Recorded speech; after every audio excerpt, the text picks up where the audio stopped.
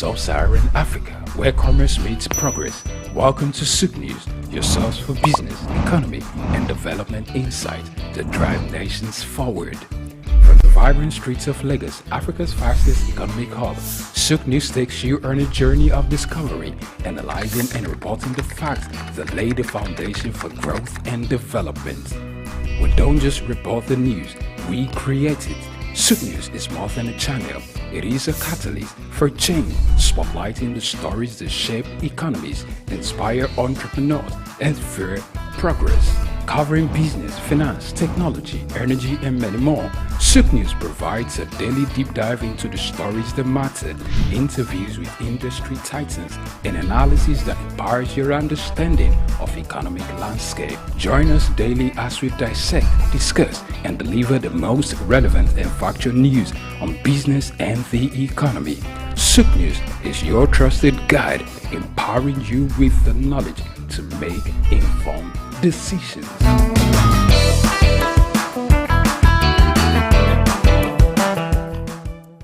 Afrobeats is a classic overnight success story, except it didn't happen overnight. I'm happy to be here. One of the key things about the Omniverse is that it's designed to go beyond an event and designed to be fully something that people can engage beyond the summit. The point being that Nigeria has so much to bring to the world in terms of these things, but we will be bringing fresh energy, fresh ideas, a fresh engagement, and we're obviously open to collaboration. But hip-hop, this never dies. What's the difference between Thor and Shango? Thor is approaching $50 billion in revenue. Shango's broke somewhere outside Lagos. And that's a lack of imagination on our part of Africa, and they're all Nigerian. So to be seen and to be noticed is very hard if you're not in the place where all the noise is being made.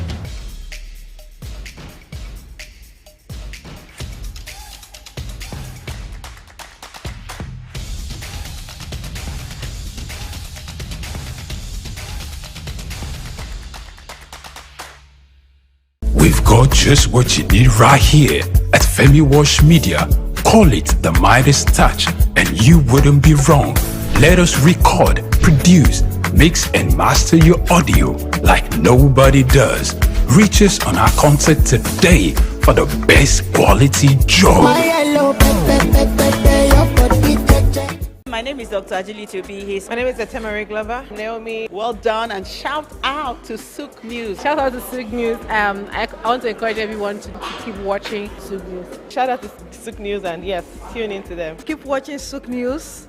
They are one in town. Hey, we're watching SOUQ News. Keep watching SOUQ News. Keep watching SOUQ News. Catch them on YouTube and all social media channels. Hey, my name is Frank Edowo, and I'm imploring you. No, forget that. I am forcing you, coercing you to always stay tuned to SOUQ News for your news requirements.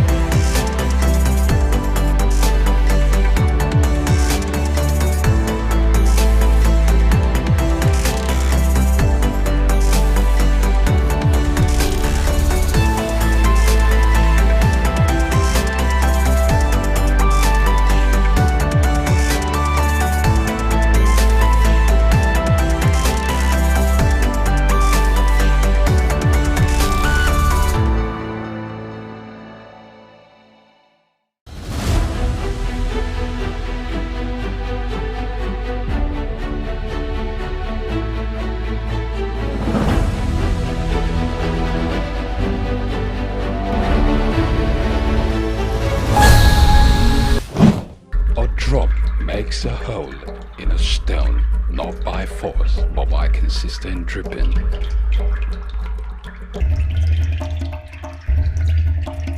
Nothing describes this woman more apt than her indomitable and consistent drive for excellence.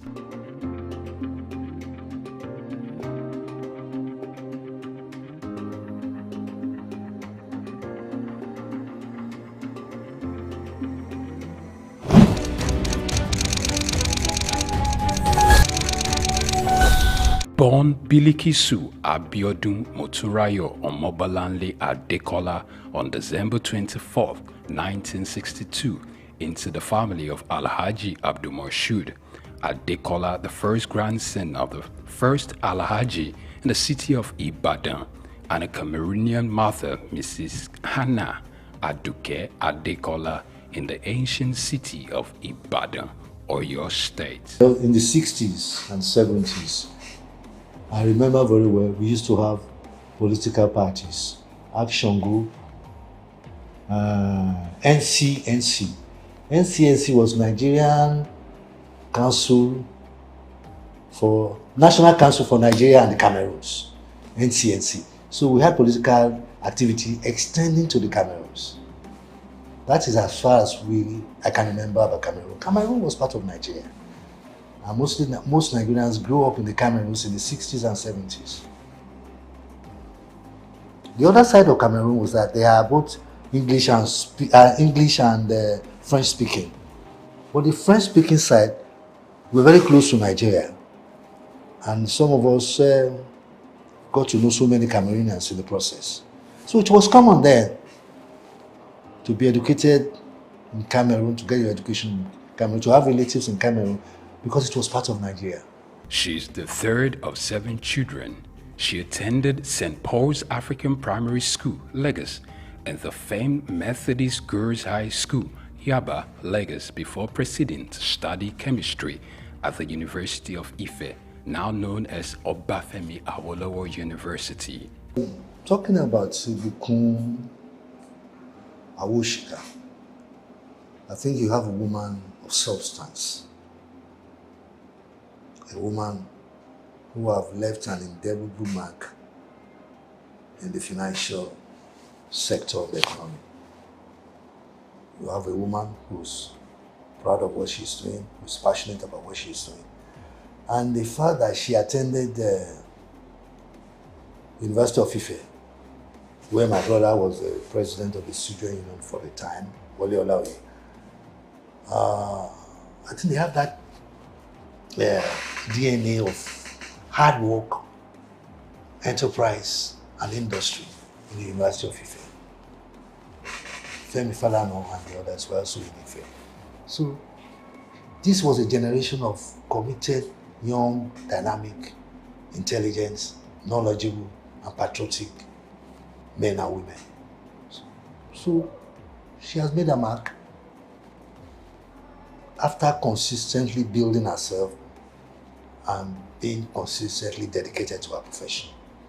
The other side of her is that she's a woman of substance, who loves women, who have cared and supported women, regardless of status, social standing, religion, or class.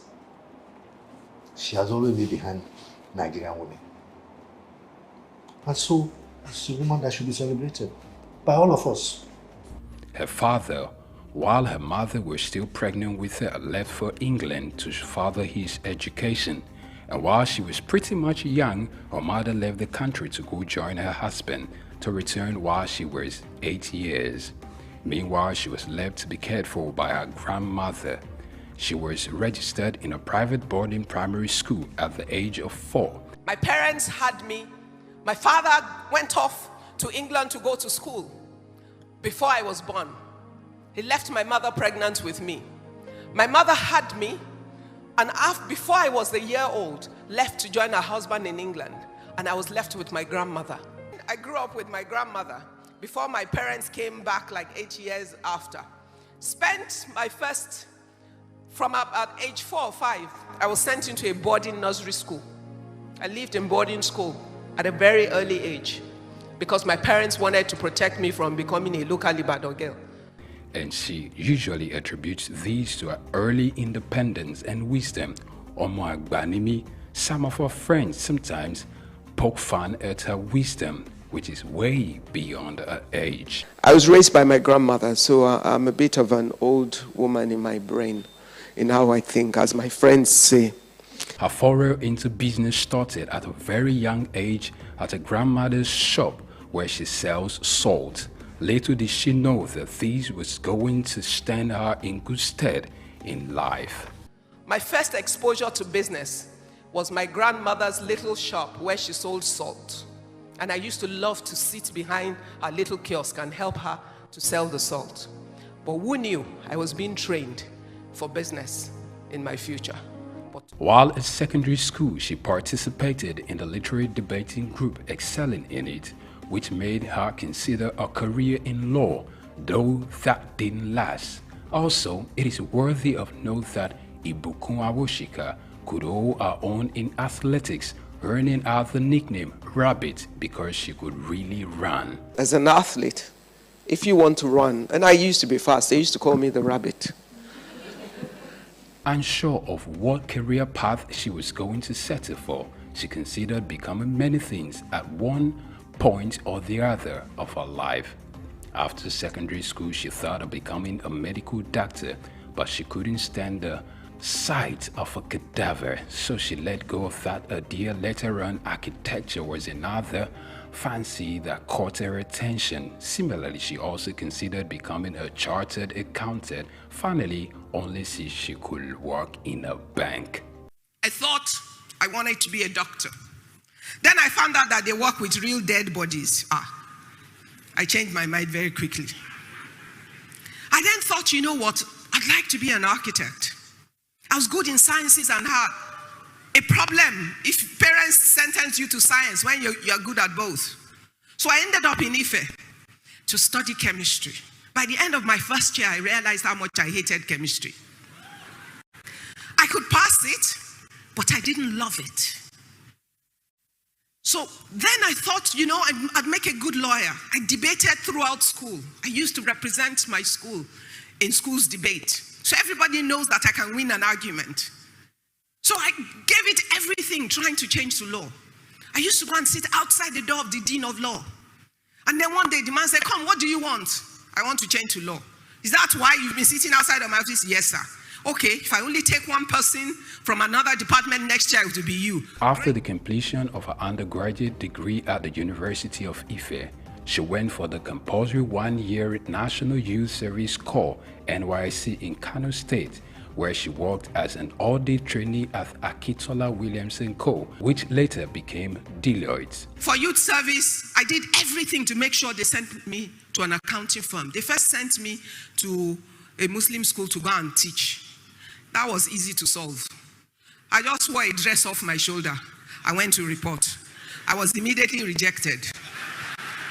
Once they rejected me, I went back to the posting room and waited there for days until they sent me to Akintola Williams & Co. Although she was later given full employment after a service year, she felt becoming an accountant wasn't a thing. You would have thought that having gone through all that trouble, accounting would be the love of my life. When I got there, within the 1 year of my youth service, I realized how boring accounting is to me.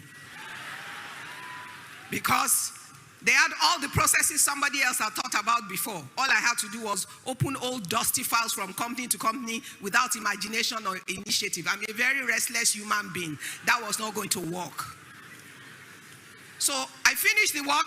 I did well. They offered me permanent employment, but I said, thank you, but no thank you. Why? Because at that moment, I had come to a realization that that was not the vision for my life. After returning home, she joined Alibert Nigeria Limited, a furniture company, as showroom manager. In a word, only to kill time. She only stayed for 3.5 months. She left to begin a furniture manufacturing company called Quibis Limited in 1989, just months before her 26th birthday. The company later grew into SOUQ Chair Center Limited, following a venture merger with SOUQ SA and Guarantee Trust Bank in 2004. But the first job I could find 1 week after was in a furniture company. So I went there to kill time. My kill time project has resulted in 30 years of investment of my life in building a manufacturing group in furniture. So it was never the plan of my life. So some of you will accidentally find your purpose. One could only wonder what had led her not only to compete, but to thrive in a male-dominated terrain. With over 30 years in business, Ibukun Awoshika is a woman to reckon with, encouraging more women to participate in the business terrain. Her passion to see the girl child not just to be educated, but much more to learn to own our own value and trade with it when there is need for it. It goes without saying that in Nigeria and in most African countries, the girl child suffers a disadvantage that boys don't necessarily suffer. And it's really helpful that people of Ibukun Awoshika's stature have grown to a level that they can now create spaces, platforms, and opportunities for other girl children. Things that were not necessarily available to her, she's been able to create for many more people. And it's just striking that when people become wealthy, you know, it's important that they don't look after themselves only. They sort of take on a societal, you know, godmother in a way, which is what Ibukun Awoshika has done. So if you look at her trajectories, things she's been able to do for herself and things that she's doing for other people is really impactful, and it's good that she's in that space now. Her lifelong ambition is to see herself die empty. My biggest ambition in life is to die empty. Totally empty. That no talent, no giftings, no opportunities, nothing that I was born to do, that I have the capacity to do, that I do not do. Following her remarkable achievements, she's been conferred with different doctorates, including one in business, entrepreneurship and human capacity development from the Lagos State University, Ojo. Similarly, she was given a honorary doctorate of business administration from the Obafemi Awolowo University and another from the Olabisi Onabanjo University, Agoiwoye, Ogun State. Apart from her entrepreneurial prowess, Ibukun Awoshika is an ordained minister of the gospel, a presenter, writer, and a TV host.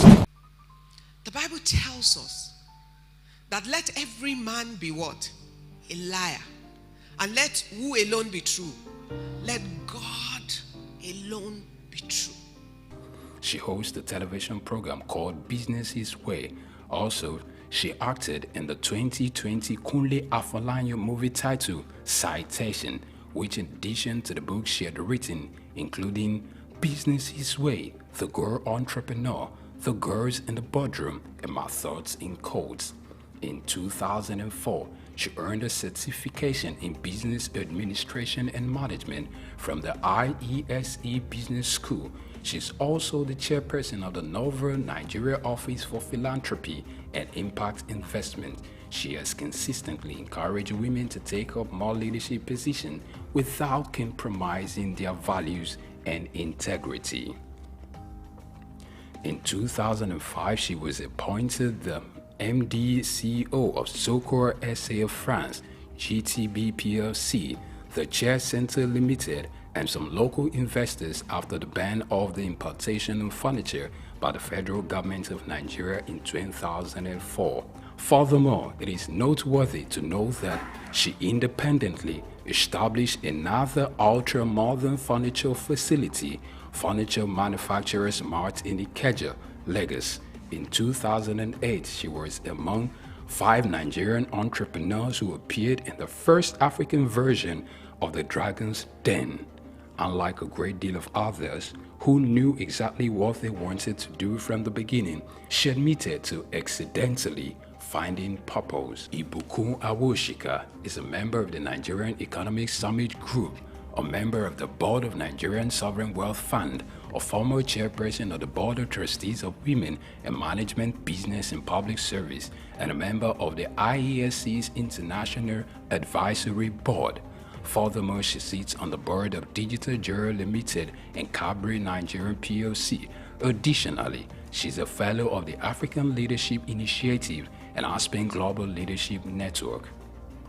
History was made on the 7th day of September 2015. Following the resignation of Prince Ajibola Afonja, she became the first female chair of the First Bank of Nigeria in its 126 years of existence. In the history of First Bank of Nigeria, over 100 years, they've never had a female chairman. Ibukun Awoshika is the first. And these are things that don't happen by chance. These are things that are not just random. There has to be something that the board has identified about her that made them repose this much faith in her to take on this role. And you cast your mind back. What was her pathway to this point? You know, she had a chair center at a point that most of the chairs that were being used in Nigerian corporate organizations were being imported. But there was a law, you know, that banned the importation of, you know, chair and furniture. And that was our first big hit, so to speak. So you have somebody who could identify a need that was going to be created by government policy, and she positioned herself well to be able to take advantage of it. Is that type of thinking that people who run First Bank, shareholders, board management, can entrust such a huge institution to a person like Ibukun Awosika? And then when you look at how she's been able to navigate the treacherous waters of business, business is hard. For a woman, it's twice as hard. In some cases, thrice as hard. So she's been able to navigate it because she understands perfectly where she's coming from, what her peculiar story is, and how we can now morph into other things. So it's something that I think not only women should learn from. As a matter of fact, all Nigerians of all genders, all Africans can learn a thing or two, or 10 or 20 from the career of Ibukun Awosika. 26 years of existence, Ibukun Awosika is a woman of core value. Ever seen Ibukun Awosika speak, you think that she's talking specifically to you, because she packs a lot of conviction into her speeches, into her sermons, into her talks, whatever she's doing. And it's not far removed from her own story. I mean, she's one of several children. She had to reinvent herself. You know, she had a specific name that she was given at birth, but as she grew up and admired other people in society, she took on another persona, basically recreating herself. I think that's the first step, you know, that every successful person needs to take. Look at yourself, look at what is lacking, and see how you can recreate yourself. Ibukun Awosika's Octo-Nigerian father, Abdul Moshood Adekola, who was a great influence in her life, passed on the 20th April 2020 after serving the Lord as an usher at the Fountain of Life Church in Ilupeju. He was a Muslim convert. He was converted few days before his 60th birthday. She got married on her 28th birthday to Abiodun Awosika, who is the Chief Executive Officer of SOUQ Exploration and Production Company Limited, and they are blessed with 3 fine young men, Oludola, Olufishika, and Olamiposi. To celebrate a life of impact at 60, friends and mentees surprised Awosika by building the Ibukun Awosika Sports Center at our beloved secondary school, Methodist Girls High School, Yaba, Lagos. This project took about 6 months to complete and had some of our mentees like Tara Durutoye, Ndidi Okuano, Chichi Nwoko, and Bisola Runsewe. They marshaled it alongside a team of other successful people. She stands like Joshua upon the pinnacle of the Horeb, looking to command an army of a new generation of women entrepreneurs that wouldn't stop at anything to achieving their God-given dreams. For her, she believes that regardless of how illustrious her career is and how successful she could ever get in life, her family and husband remain the most important gift in her life. Ibukun Awosika.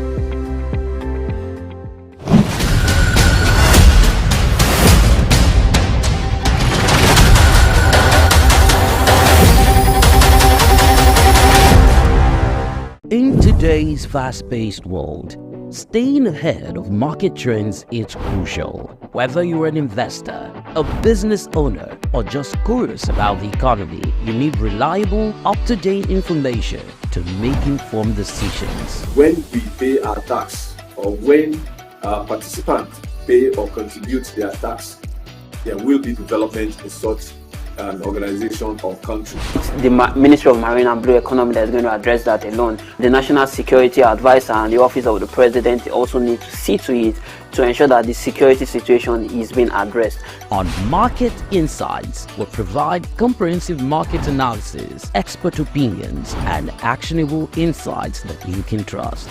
Create detention ponds, create facilities where you can manage that water in such a way that you don't destroy the hard work and labor of very diligent farmers. West has taken the step to say, with every innovation that exists within the financial ecosystem, we will be number one.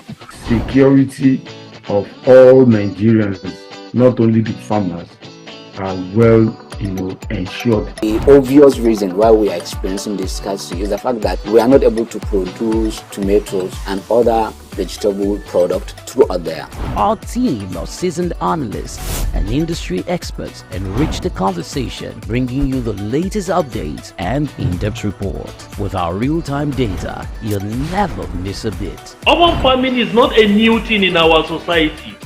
It has been an old tradition since olden days. There is this clash of interests as against the world cryptocurrency, most especially like Bitcoin, as you mentioned earlier, and the NSAS and all that came up with cryptocurrency. Get instant access to market movements, trends, and forecasts. Our expert analysis helps you understand the bigger picture, while our customized reports are tailored to meet your unique needs. Peri-urban agriculture plays a very, very important role in diversifying urban diets and also providing staple foods for daily consumption. Additionally, fluctuations in the exchange rates and disruptions in the global supply chain have further inflated costs. Join us on Market Insights, Monday through Fridays, 11 a.m. to 12 noon here on SOUQ News Television. We are your premier destination for cutting-edge market insights. Cocoa has more than tripled in costs over the past year and is up 129% this year. The rise in cocoa prices is likely due to a global cocoa shortage. Climate change-induced drought has ravaged crops in West Africa, which contributes around 80% of the world's cocoa output. According to the International Cocoa Association, global cocoa supply will decline by almost 11% over the 2023-24 season.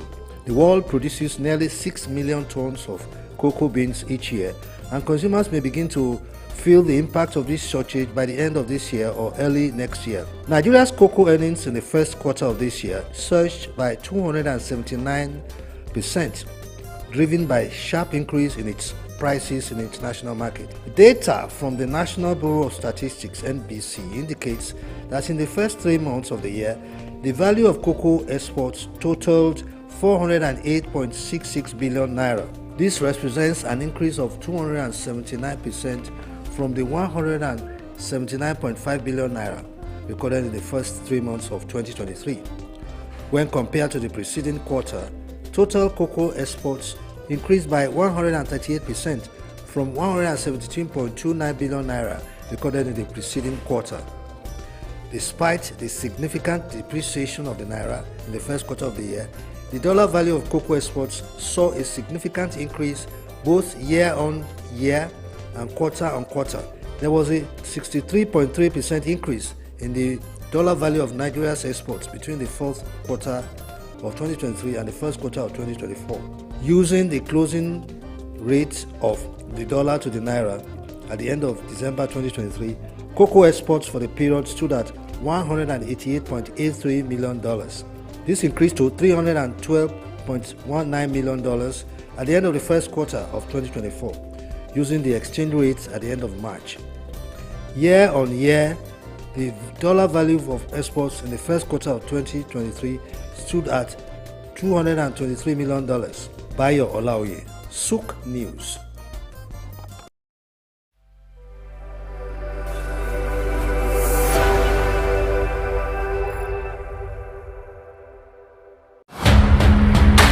Hello sports fans, enthusiasts and pundits, welcome to SOUQ Sports. Yes, I'm still your humble boy, your loyal boy from the hood, Kevin Ojefe, and I'm glad to be here. This is SOUQ Sports.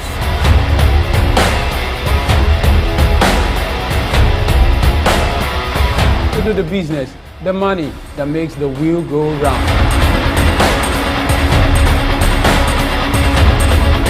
Barcelona and Napoli. Napoli is out and Barcelona has qualified for the quarterfinals of Champions League.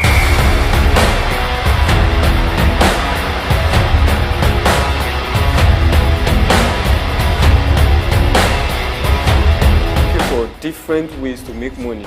Sports is best a way to be creative.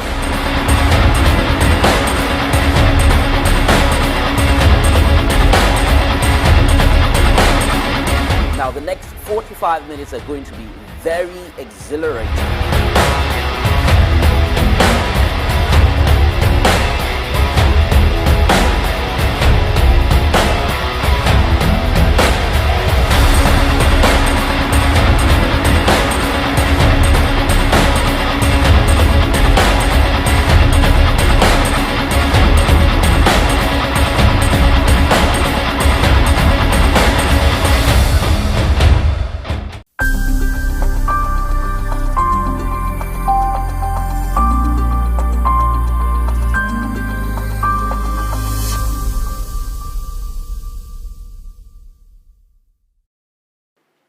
Well, I'm Prince Raymond Adekunle Olaya Kishemoy.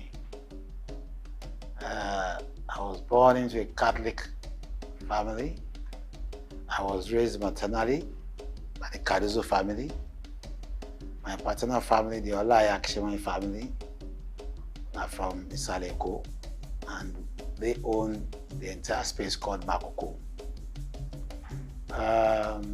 I grew up on Lagos Island. I'm a Lagos boy. I went to Holy Cross, my primary school.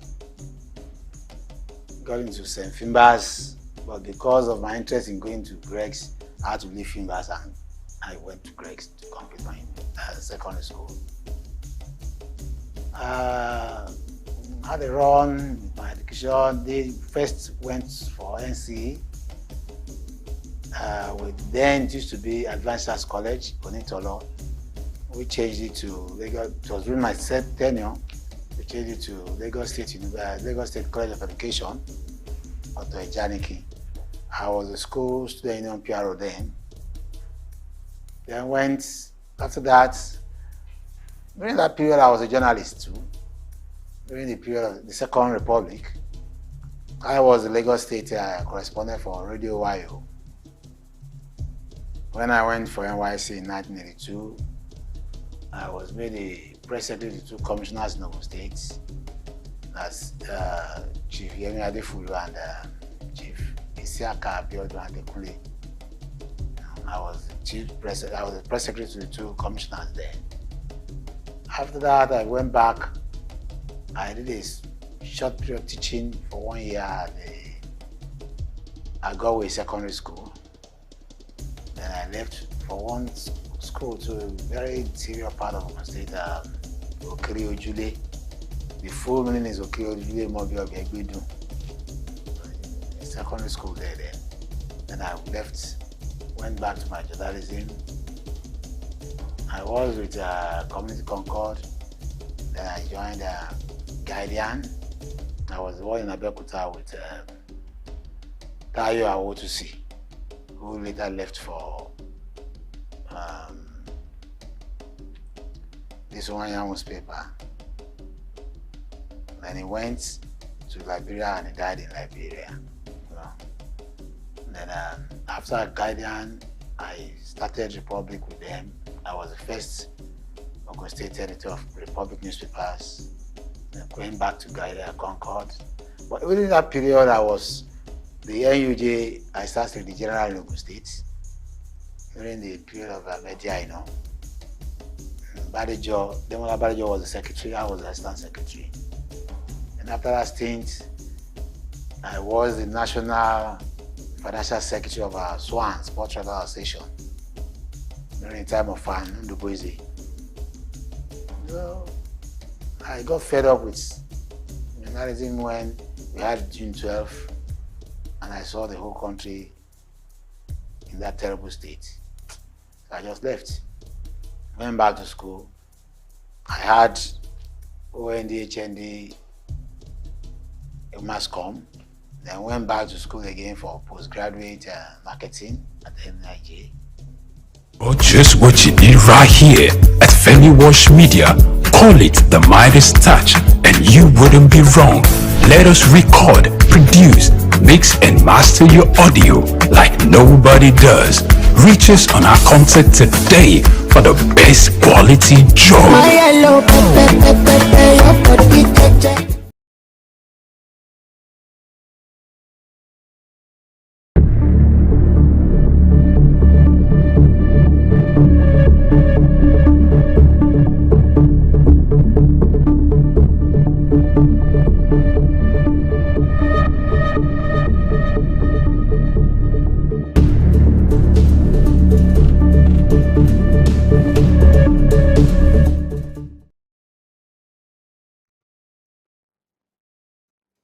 A SOUQ morning to you, a SOUQ morning to you, and one more time for the third time, a SOUQ morning to you and yours. Welcome to SOUQ News Television. I am Hans Mba.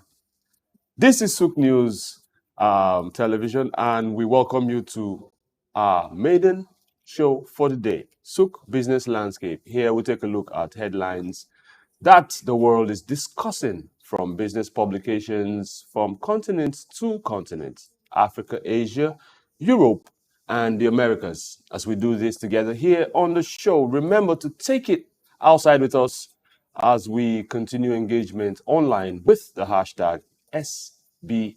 For all the news, juice, and sauce, you should follow us at SOUQ News Television, SOUQ News TV, and the Isle 104.9 FM across all social media. Go get a cup of coffee or tea, as the case may be. A quick break calls. When we return, we shall delve in. Let's do that.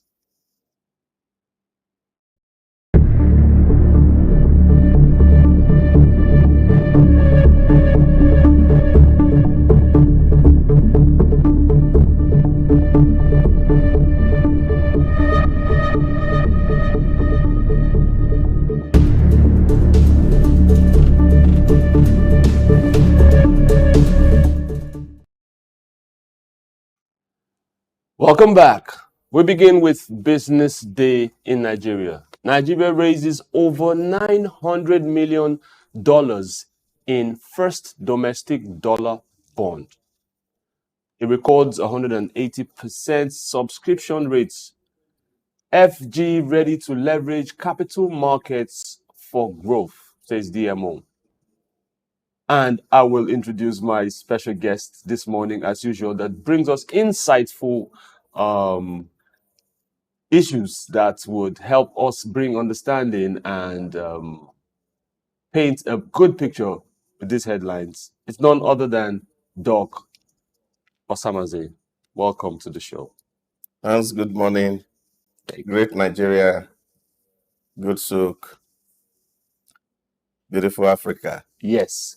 You know, I tried to do new things on the show, so I made them feel like I was by myself. So I could see faces in my mind looking sad, that like, oh my goodness, Doc is not here this morning. He is here. All right, so Doc, we're talking about $900 million domestic dollar bond, Nigeria. Oh, this is massive. Just a little over a week. It also shows what creativity and innovation can do. How so? In terms of driving economic growth and prosperity. So what CBN done is to look at unorthodox ways of solving problems and said, okay, well, people are hedging currencies in dollars, so why don't we also float it? Of course, a lot of people in Nigeria have been investing in dollar. If you check some of the applications that are there doing trading, you find that people trade in currency. So what government has done is that, oh yeah, we can actually also float a bond, not just in naira, but in dollar. And this rake in some dollars. And what that would mean is that when this is done consistently, the pressure dollar will reduce because you have a lot of people who are willing to invest dollar. 900 million is a whole lot, as It's a lot. you out of 1 billion US dollars. So for me, it's a nice development, and I think it's a creative way of dealing with issues. No doubt that we are beginning to realize and recognize that the source of prosperity for any nation actually is in their capital market. When you're talking about prosperity in America, you're talking about Wall Street, Yes, correct. the New York Exchange, London Stock Exchange. That's all you hear because that's where the real deal is. Correct. But unfortunately, when you come to Nigeria, for example, you're looking at SOUQ. Rather than turning our face to the stock markets and see what's happening in the capital market. So people make money in the market, not in government house. So nobody really talks about Washington, D.C. because what they are looking out from Washington, D.C. is policies that will enhance and enable the market to function. Mm. And as the market is functioning, trading is going on, people are making some cool cash, putting in their pockets. Some people are making loss, and then they are strategizing, making more money. They are creating a lot of wealth, and then these things start to spread. But unfortunately, in Africa, we have so zeroed on government that what everybody is looking out for is the budget of federal government. And I have tried as much as possible to explain to people. Now, when you look at the global GDP of Nigeria, for example, 450 billion US dollar economy. Out of that 450 billion dollar economy, only 24% of it is in government hands. Hmm. The other is in the capital market. In Nigeria. And some of them in the informal sector. So why don't we create an enabling environment to allow that market to grow so that a lot of people can participate in the market? And then we begin to have benefits all around. So this is what economists are doing. And I think this is where we should be heading toward so that we stop this handout that is coming from government from day to day in the name of palliative or social interventions.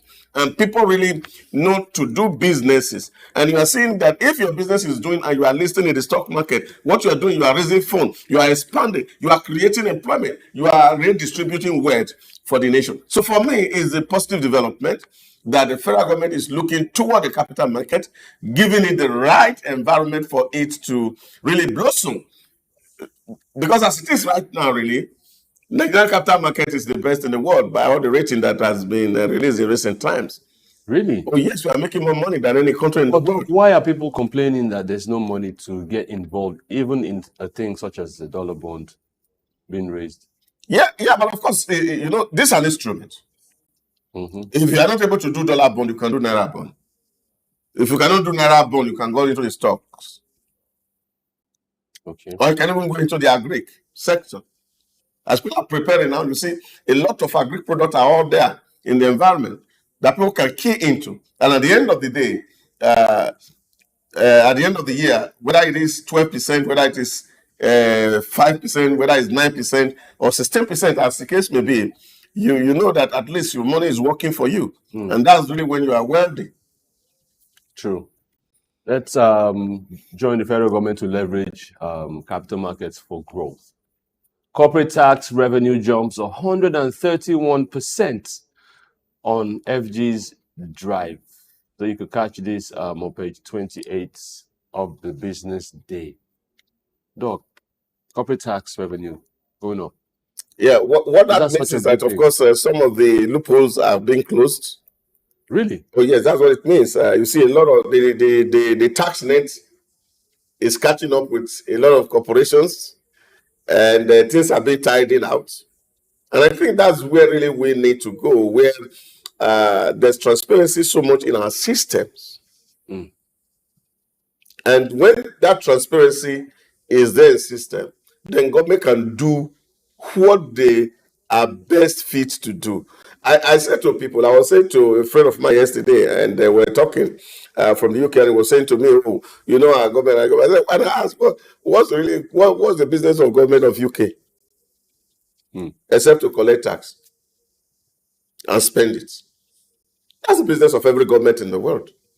And use it adequately. If you say spend it, well, they spend it, whether it's adequate or what it is. So, it depends on how you will define the adequacy. So, but the issue is really that government collects tax, levy rates from people. That's the business of government. And they take part of it to settle themselves and use the other part to build some infrastructures and put them in place. Now, when the government is not receiving enough tax from the system, it cannot do so much. So the government needs the tax revenue. But when you look at our tax to population ratio, you know that we are not doing excellently well. Because a lot of people are not paying tax. That's what it means. Only very few people do. And most of the tax that is paid in this environment is probably the informal tax that comes in indirect taxes, VAT here and there. So what this means is that government now have to plug all the loophole. And this is when businesses are connected to the government infrastructure, where we can actually see on a real time what everybody is doing. And I think that's what IFRS must be doing at the moment, really integrating the entire system so that when anybody is making profit, you can't hide it from government.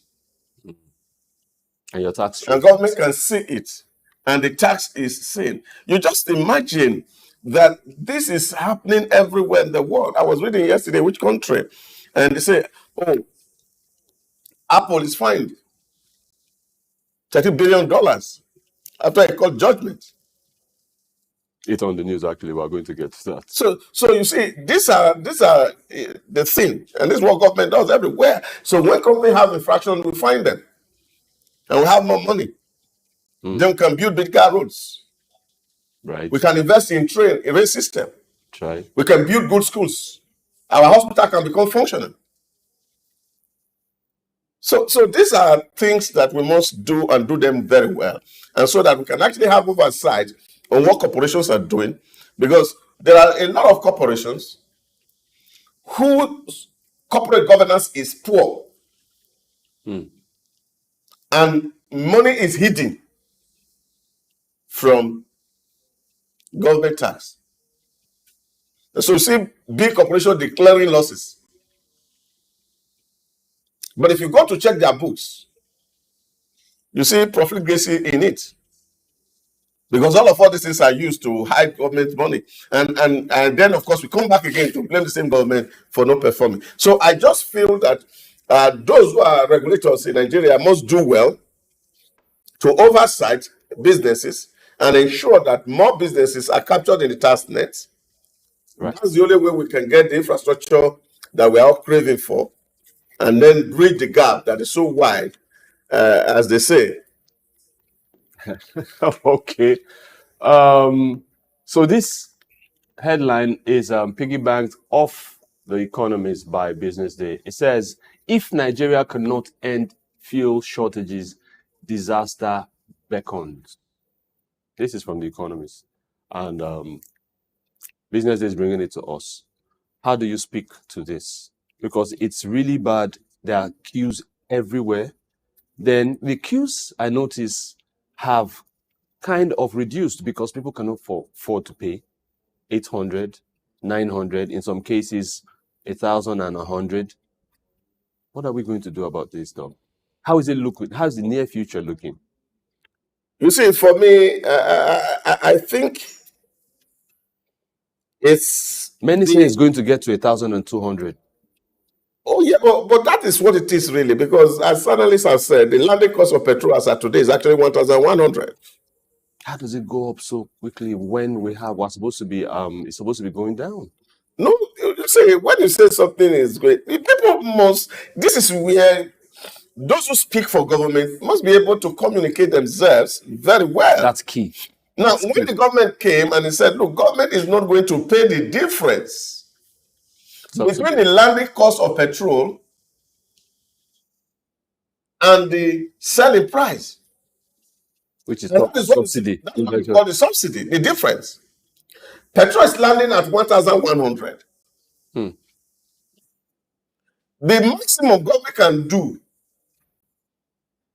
is to ensure that the profit margin of those who are selling, whether it's NNPCL or other independent marketers who are playing in the downstream, in the upstream, downstream or the upstream, you tell them, okay, you can't go beyond this margin of profit because of the nature of our economy. But you cannot continue to underwrite the gap. So what government is doing consistently is underwriting the differences. So it's easier to calculate what inputs are coming into petrol. Now, we are not yet able to refine. All of us know that reality. Okay, so we look at the pricing templates. There are other few things government can do, especially now that we have a Dangote refinery. We can also enter into an agreement with a Dangote refinery. The law allowed that about 450,000 barrels per day for NNPC to process to refine and sell to the public. We can decide to say, Dangote, please, we have these 450,000 barrels. Help us refine it, and then we can give you value for production, and then we can sell. Now, when we sell, will it be at the cost that is ongoing or the anticipated cost? No, of course, pricing is a factor of your inputs are getting to what you're doing. So you look at it, what is Dangote giving to you, for example, to refine the crude for you? Now, what's your overhead coming into it? What are the taxes of government that are coming into it? So you look at all this and you can fix and determine your price. So that will determine whether the price will be going now or not. So, but those arrangements we can make internally. But if we don't have a Dangote to agree to such arrangement, we can determine to tell Nigerians, this is where we are buying our petrol from. This is the cost of a liter. This is the cost of transportation to get in here. This is what custom gets in terms of clearance. This is the cost of transportation from the farm, tank farm, to the nozzle. And this is the margin of the seller. So everybody is synced on the same page. Since we said that we want the pricing to float, the minimum we can do is to allow that dynamism in the market. What is this dynamism? If exchange rate is going down or the price of crude in the international market is going down, correspondingly, the price of petrol at the pump price should go down. Now, if the prices of these same variables are going up, then we should not expect the price of petrol to go down. Now, as we speak, these variables are going up. Dollar was selling yesterday in some places at 1,615 naira to a dollar. Now, you are having 1,500 or thereabouts at the official window. So, how does this reflect on the pump price of petrol? Now, these are the conversations that should be on the table. So, Nigerians sees what it is. And then all of us can now collectively, as the people, say, oh, yes, this is the reality. So that everywhere government is coming here and say, because he who comes to the equity, come with a clean hand. Somebody asked a question, I think it was in the studio some days back, an expert in the energy sector. He said the place is deregulated. Why do you think that people are not investing in it? There's no money there. There's no businessman who want to invest money and not make profits. Right. So when we create a window for profit making in that sector and not regard petroleum as a social service, then of course you can see that we will be able to deal with the nuances in the petroleum sector. But until we get to that point where prices are cost reflective, a whole lot of things may not be right. Right. On to Business Daily in Kenya. 1.5 million idle NSE accounts frozen as IPO drought bites. 97.5% of share trading accounts dormant for 2 years. So, yeah, NSE. So you said that's where the money is at, but we're talking about frozen accounts. It's sad one there. It means the businesses are not doing well. And you know, Kenya too has been in a turmoil for some time right now. And they said majority of these accounts were opened during the early 2000s. So when I saw this, what came to my mind was ghost workers. Oh yeah, no, really ghost workers. The same, you know, where the accounts are just open to lie dormant and they were not even planned to be used in the first place. No.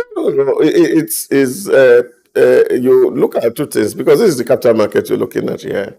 Are people motivated to participate in that market? If people have no savings, for example, windows for investment will be closed. Right. And if we also audit our own market here, you will see that we have almost such a figure, that there are a lot of people who used to participate in the market, but for some reason or paucity of fund, and they are no longer participating. Yeah. So even if you are floating IPOs, you have a challenge. You see recently, when some banks, of course, were doing the capitalization, some of them had to even extend the window. You're only extending the window because subscription is not coming as you expected. So because a lot of people don't have confidence in the market. So what government needs to do is really to create that enabling environment where people can have confidence in the market. But the long and short of it is that if economy is not buoyant, people are not having disposable income, and their saving capacity is weak, participation in the capital market will also be very low. Right. Other headlines on Business Daily from Kenya. Treasury overdraft fees up 87% on higher rates. Bata Kenya rolls out price wars with rivals. Value of Nairobi building approvals up. But on to Business Day South Africa. Anglo Gold goes after Egypt's #1 mine. So the distance, South Africa, Egypt, and eyeing their #1 mine. It brings to mind how the tale about the West always here for minerals and not commiserate with what they're bringing back, apart from when you talk about petrol and crude. Yeah, but that's where we talk about capacity from time to time. If you have capacity, you don't need the outside. You see, it's a mindset that really we all need to cultivate as business people. What are we looking at in the long run? And you are seeing that your business, for example, you have perfected your act, that the technology that you need, the knowledge that you need, you are able to deploy them to make value out of whatever thing you do. So what you're seeing here is South Africa coming to Egypt for investment. That's commendable. And I think we can't say that enough. The need or the necessity of Africa to deliberately trade together as one continent, one bloc. And I think that will also help and integrate Africa, as it were. So you're seeing South and North Africa meeting together on the business field. So we want to see that handshake across East Africa, Central Africa, and of course West Africa, so that your brother's word is your word, really, as it were. So if Egypt is benefiting, South Africa is benefiting, indeed, Africa population will benefit in the longer run, rather than ship these things to Asia or to Europe, where it has always been. Correct. ShopRite growth set to continue. That sounds like good news because they're doing very well in Nigeria, and we're talking about growth spreading. Well, you catch that news, that whole article on page 17 was still on Business Day, South Africa. Africa is emerging as kingmaker. Report card from the forum in China. Are they trying to, what's the word I'm looking for? Are they trying to butter us up with such a news? Because everyone knows China is the one doing things across board. Well, you see, in international arena, every man has a vote. That is what it is. So if we come to United Nations and we want to vote in General Assembly, every country has one single vote. So whether you're in China, you are in America, you are Sweden, everybody has just one single vote.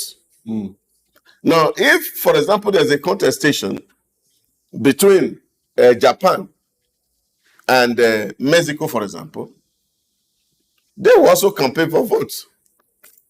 Now, what that they call in American elections the swing state. Yes. Yeah, so you have to focus your energy on the swing state. So this is what we are seeing here. Oh. That whoever emerges will have earned the votes of Africa. It's not that they are trying to our ego, boost our ego as it were, but necessarily they're always saying that our vote will count. Yes. All right. On to Financial Times in the UK. Apple ordered by EU court to pay 13 billion euros in Irish back tax. So the European Court of Justice final ruling in state and disputes. Brussels claim win over big tech. So apparently earlier, in Apple's favor, they made a judge had made what's the word I'm looking for? They had swung in their favor, but this time they're asking them, they contested and they're asking them to pay 13 billion because they suspect that they got a sweet illegal deal from a company. Yeah, we've already spoken to that a little bit, and that's the way government gets money.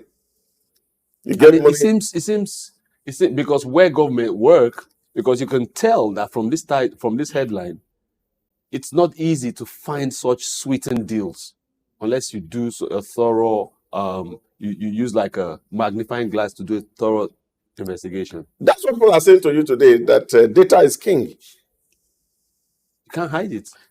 So a lot of businesses are running on blockchain. And capacity of peer review. Governments are on blockchain also. So they know the business you're doing and they know where your money is coming from. Right. Oh yeah. So this is what I was saying, that we as a country must adopt technology to drive some of this process. So that when people give you fictitious account statement, you can challenge them. Yes. You can challenge them and say, the figure we have contradicts what you are presenting. And then, of course, you go for arbitration. So this is what we're saying here. In the court, to say, okay, yeah, this is what we have done. It's an infraction. It's an illegality.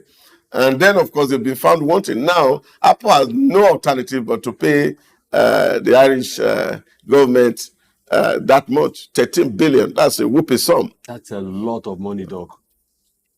Wow. All right. On to India right now. Tata very close to securing 500 million euros of aid for greener steel at one of their ports, Port Talbot. So India's Tata Group, owners of Jaguar Land Rover, they are ready to release 500 million euros of taxpayers' money to support greener steel making. Now, Tata, they were planning more investments in the UK, which is why they're getting this set gifts per se. They're planning expansions in hotels and stuff outside of London. They're building also a battery plant in Somerset, which will be spending at least $4 billion annually. You know what? It's just natural in supply chain management, especially when you look at procurement today.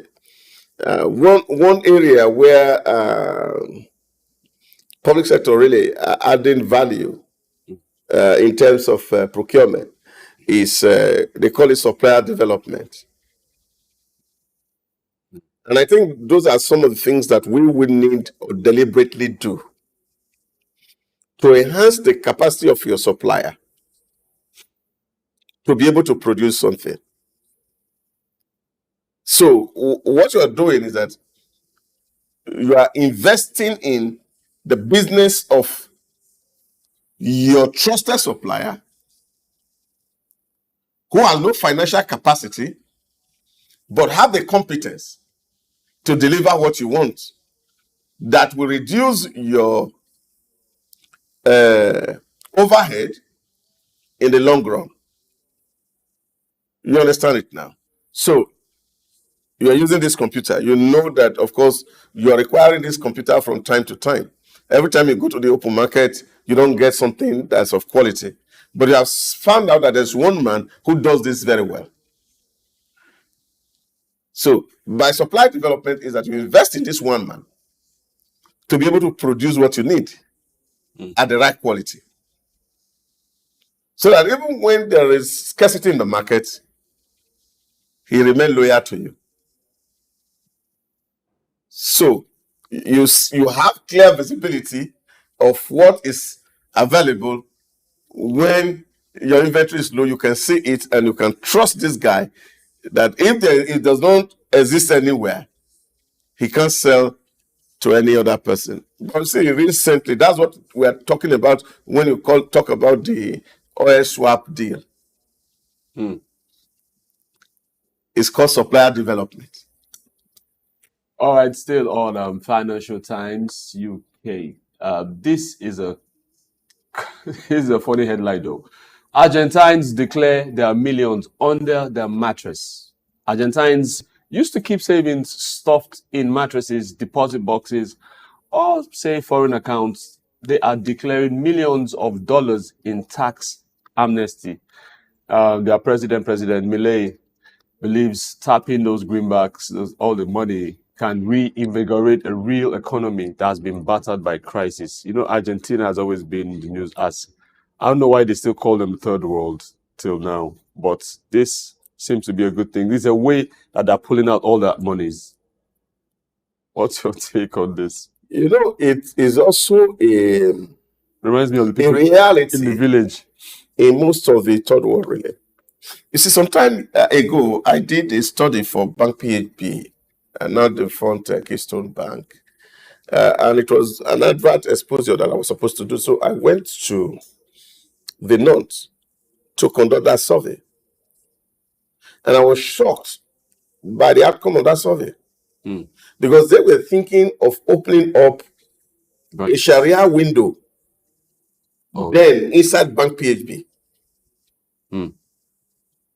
Because they felt that a lot of people in the north were not banking. They prefer to keep their money in-house. And it was when I was doing that research on free interest banking that I found out that real true adherents of the Islamic faith do not have faith in the conventional commercial banks. Even those who were working in the public space don't allow their money to stay overnight in the bank. So once salary is paid, they move it out. And they go and keep it in the house. Because they are afraid that such money could be invested in businesses that are anti-Islam. So they are not very sure.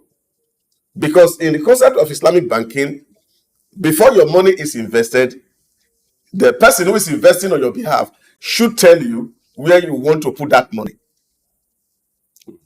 So you find that a lot of people keep money under their mattresses.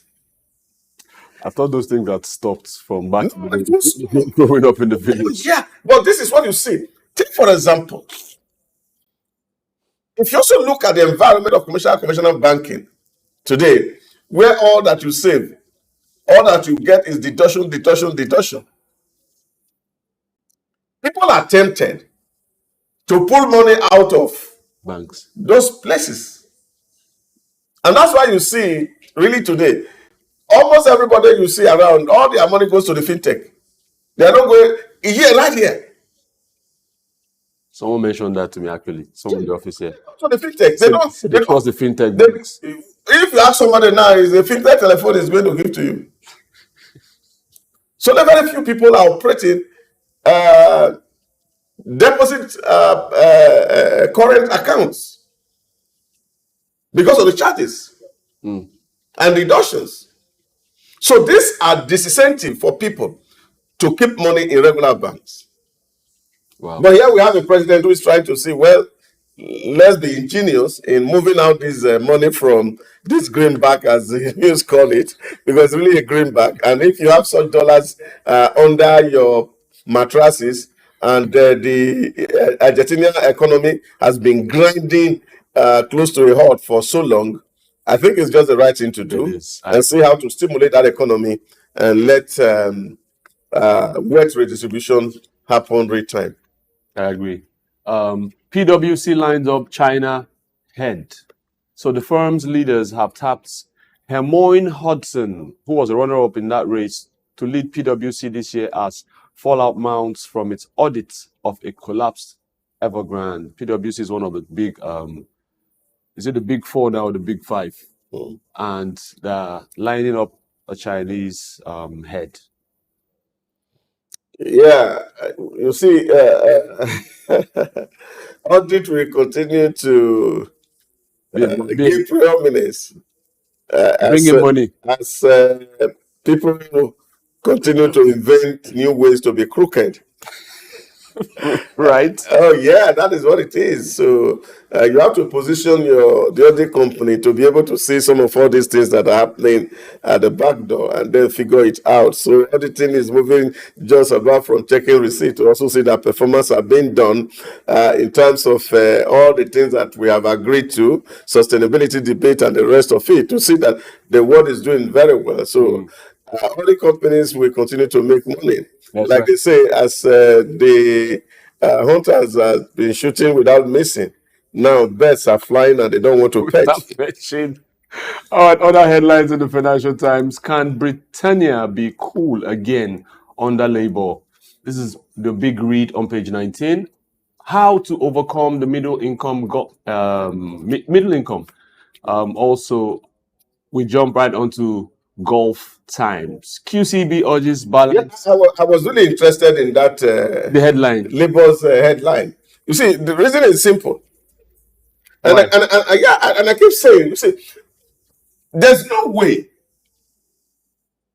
for you to throw away the ladder that carry you up. Doc, you have started again. And you think that you can climb down safe. What if you have wings and want to fly? I said that. But of course, here, I don't think Labour have wings.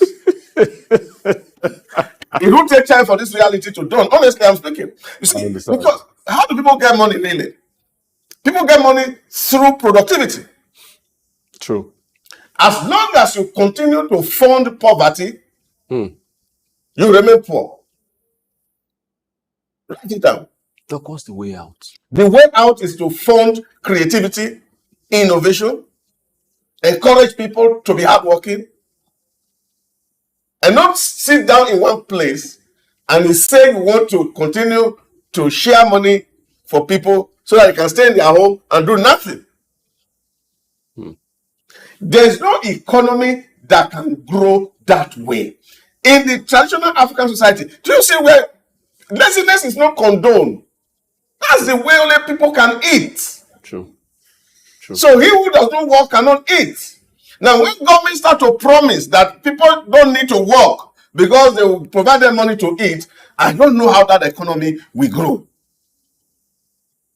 Is that the case in Nigeria? That is the case everywhere globally, where government are taking and biting more than they can chew. Because the things that we're supposed to be within the domain of the individual, government is taking them all over. And this is what it is. Take, for example, we're talking about funding education in Nigeria. Now, the question to ask really is that we are building more universities, over 270 universities in Nigeria. Who's attending? Training people for where?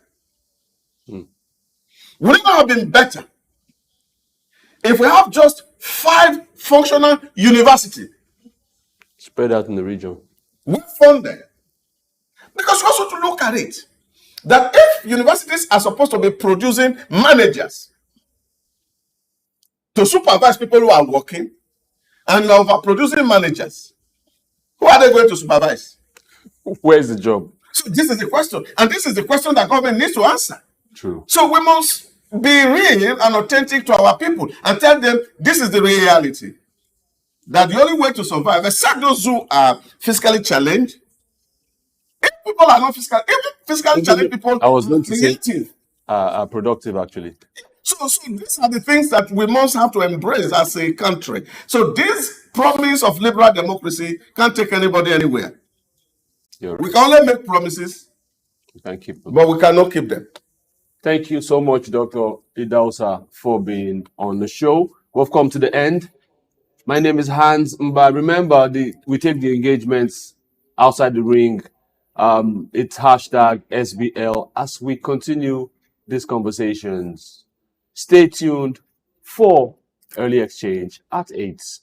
It's SOUQ News Television. Have a lovely morning.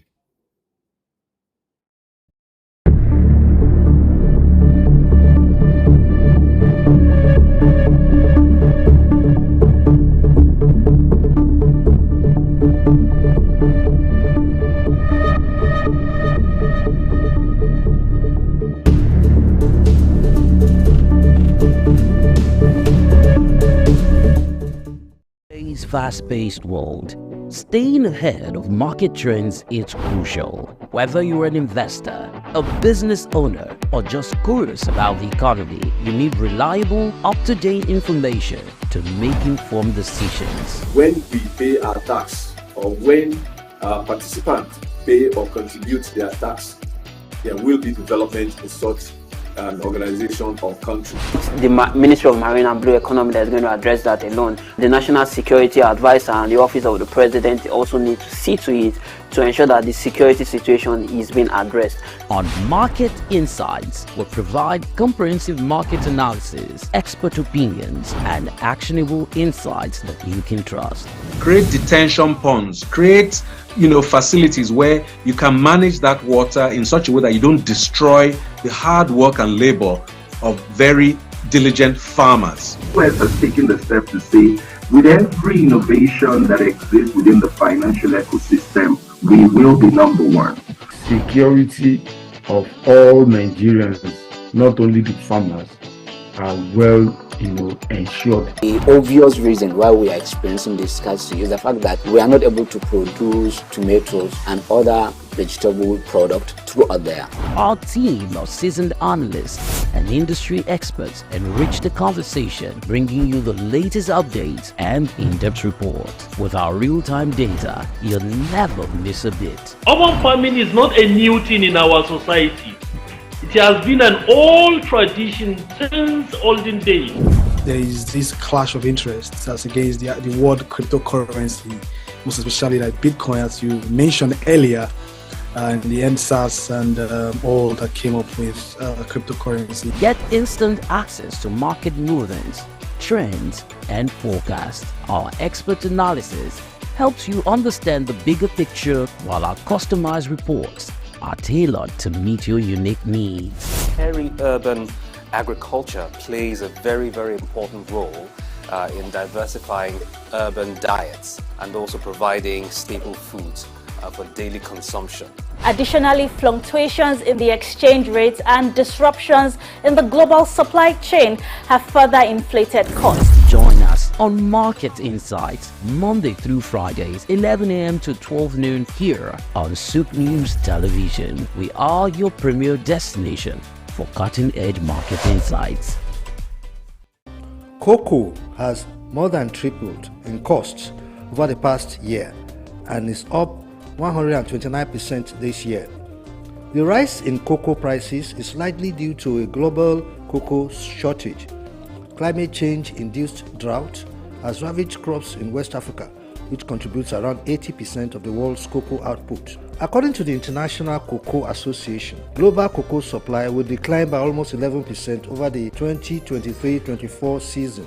The world produces nearly 6 million tons of cocoa beans each year, and consumers may begin to feel the impact of this shortage by the end of this year or early next year. Nigeria's cocoa earnings in the first quarter of this year surged by 279%, driven by a sharp increase in its prices in the international market. Data from the National Bureau of Statistics (NBS) indicates that in the first 3 months of the year, the value of cocoa exports totaled 408.66 billion naira. This represents an increase of 279% from the 179.5 billion naira recorded in the first 3 months of 2023.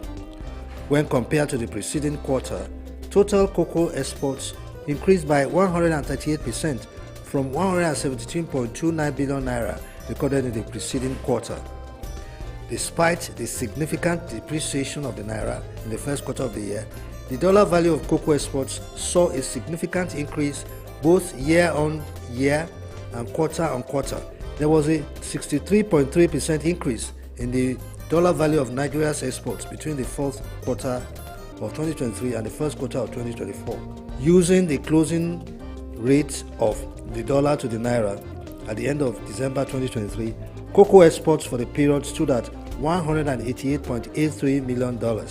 This increased to $312.19 million at the end of the first quarter of 2024, using the exchange rates at the end of March. Year on year, the dollar value of exports in the first quarter of 2023 stood at $223 million. Bayo Olaoye, SOUQ News.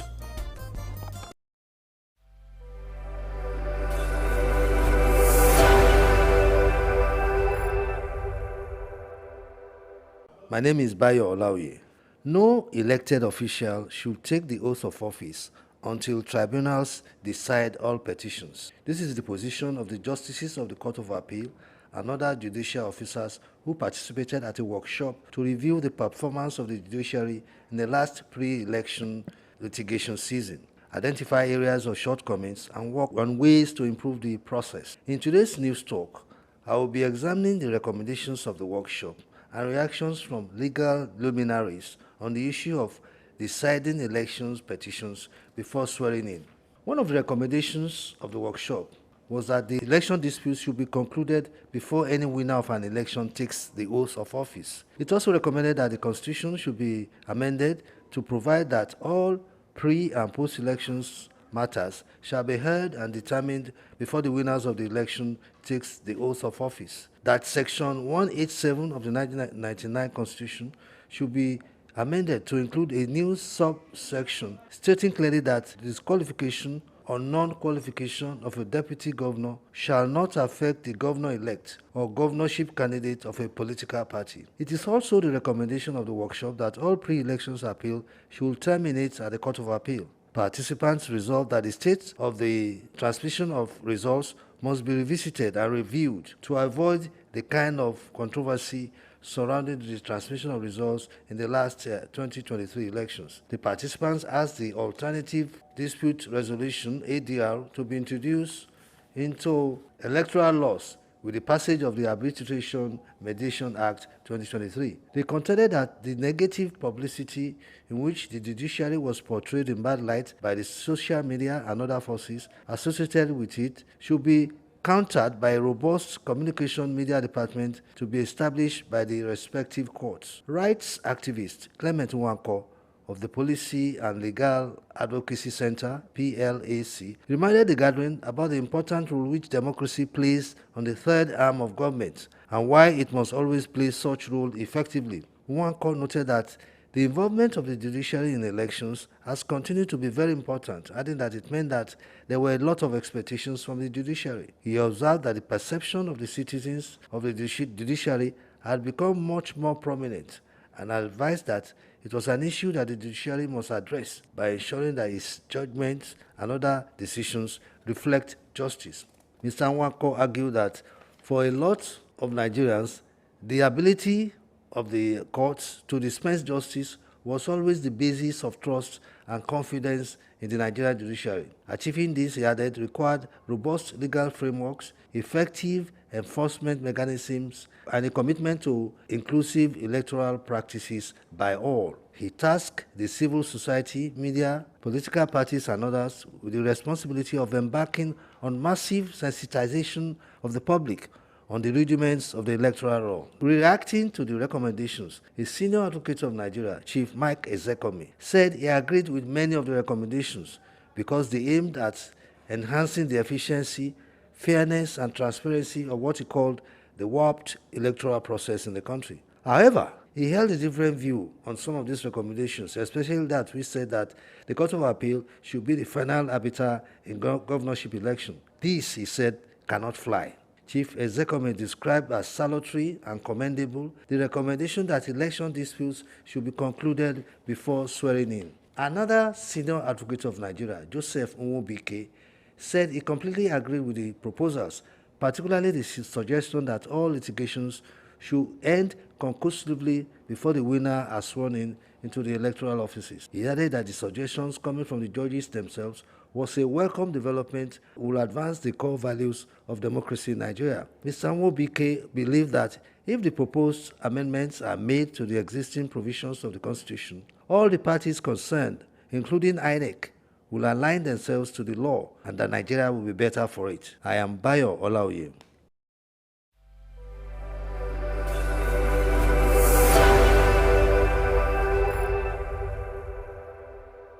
The city of Lagos, the commercial capital of Nigeria, is always bubbling with colorful events, especially during the weekends. One of such events was presented by fashion designer A.O. Afrique as he launched the 8th edition of All White Groove at Freedom Park, Lagos Island, with the theme Groove Meets Fashion.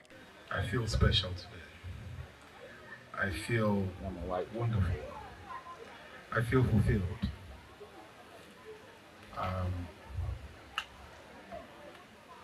Thank God we did not postpone. And, we would have been telling another story today.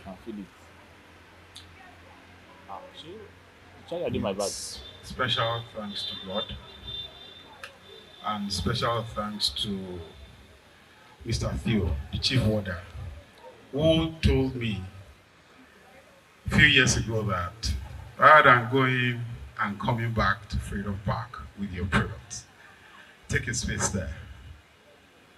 And that was the turning point. An ascending step for the brand. We're glad we're here in Freedom Park. Thank you, Freedom Park. Thank you, Mr. Theo. Thank you, Yawa Abuaba. Thank you very much. Beyond music and fashion, the event also showcased A.O. Afrique's latest designs and a variety of local brands. Pop-up shops and stalls offered attendees the opportunity to discover and purchase unique pieces, further elevating the fashion-forward vibe of the events.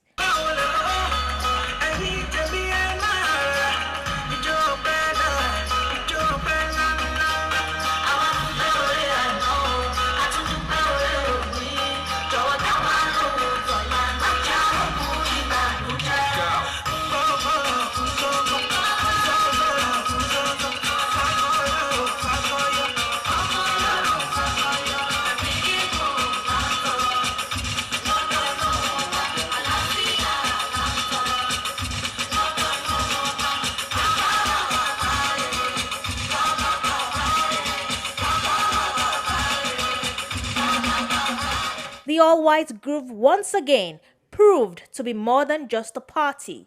It was a cultural phenomenon that brought together people from all walks of life to celebrate African music, fashion, and the vibrant spirit of Lagos.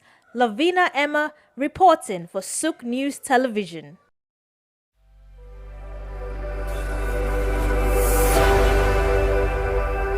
The heart of sub-Saharan Africa, where commerce meets progress. Welcome to SOUQ News, your source for business, economy, and development insight that drive nations forward. From the vibrant streets of Lagos, Africa's fastest economic hub, SOUQ News takes you on a journey of discovery, analyzing and reporting the facts that lay the foundation for growth and development.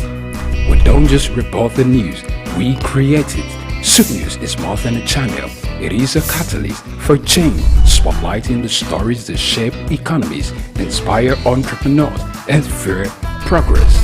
Covering business, finance, technology, energy, and many more, SOUQ News provides a daily deep dive into the stories that matter, interviews with industry titans, and analysis that empowers your understanding of economic landscape. Join us daily as we dissect, discuss, and deliver the most relevant and factual news on business and the economy. SOUQ News is your trusted guide, empowering you with the knowledge to make informed decisions.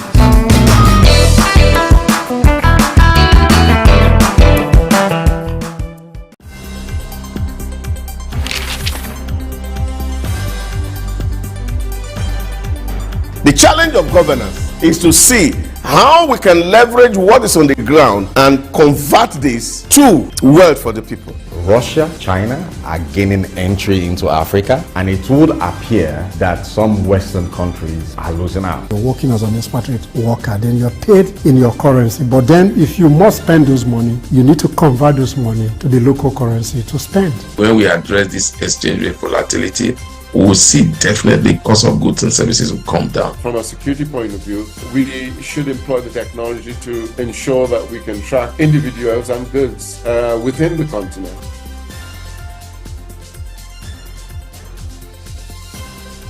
Early exchange, shaping policy, advancing development. All right, good morning, and glad you have been joining us on that program that sets the pace for your day. That program, the award-winning program, where we shape policy and advance development with our conversation. That program where we talk about the latest developments across the globe, and that program where the big story lives. This is Early Exchange, and I am Femi Ayodele. What a way to have you join us and to start your day with us. We hope that as you spend the next 2 hours with us, we're going to make your day worthwhile and productive. Today, we're going to set the ball rolling with our conversation, even though we don't like to be a bearer of bad news, but the conversation is going to start on the note. We're going to do a spotlight on the flood incident that happened in Maiduguri on Tuesday, where some residents have been displaced as a result of the collapse of the Alao Dam. And we're going to have discussion in this regard to look at how to tackle the issue of flooding in Nigeria. We're also going to do a special series, as we usually do on Wednesday. We talk about the Sustainable Development Goals, and today specifically, we'll be looking at climate financing, which is the goal 13. We're talking about SDG goals. You have about 17 of them. And today we're looking at goal 13, which is to talk about climate change. But particularly, we'll be looking at the financing aspect of climate change, making reference to what the Asian Development Bank has planned to do as regards helping and sustaining the issue of climate financing globally. You know, we're always doing on this program. You know, she's been away for some days. She went on vacation, but right now, Blessing is here to start your day, you know, giving you the right vibe for today. Blessing, glad you have joined us once again. Yes, for me. I think this is the first time since you returned. No, you were here yesterday. I wasn't I here. was here yesterday, Yeah. and it is good. So, talking about vacation, I went on a vacate. The sun is still is missing. I could preempt where you went to. United States of The sun States. is missing. I didn't get to register because, like I said, it's not complete yet. So, Yeah. when I get a complete package of the vacation, I Yeah. will touch states in Nigeria, probably other parts of the Don't world. worry, you will make it happen. Oh, It's please, good to have I that would break. really I'm appreciate glad that. to have you back. Mm. Thank you. But talking about what's been happening, development, what we do here actually policy and advanced development. Yes, some policies need to be made in order to advance development. The incident in Borno State, the one that happened yesterday, the collapse of the allowed them, just is heartbreaking, really, because Maiduguri has suffered a series of misfortunes in recent time, not to mention the insurgency that's ravaged the state, displaced many of its residents. Some of them are in internally displaced persons camps Yeah. across the country. And when some of them are beginning to relocate back and people think life will pick up, here comes the collapse of the dam, which has left many homeless. They had to sleep outdoors, look for a way to just find shelter for themselves. It's really a sad one. We'll look into what happened. And someone was making a joke, of saying for states that's in coastal areas where you should expect that, torrential rainfall should have a more severe impact in those areas. It didn't happen, maybe states at the bank of the river Niger, a state like Anambra, and some other states. It didn't happen that way, but Maiduguri, what happened there? Well, maybe we need to get some engineers look into this and also have a guest who's a development expert look into it. But of course, you can tell that that was like a disaster waiting to happen. Yeah, It exactly. just happened that the torrential rainfall made it breakdown. There may have been some signs, some signals that this dam is already holding water beyond its capacity. So how did we let it get to the point that it had to collapse? Were there no checks to ensure that if the water in the dam is beyond its capacity, perhaps some periodic let-out should be done? There are seasons in Nigeria where there is flooding, and is occasioned by the release of water from the Cameroon Dam. Yeah. So what happened to having that same process happen to forestall things like this? Which is why it's important for us to talk about the story. As much as we don't like to be bearers of bad news, but this is a reality that played out yesterday. Interestingly, this dam, Alao Dam, was built in 1986. That was during the military era. That was when Sonia Basha was the president then.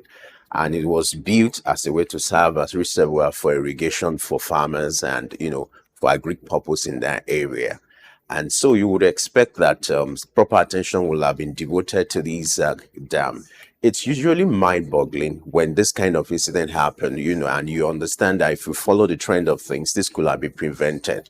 Interestingly, this same incident happened, in 1994. You understand?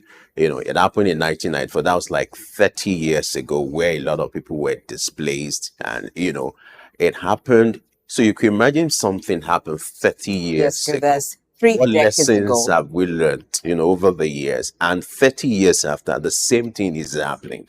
So that's to tell you that certain proactive measures could have been taken to have preempted what will have happened and even prevented it. Of course, in fairness to the Borno State government, flood alert were issued, statements were released days before that time. I'm sorry for to people laugh to at that, evacuate, not to make it look like, the alerts were irrelevant. But when I hear flood alerts being issued to residents in places who live in places where the area is flood prone, and no further action is taken to help them relocate, I just wonder, are you sounding the alarm for what to happen? In fact, Because people would relocate when they have alternatives. If there are no alternatives, they will wait to die there.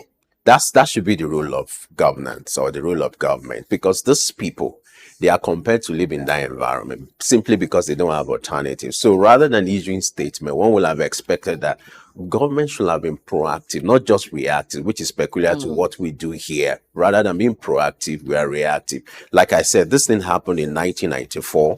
Then the former president, the military president, paid a visit to that place to do what we call evaluation. What was done at that point in time? And now Are we learning from history? Now, history is repeating itself, which is a sign to show that we haven't learned from history. So you would have expected that it will have been a first-hand action on the part of Borno State government or the federal government to even assist to see how they can evacuate those people. It was a disaster waiting to happen. The signs were there. The dam was showing signs that, okay, it's a matter of time or matter of days. This thing is going to cave in. And that was what happened on Tuesday. The signs were there. So it will have been a way to offer assistance to this resident, to relocate them to a particular place, you know, maybe a camp or like a relief camp, whereby after some days they can be relocated back to their, you know, initial habitat. So, but this boils down to an approach to tackling issue, you know, to emergencies where instead of, you know, being proactive, we are just reactive. And that's why it's important for us to talk about it, to see how we can shape policy.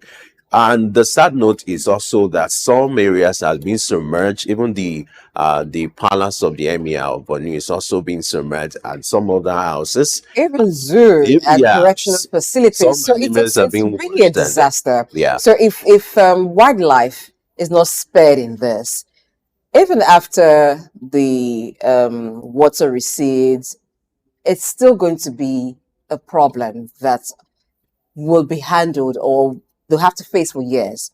You know, we're talking about animals going extinct. If you visit some of the zoos, they do not have as much animals as they should have. So the ones that are in the Maiduguri Zoo now looking for where to find safety, some may go missing, some of them wild animals. You imagine the threat that is to life. And the animals too are under threat as it is. Correctional facilities, you have inmates who have to save their lives first, escape. So at the end of it all, when water recedes, you can imagine the kind of security threats that Borno will be in at that time, not to mention the economic challenges it will have. So trying to reel back from insurgency and then you have environmental disaster, how does the state come back from that? Serious issues. And a lot needs to be done to solve in Borno State. I agree with you. A lot needs to be done, which is why we're talking about this conversation. And for those who are in Borno, this is an opportunity for you to give us a first-hand account of what is happening in that place. You can be part of this conversation. All you just have to do is to join us on all our social media platforms, Facebook, X, and our YouTube page to share your account, you know, the experience of what is happening in Borno State.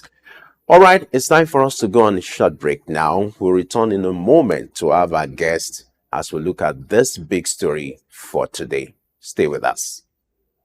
Get ready to feel the pulse of the world around you. Welcome to SOUQ Pulse, your insert track on the stories that matter most. From the hearts of breaking news to the forefront of culture and innovation, SOUQ Pulse brings you the stories shaping our world every week.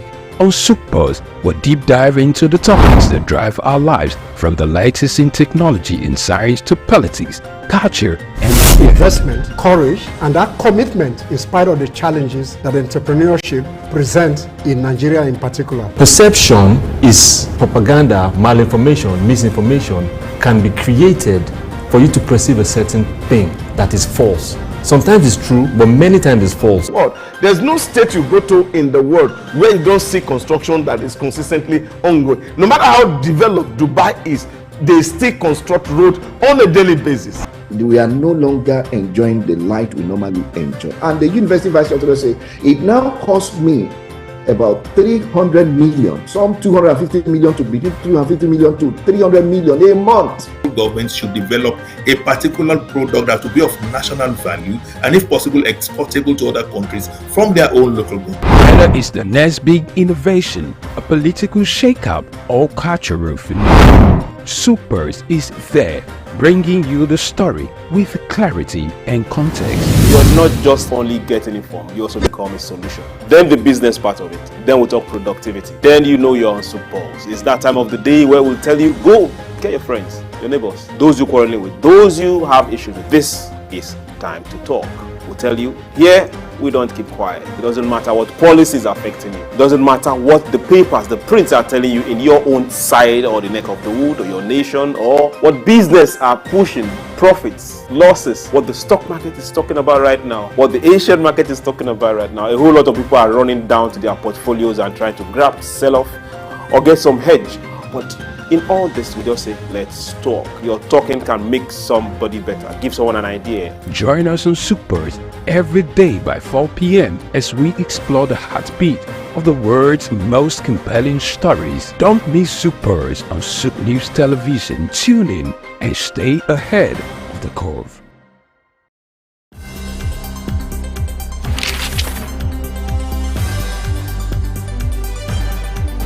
The challenge of governance is to see how we can leverage what is on the ground and convert this to wealth for the people.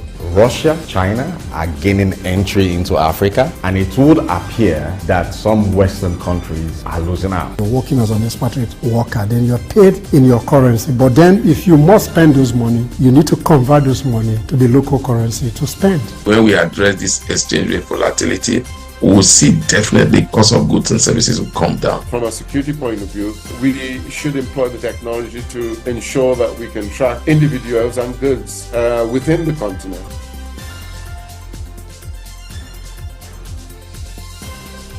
Early exchange, shaping policy, advancing development. All right, glad to know you're still there with us. As always, this is Early Exchange, where we look at the big story and we shape policy. And now to our big story for today, which is to look at the flood incident in Maiduguri, Borno State. That's the northeastern part of Nigeria, for those who are not in Nigeria. That incident happened on Tuesday morning, where the Alao Dam collapsed and has flooded that region. We learned that hundreds of residents have been displaced, while the federal government and the Borno State government are doing all they can to manage the situation. We are here also to see how we can shape policy in this regard to set the narrative right to do what should be done when it comes to the issue of flooding. Joining us for this conversation, we have Dr. Idauza Samanze, who is an expert when it comes to public policy and is also an in-house analyst. Glad you have you join us, Dr. Idauza. It's been a while. Yes, it's really been a while. Very well. Great Nigeria. Yeah, Yes. I was Good soup. expecting Good that. soup going, yes. Blessing, it's good to have you back. Yes, it's nice to see you, A lot of Dr. people actually were missing you. I didn't know you were this popular. Oh, really? I'm blushing. I'm I blushing. needed to explain, you know. Now I have to explain where blessing has been, but glad to have you back. Well, it's nice to be here Yeah, to shape great. policy with Dr. Dausa or something. All right, back to the story. You know, as much as we don't like to be bearers of bad news, this is just an unfortunate incident that happened Tuesday morning. What's your quick reaction to these? You know, because we've had this dam, according to reports, was built in 1986. And the same incident happened in 1994. That was like 30 years ago. And you have a repeat of that now. This Alao Dam is supposed to be like, you know, a reservoir for irrigation, and it was built for agri purposes to serve people in that area so that at least they could achieve that when it comes to the issue of irrigation and for agri production. But here, it is becoming another disaster. How do you react to this news, and what do you make of the incident that trailed this development and the aftermath? Well, I think it's just natural first and foremost to sympathize with those who are victims now of this current disaster. I don't know the level of casualty at the moment, but at least, of course, we're sure that some property, especially for those who farm, would have been lost to this unfortunate incident. And I think it's one incident too many for us as a country. What it speaks to for me is our lack of preparedness for disaster management. We have a whole full ministry, really, that's supposed to be in charge of issues that we're talking about, the environment, humanitarian issues. If you have a dam that's built about that last collapsed 30 years ago. What that suggests is also the culture of maintenance is very poor, and things that are avoidable, what we see here increasingly. It's a sad situation, but I think that people need to be more proactive in terms of thinking before things happen, not always trying to fight fire as we do right now, which is quite not cost effective, as it were, because now you're going to spend more money. And the money we didn't have to do maintenance up to this point, we now have to use in either resettling people, paying emergency people, and that's a huge cost on both federal government and the government of Borno State. Talking about the costs to attend to this crisis, and you also mentioned that this is one incident too many, because almost every year we agree that flooding is a perennial issue, but in the way it happens in Nigeria, in this particular case, it could have been prevented. Yeah. There are dams located in several states in Nigeria, even states that are just by the bank of the River Niger that you think are more prone to collapse. But that hasn't happened there. This happened, and this is the worst in 30 years. Those who are farming and perhaps preparing for harvest at this time of the year, it's a total loss for them. We know that maybe the first responders at this time would be NEMA to salvage the situation. But there's a ministry in charge of humanitarian affairs and disaster management as well. So if we look at what should be spent now in trying to resettle those who are displaced as compared to what should have been spent in maintaining the dam, does it look like we're penny wise and pound foolish at this time? What ministry should have been in charge of maintaining the dam? Well, I think to say whether it's penny wise or pound foolish is an understatement. Because I have opportunity most of the time to also interface with public servants from time to time because of the training that we do. I usually use the effective quadrant for them. And what we do in that case, we say, okay, you have a such budget, S budget, and then you are allowed to spend this budget on a 4 quadrant.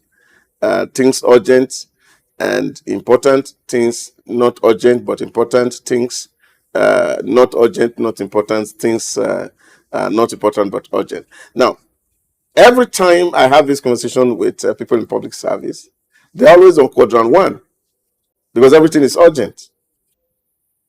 And I said, this is the real bane of our effectiveness. Because every time you spend money on quadrant 1, what happens is that you pay more because there's no time to negotiate. So you are fighting fire. So you have to, what you would have spent if you have planned will be like times 100. Because right now the cameras are on you and you are trying to make look good before the people. And then, of course, you cannot run away from it. The money that you said was not there, you are now ready to spend. So it's always very, very expensive to manage such disaster. And elsewhere in the world, what people do is actually they have people who help in this maintenance, such that you don't need to spend money until disaster happens. Take, for example, I was sharing with them in the last training I had in Ikeja here, and I said to them, if you go to the UAE, when contractors are given roads to do, just road, because of course there's a clause in the contract, although we also have that clause here that of course until the program duration is expired, you have to keep some certain 5% here. But in the UAE, it's not like that. So you have to ensure that within that period of time, that contract will not fail. So the maintenance is yours. So the government pay for it. But if it failed within that period, you refund the entire money that was spent on that project. And chances are that you'll be blacklisted from government contractor. So what are the contractors doing? They go to television station and radio station to say, if you travel on this road and you find a pothole, call this number and we will give you 100 dirham. What do you think citizens will be doing?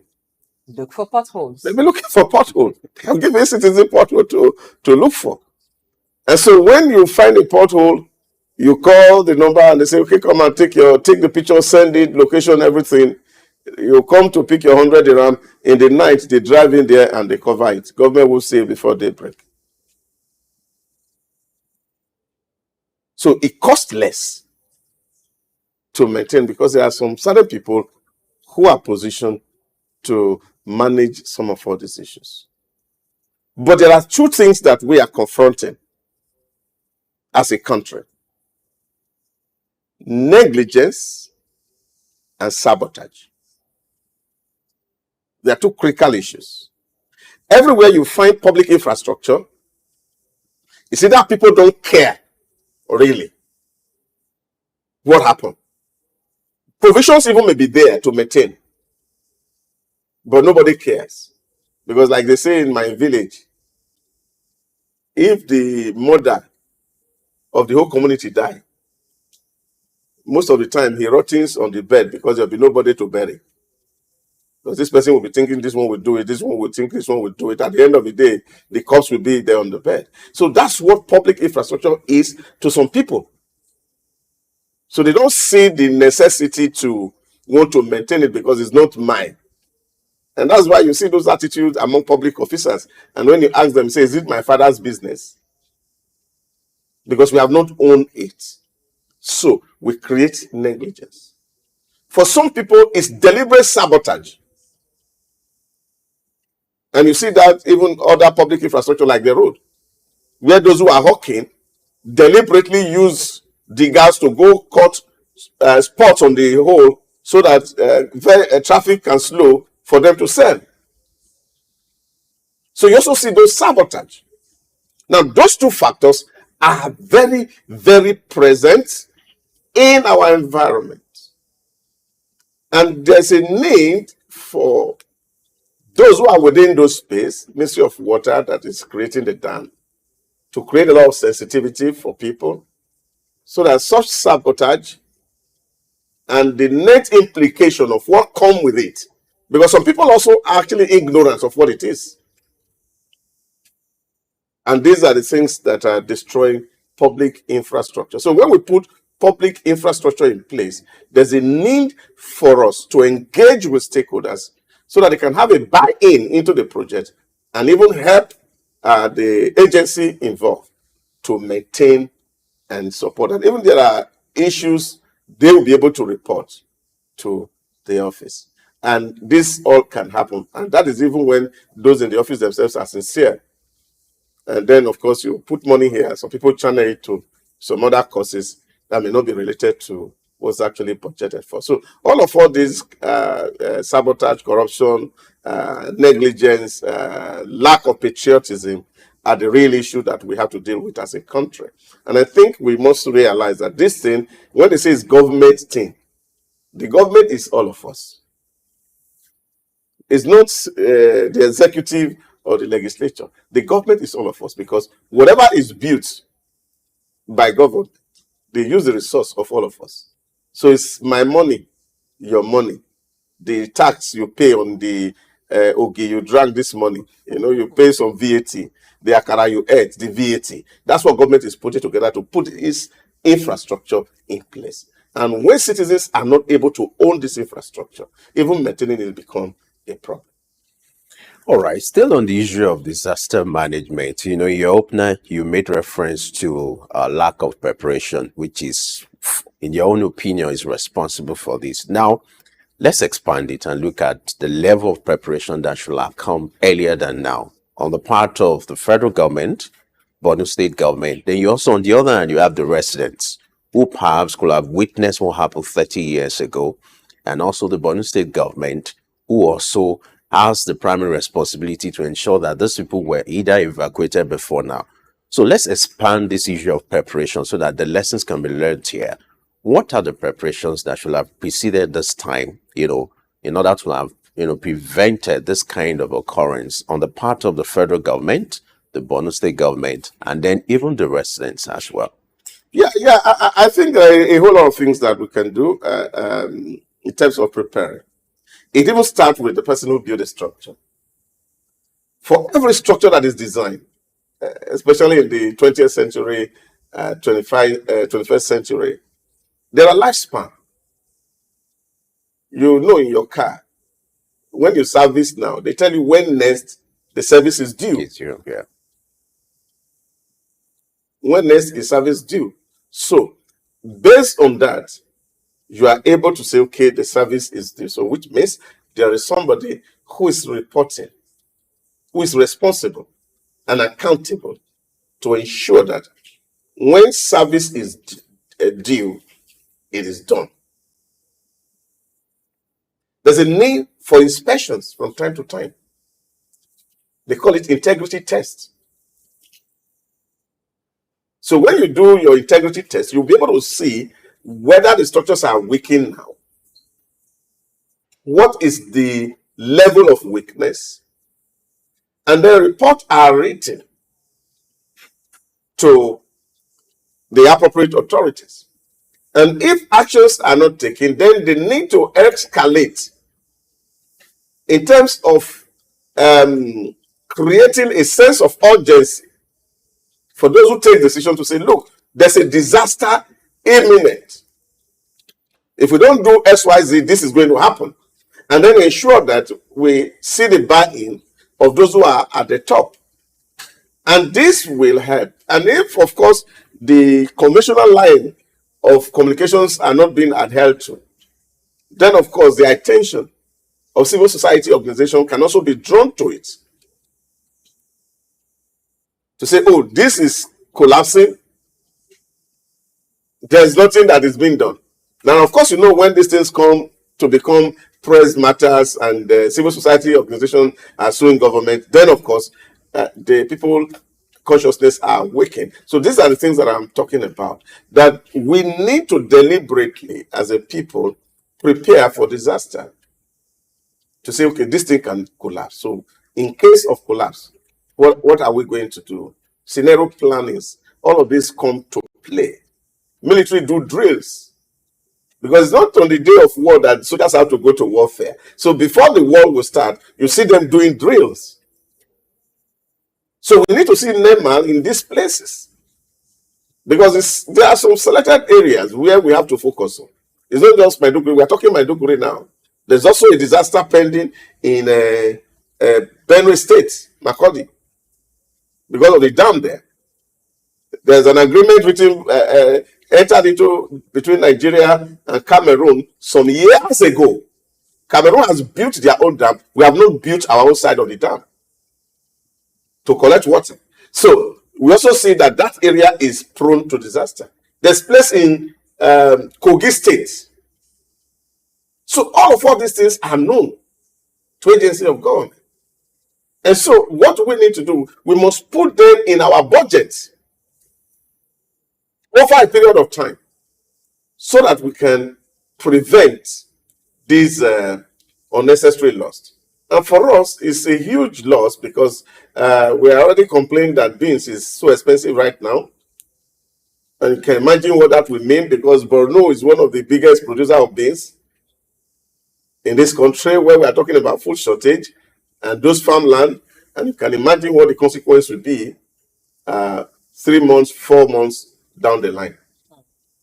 Now you've already gotten us to look at the implications. Let's look at it further. So in terms of food security, that's already a challenge.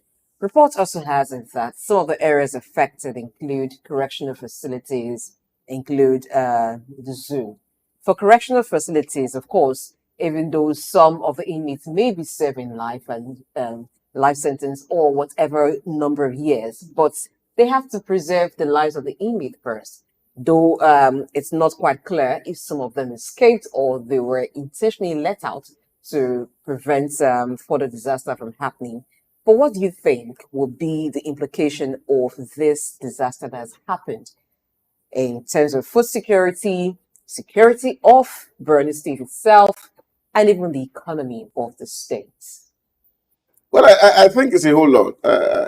Looking at the economy of Borno to be just quite challenging and huge. Of course, this is a nation that a state has been trying to recover from insurgency for since 2009 up to date, has consistently been challenged in terms of fiscal security. And what that means is that, of course, if you have your prison, they call it prison break naturally. A lot of criminals get to the society and they are regrouping with their leader if they are not repentant, especially when yes, we call it correctional facility in name, but the correctional facility is actually not correcting people, because the situation you really find there is that the image never really changed, because we have not provided a psychological environment and atmosphere for them to really be transformed, such that when you say, of course, they have that opportunity to run away and they get into the society, they are going to become changed people. So what that means is that if you have deadly criminals right in there, of course, they are going to find a way out and then go back to where they are coming, and compounding the problem of insecurity depending on the number that will have been there. So that's a challenge, of course, security. So one will expect that the DSS and the police and all the military intelligence agencies and units should be very alert and attentive to see what's happening, that we are not allowing people who are supposed to be going through some sentence for misdemeanor re-entered into or integrated into society because this had happened. That's one way to look at it. Then, of course, you look at it in terms of food. I've already mentioned that, because depending on the crops that is planted, if it's beans, I tell you, the flood will wash it away completely.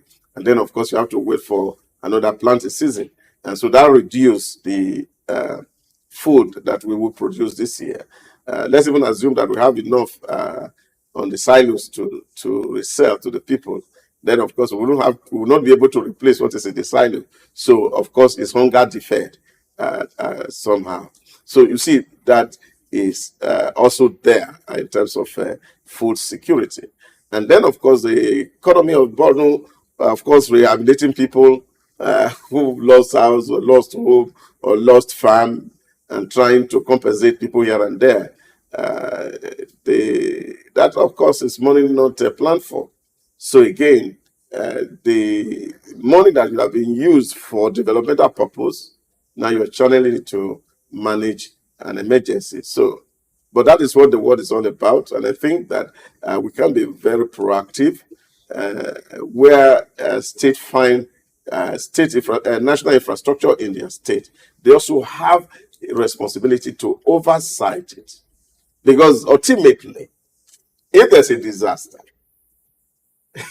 the nation suffer, you may say, but the actual people that suffer is the people of the state. So they should also pay attention to state, federal infrastructure in state, so that the governors from time to time also ensure that such things do not happen. But you see, many people in this part of the world, we have very short memory. We can talk about all these disasters now, and I tell you, in another 30 years, we will not be talking about it, because nobody will pay attention to it until it happens again. But I think from preparedness point of view, state must be ready and ensure that the infrastructure that are likely to create such emergency or disaster are monitored from time to time, so that we don't see these huge losses that we are counting this morning. You know, you just touched on something very important. States paying attention to federal infrastructure cited within their states. When it comes to federal infrastructure, the attitude of states towards it sometimes is not very good. Let's take the example of roads. You have a federal road that passes through a state.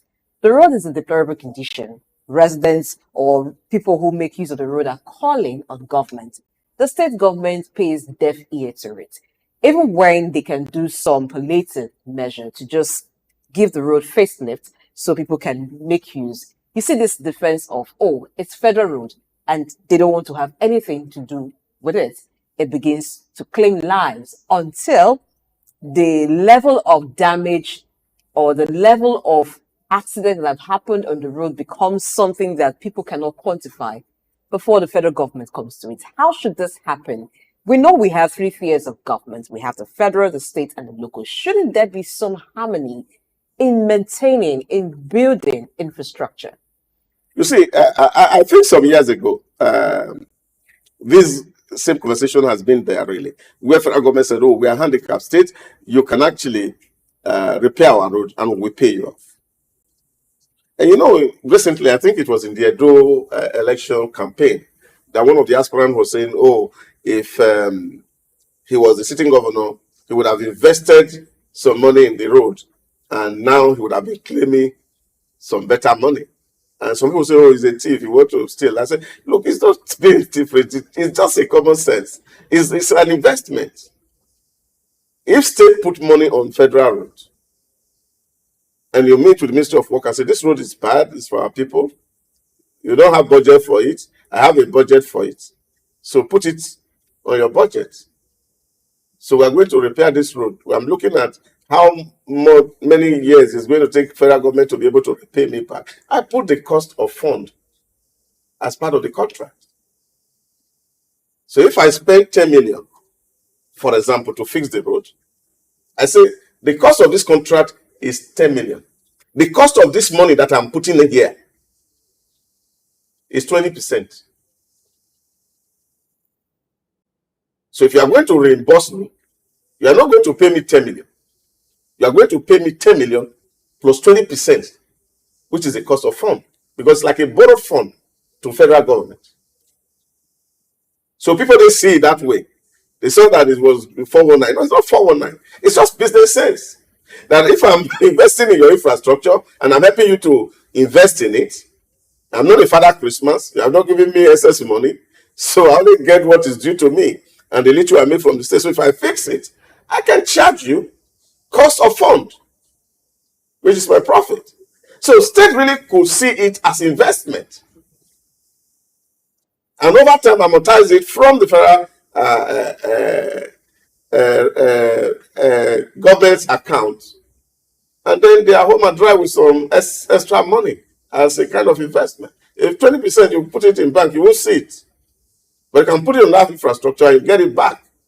And then, of course, aside getting it back, you also have the praise of your people, which, of course, could be some electoral value.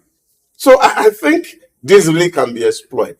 But you see, the problem which we have is that there is always over-politicization of everything around us. We see this and say, okay, if this is opposition and therefore it's not my party and the rest of it, we are not in the same camp, and whatever thing that we seem to be doing, we cannot really support it. So this is the thing that you find. And that's why you see that many states pay blind eyes or deaf ear to federal infrastructure, even when they are perishing in their domain. Now, let's talk about the plight of victims, who are being displaced now. They're in the eye of the storm. As much as we are trying to lay on the table what should be the responsibility of the state government, that of the federal government, let's look at the kind of support that should be given to the victims now. Those who they've lost their valuables, their assets, their buildings. According to reports, some of these buildings are submerged. Some of them, they lost their investment, their businesses. So what kind of support or intervention are you expecting from the government towards those people for them to get back to life and start any living as usual? Yeah, there are two sides to it. Government role really is to first of all evacuate these people from disaster. I remember, I think it was about 4 years ago when there was this typhoon in the US. What happened that there was a school that was attacked.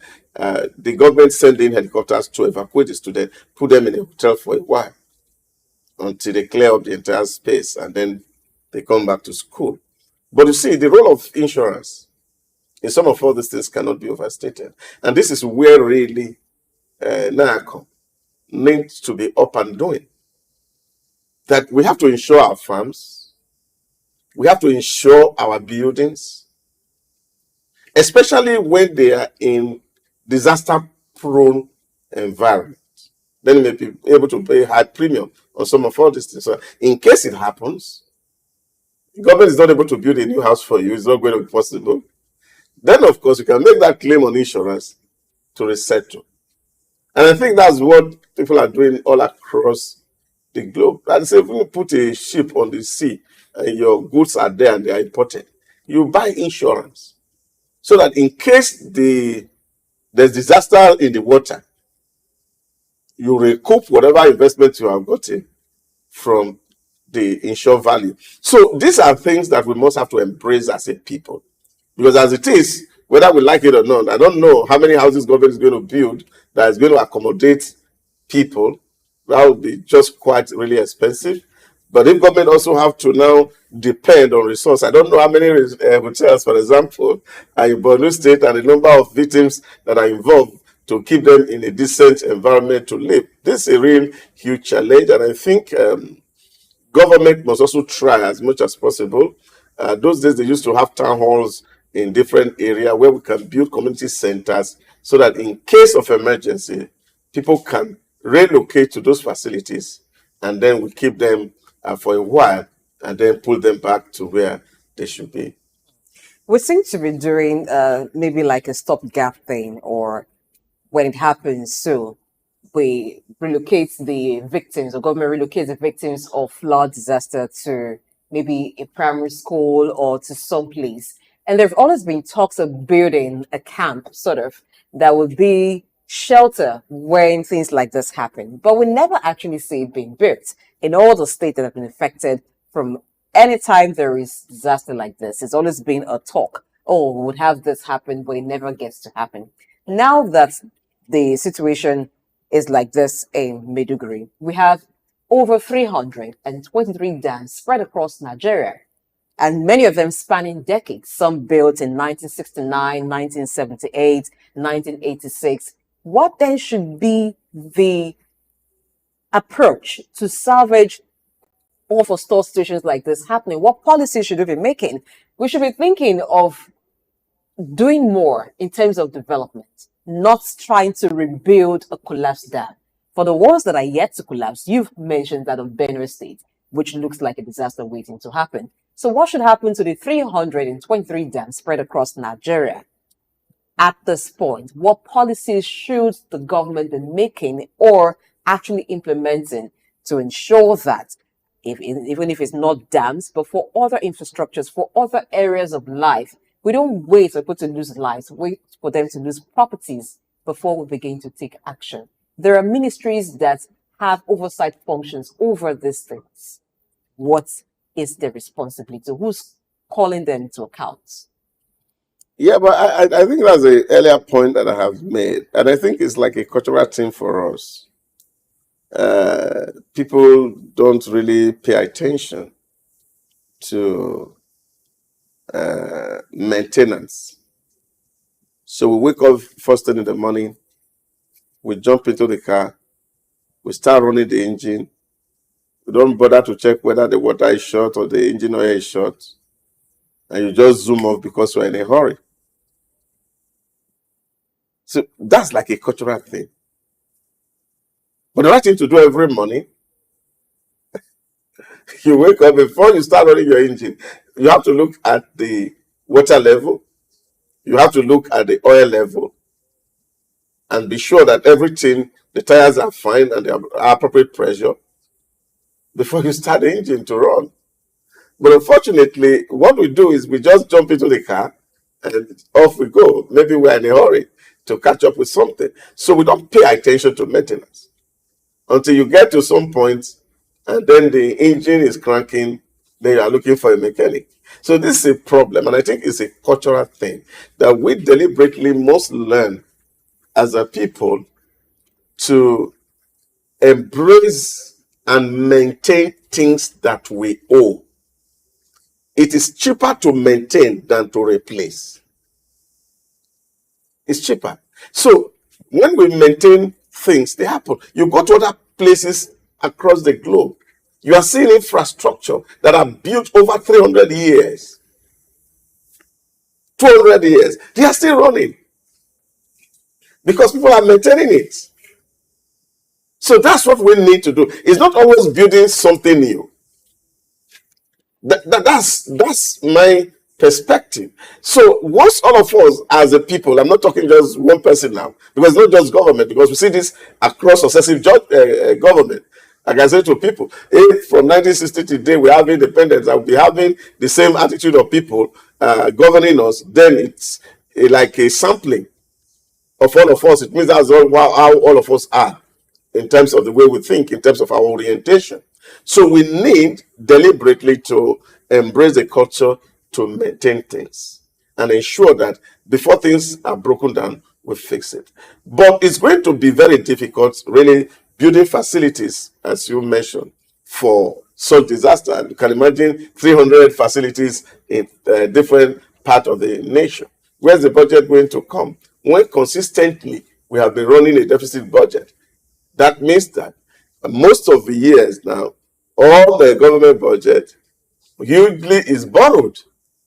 And I don't think that anybody is going to borrow to go and tie down in this kind of a project. But money will come eventually at this point to solve the situation. Yeah, but of course. If it happens in any other parts of the country, money also would come. Yeah, but because we are fatalistic, we just believe and say, God, we don't let it happen. So sometimes we hand over the risk to God and say, God forbid. So sometimes God don't forbid and they happen, like we are seeing as happened yesterday. So these are the things that you see from time to time, because our lives are in the hands of the Almighty. Because the means really to do some of all these things do not exist. Where if we had Is it that they do not exist, or would you not make them a priority? Because if money would come when disaster happens, but money would not come to forestall the disaster, what does that say? No. Just take it like a private person. If you are healthy right now, you can dodge meals, you don't mind. Can decide to fast for one day. There's no money in your pocket.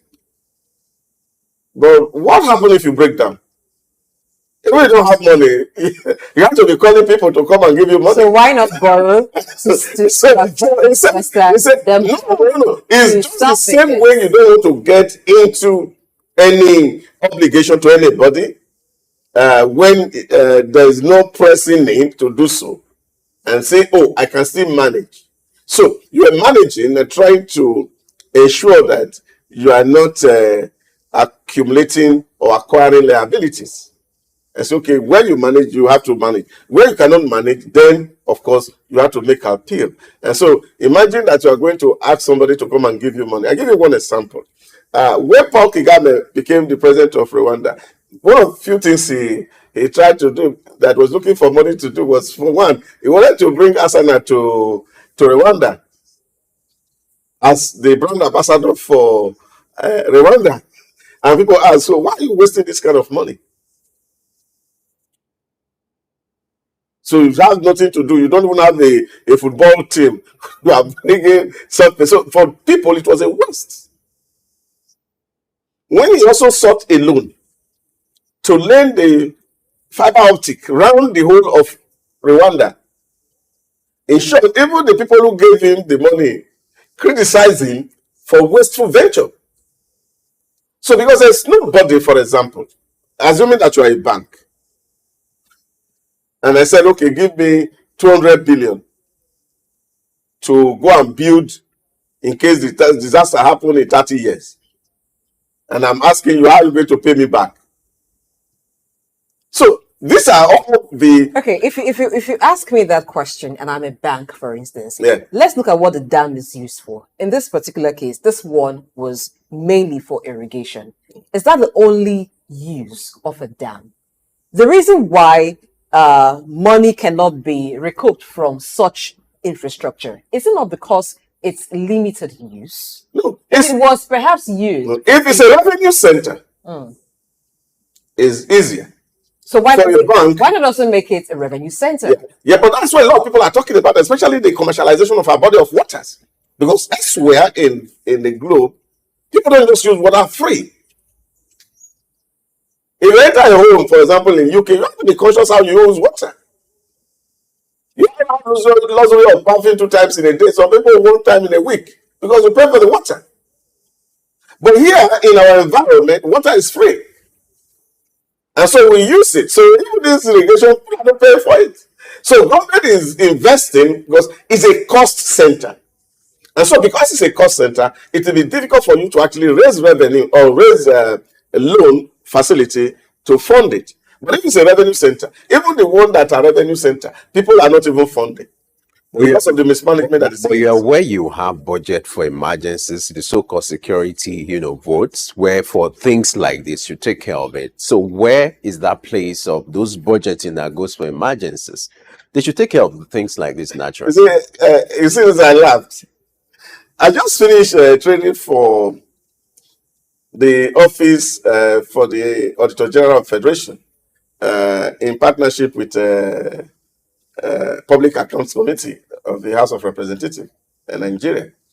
And one of the issues that we consistently talked about in the area of auditing, I said, this money we are talking about for them is like an ATM that is waiting.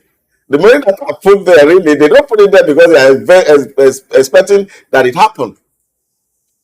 You see that when every other place dry up, you quickly go there and take the money. So even their mentality of doing the budgeting, especially when you have this envelope system that MDAs are working with.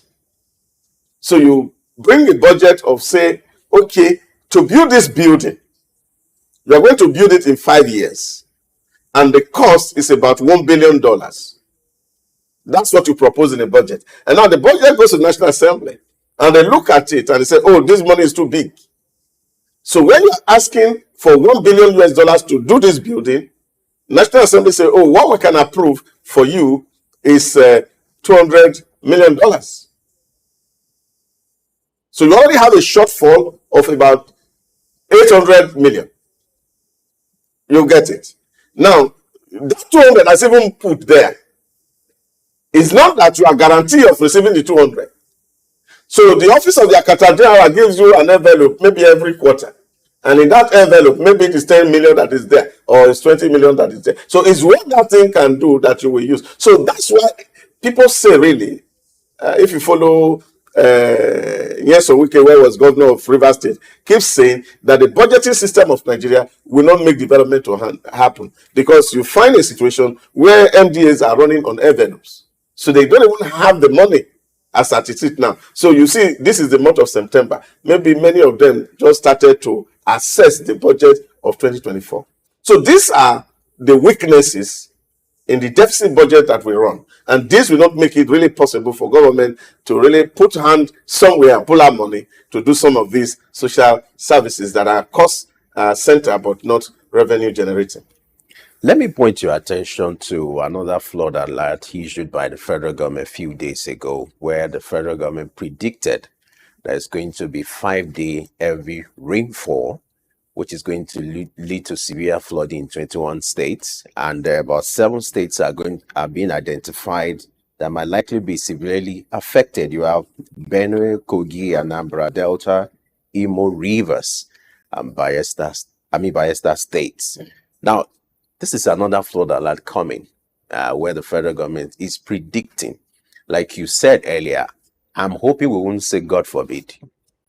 So what should be done? We're talking about national scale. This is just not about Borno State or Maiduguri. Yeah. This is on the national 21 states. That's not going to be a joke. So what is expected on the part of the federal government, who is predicting now, and also on the part of state government, because the states that are going to be affected, they are also part of this, and then the local government as well. When you issue this kind of alert, what kind of action, what kind of line of action are you expecting for this not to lead to another disaster? I think one of the big problems in our federation is the use of blackmail to destroy positive, innovative program that can help society. How do you mean? Let me give you one simple instance. When you move around Lagos in the night, for example, you see people spreading their wares in the middle of the road. And sometimes you see car coming, and even the society will be cursing the government for sending car, that this is these people means of livelihood. But that's an illegal thing they are doing. So when government clear up those areas, we call them bad. Now, nature has created us in such a way that all these disasters that are likely to happen, that there are provisions for them. There are natural waterways that should not be blocked. Now, when you go around these states we are talking about, all those natural access points for water, people have built on it. Now, if government take a bulldozer to go and remove those access, what they do, they take your camera to go and face it and say, this government is very wicked. But if you are fighting against nature, definitely nature will fight back.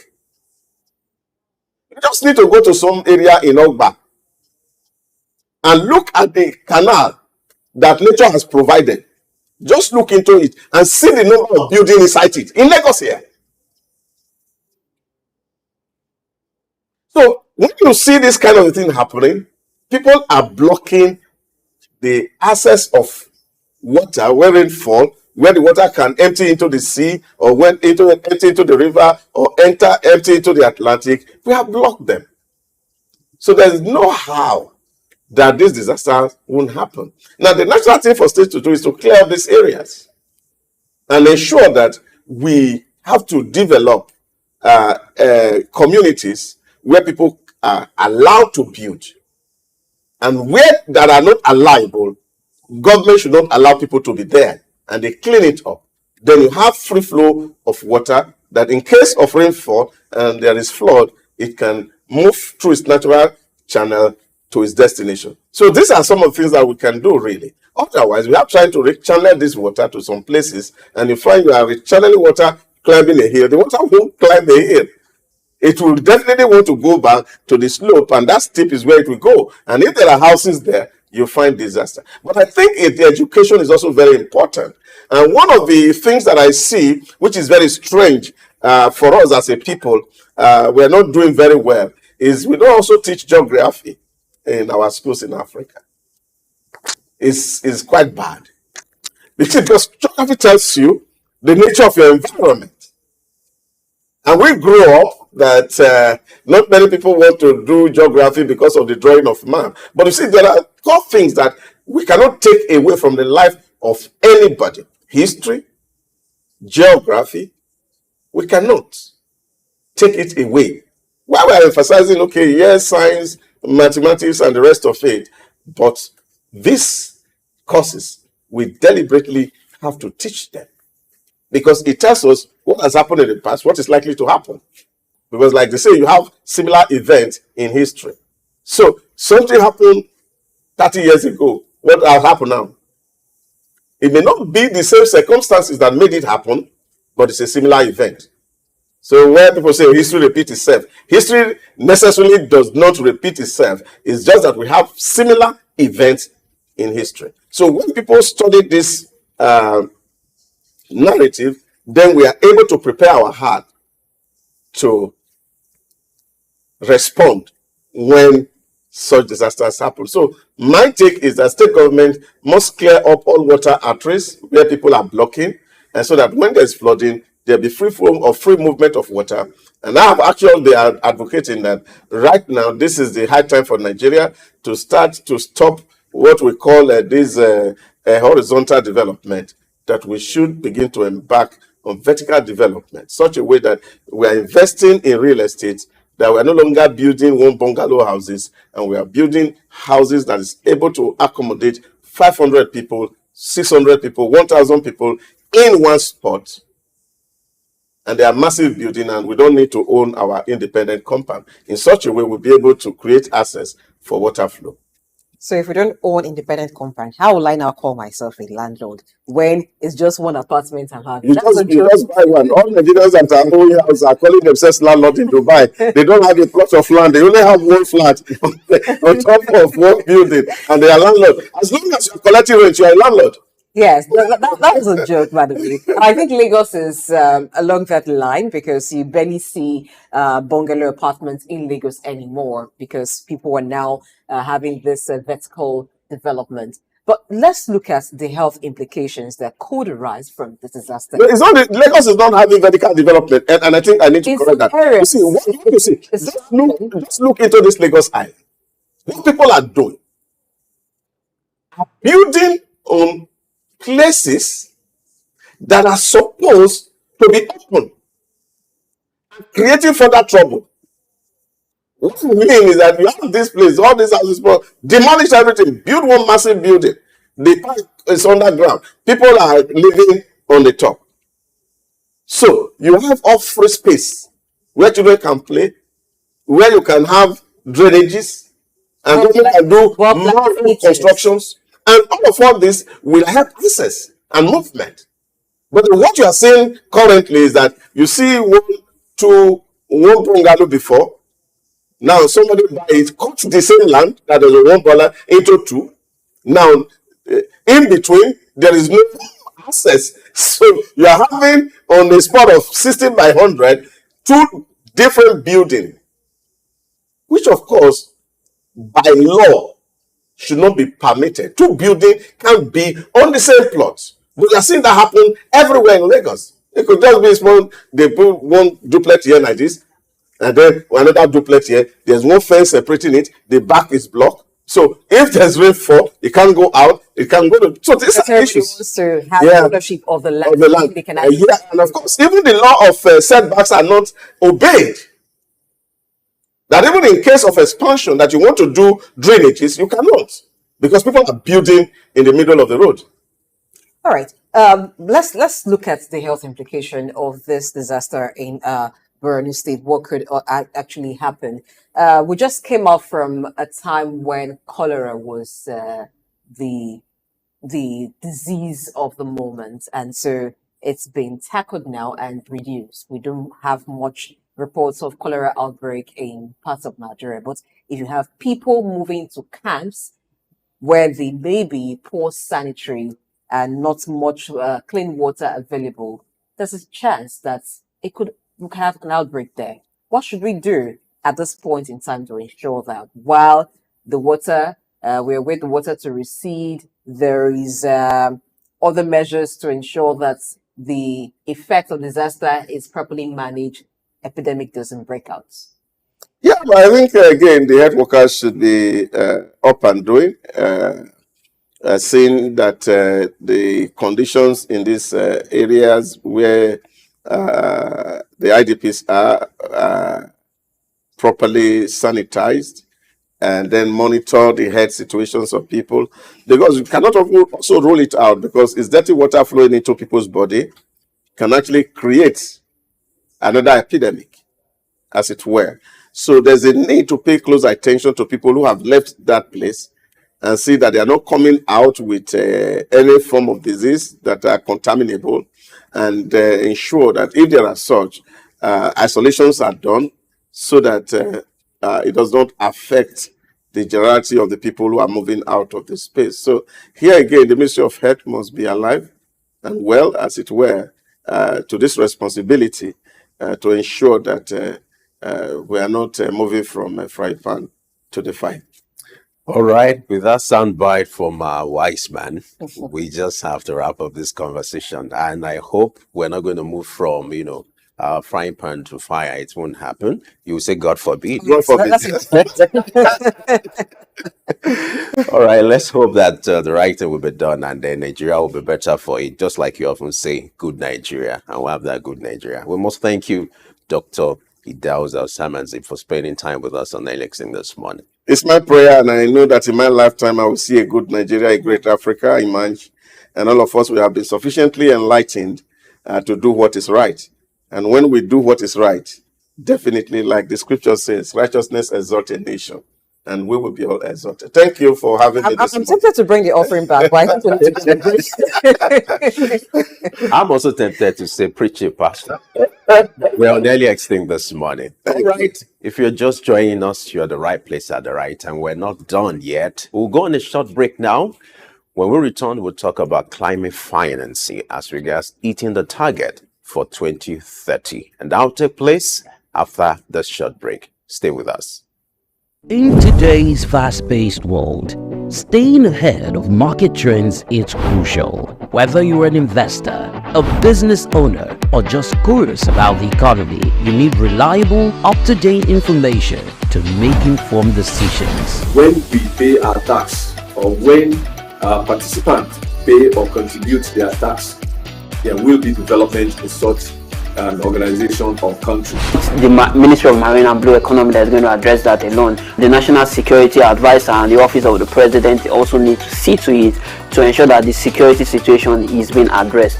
On Market Insights, we provide comprehensive market analysis, expert opinions, and actionable insights that you can trust.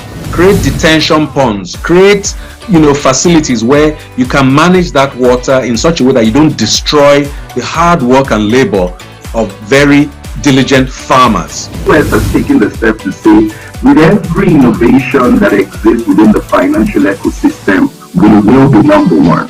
Security of all Nigerians, not only the farmers, are well ensured. The obvious reason why we are experiencing this scarcity is the fact that we are not able to produce tomatoes and other vegetable products throughout there. Our team of seasoned analysts and industry experts enrich the conversation, bringing you the latest updates and in-depth report. With our real-time data, you'll never miss a bit. Urban farming is not a new thing in our society.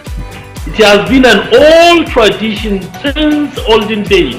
There is this clash of interests as against the world cryptocurrency, most especially like Bitcoin, as you mentioned earlier, and the SOUQ and all that came up with cryptocurrency. Get instant access to market movements, trends, and forecasts. Our expert analysis helps you understand the bigger picture, while our customized reports are tailored to meet your unique needs. Peri-urban agriculture plays a very, very important role in diversifying urban diets and also providing staple foods for daily consumption.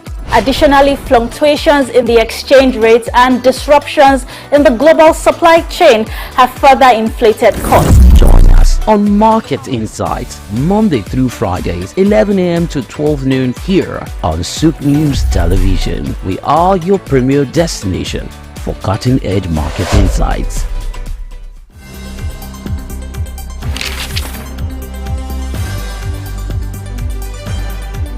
The challenge of governance is to see how we can leverage what is on the ground and convert this to wealth for the people. Russia, China are gaining entry into Africa, and it would appear that some Western countries are losing out. You're working as an expatriate worker, then you're paid in your currency. But then if you must spend those money, you need to convert those money to the local currency to spend. When we address this exchange rate volatility, we will see definitely cost of goods and services will come down. From a security point of view, we should employ the technology to ensure that we can track individuals and goods within the continent.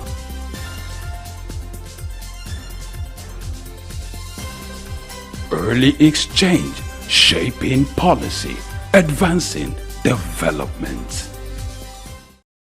Get ready to feel the pulse of the world around you. Welcome to SOUQ Pulse, your insert track on the stories that matter most. From the hearts of breaking news to the forefront of culture and innovation, SOUQ Pulse brings you the stories shaping our world every week. On SOUQ Pulse, we'll deep dive into the topics that drive our lives, from the latest in technology and science to politics, culture, and investment, courage, and that commitment in spite of the challenges that entrepreneurship presents in Nigeria in particular. Perception is propaganda, malinformation, misinformation can be created for you to perceive a certain thing that is false. Sometimes it's true, but many times it's false. There's no state you go to in the world where you don't see construction that is consistently ongoing. No matter how developed Dubai is, they still construct roads on a daily basis. We are no longer enjoying the light we normally enjoy. And the university vice chancellor said, it now costs me about 300 million, some 250 million to between 250 million to 300 million a month. Governments should develop a particular product that will be of national value and, if possible, exportable to other countries from their own local government. Whether it's the next big innovation, a political shakeup, or cultural phenomenon, SOUQ Pulse is there, bringing you the story with clarity and context. You're not just only getting informed, you also become a solution. Then the business part of it. Then we talk productivity. Then you know you're on SOUQ Pulse. It's that time of the day where we'll tell you, go, get your friends, your neighbors, those you quarreling with, those you have issues with. This is time to talk.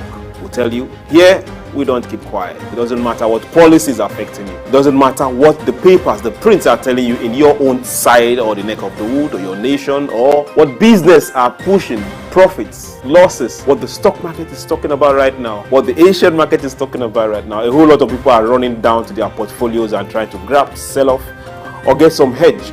But in all this, we just say, let's talk. Your talking can make somebody better, give someone an idea. Join us on SOUQ Pulse every day by 4 p.m. as we explore the heartbeat of the world's most compelling stories. Don't miss SOUQ Pulse on SOUQ News Television. Tune in and stay ahead of the curve.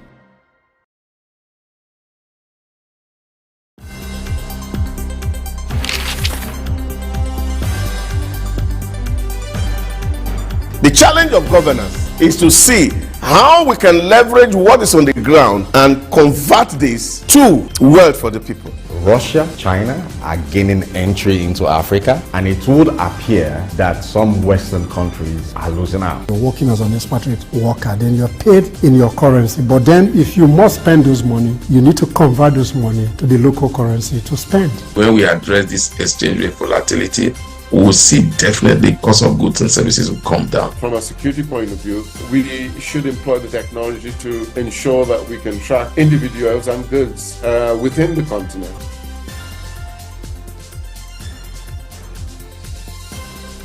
Early exchange, shaping policy, advancing development.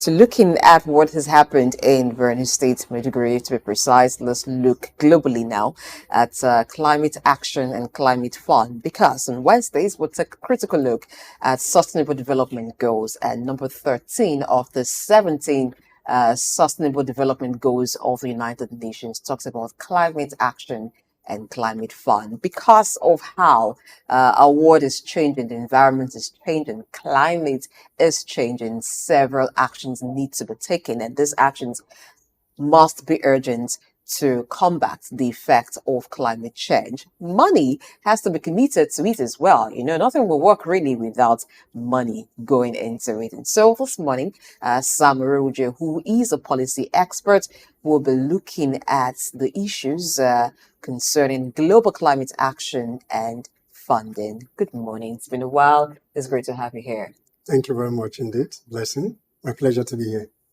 Okay, let's look at the issues. You know, when we talk about climate change, climate action, climate funding, now this is not new.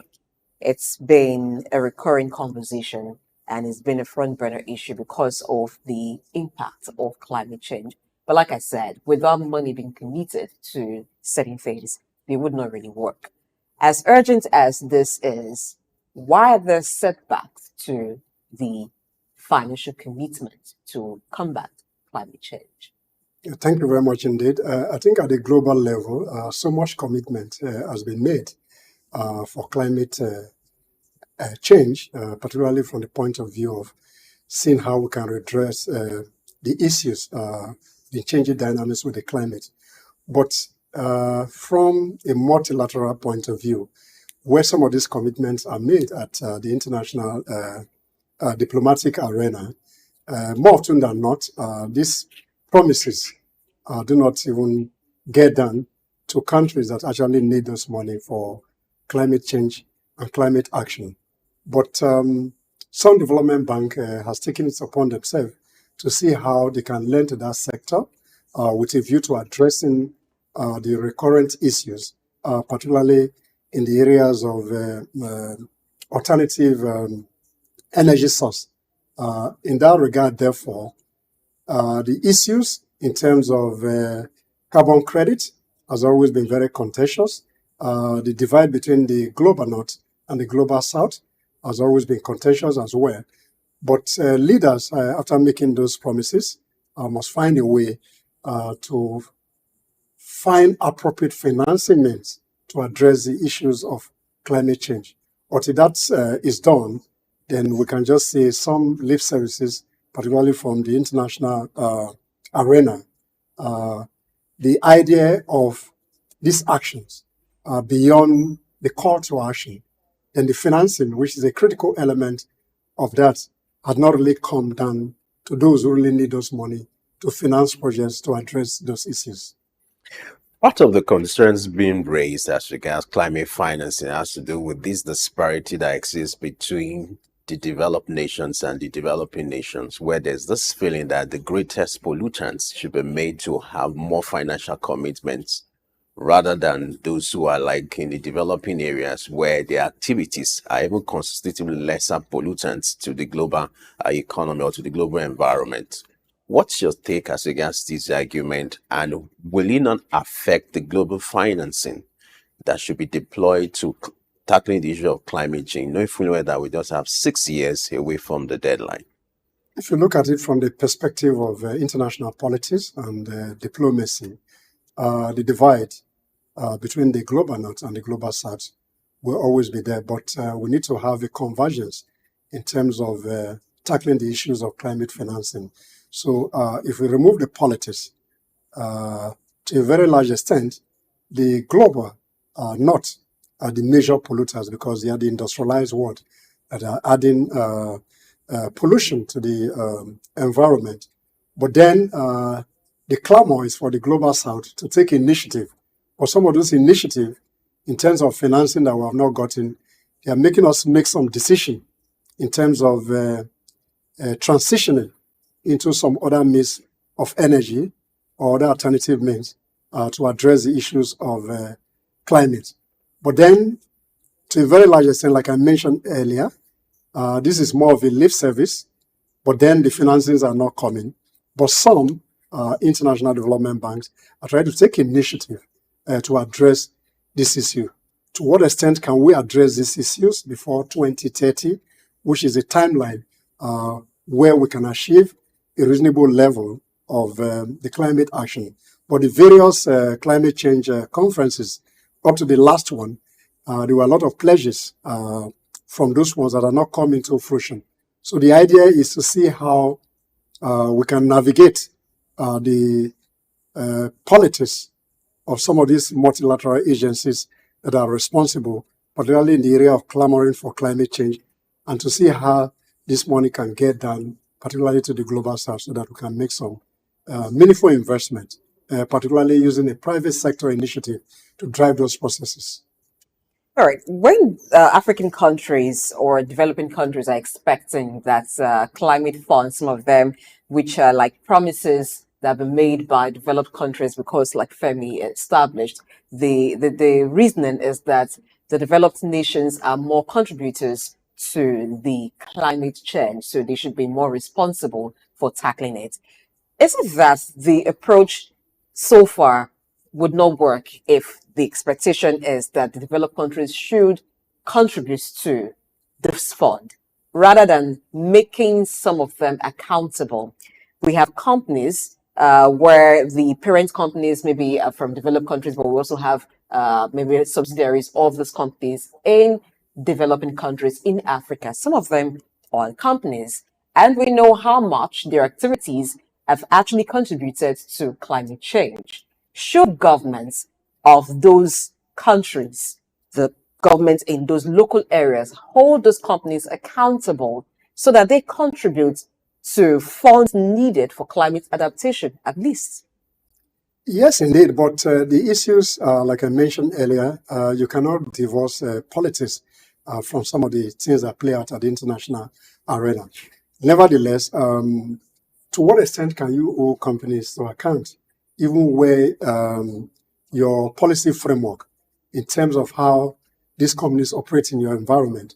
And when you talk about issues of corruption, and corporate governance that are not well established in an environment. So it becomes difficult for government essentially to hold those companies to account. Take, for example, some of the multinational companies that operate in our environment. They are the ones that set up those policy regime. Even what they take out are questionable.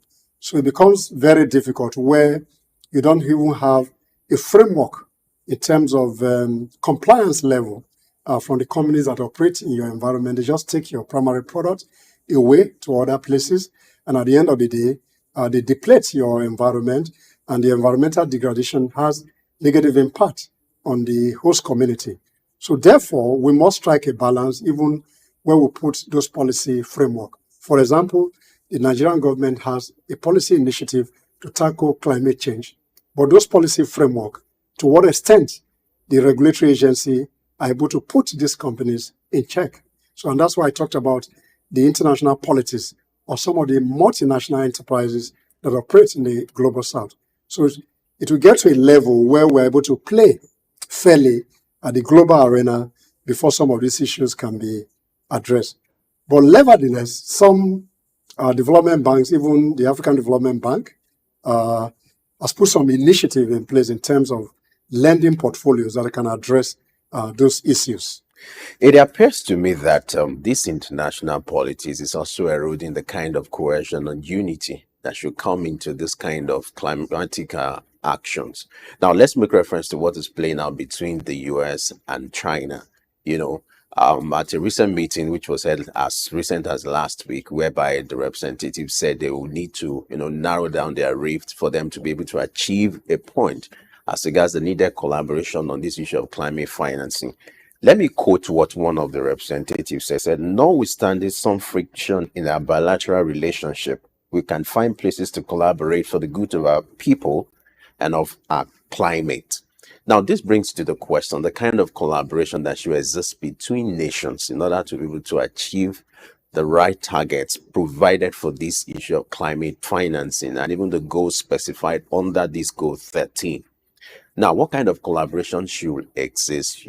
I just make reference to what is playing out between the US and China, where they've decided to bury their differences in order to be able to achieve a goal when it comes to climate financing. How do we extend this on a global scale whereby the politics is left aside and every nation is collaborating to ensure that this target between now and 2030 is achieved? I think for me, what is key is that when you make promises, particularly at the international level, such commitments should find a way to get down to action. So I think what is missing when you remove the politics is to what extent those promises can get into action. The civil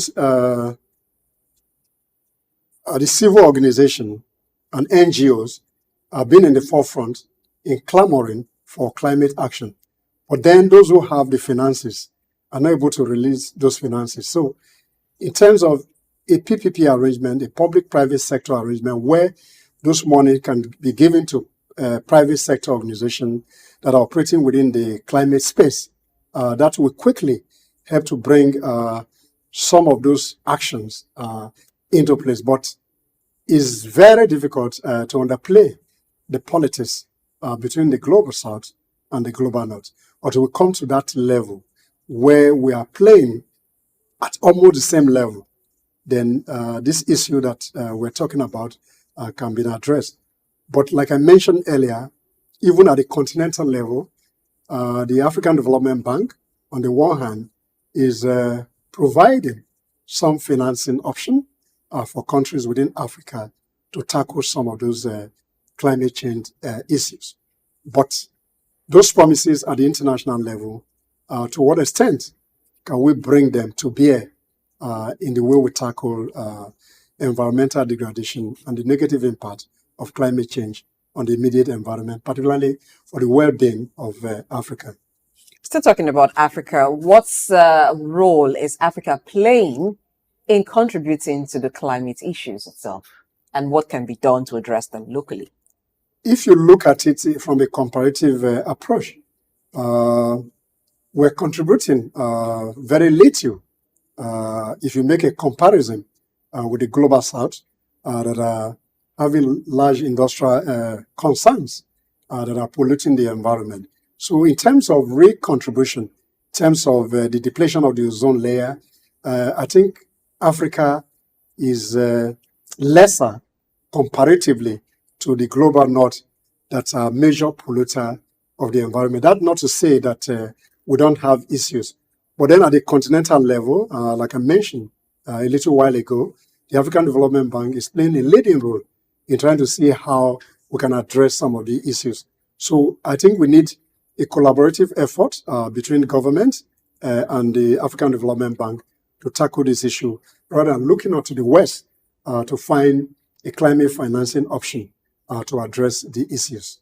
Sometimes it's a bit complex to understand how the major contributors to the pollution are having less effect of the pollution itself.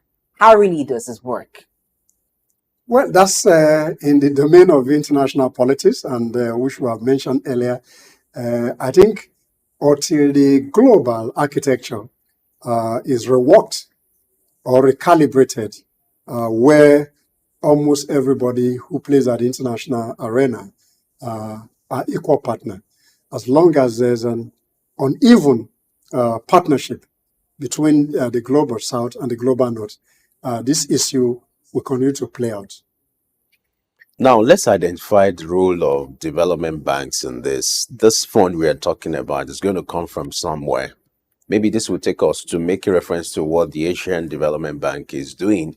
The bank has made a commitment to commit half of its lending, annual lending, to climate finance between now and the year 2030, which means the bank will be committing about $100 billion annually to this target. How should this be a benchmark for other development banks, and what will be the impact of this kind of investment towards achieving this goal? I think that's a welcoming initiative from the Asian Development Bank that has raised this lending. Currently, they're doing about 35% of its lending portfolio to climate change related financing option. So at the strategy meeting review that they just did sometime last week, Friday, the bank has come up with a proposal that with effect from this year, from 2019 portfolio that they had, they are going to upscale it to 50% of their lending to climate change-related financing option. I think this work on development, the Asian, particularly the Pacific region, are very vulnerable to the climate change action. So this new initiative of raising the lending portfolio of the bank to about 50% of its lending, entire lending to a climate change action is welcoming. And I think this will motivate some other regional player to upscale their lending ratios vis-a-vis what they put for climate change. And I think it's a welcome development for the African Development Bank that has that initiative already to see how they can upscale the percentage of its lending portfolio vis-a-vis other development lending criteria that they've already put in place, so that we can have a meaningful result in terms of public-private partnership relationship that can drive the process to address those climate change. So the Asian Development Bank new initiative of $100 billion over a period of from 2019 to 2030 may be a wake-up call to other regional players to upscale their lending portfolio. All right. When we talk about development banks committing funds to address climate issues, sometimes the focus around here or in Nigeria seems to be renewable energy and the likes. Are there other areas that some of those funds can be committed that could even attract private sector investments? Yeah, all the initiative, whether you're talking about climate transitioning, whether other alternative means of energy, whether just climate action in terms of vulnerability to the immediate community. What is key is that the government or the development partner or development bank cannot do those initiatives alone. Those funding must come through private arrangement, and those private companies are closest to the people, and they're able to address. So the key is that what volume of financing that is available, what are the tenor in terms of repayment for such loans. So once those nitty-gritties are done, and the banks have various desks, even up to their country offices, then these issues can be dealt with speedily, and the climate action that everybody is talking about can be addressed meaningfully. Now, in the course of our conversation for some minutes now, we've been able to establish the necessity of these funds. We've established who should disburse this fund, or what should be the role of countries or development banks. Now, let's talk about what this money should be meant for, how to channel this money towards some of those projects. What are some of these critical projects or some of these critical activities that should be funded, this fund should be directed to, in order to achieve this target for climate change stated for 2030? And then how do we create the right framework for transparency and accountability in a situation where monies that are, or funds that are meant to tackle the issue of climate change or climate activities are not being rechanneled towards all that? It's usually a challenge. You're aware of what Asian Development Bank is doing, African Development Bank is doing, but let's establish the framework for transparency, accountability, and then what this money should be channeled towards, kind of projects. I think for the monies that goes into private sector initiative, particularly from the Development Bank, they have a transparency framework. Those development banks already have their ecosystem, how they operate. I think the challenge here would be the money that is government to government. To what extent the money that come from government to government that are dedicated to climate change financing, what kind of transparency and accountability? But for the Development Bank initiative, there's a framework that address those issues. So if you must give money to those private sector companies for renewable energy, for example, the frameworks are there, the guidelines are there, the lending portfolios are already been determined, the tenors are determined, the drawdown dates are determined, and they have a kind of a monetary and evaluation independent company that does that. So if you talk about this issue of accountability, I think we should focus more on government to government. That's, for example, the ones that come from the UN Climate and Environment Unit to Ministry of Environment, for example, to support some climate change initiative. What kind of ecosystem exists in those sectors that will make those disbursements to be transparent? Whether this money go to the actual agencies, departments, even local governments that are responsible for those initiatives. So if I answer your question correctly, in terms of energy transitioning, there are agencies that are responsible for that. In terms of climate adaptation, there are agencies. In terms of order that deals with vulnerability of communities, particularly in the coastlines and all that, there are specific agencies that handle that. So in terms of transparency, we should talk more about government to government business. But development bank to private sector initiative, I think the ecosystems are well established. The frameworks are always explained. Though the enabling laws that are derived from the UNs are already domiciled or domesticated within the laws of the country. But to what extent do the operators within that sector use some of these instruments to tackle climate change? I was expecting you also address what to channel the money into, the activities, the projects, what are your recommendations? No, like I mentioned earlier, trying to answer your question, there are that are dedicated to energy transitioning. So alternative means of energy, there are funding. There's a funding portfolio that addresses. When you talk about coastal erosion, there are funding mechanisms that are, if you talk about rural electrification, there are funding mechanisms that are already in place. So to that extent, therefore, each of these framework, government must be responsible in terms of driving a private sector initiative. Then the government, the money that comes to government coffers to address these issues must be addressed to those specific instruments to tackle climate action. So when you talk about adaptation, you must dedicate if you talk about resilience, you must dedicate the money. If you talk about mitigation, you must address those issues. So there's an ecosystem, a framework that addresses those issues. To what extent that the government is responsible in addressing the core areas within the climate resilience framework. Then once that is done, then each money that goes to each of those framework will get to the right places. Let's look at cooperation within Africa to handle climate change issue and also to hold the developed countries to their promises. What kind of cooperation do we need? We saw how the West was able to introduce carbon credits and how it's working. In Africa, what kind of cooperation, what kind of policies should the continent have? The carbon credit is a universal concept. Well, is it really working in Africa? Some countries are already doing that, and I think Rwanda has some ecosystem that supports that a robust framework that addresses that. So what we should be talking about, to what extent can we scale up some of this instrument so that we can get this desirable result from that instrument. So the instruments are there, but in terms of practice in Africa, how are we using those framework to drive the process?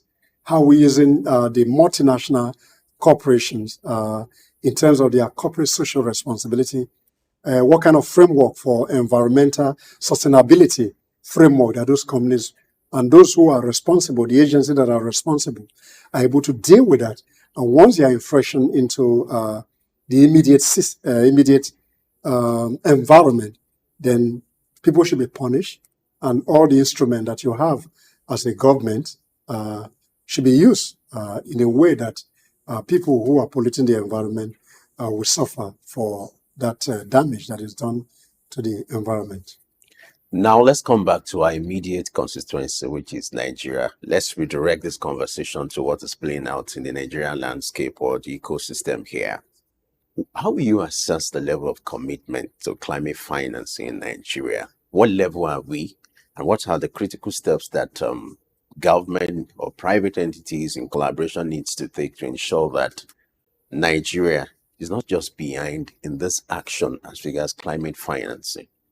I think number one, for government, the government should be more transparent. First of all, what level are we? What's your assessment? No, I'm trying to lay a background before I make that commitment. Yeah. Number one, there are already government-to-government financing option from the UN multilateral level to government. So there are funds that exist within the Ministry of Environment and other agencies within that climate change ecosystem. So they need to be transparent so that people can access those funding so that you can correct that. So in terms of preparedness, their relationship between the UN Department of Environment, UNEP. So those issues must, for example, let's take the Ogoni cleanup. A budget from the international, in addition to Shell, that devastated that environment. Yes, a fund has, but now the Ogoni cleanup in the last how many years has not come to its fruition. So the point I'm making here is that the percentage of our preparedness may be 30 to 40%. I don't have the actual data, so I don't want to be in a speculative mood to put a figure that I'm not sure of. But within the level of instruments, in terms of convention, in terms of commitment, in terms of obligation, those obligations are there. To what extent can the government make that open so that private sector companies can access some of those monies to address those changes?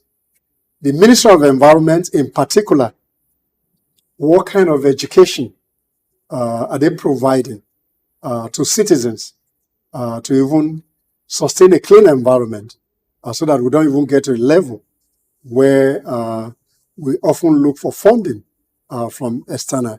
Then the banks should be encouraged as well to have climate change financing desk where some private sector companies that are player in that industry can have some level of funding so that they can address that issue.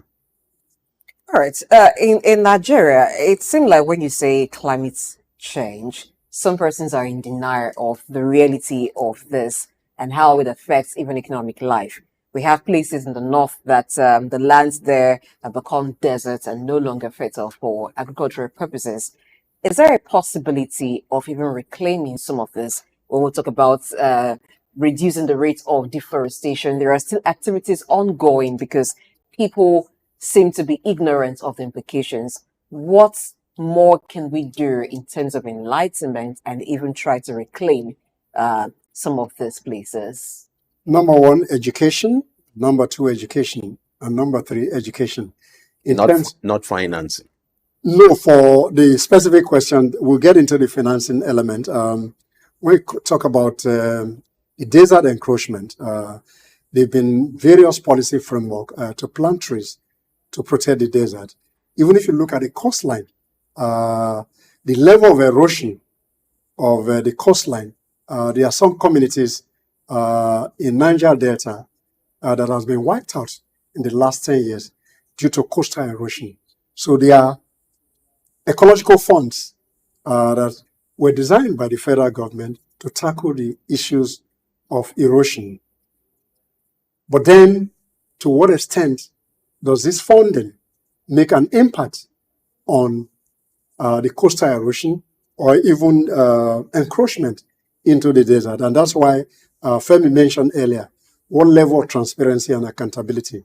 So if the government must focus, they must find a way to release this ecological funding that are responsible to address this issue. On the other hand, we must provide education that if we don't find a way to replenish the environment, then our livelihood, our well-being will be challenged. And at the end of the day, as human, will suffer so much. And this has impacted so much communities that are vulnerable, particularly those coastal areas that are close. And the impact of climate change is being felt by everybody. So we need to play responsibly as citizens, and government must be accountable to its citizens in terms of the mechanism that is put in place to sustain the environment. Now, in terms of scale of preference for Nigeria, which one do you think should come first, education or financing? I think it should be a mix of all so that we can have a desirable result in terms of. But if you need to consider a starting point, looking at where Nigeria is. No, I think it's just a mix. A mix of the two? Yeah, a mix. As you're providing education to sustain the environment, then you should provide some financing that will mitigate the negative impact of climate change on the environment as well and the community, because the well-being and the sustenance of the people is endangered as a result of the climate change. And if you don't address them simultaneously, then there will be a bigger danger in terms of the negative impact it will have on citizens.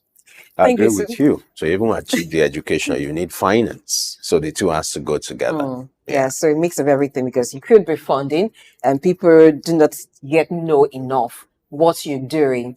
They could just be sabotaging the efforts of governments. Thank you so much, Sandra, for being here today. Thank you, my pleasure. That's a wrap on the show. Early Exchange Wednesday's edition. Tomorrow will be another time for you to join in by watching. And you can follow us on our social media platforms as SOUQ News TV on Facebook, Instagram, and X. Leave a comment. Tell us what you think of the discussion today. You can expand it by sharing your own thoughts. It continues with you. I am Blessing AHU. Market Insight is up for 11 a.m. here on SOUQ News TV. And remember, spread the good news. The Isle 104.9 FM is here finally where business needs bids. I'll see you tomorrow. And for victims of the flood incident in Maiduguri and in Borno State, our heart goes to you. We're in support, and we're using this medium to canvass for support for those people who have been displaced. And we hope that respite will come their way soon and they'll be back to their initial habitat. Don't forget, Early Exchange will always return bigger and better. And this conversation, in case you missed the earlier conversation, you can do a catch up on our YouTube channel. Market Insight comes up at 11 as Early Extinct returns tomorrow, bigger and better. I am Femi Ayodele. Thanks for watching. We'll see you tomorrow.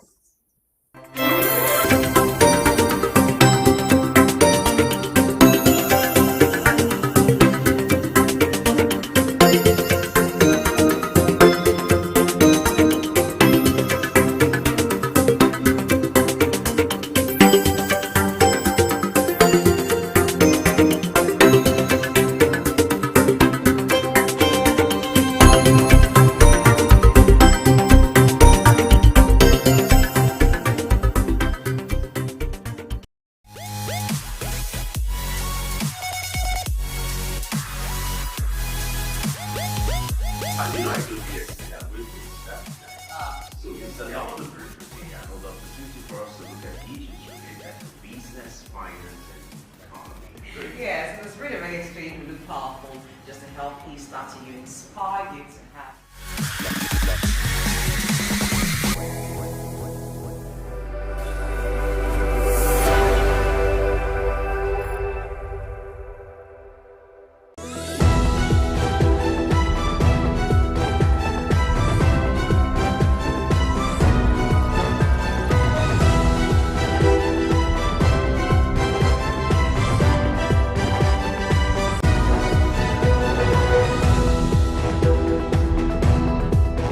It is well known that one must possess certain key qualities in order to join the upper echelon of the wealthy and powerful. Such acquired and honed qualities include astuteness, strong will, shrewdness, sternness, and highly ambitious are a few of these words. It is well known that one must possess certain key qualities in order to join the upper echelon of the wealthy and powerful. Such acquired and honed qualities include astuteness, strong will, shrewdness, sternness, and highly ambitious are a few of these words.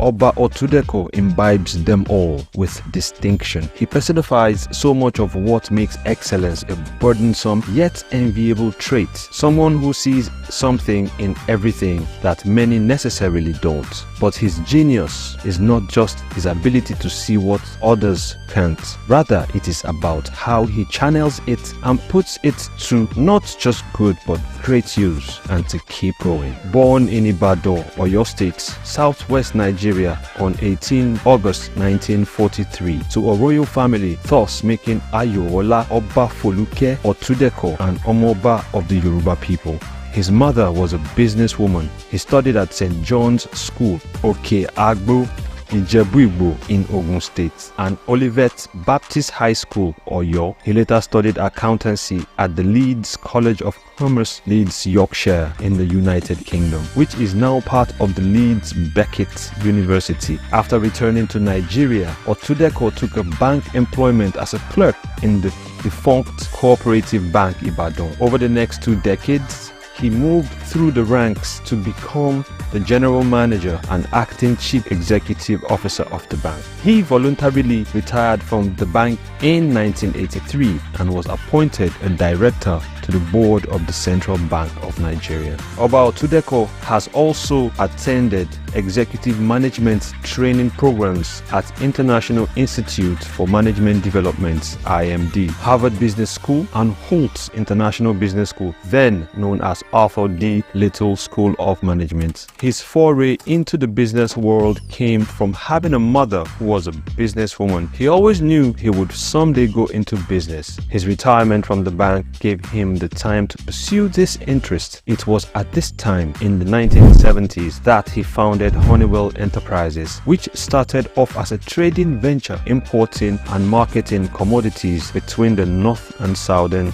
states of Nigeria. The company later grew into Honeywell Group, one of Nigeria's leading indigenous conglomerates. His footprints are etched in almost every sector, starting with the greatly popular Honeywell Flour Mills PLC, a food processing company focused on flour-based products, including baking flour, ball foods, noodles, and pasta. The company started operations in 1998. Others include HOGL Energy Limited in the oil and gas sector, was incorporated in 1995 as an indigenous oil and gas marketing company. The company procures, imports, and distributes fuels and gases as well as lubricants, which it produces for industrial and domestic use. Pivot Energy Company Limited is in the business of providing engineering, procurement, and construction services to the power industry. Uraga Real Estate Limited is in the real estate sector, providing funding whilst managing and developing properties and facilities across the country. Anchorage Leisure Limited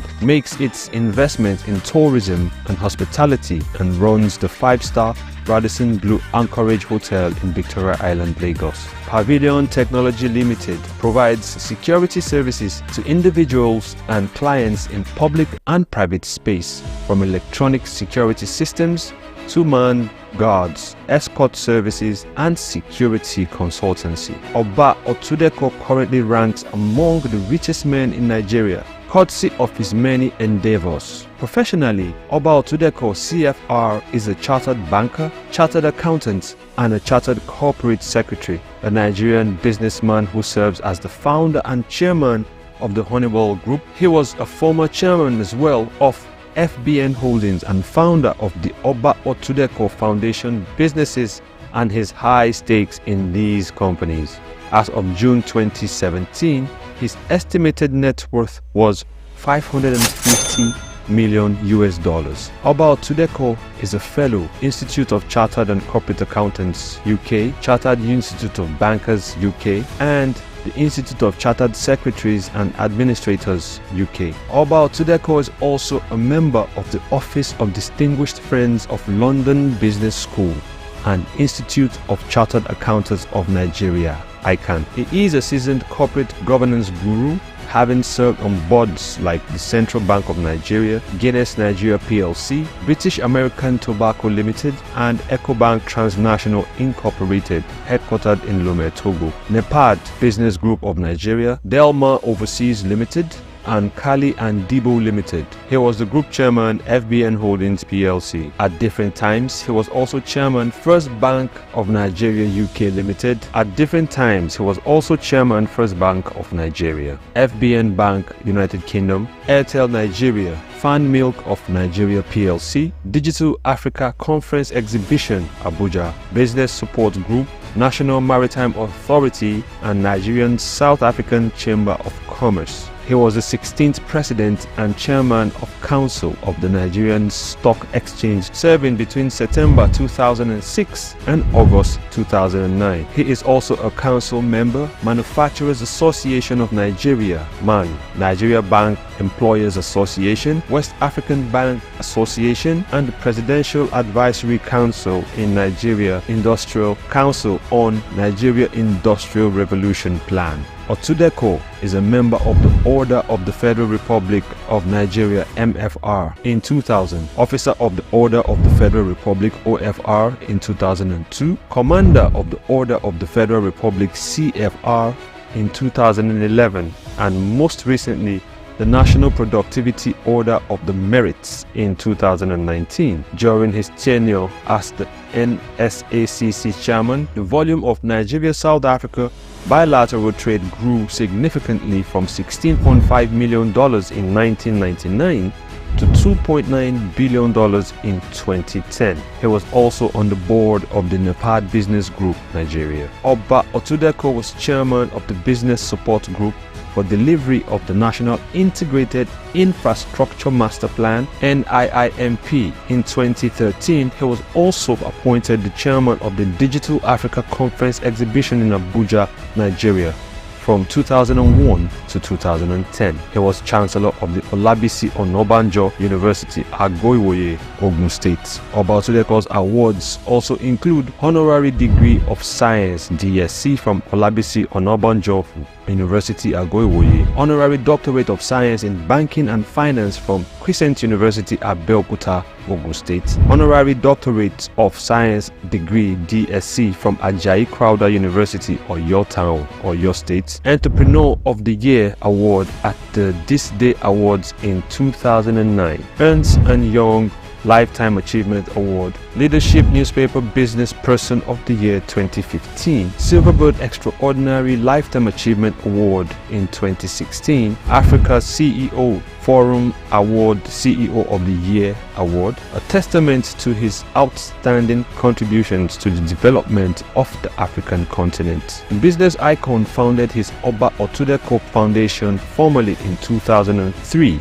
a private, independent, not-for-profit institution with 4 focus areas, namely education, health, environment, and public enlightenment, also providing grants and material donations to other non-governmental organizations as well as other worthy social causes. The central goal of addressing development challenges beyond the dream of its founder. A central goal of the foundation is to build a heritage of responsibility in the African continent in addressing development challenges beyond the dream of its founder. The foundation built an auditorium for Pan Atlantic University, an administrative block for the All Saints College at Dung Village, Ibadan, for Footprints Occupational Training Center, and for the Center of Entrepreneurial Studies, Olabisi Onabanjo University, Agoiwoye, Ogun State, among others, to name a few. At the Federal University of Technology, Akure, in Ondo State,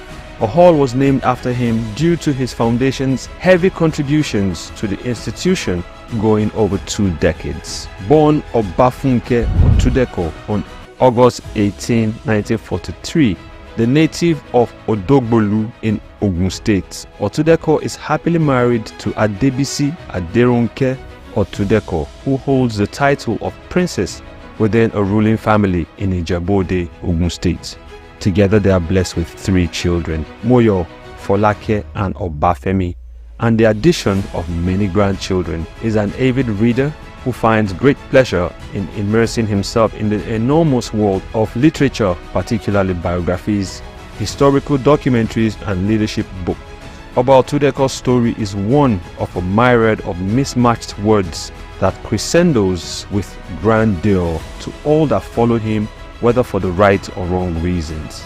Like every journey of success, his too, despite being plagued with ups and downs, is one that emerged with great rewards because words like drive, persistence, dedication, hard work, determination, and courage were guiding pointers for the business titan who is a blazing example for any individual with a vision to conquer their world.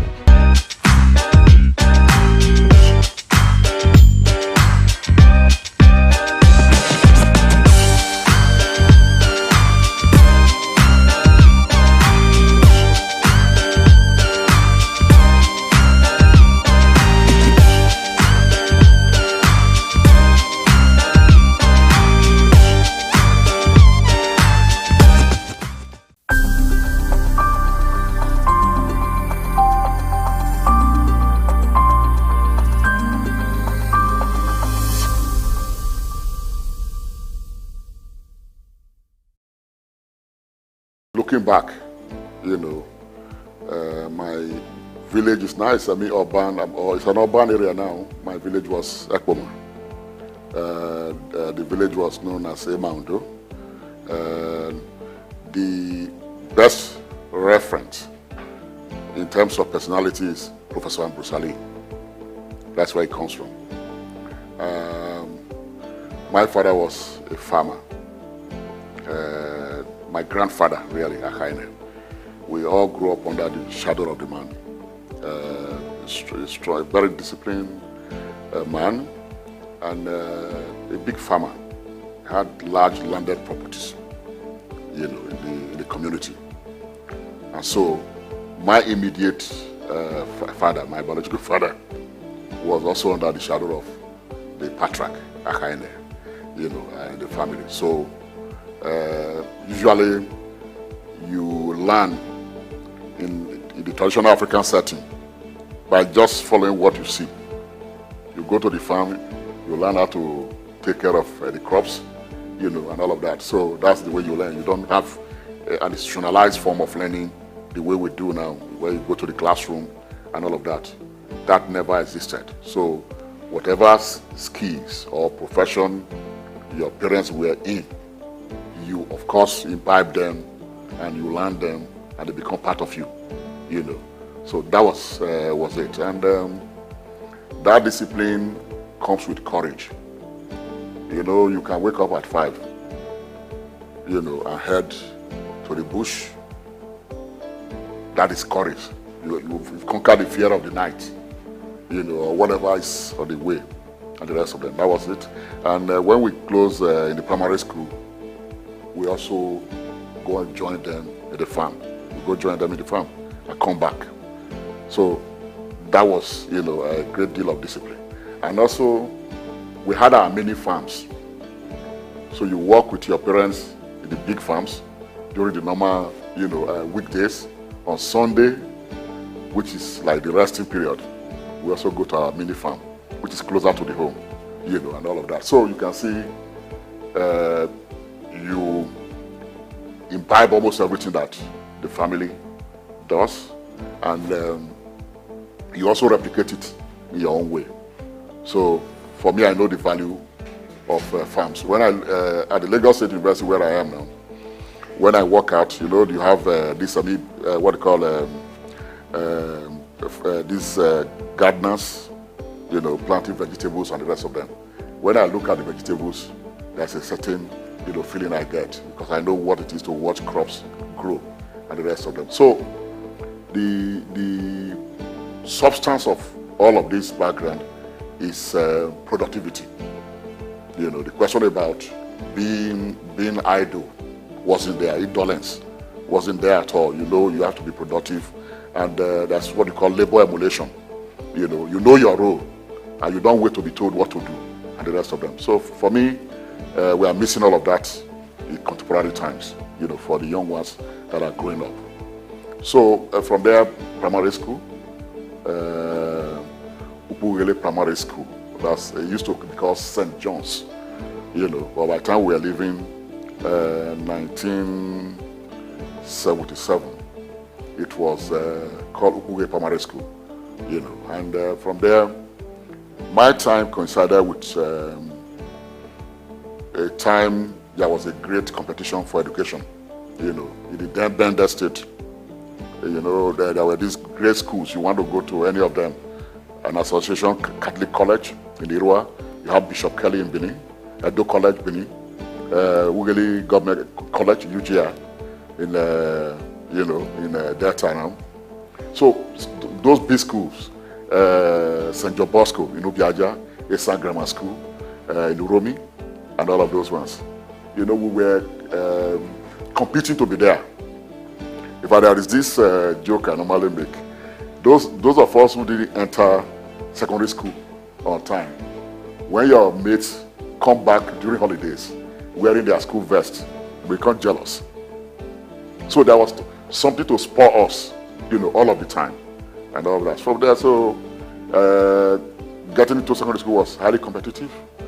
Today you see, I don't know how they do it now. Somebody will come out with 8 credits, not just 8 credits, 8 A's. I don't know how they do it now.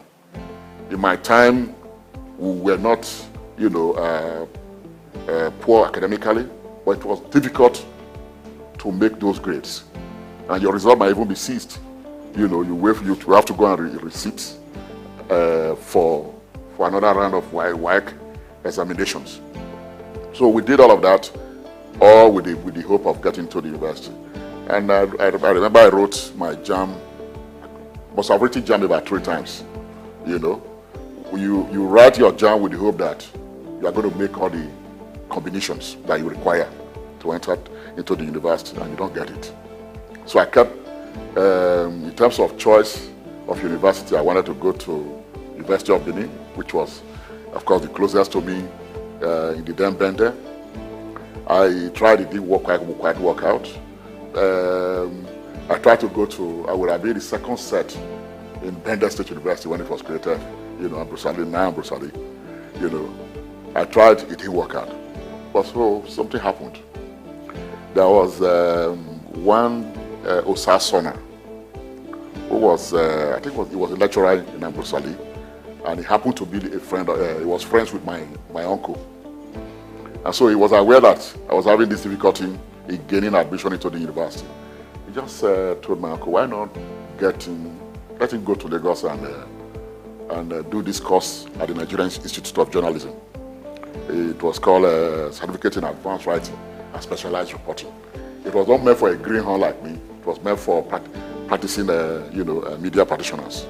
My colleagues were Utia Ukukena, who is late now. He was the PRO of FEDECO, what they call it, the NECON, not before FEDECO, after the one associated with FEDECO. He was the PRO. Then I remember Abubakar Hassan, who was the PRO of Ajakuta Steel Mill. There was one Kazauri. I think there was this paper in the north, not the New Nigeria. Was it not Herald? Triumph, something like that, yeah. Then you had, there was this other guy who was I think he was deputy manager in NTA Sokoto. These were my classmates. I think this sports writer who was in the Guardian joined us. I remember very well. So, but that program turned out to be very exciting for me. Because I had interest in writing, and as far back as when I left secondary school, my first attempt at writing was I wrote a book on Awolowo. It was titled The Oasis, and that took me to Ikene to meet Papa, Chief Obafemi Awolowo, and he recommended that book to Spectrum. Shortly after he did, he died, so nobody could to pursue it. And I don't forget that when I was leaving, he gave me 20 naira. 20 naira was very big, 1985, went back to Lagos. But it was not even the money. The fact that I could shake the hand of the sage was exciting for me. And looking back, I said to myself, look, I could have kept that 20 naira as a souvenir. But at that time, it was, it was something, it was, some money that I could use. So that was in terms of measuring my ambition, And my earliest heroes were, Obafemi Awolowo, Olesho Inka, then, of course, Kaduna Ozeogo, the man who led the first military coup d'etat. In terms of his commitment, patriotism, and disinterestedness in himself. A man who could tell you that if I don't come out in 15 minutes, take care of me and the target. So those were my earliest heroes. And I remember I read The Man Died even before I left secondary school, and I was to reread that work again when I was writing my master's, thesis. So the other part of me which was in it was to detest anything oppressive. I remember in the secondary school that I started with, where I was one of the pioneers, Opoji Grammar School. We led a protest against being shortchanged with this food they cook for Children's Day. I remember now, the key cow and the rest of them. So they did this, and they brought the rice, and we didn't see the cow. So I led a boycott of it. It got to, I had a relative who was a teacher in that secondary school. So they were looking for the ringleaders, and they called a general assembly. And they said, those who are not part of it should leave. Everybody was leaving. So made about 4 of us or so.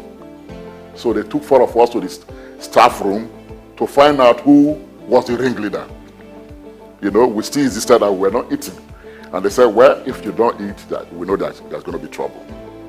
So they went to the extent, those days, traditionally you could go to Ifa to know who is the ringleader. But they used this key with the Bible, calling our name to know who the ringleader was. So eventually they prevailed on us, use all kinds of pressure to beg us and the rest of them, because if we don't eat the rice, probably there will be an indictment. It's already an indictment, and those days in the inspectorate, they ask questions. So after much persuasion, we calmed down and allow the process to go on. So that was one earliest example of my attitude towards resistance. And so by the time I left secondary school, I got inducted into radical literature. There was a relative of mine, Mr. E.C. Mamadou. He's now a German resident. He graduated from Ife, Bafina University, then the University of Ife. And he was privileged to be taught by Professor Toyo Olorode and the so-called Ife collectives at that time. And when he graduated, he started what we call a study group in the village. So a few of us went there, and he gave us some radical literature. He gave me one a recovery where the Dialectics of Nature by Frederick Engels. If you read the Dialectics of Nature, you virtually understand everything about science. Science and its relation to social life. So that literature, Communist Manifesto, the other one was Anti-During, also by Frederick Engels. Anti-During will teach you polemics, everything about polemics. So by the time I entered the university, I was already radicalized in terms of world outlook, and all of that. So when I left ECPOMA for Lagos, to start the NIJ program, so there were other comrades who were, belonged to those radical movements. There was one Femi Ahmed, those days we call him Sandinista.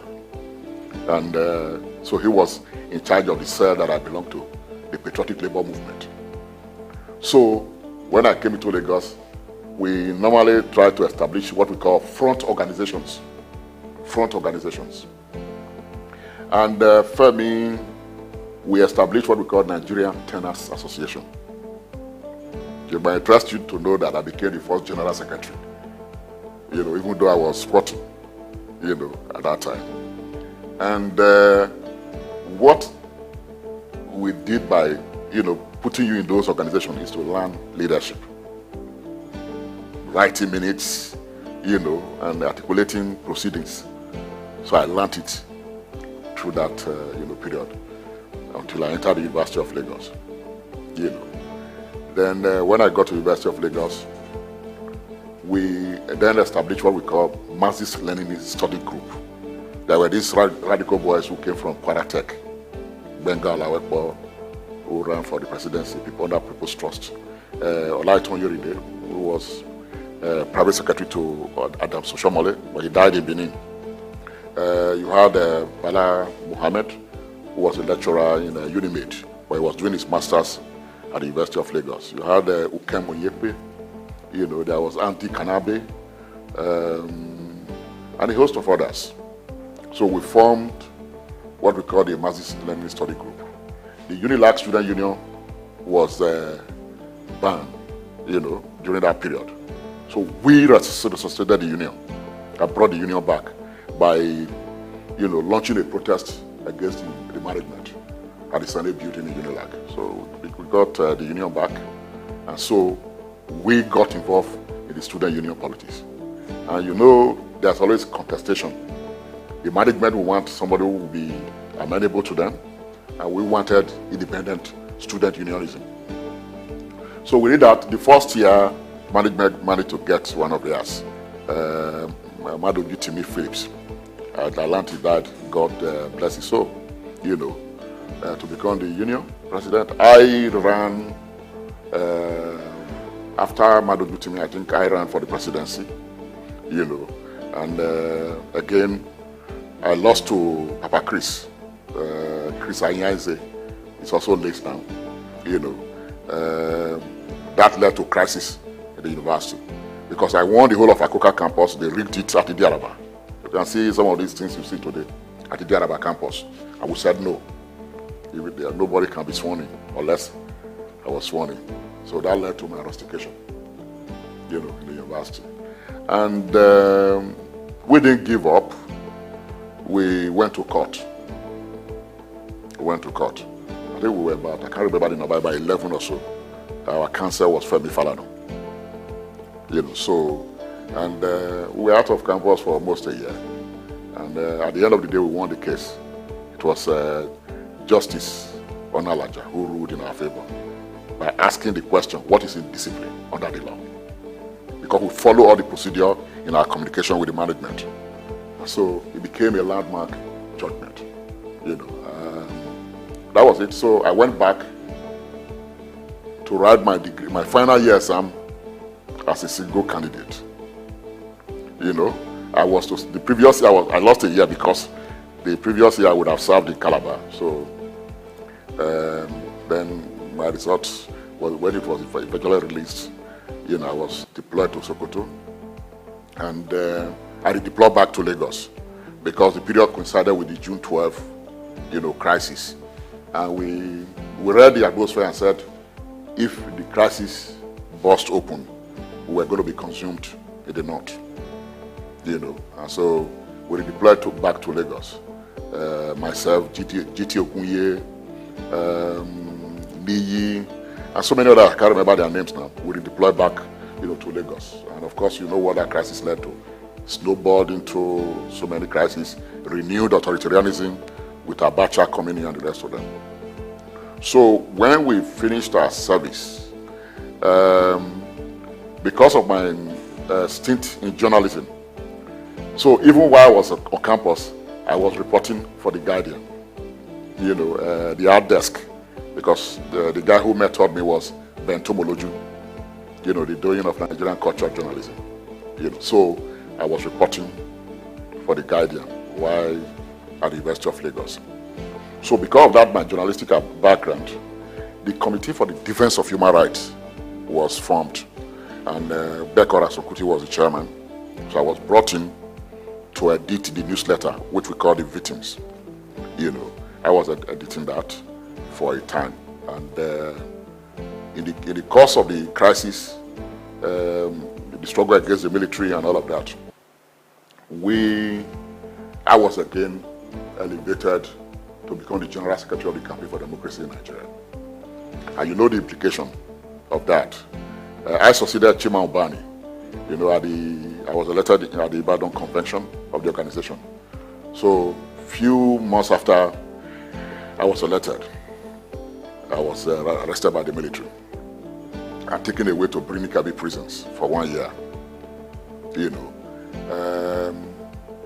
I was released when the Commonwealth delegation came to Nigeria. I had a meeting with Abacha. Abacha wanted to please them, so he released a few of us, myself, Adeniji Adele, who is late now, one Eno, who was Abiola's whether personal secretary or personal assistant also at that time. So that was it. And when I came out, of course the crisis, when I was released, the crisis hadn't ended at all, you know. And my chairman was taken away, Beko was taken to Katsina prison also. We were all dispersed. Shehu Sani was taken to Kirikiri, later to Aba prison. So it was my task again to reorganize the organization. We did that, and we then transited to the United Action for Democracy. All the forces reaggregated under that umbrella. We then made Olisa Agbakoba as the convener. Myself and Chima Ubani became the joint secretary of the United Action for Democracy. So we're on that when General Abacha dropped dead. And I then reflected on my career. At that level, I decided that I should go back to school. So did my master's quietly at the Lagos State University, and went to the University of London to pick up my doctorate in politics. So that marked my journey into the academia. But then I became active in the civil society, and involved in research. I formed the Center for Constitutionalism and Demilitarization that publishes the Constitution, a journal for constitutional development.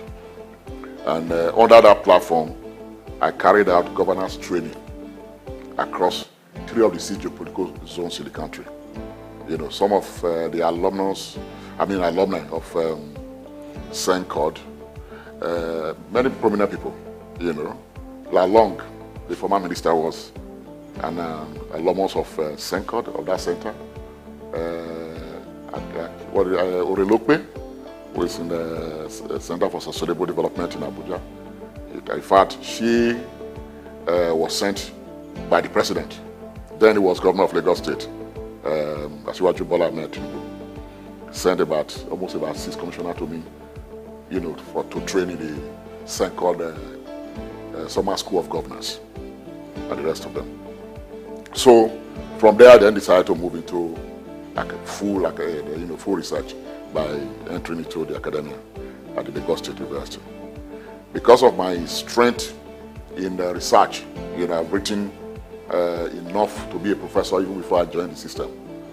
So I entered Lagos State University as a senior lecturer, and rose through the ranks to become a professor in 2017, in political science.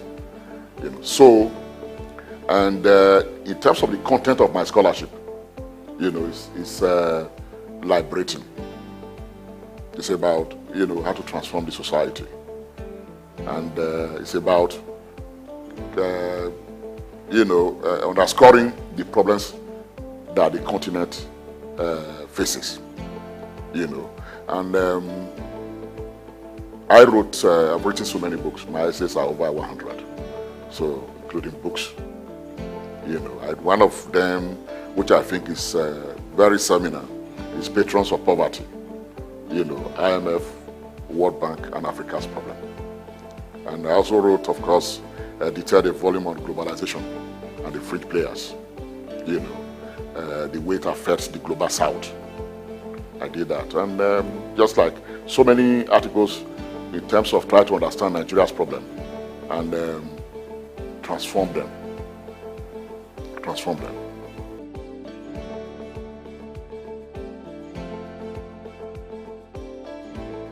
I think the first stage is the power of conviction. You must at this point in time define, your role, because one of the greatest problems is that we are born into this world. Sometimes, as one French philosopher, I guess, said, we don't know the cause of death, and we don't also know the cause of departure. So we just find ourselves in this space. So when you find yourself in this space, you define it. And if you do a summing up, you discover that the only thing relevant is to live your life for humanity. And so you have to, how do you create that space? It means that all those strictures, structural constraints on people actualizing themselves, you have to, help to fight them. You have to subvert them so that people can, fully realize their lives. And so I believe that I have that power of conviction. One, and when conviction comes with commitment. Commitment is very, very important in whatever you do. You define your aim, then you are committed to it, and you pursue it. But what I also learned, I'm not sure whether I was influenced by Chief Obafemi Awolowo's biography. You discover that nobody really helps anybody. So it is always good to carve a path of independence so that you don't go begging to feed yourself. It's very important. If I say this, I'm not saying that you have to be materialistic. That's not the point I'm making.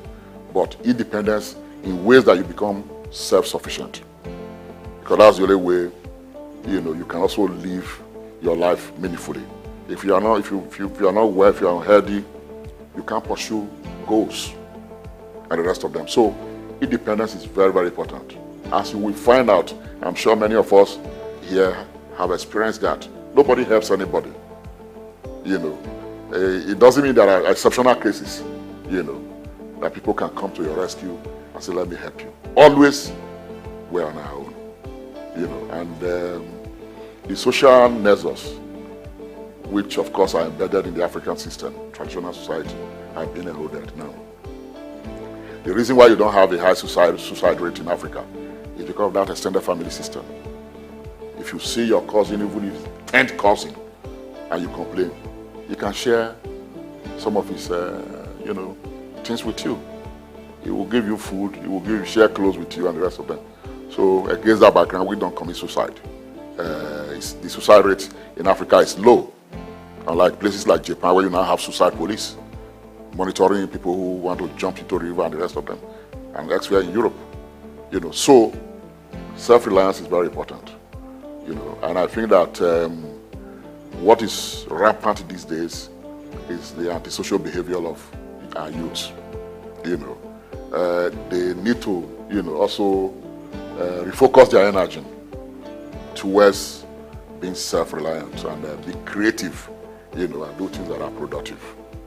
Our country is a very great country, potentially great country. And if you've traveled to other parts of the world, you will understand why we need to build this country and create sanity zones. That again tells you why I'm in politics. Because I believe that even if I were to, you know, amass huge resources, I will not be able to transform beyond my immediate family. But if you want to transform society and community, you need state power, which is why the quest for leadership becomes very important for me.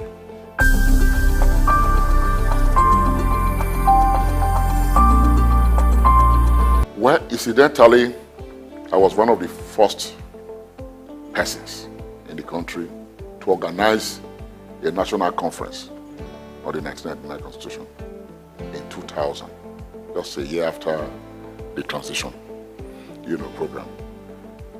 In that conference, I recall very well, Issa Sage was there. The late Bala Jubri Muhammad was there. I think Odia Ofemu was there. So many prominent Nigerians were in that conference. And at that time, if you don't understand the constitution making, you have what we call,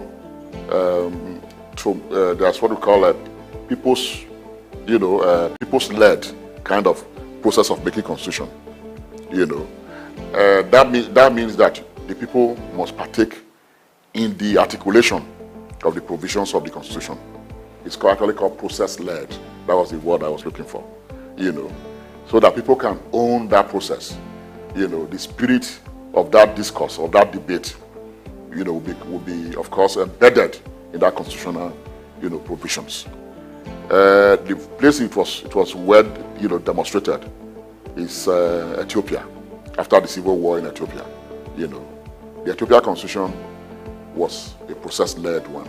They even dramatized the provisions of that constitution to the ordinary people to understand what was being, you know, talked about. That was why I was shocked that Abiye could go to war in Tigray, because the Ethiopia constitution has a clause that says whoever wants to go out of the union, if you want to go out of the union, there's an article you can activate in the constitution and you leave. So if Tigrayans wanted to go, why was Abiye trying to stop them? Why is it that the government there refused to follow the lay down the constitutional path to resolve such crisis instead of, you know, bloodletting that happened in Ethiopia? So in the case of Nigeria, we talked about the fact that Nigeria entered into post-colonial life on the basis of a federal constitution. You know, largely issues of derivation were taken care of, you know, in the constitution. If you look at the 1966 Republican Constitution, even 1960, derivation was there, which I thought it was almost about 50%, you know, of resources from the regions and the rest of them. So after the Civil War, centralism, you know, because military rule by edit and decrease, and it's a central command. That collapsed essentially the federal structure and undermine it completely. Even civil service within the regions were now united on a national basis. So that is the problem. You have a military head of state who dictates, everything that happens in the regions. That was the problem. Now, the 79th Constitution was an attempt, to strengthen the federal system so that what they call separatist tendency of the early 60s will not be there. But again, in a way, it atomized the federal essence of the Nigerian, constitution. So the 1999 Constitution, one of the things we found out is that as at the time it was compacted or put together, there were 68 items under the exclusive list, the exclusive legislative list. And compare that to the residual list, where the state has legislative competence. It was infinitesimal. So we felt that there are items on the 68 exclusive items on the exclusive list that ought to be either concurrent or residual, to the states. So that is the problem. So the states are largely de-empowered with the 1999 Constitution. The states are largely de-empowered. And there are aspects of the Constitution that are not enforceable. I think the directive principles of state policy, I think chapter 2 or so, are not enforceable, and all of that. So what you then have is that what Ekweremadu call Fidiboto federalism. Everybody run to Abuja. Creativity is dead, and the rest of them. And it has, of course, feared what you call a consumerist orientation of the governing elite and the larger society. So these are the problems. And so refederalizing, as we have argued, will mean that, more powers should be devolved, to the states and the rest of them. The last assembly tried to do it haphazardly. Electricity, as you know now, is now under concurrent. And which other one? Railway is now concurrent. So for me, that's some gains of the long-time agitation for devolution of power. But we still need to do more.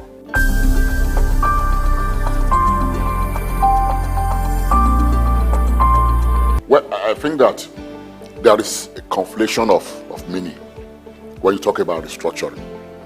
You talk about devolution of power. You talk about refederalizing the polity. Largely they converge. We are saying that there are contradictions within the Nigerian, system, the polity. Therefore, we need to deal with those polity problems, by restructuring. Restructuring means that the component nationalities of this country, should exercise some measure of autonomy, in their area of jurisdiction. You want to, for example, now we have NUC that determines almost everything for universities. Universities is on the concurrent, education is on the concurrent list. State government can establish their own standards for universities, So when you have all of those things, those are the contradictions in the Nigerian federal system. When things that are supposed to belong to the units, are being concentrated in the center.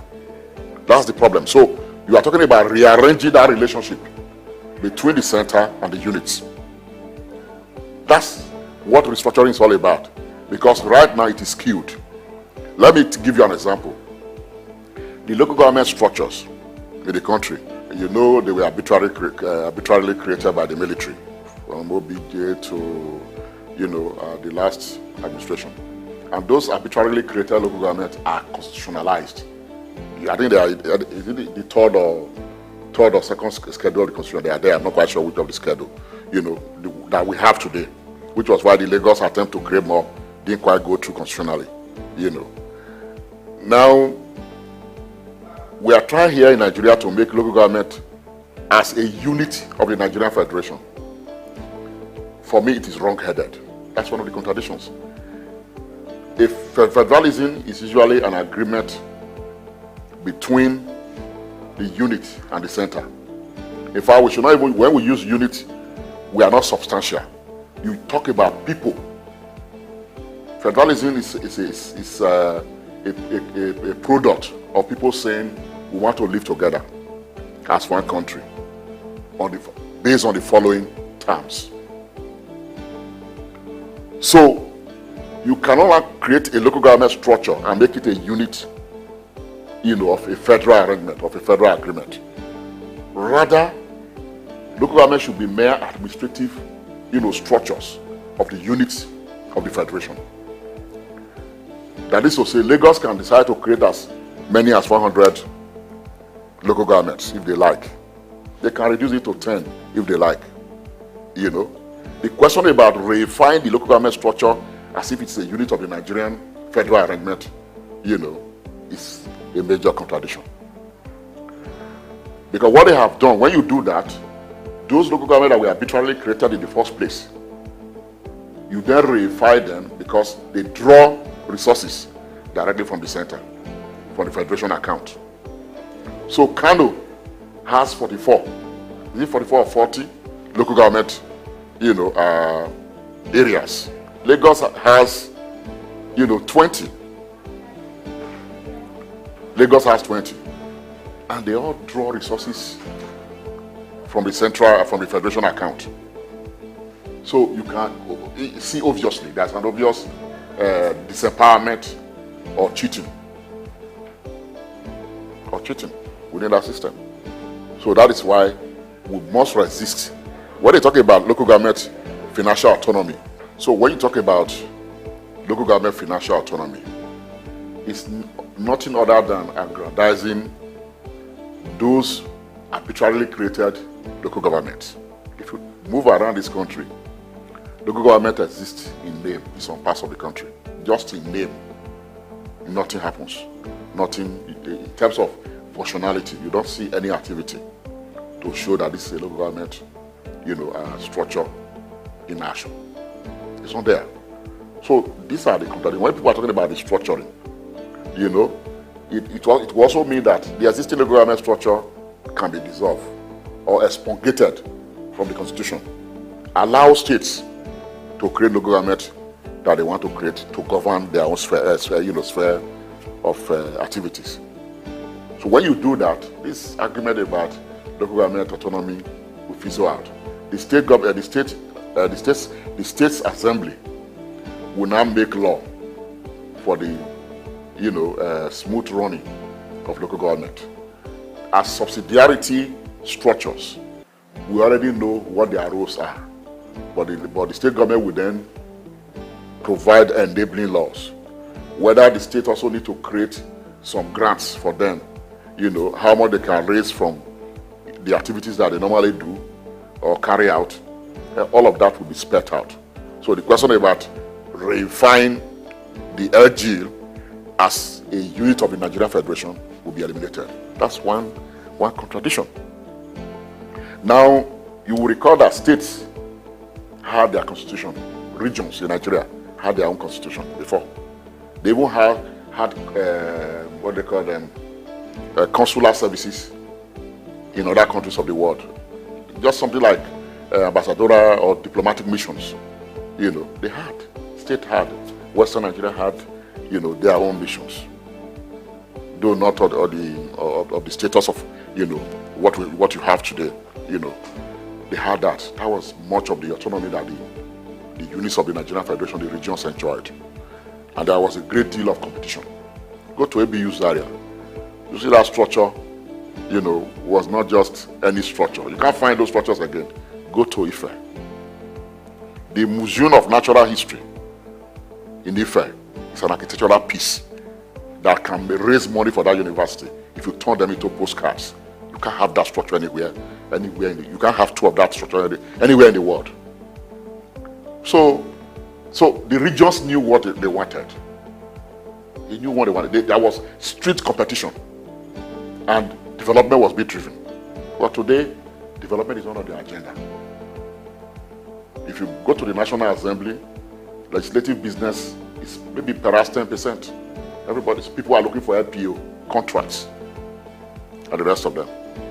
And even in the First Republic, when the regions were truly autonomous, legislative business was part-time. Councillors were part-time, councillors. That was what we had. And yet they were committed. They were men who were respected in the community with character and all that. Today, it's the only game in town. People believe you can make money by going into politics.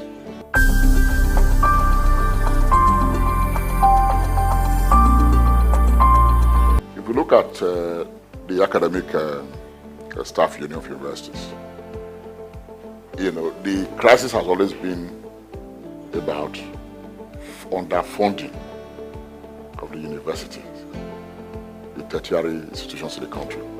Or not just even tertiary institutions, the educational sector. If you look at budgetary allocation vis-a-vis other sectors of the national economy, you discover that education is not prioritized. So that has created problems between academic staff union and the Nigerian government. Autonomy happens in different ways. The way we are in Nigeria today, in which every institution and agency of government go to the center to collect money from the federation account, will not allow university to have full autonomy, because you still rely on subvention, from the federal government, to run, or the state government, as the case may be, but creating your own resource base, financial autonomy, is still problematic, because you can't charge higher, tuition fees. Private institutions are doing that, and you know what it is. Your children can't go, my children can't go there. But even at that, they rely on, the faculty members in the federal institutions to teach in those institutions, because we resource for them. So, SOUQ has always made a patriotic case for funding of education. And SOUQ doesn't just make a case, they provide solutions. There was a document SOUQ produced in the 80s titled How to Save Nigeria. The third fund that you see today was a product of that articulation. It was SOUQ that articulated this third fund, which comes from the money in third fund is education tax. SOUQ provided anything they asked for, they provide a solution. Even the last element of the crisis, EPs, these integrated personnel, payment services. SOUQ said, look, the nature of the federal, the educational institutions are such that you can't lump us with EPs. SOUQ then provided what they call UTAS, University Transparency and Accountability System, that will take care of the peculiarities within the system. So SOUQ will make a case. When they protest, they review and justify.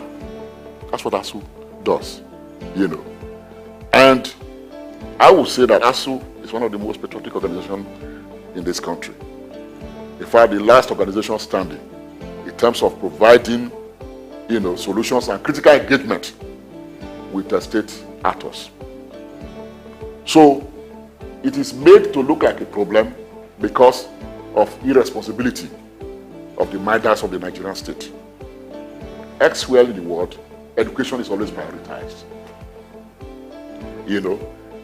Some places education takes a larger chunk of the national budget, because if you have an educated population, it is easy to govern. It's easy to govern and the rest of it. So I don't look at it as age-long crisis. If we have a productive national economy, federal government may not need to even fund the university, because product of research, companies will buy into them, and therefore university can survive on royalty. For instance, University of Michigan, survives on royalty, particularly from the automobile industry in Detroit, in the United States of America. Now, but even at that, the state has not shirked its responsibility of giving subvention to a university that is super rich. That's the United States. But here, and you know the trend, all of us in government take our children to universities abroad. You know, and Nigeria's universities in the 70s and 80s and the 60s were stronger than those universities. If you bring a degree from America, Nigerian university system here, they don't regard it those days. If you bring from Canada, they don't even look at it at all.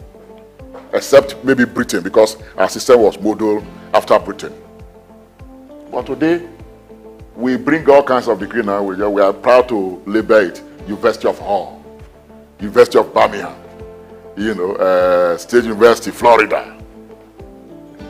Whereas Nigerian, you know, the faculty in Nigeria, in Nigerian universities, I mean, were very solid and strong, attracting international, you know, academics to come into Nigeria. If I had so many international academics, UI, the same thing, and the rest of them.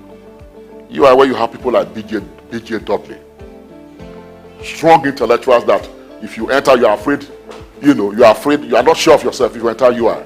Because the academics were thick, they were real scholars, and the rest of them. And it's still easy to do this. All you just need to do is to invest, fund educational system. The money that is voted for newspapers for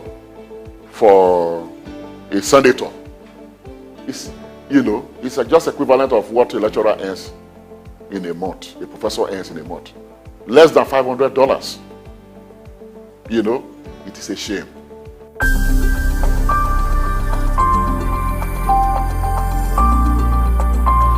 I think I made a reference to it, you know, somehow. You can, if you want to transform society, you need state power to do so. Without state power, you can't transform society. But beyond that, the political atmosphere, you know, is highly polluted. You have state actors who are not there to build, who are not there to transform society, but who are there to self-aggrandize, accumulate resources for themselves and their cronies. That's what you have. Maladministration. That's what you have. So, if you have that structure, unless there's a contention with that structure will be reified, that it becomes extremely difficult to change society. Look at the consequence of the way we have misgoverned our country. Every Nigerian wants to go abroad. Professionals are leaving in droves. So if they leave, who is going to build the country? So I believe that it is possible to create sanity zones. By experimenting with what I call enclave paradigm. People will say, yes, every other thing is bad in Nigeria, but there's a state that is getting it right.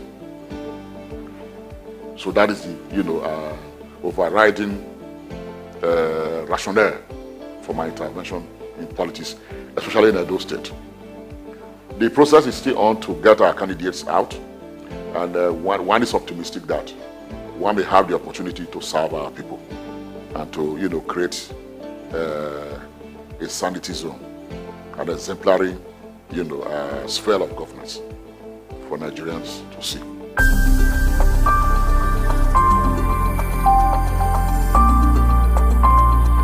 Maybe 2 points, really, from your question. Governance, governance, then electoral, deficits in the system.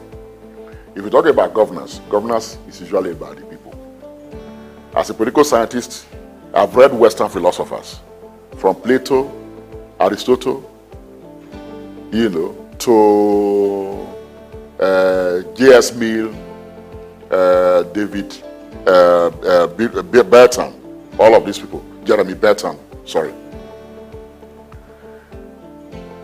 What they are all concerned in their philosophical articulation is how to achieve happiness for society. And so society is created in order to create a basis for happiness for humanity. Because individuals cannot surmount, the burden of nature. And therefore, You therefore create a community for that, for our social life. We have negated that largely in Nigeria. And so we need to re-engineer governance. Re-engineer governance in ways that it can become meaningful and create a basis, for happiness of our people. So it means that government must reprioritize and focus on, those vitals, existential vitals. People must have a roof over their head. People must be able to feed, clothe themselves. If you can't do this, you are not governing.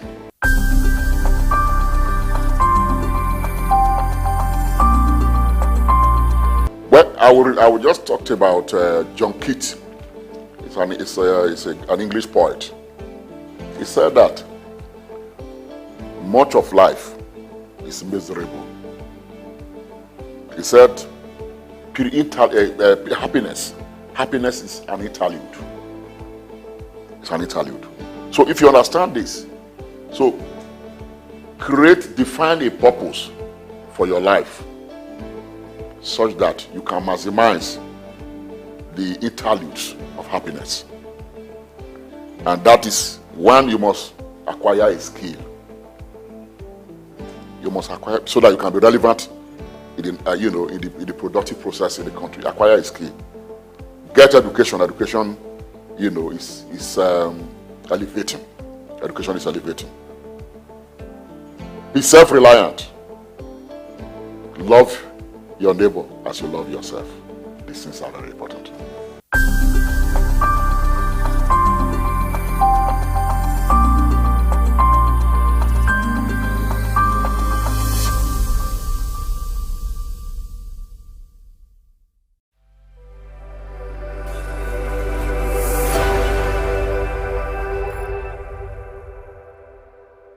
The National Union of Food, Beverages and Tobacco Employees Senior Staff Association has made a passionate appeal for urgent presidential intervention by President Bola Tinubu to resolve the crisis created by the refusal of the National Agency for Food and Drug Administration (NAFDAC) to comply with the resolution of the House of Representatives directing it to lift the ban on the production of alcoholic drinks in sachets and small PET bottles. The association made the appeal in an open letter sent to President Bola Tinubu and made available to our newsroom on the 16th floor of Necom House, 15 Marina, Lagos. In the petition signed by National President of National Union of Food, Beverages and Tobacco Employees, Comrade Garba Ibrahim, and the National President of the Food, Beverages and Tobacco Senior Staff Association, Comrade Jimo Uyibo, the union requested for the fatherly intervention of the President in what is called this lingering, unnecessary, intransigent refusal of the Director General of NAFDAC to comply with the resolution of the House of Representatives which directed it to lift the ban on alcoholic drinks in sachets and small PET bottles in its resolution on the whole House dated on the 14th of March 2024. The union expressed its profound gratitude to the President for his fatherly concern and exemplary leadership in the resolution of the minimum wage crisis, and expressed the hope that this groundbreaking achievement will go a long way in calming tensions in the unions and the organized private sector in the quest for the improvement of the economic well-being of the struggling but ever-enduring Nigerian working masses. It explained that it had resorted to the last-ditch attempt to resolve once and for all the avoidable impending crisis in the industries, which, if not quickly tackled, could appear to jeopardize the industrial peace that the resolution of the minimum wage negotiations are expected to lead to. The union noted that there have been copious presentations by the various stakeholders in the industry in response to what is called the sudden, ill-advised and ill-motivated draconian imposition of the ban of NAFDAC at the beginning of the year on the production of alcoholic drinks in sachets and small PET bottles, pointing out that the proposed ban will kill industries and investments. The union was of the view that the ban will invite economic disaster in Nigeria, which will affect hundreds of thousands of businesses, homes, and families in the country. The petition stated that as members of the unions dealing with food and beverages, they were of the opinion that the actions of NAFDAC was injurious to the economy at this difficult time, stressing that it was no surprise that the patriotic, honorable members of the People's House of Representatives unanimously passed the resolution due to stave off the looming danger to the economy. It observed that the position of the Director General of NAFDAC, Professor Mojisola Adeyeye, after the resolution was that she was waiting for ministerial directive before compliance. It wondered how long it will take the DG of NAFDAC to get the so-called ministerial directive months after the resolution of the House of Representatives. The union said that it did not want to allege or suggest that it appeared that the DG of NAFDAC was acting against national or public interest, as even the Distillers and Blenders Association of Nigeria, the ban, have appealed to NAFDAC to suspend the ban. In its resolution, the House of Representatives stated that government regulatory bodies should place more emphasis on regulation, monitoring, and enlightenment campaign to educate stakeholders and the general public on the dangers of underage consumption of alcoholic drinks and its sale in motor parks. It also resolved that the enlightenment campaign should be carried out in secondary schools across the country as practiced by the National Drug Law Enforcement Agency (NDLEA) to educate students on the dangers and vices associated with the abuse of alcohol. It tasked parents, religious bodies, and non-governmental organizations (NGOs) should be tasked to counsel their children or ward, especially the underage, on the dangers of alcohol consumption, and that regulatory mechanisms should be strengthened to ensure enforcement and compliance. We call on Professor Muji Adeyeye, the DG of NAFDAC, to conform to and comply with the resolution of the House of Representatives in the interest of the public and adhering to the rule of law. There is no individual in Nigeria that is above the law. She should do the needful by lifting this ban on the production of alcoholic drinks in sachet and small PET bottles. I am Bayo Olaoye.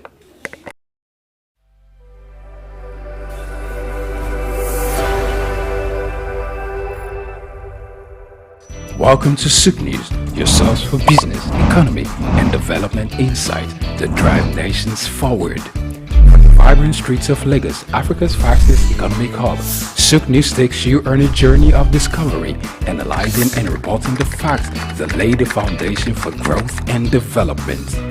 We don't just report the news, we create it. SOUQ News is more than a channel. It is a catalyst for change, spotlighting the stories that shape economies, inspire entrepreneurs, and fuel progress.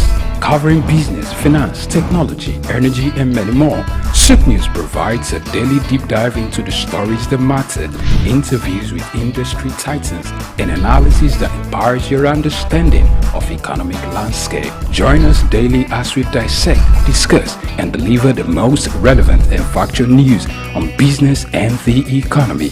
SOUQ News is your trusted guide, empowering you with the knowledge to make informed decisions.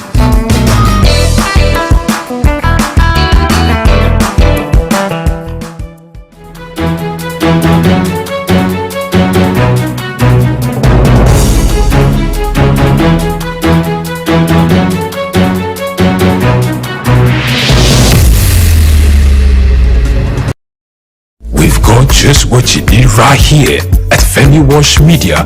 Call it the Midas touch and you wouldn't be wrong. Let us record, produce, mix and master your audio like nobody does. Reach us on our contact today for the best quality job.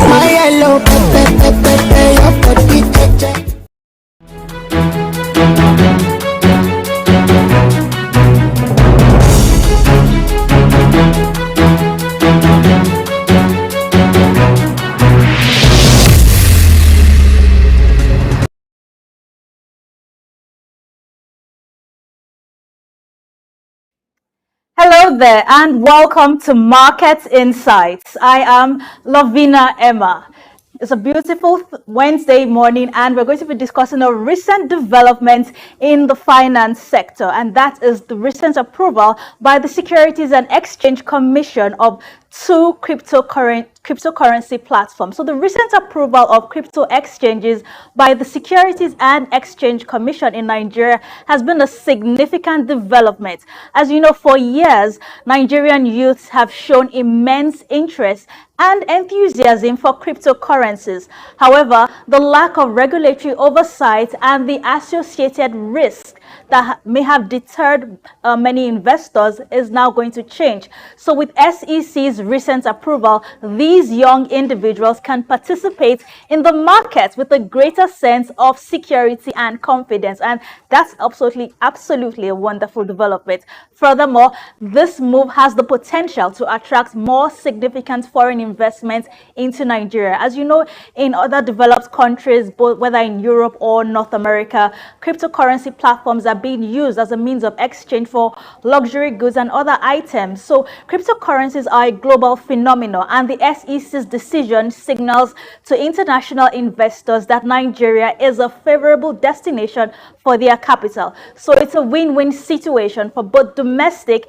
and foreign investors. And it's also important to note that no investment is without risk. So however, the SEC's approval and oversight might also provide a layer of security that can help to mitigate these risks. As the market matures and the regulatory landscape evolves, we can expect even greater confidence and participation from Nigerian investors. So I have a guest who will discuss this welcome development this morning. He's in the studio with us. So after the break, I will introduce him and we'll talk further about this. So join us after the break.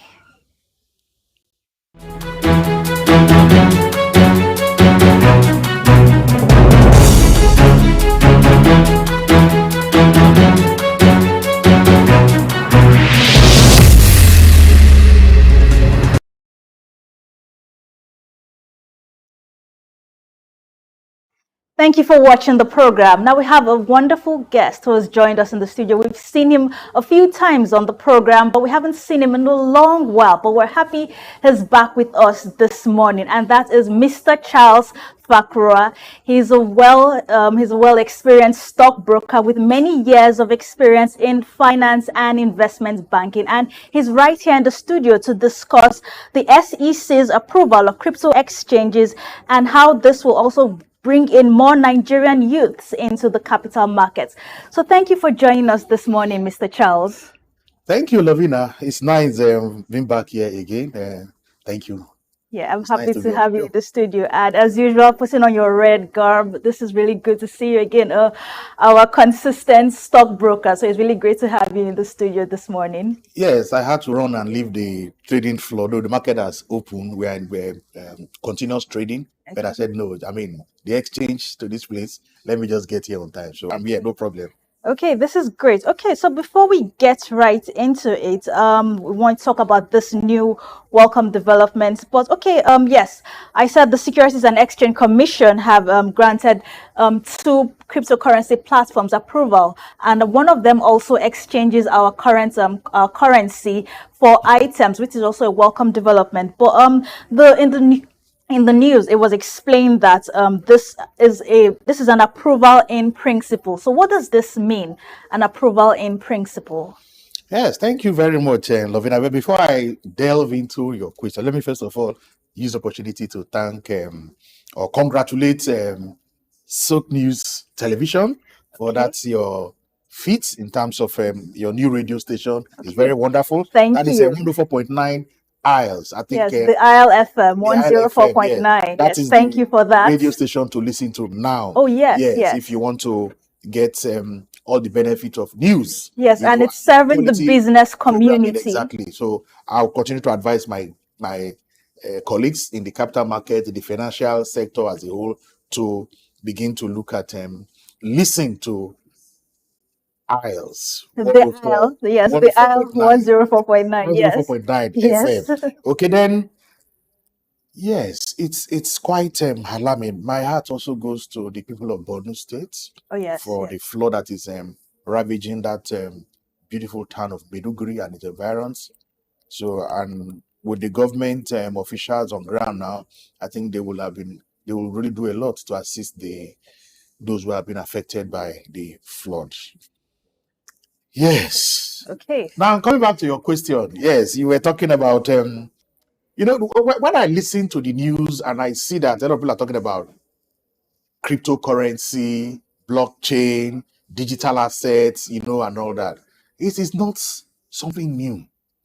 And I must also congratulate the current DG of SEC, that is Dr. Emomoti Agama, yes. Because he has shown that he is a core professional.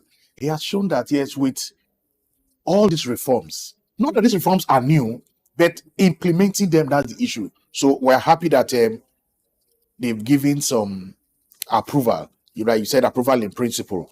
That is crypto exchanges. Yes. So you see, everything boils down to technology. And when we are talking about fintech, financial technology. So you can see that for quite a long time, the SEC and operators in the market have been improving their digital technology because there must be a foundation for all these products to really fly. You can't just come with an announcement and when you don't have the foundation. I will tell you, as far back as 2020, Securities and Exchange Commission has done quite a lot when it comes to their digital infrastructure. And in fact, even for operators, I will tell you, because I was involved in so many of the trainings, they have put in place technology, processes, and they are just ready for any investment that will benefit the Nigerian capital market, the economy, like you have said, foreign investors, and also deepening the Nigerian capital market. So that approval that was given, you were talking of approval in principle. Yes. Yes. The issue there is you have to approve the exchanges. Now, the infrastructure is being provided, but you also need to now, register the people that are going to be using that exchange. So there is one thing to have the exchange being approved. Another thing, you now need to have the operators, which is very key, because you can have the exchange being approved. What about the operators? Do they have that competence to operate using those exchanges? And it's everything technology. We are talking of our young people. And I am so excited because I will just tell you, as far back as 2020, I was called upon to design a 2-day training program on cryptocurrency. And I must tell you, do I really know anything about cryptocurrencies at that time? Not really. But you see, the good thing about capacity building is people will have done it before. So I did my research and I came up with a lot of content. When we're talking about introduction to the cryptocurrency, we need to know what cryptocurrency is all about. And I was amazed as to the young persons who attended that program. They were even the one teaching, in terms of how they've been operating in this cryptocurrency space, blockchain and all that. They told me types of cryptocurrency, the mechanism of trading that currency. They also but what I discovered, as a trainer, the legalities of the cryptocurrency was not there. They were not aware of any legal issues and all that, regulatory issues for them. It was just what they call peer-to-peer. Yes. They don't want any regulation and all that. So now with SEC having what we call RegTech, that is regulatory technology, where yes, young persons come, fintech come, explain this thing to us. We need to understand it, at least have the basis, so that we can give informed regulatory environment for it. And that's what SEC had just done. And I must give kudos to the people in SEC, because these things are not easy. Yes. Trying to understand the minds of these young people and also trying to understand the technology that goes with it. Then for my colleagues, in fact, I say kudos, because we know that the infrastructure, they already have it. The issue now is to train senior brokers or brokers generally to begin to approach. And you can see that they are ever ready to learn. And you can see the crop of young traders that we train today, all this is incorporated in their curriculum. So we are seeing that, yes, the Nigerian stock broker that are being trained by the SEC, NGX, and other trading exchanges are really ready. They have that capacity now, but more still needs to be done. Okay, now when you say do they have the competence, are you referring to the people who run these exchange platforms, that's the digital exchange platforms, or are you referring to the Securities and Exchange Commission? For the SEC, they have the capacity. For those who run it, they also have the capacity. But you see, training and retraining is a continuous thing. Continuous learning is there. And we will learn from those other clients that have done it before, and we are seeing the benefits. Again, like you mentioned in your intro, there's no investment without risks. So there are a lot of risks involved in this. So, but the good thing there is the technology, the platform has been put in place to mitigate some of these risks. And that is why, you see, SEC, I so love their regulatory framework. Before they come and announce anything, a lot of pilot has been. And if you are involved in some of this, you would think everything is 100%. But yet, they have not come to the public to announce. So when they are telling you approval in principle, everything has been done. They just want to see.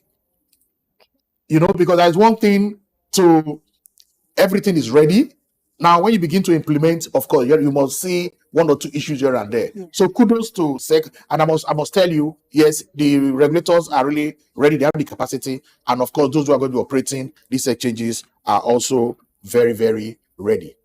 Okay, now the DG of SEC, that's Dr. Emomotimi Agama, said that this decision was influenced by global trades in digital finance. And like I mentioned, in other Western countries, people are using cryptocurrencies to actually purchase goods and use it as a means of payment. And one of the platforms that was recently also approved allows Nigerians to do that. Now, looking at this new approval from SEC, do you think that they would make it more legal for Nigerians to use cryptocurrencies to buy items here in this country? Yes. If you look at the space, I wouldn't say it's just cryptocurrency space. It's digital assets, virtual money. Now, there were some issues between the CBN and SEC when it came to regulation and all that, Now, CBN was saying these things are money. So they have that regulatory preview. Now, SEC is also seeing it as assets. These are virtual assets. So as far back as 2020, SEC already came up with a framework how to regulate virtual assets. So there were some issues with them and with the CBN, and of course everything was resolved, and that's why you are seeing today SEC has given approval, and some are also waiting regulatory approval. Now, for the uses of these exchanges, there are so many things. You can use it to raise funds. You can use it to, like you have said, buy luxury items. You can even use for real estate. You can use for so many things. But it is just as simple as buying and selling. It's an exchange. And the exchange is there, providing the platform. The operators, those who are going to be operating, usually are going to be mostly young persons. They will also be giving, they already have that training themselves, but they will just be giving that regulatory framework. Anti-money laundering is very key. Know your customer. Now, when all these things are in place, it becomes easy for SEC to now regulate virtual assets or virtual asset operators or the virtual asset exchange providers. All these will have their own guidelines. It's already there. So when you are coming to that space, you already know what you want to do. One of the companies that are waiting regulatory approval is the housing exchange. That is going to contribute a lot in terms of housing development in the country.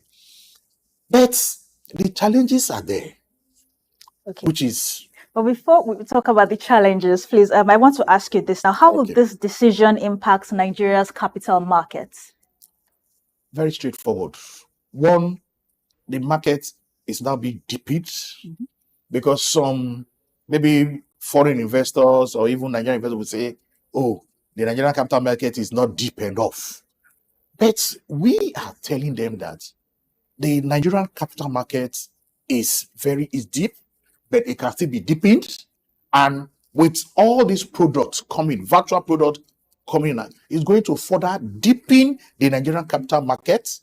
At the same time, provide another avenue for different asset classes to be traded, which is going to be meeting the needs of the Gen Zs.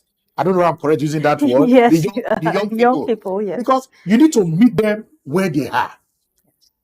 In our own days, when we started this market, you fill a lot of forms, fill form, do this, a lot of paperwork and all that. But I will tell you now, the young persons we are having coming to say they want to start buying shares, that is the basic plain vanilla, they are, I want to say they are impatient, but they are so energetic. They don't want you to waste their time. So right there on their phone, they are opening their accounts, providing all the necessary documents, KYC and all that. But we have to say, okay, you guys are very fast, but hold on, we need to do some of these few things. Okay, KYC, yes, we need to do it, anti-money laundering, because we need to ensure that, because these risks, they are still there. So we need to put things in place to mitigate some of these risks. So we are following these young persons, I don't want to use the word Gen Z again, so that we attract them to the market. They also attract their friends, and you can see that, yes, that's their creative mind can now be harnessed for proper utilization, not only for the capital market deepening, but also for the economy at large, and at the same time, youth engagement.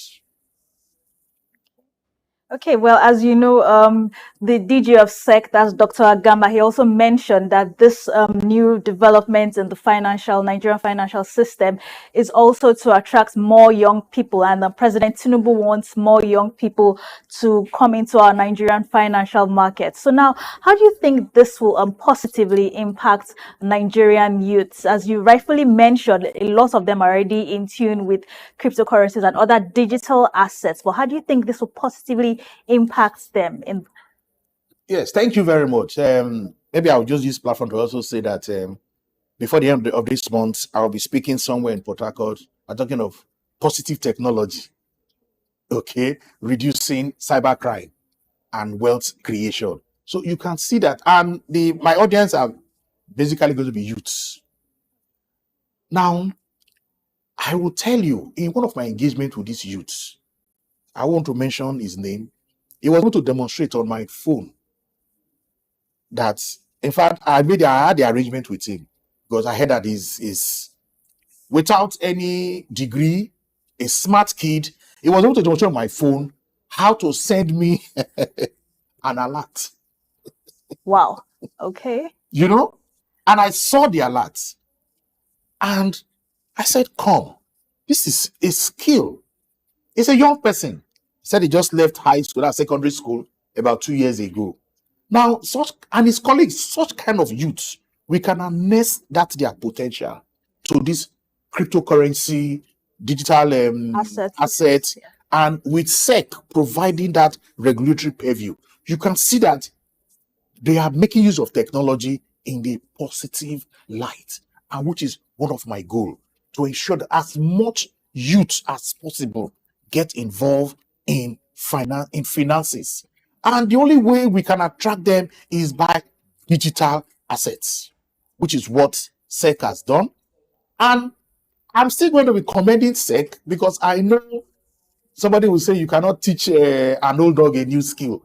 But you can see that both the regulators, both the operators, my colleague, and others, you will discover that we are ever ready to learn. So as me, I'm going for that conference now. I'm already opening my mind for the new things I'm going to be learning from these youths. Of course, I will be the facilitator in terms of wealth creation using digital assets. Instead of them converting that energy to negative vice in our society, cause a lot of problem, those energies can be harnessed and used for positive in the Nigerian economy. And of course, once the youths are involved in nation building, they take it to the next level. Oh, yes, they do. Yes. Well said. Thank you for that, Mr. Charles. Now, what safeguards are in place to protect investors in this crypto market, or let me say this digital assets platform? Okay, SEC has already come up with guidelines, not just to regulate the exchanges, but regulating the people that are going to be operating on that exchange. So it's like the framework is like any other SEC regulatory purview. The infrastructure provider will be regulated in terms of the quality of the infrastructure, the quality of their staff that will be running that exchange. Then, of course, those persons that will be operating on the exchange, maybe these are our youth, will also be registered. They will also go through some form of training, that is understanding the basis of some of these regulation. That is, you need to do KYC, you need to make all the arrangement for anti-money laundering and all that. So all this is just being put in place to ensure that as we are, using the potentials of this youth, at the same time, we are safeguarding the risks that are associated with virtual asset trading. Because if I tell you here that there are no risks, I'll just be deceiving myself. There will be challenges, there will be risks, but the most important thing for the financial sector and the capital market, we are good at mitigating risks. Okay, well said. Now, you've mentioned a lot of infrastructure that needs to be built. So, what kind of infrastructure should SEC and other regulatory bodies build to manage those challenges and opportunities that this new digital assets will present? Okay, it's nothing that's new. The technology is all over the place, and one thing I like the market is, I'll give an example. As a trader, we're using Horizon as a software to trade. And when we discovered that the people that built this Horizon have moved on, there are issues of maintenance. Now, new ones came up. We had to invite them to Nigeria here to train our traders. I was part of the people that trained our traders here, and we moved into the new platform we are using. And we took some time to ensure that over 2,000 brokers were trained on that new platform. So a similar thing can be done. And it's already going on. In fact, it has been concluded because all the infrastructure, all the technology, all the software that are needed for this to take off is already being done and tested. SOUQ, what they call is a technology sandbox. All this technology has been tested. All what is required is in place now. It is only left for implementation. And SEC and the operators are trying to see that they don't start something and at the end of the day, we're having issues. So that is why, so coming to your question, yes, all the infrastructure is in place.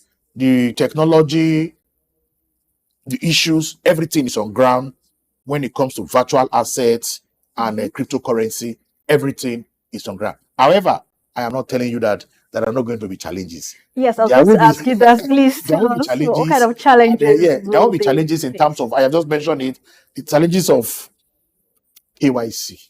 Yes, that's a very important. It's an issue. And that is why the operators will need to do a lot of KYC, for people you are buying for and people you are selling for some of the digital assets. We just need to know so that people don't use those kind of platforms to launder money at the same time, begin to finance terrorism. Yes, that's very true. Okay, now looking at this new arrangement, yes, we all welcome it. It's something wonderful. Now, how can these crypto exchange platforms, or like you said, whether it's crypto exchange or blockchains, now, how can they complement the traditional capital market instruments? Okay, there is no competition there. And I don't even believe in competition, because if you create wealth via competition, that's not real wealth. If you want to create wealth, you have to be creative. You make money being creative, not competing with somebody. The universe is large for everybody. And for the traditional capital market, yes, they will still be there. But I don't understand what you say. What is traditional capital market? Today, I can be in your studio. During the break, I can trade right from my phone. So is that traditional again? No, it's not traditional. So even old people like us too, old brokers, everybody has keyed in to the digital platform. As I speak to you, I have also done it. From my village, I was trading. We have persons who come for our training from Canada, from the US. So you can see that we have all embraced that digital landscape and there is no going back. However, from time to time, this is my personal opinion, yes, we want to see our faces. So once in a while, we invite people to come to the floor and we just see and fraternize and sometimes maybe gossip here and there. Okay. Yes, thank you for that, Mr. Charles. Now, let's take a break now. When we return, we're going to still discuss the benefits of this to our young people in Nigeria, and also not just the young people alone, also our older generation, to how they can tap into this and how they can protect themselves from fraud. So join us after the break. In today's fast-paced world, Staying ahead of market trends is crucial. Whether you're an investor, a business owner, or just curious about the economy, you need reliable, up-to-date information to make informed decisions. When we pay our tax, or when participants pay or contribute their tax, there will be development in such an organization or country. The Ministry of Marine and Blue Economy that is going to address that alone. The National Security Advisor and the Office of the President also need to see to it to ensure that the security situation is being addressed. On Market Insights, we provide comprehensive market analysis, expert opinions, and actionable insights that you can trust. Create detention ponds, create facilities where you can manage that water in such a way that you don't destroy the hard work and labor of very diligent farmers. US has taken the step to say, with every innovation that exists within the financial ecosystem, we will be number one. Security of all Nigerians, not only the farmers, are well ensured. The obvious reason why we are experiencing this scarcity is the fact that we are not able to produce tomatoes and other vegetable products throughout there. Our team of seasoned analysts and industry experts enrich the conversation, bringing you the latest updates and in-depth report. With our real-time data, you'll never miss a bit. Urban farming is not a new thing in our society. It has been an old tradition since olden days. There is this clash of interests as against the word cryptocurrency, most especially like Bitcoin, as you mentioned earlier, and the NSAS and all that came up with cryptocurrency. Get instant access to market movements, trends, and forecasts. Our expert analysis helps you understand the bigger picture, while our customized reports are tailored to meet your unique needs. Peri-urban agriculture plays a very, very important role in diversifying urban diets and also providing staple foods for daily consumption. Additionally, fluctuations in the exchange rates and disruptions in the global supply chain have further inflated costs. Join us on Market Insights, Monday through Fridays, 11 a.m. to 12 noon here on SOUQ News Television. We are your premier destination for cutting-edge market insights.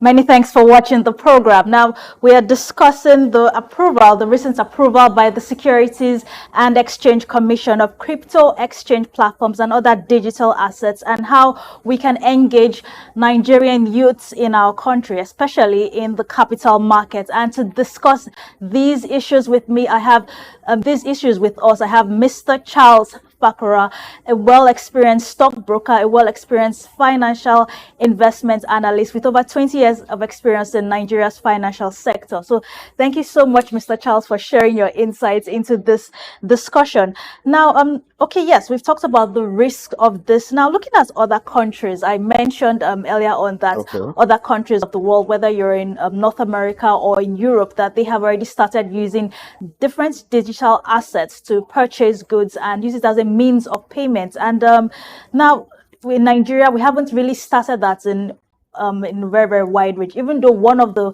crypto platforms is already engaging in this, and with some regulations from SEC. Now, how does the SEC's approval compare to other regulatory frameworks in other countries of the world? Yes, thank you very much.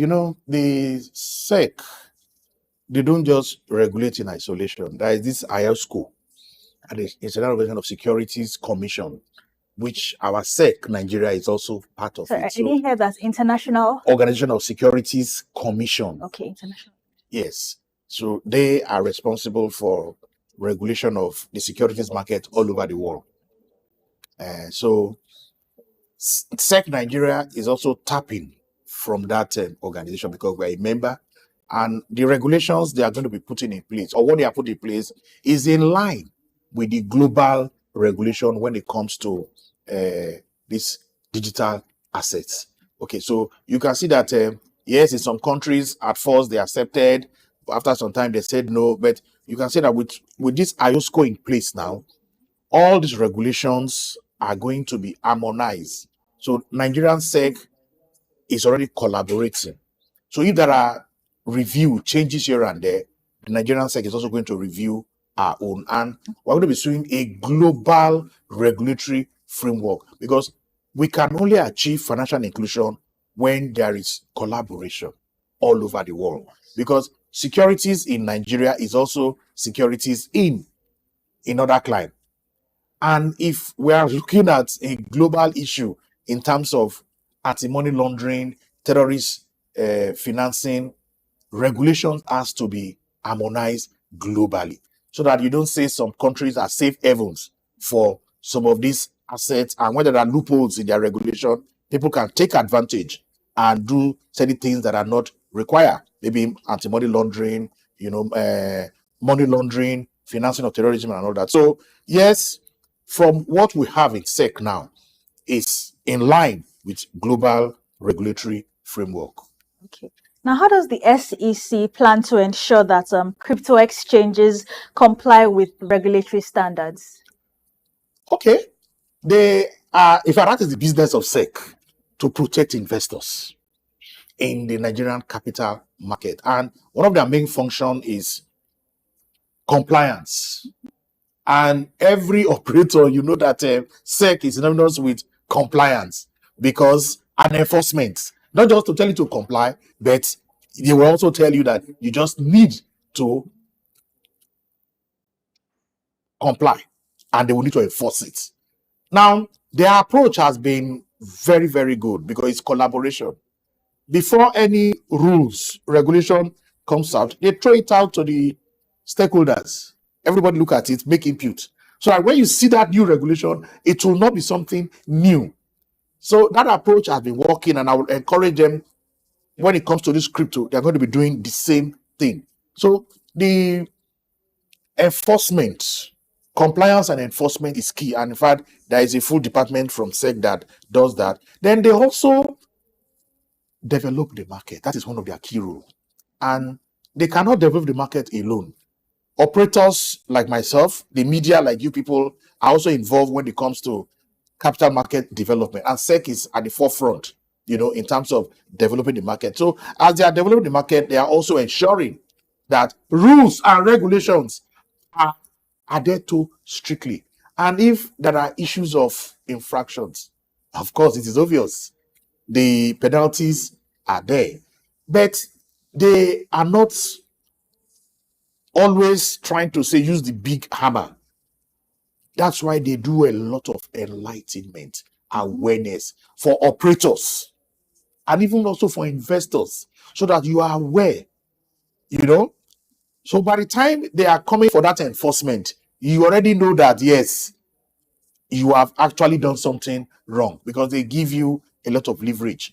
And even in terms of dispute resolution in the capital market, generally, not only on crypto, they tell you need to engage with your customers first. So if as a trader, there are issues between me and one of the Gen Zs now, or the younger generation. Or the younger generation of these traders, yes, then we have to resolve it. And if both parties are not, or a party is not satisfied, then you can take it up to your trade union. From there, you can take it up to, maybe the SEC and all that. So regulatory framework is in place when it comes to compliance and enforcement. It is already there. So SEC is just going to be applying it to these crypto exchanges.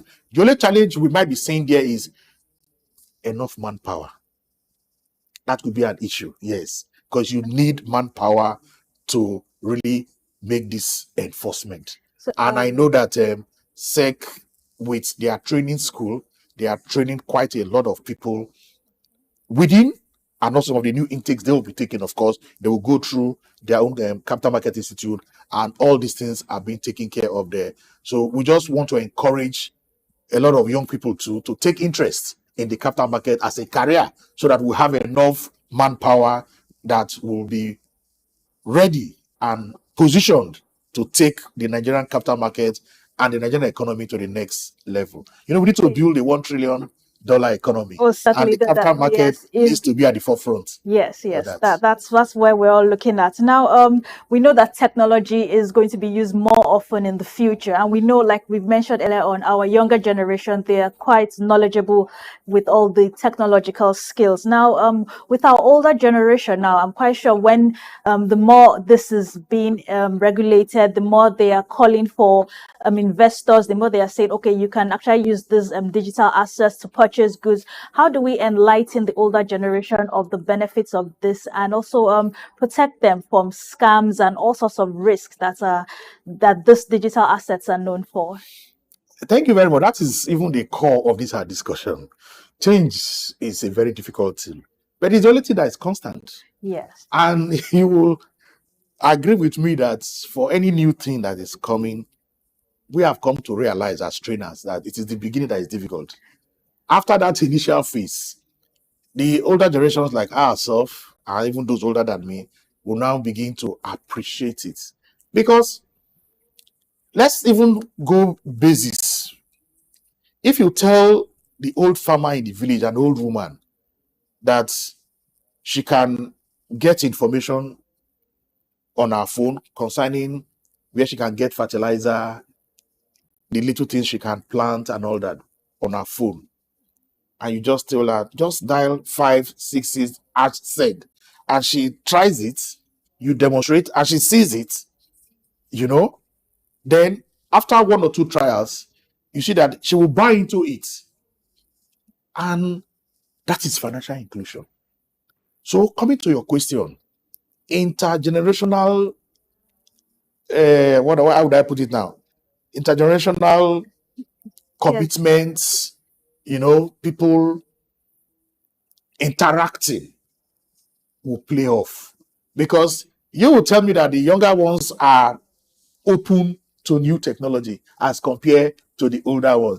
But what is the essence of that technology? Make things easier for everybody. So if the older generations also see that this technology is going to be making things easy for them, faster for them, why won't they want to buy into it? But the issue there is, like I was telling some of these crypto experts, young people then, I said, if you do these things in hiding, all this technology in hiding, then if you know that what you are doing is really genuine, then come out, explain to people like us, who will be able to see it very well, buy into it, and now take it to the next level, so that the regulators, the government, everybody will now say, wow, this is good. But if you now begin to do it on your own, there are so many things they do on their phone, which myself, I can't even do. But by the time they come up openly, and of course, they need to trust the older generations too. That is also key. And I have applied that in some of my financial inclusion program that I get involved into, because especially with the DMO. After the whole program, which I MC, I'll make an announcement. I want to see some of the young persons that are here so that we can talk one-on-one. And we talk, and I'm amazed as to the kind of creative ideas they are bringing to this investment. And so we learn from them. So the issue is, financial inclusion is not just only for people in the villages or older people. It's also for other young persons. The most important thing there is their mind. How do we begin to have them to have that kind of mindset, that they will see a bigger picture, how to use that technology to cause impacts in their environment, at the same time engage them meaningfully, so that they can see that they can make money legally using this technology. And at the end of the day, the issue of cybercrime, the issue of what do you call it, is it Yahoo Yahoo now, and other things, will be reduced to the barest minimum, because it's the same energy, it's the same ingenuity they are using to do this thing. So it's just a matter of harnessing that energy for positive use. Like I always believe that energy is positive. It depends on how you make use of it. There is only one power, and that power flows to the universe. Is what you make use of it. You can use it to do evil, you can use it to do good. So we should be looking at using this, their ingenuity, to create positive outcome. I mean, just like electricity now, you can Electricity can be used to electrocute somebody. Electricity can provide all this power for us. So depends on the usage. So the same applies to this young person. It's a matter of their mindset. How do we focus their mindsets so that they begin to see the need to use technology in a positive way? And I tell you, they will buy into it. I will see an improvement in our digital economy.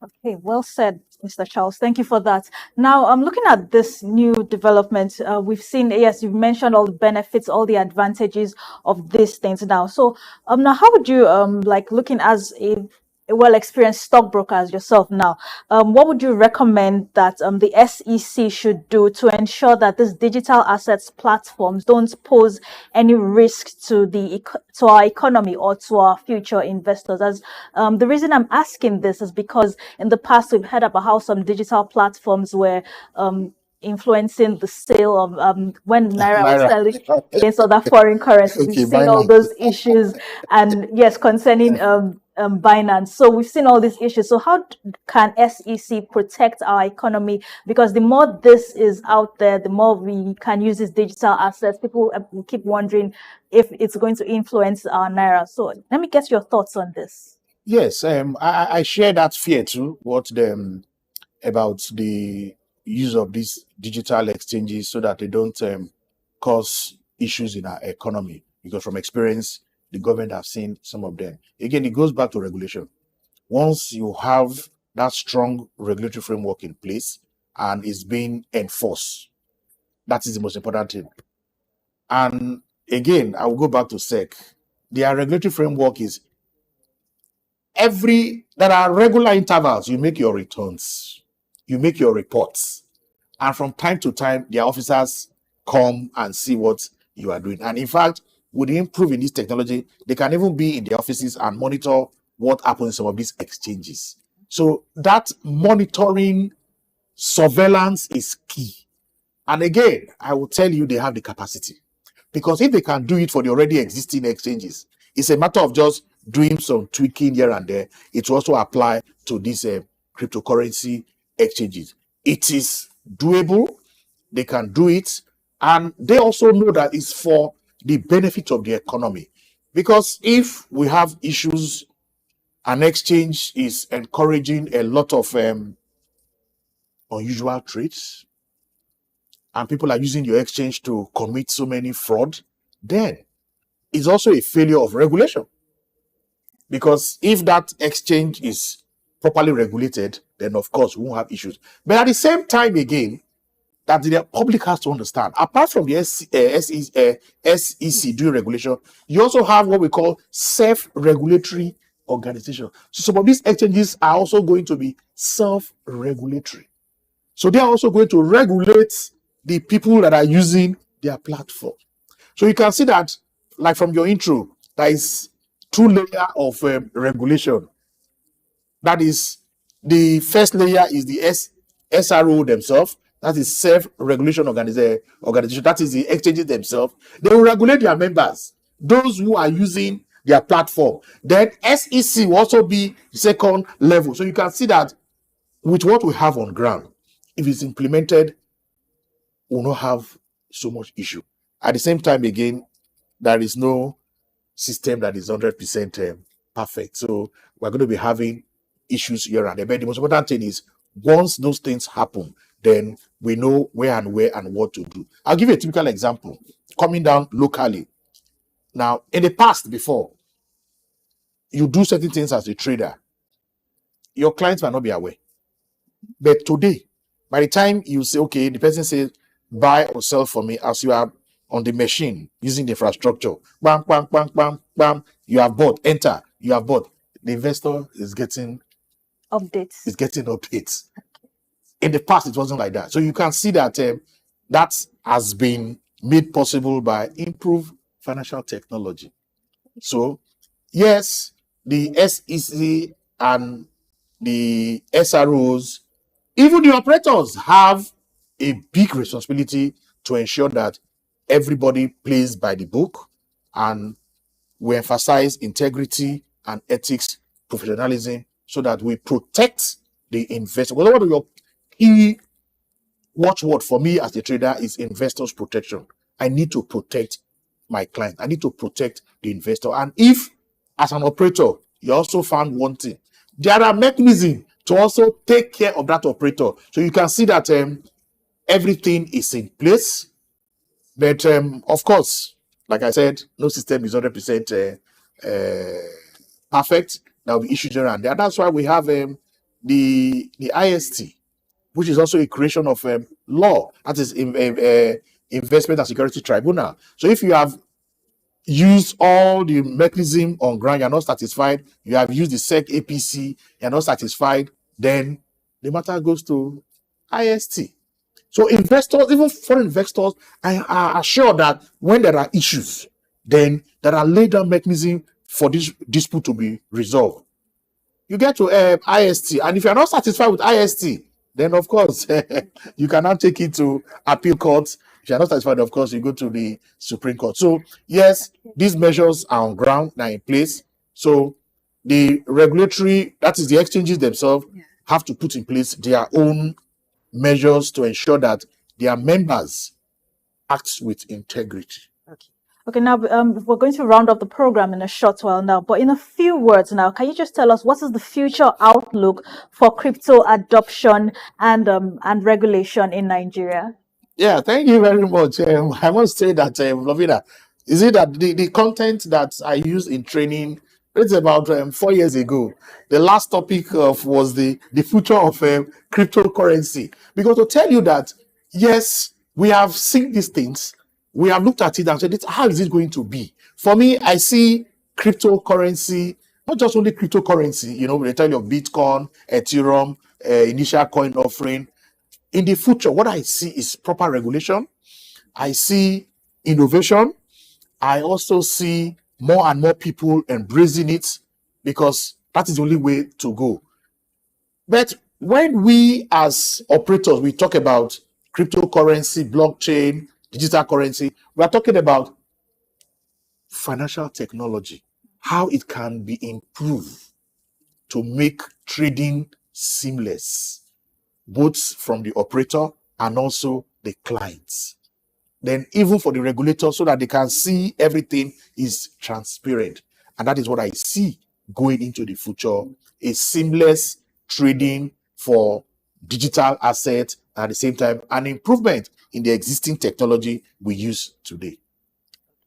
Thank you so much for your time this morning, Mr. Charles Fakura, and sharing your insights on how this new development by Nigeria's Securities and Exchange Commission will definitely impact on the Nigerian youth and also engage them positively in our capital market system. Many thanks for sharing your inputs into this, and I look forward, or rather, we look forward to having you again on the program Market Insights. Many thanks for joining us this morning.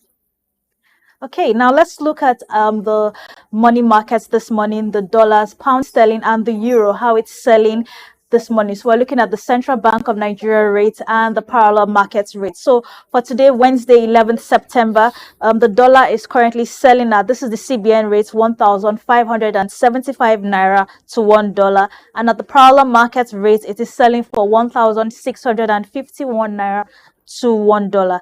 For the pound sterling at the CBN rate, it is selling at 2,093 naira to £1 sterling. At the parallel market rate, it's selling at 2,162 naira to £1 sterling. For the euro, it's selling at 1,771 naira to €1. And at the parallel market, it is selling for 1,816 naira to €1. So those are our money market figures this morning.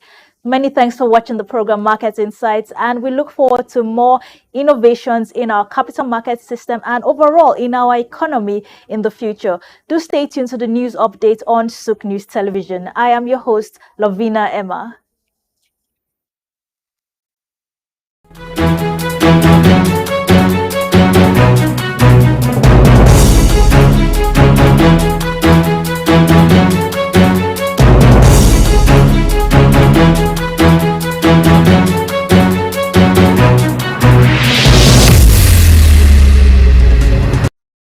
Across the country and beyond, mainly due to her multifaceted status, which facilitated her easy identification with people across diverse interests. While many people remember her as a music artist, some recollect that she was a renowned broadcaster.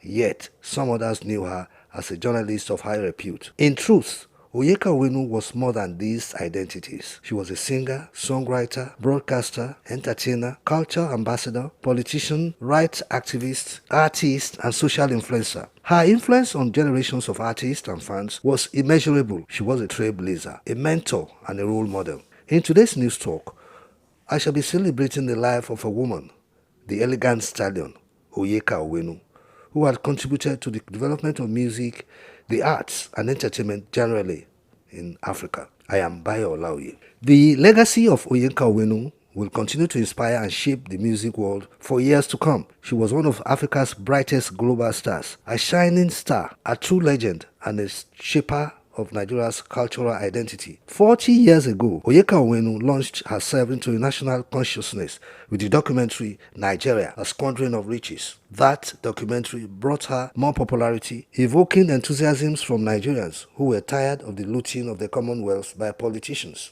Onyeka Onwenu graduated from Wellesley College in Massachusetts in the United States of America with degrees in international relations and communications. She also had a master's degree in media studies from the New School of Social Research in New York. Before getting into music, Onyeka Onwenu worked as a journalist with the Nigerian Television Authority, NTA, where she was known for her investigative reporting, particularly on social topics. While at the NTA, she authored the globally famous BBC NTA documentary on corruption, Nigeria, A Squandering of Riches, in 1984. Her multifaceted career spanned over 4 decades, during which she demonstrated remarkable flexibility. She has been in the forefront of the struggle for a just, rewarding, and enriching copyright system and stood firmly on her principles. Her music was a testament to her innovative spirit and her ability to bring people together through her music. Onyeka Onwenu's success in music and pop culture paved the way for her entry into Nollywood when Nollywood exploded in the 1990s. Her iconic nickname,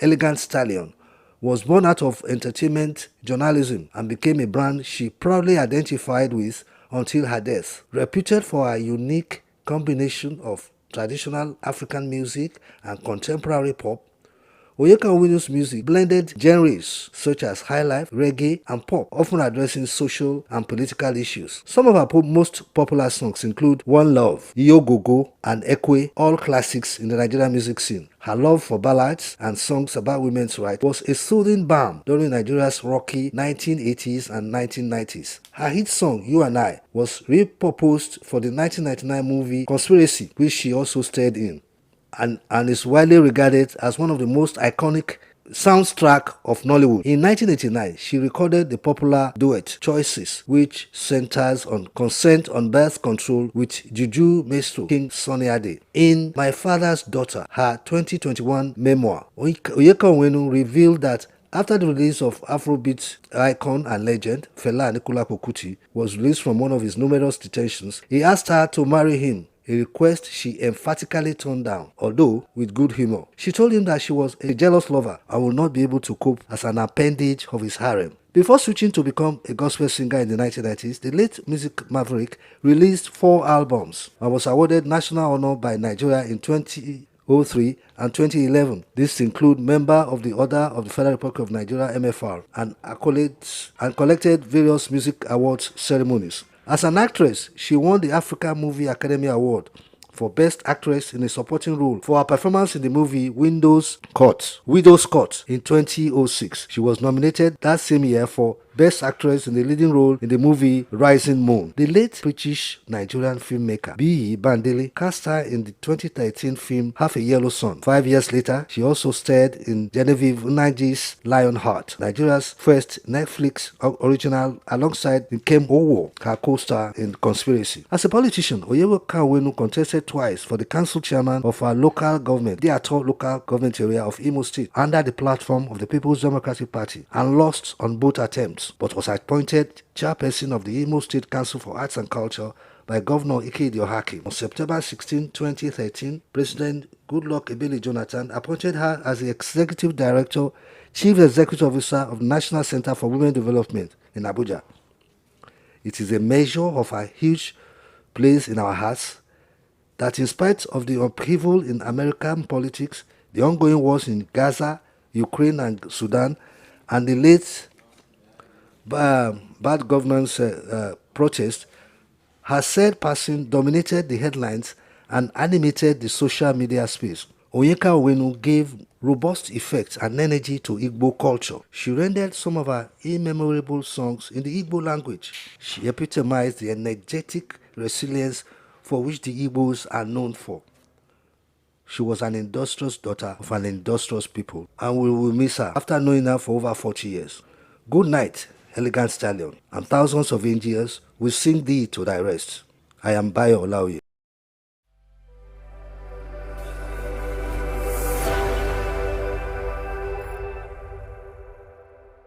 In the heart of sub-Saharan Africa, where commerce meets progress, welcome to SOUQ News, your source for business, economy, and development insight that drive nations forward. From the vibrant streets of Lagos, Africa's fastest economic hub, SOUQ News takes you on a journey of discovery, analyzing and reporting the facts that lay the foundation for growth and development.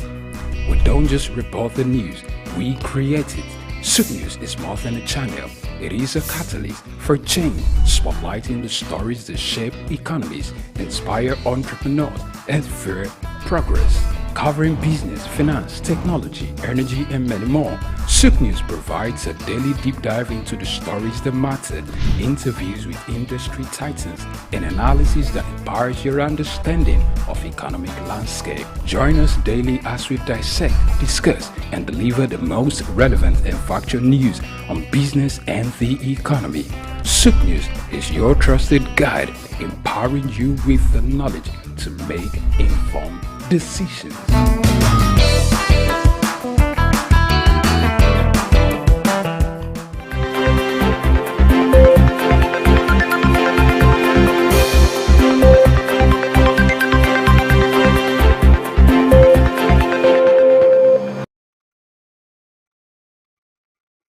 Hello and welcome to the news update on SOUQ News Television.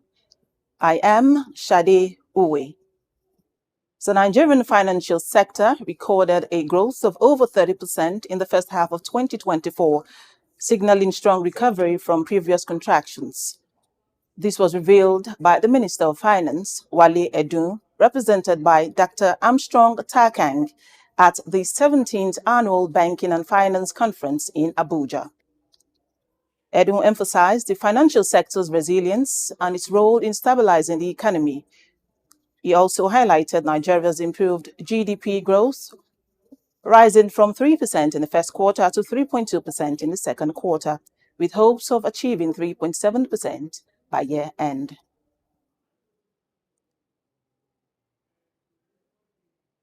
The federal government, led by President Bola Tinubu, has approved the commencement of the 2024 National Honors Award to recognize notable Nigerians and friends of the country who have made significant contributions to the nation's development. This was disclosed by the Minister of Special Duties, Zephania Bitrus Gisalo, during a meeting with senior ministry officials in Abuja. Gisalo emphasized that the nomination process is free of charge and urged the public to be wary of fraudulent schemes. The public will be invited to nominate individuals who have excelled in their respective fields in line with the National Honors Award Act of 2004.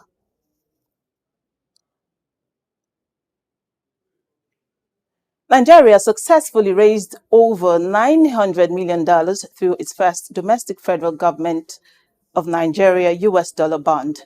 The bond, which is intended to fund critical sectors of the economy and support infrastructure development, which aligns with Nigeria's broader economic growth and diversification goals, marking a significant step in deepening the nation's capital markets. The bond, which saw 180% subscription, highlights growing investor confidence in Nigeria's economic outlook. Issued with a 9.75% coupon rate and a 5-year tenor, the bond's proceeds will fund critical sectors subject to legislative approval.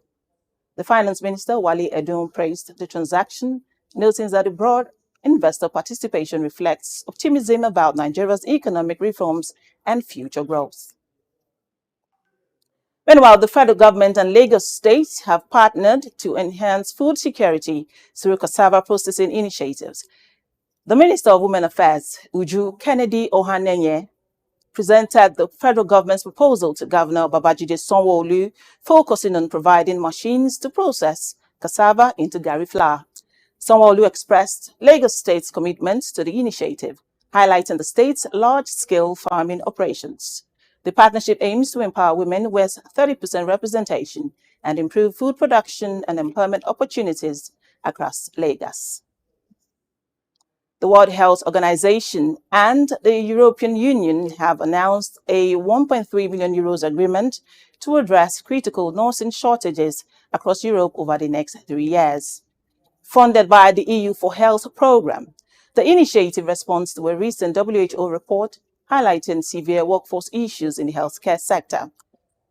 The agreement aims to boost recruitment, enhance staff retention, and improve overall performance through mentorship programs and impact assessments.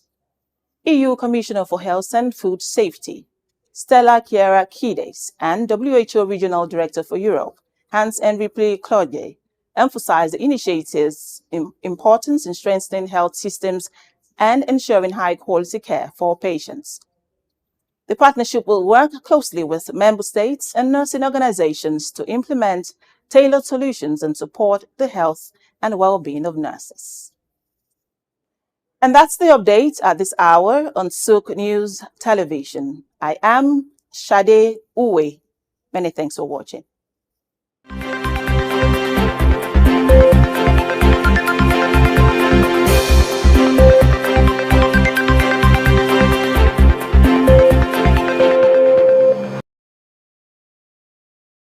Based world, staying ahead of market trends is crucial. Whether you're an investor, a business owner, or just curious about the economy, you need reliable, up-to-date information to make informed decisions. When we pay our tax, or when participants pay or contribute their tax, there will be development in such an organization or country.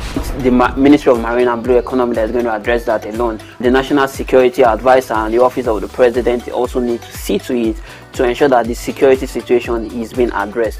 On Market Insights, we provide comprehensive market analysis, expert opinions, and actionable insights that you can trust. Create detention ponds, create facilities where you can manage that water in such a way that you don't destroy the hard work and labor of very diligent farmers. US has taken the step to say, with every innovation that exists within the financial ecosystem, we will be number one. Security of all Nigerians, not only the farmers, are well ensured. The obvious reason why we are experiencing this scarcity is the fact that we are not able to produce tomatoes and other vegetable products throughout there. Our team of seasoned analysts and industry experts enrich the conversation, bringing you the latest updates and in-depth report. With our real-time data, you'll never miss a bit. Urban farming is not a new thing in our society. It has been an old tradition since olden days. There is this clash of interests as against the world cryptocurrency, most especially like Bitcoin, as you mentioned earlier, and the SOUQ and all that came up with cryptocurrency. Get instant access to market movements, trends, and forecasts. Our expert analysis helps you understand the bigger picture, while our customized reports are tailored to meet your unique needs. Peri-urban agriculture plays a very, very important role in diversifying urban diets and also providing staple foods for daily consumption. Additionally, fluctuations in the exchange rates and disruptions in the global supply chain have further inflated costs. Join us on Market Insights, Monday through Fridays, 11 a.m. to 12 noon here on SOUQ News Television. We are your premier destination for cutting-edge market insights.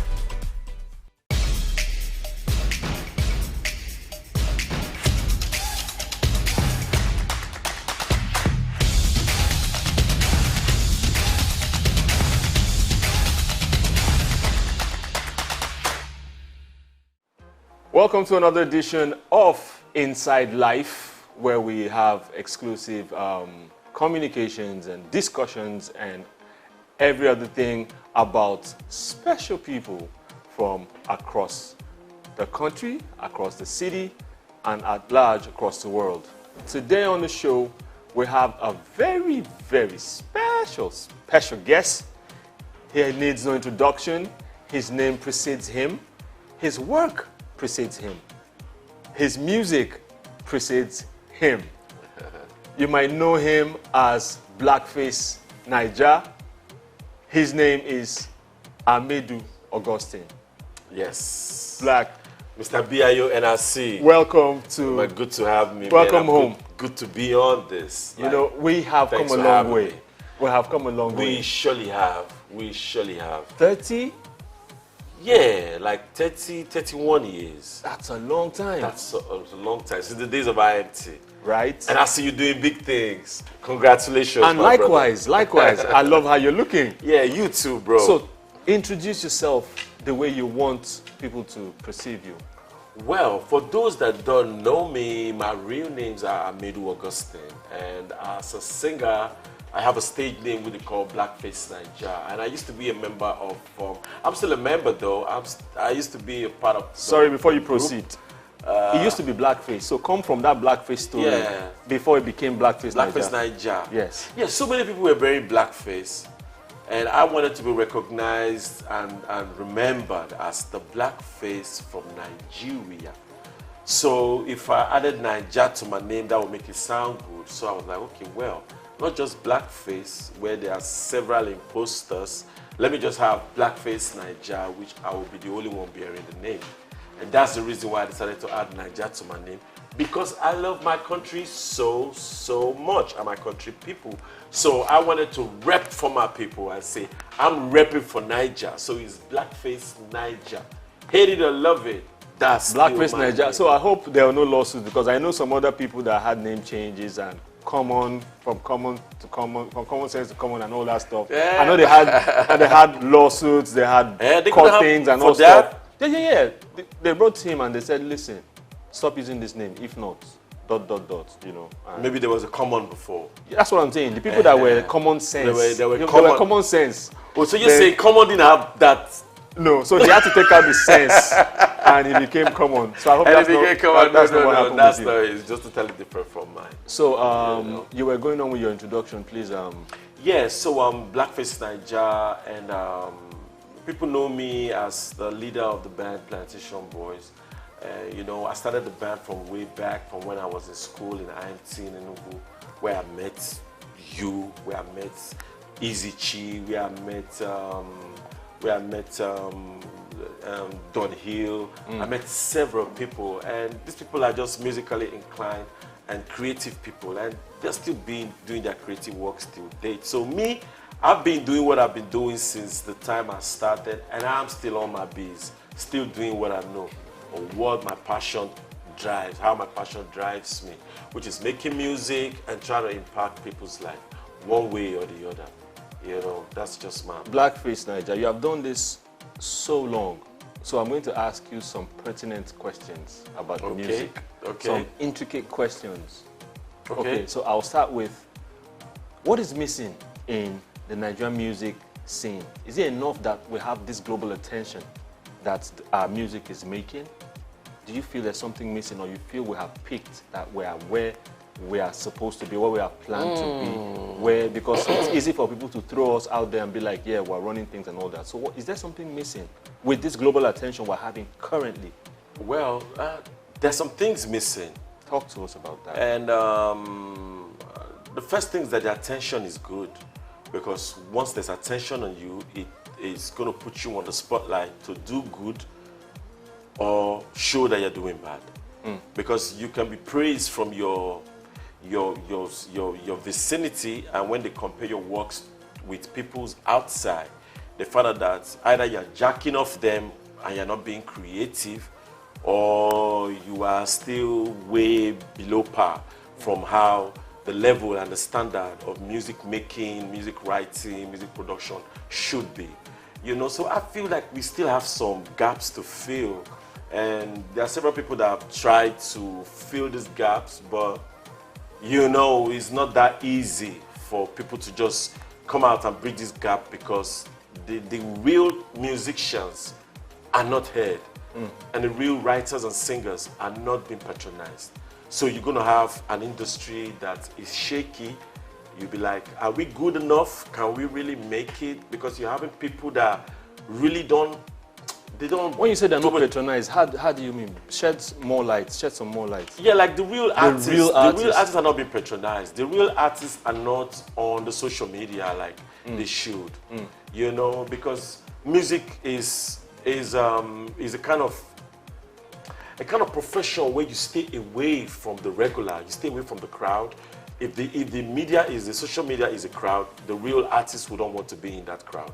They just want to go somewhere, stay away, don't get caught up with the distraction of what somebody might be telling you or what somebody's not telling you. So the real artists really don't, you know, but people like us be like, I know I'm a real artist, but I don't want to let that hit me. I will still be in that media space and I will still tell them, yo, chart your course. Check my stuff out. I think I got what the industry is missing. And that's the reason why many of them have to come to my catalog to look for what to take to create. Okay, let me come from this angle. You know, recently major labels are coming to Nigeria, right, and setting up shop and stuff.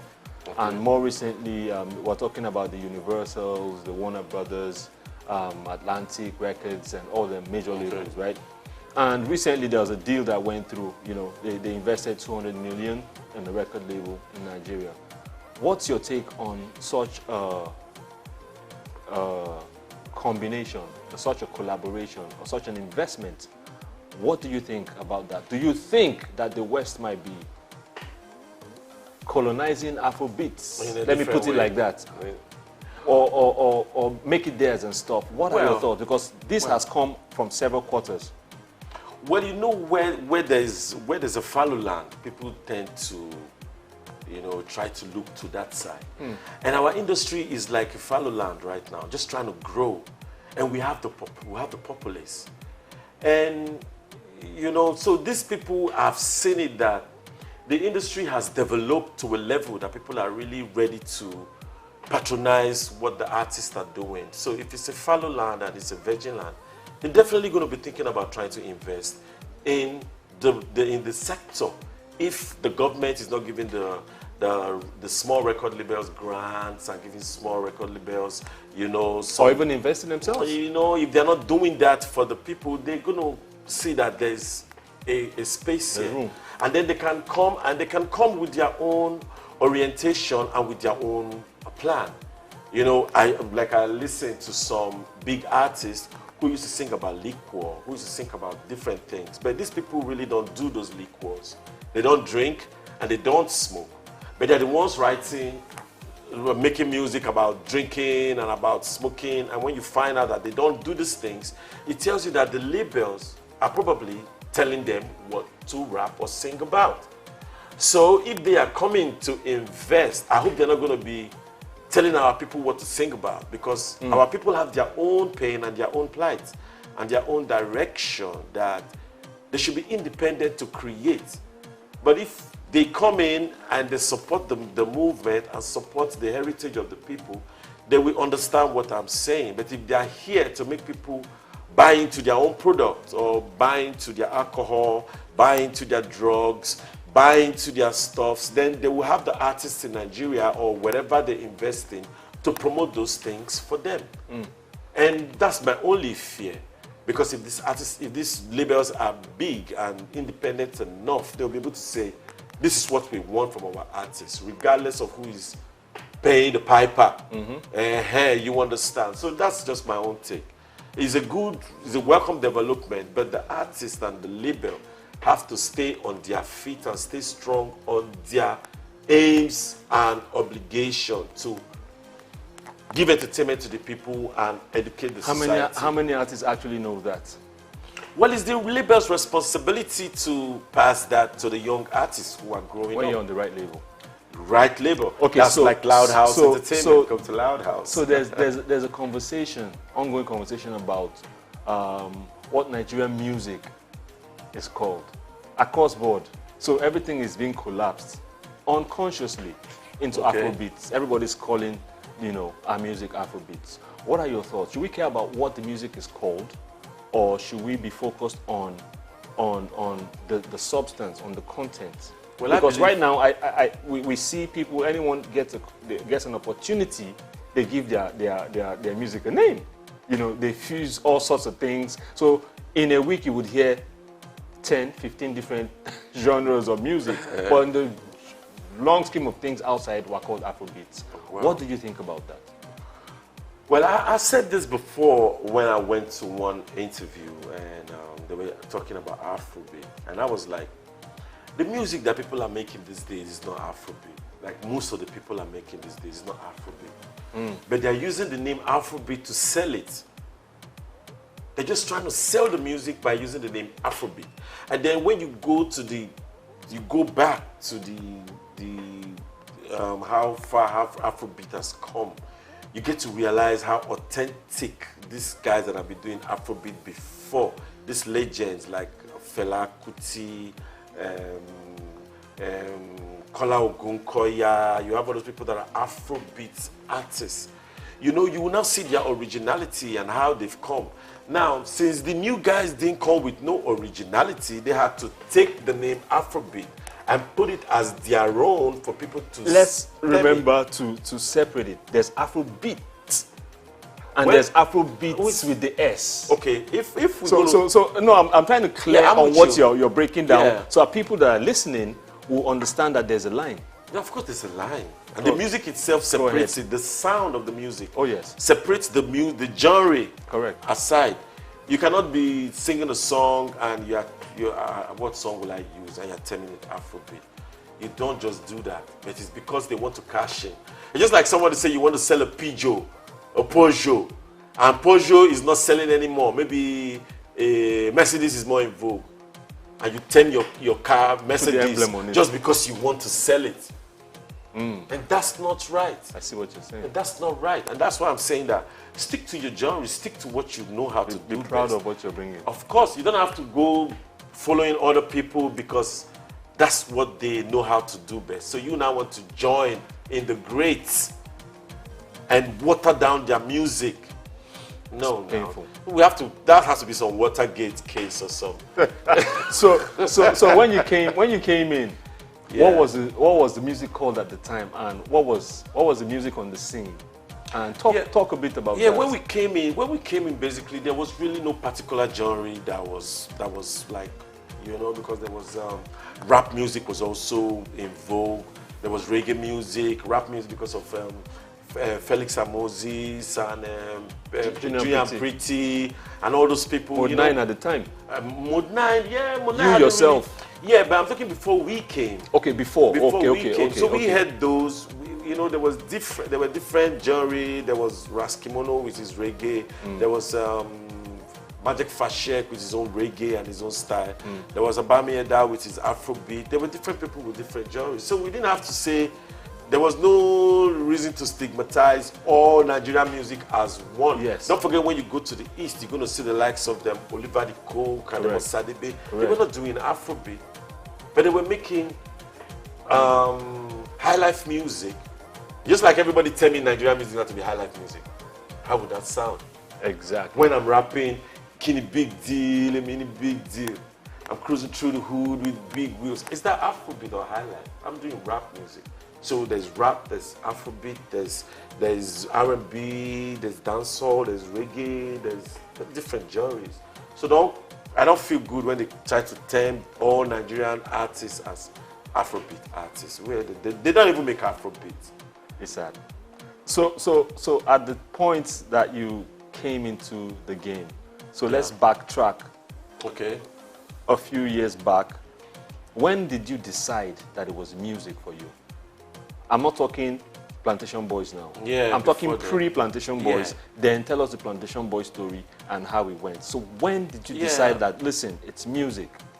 Yeah, I decided it was music from when I was going to, when I went to Shevu nightclub. Where's that? Shevu nightclub. Shevu is in Onisha.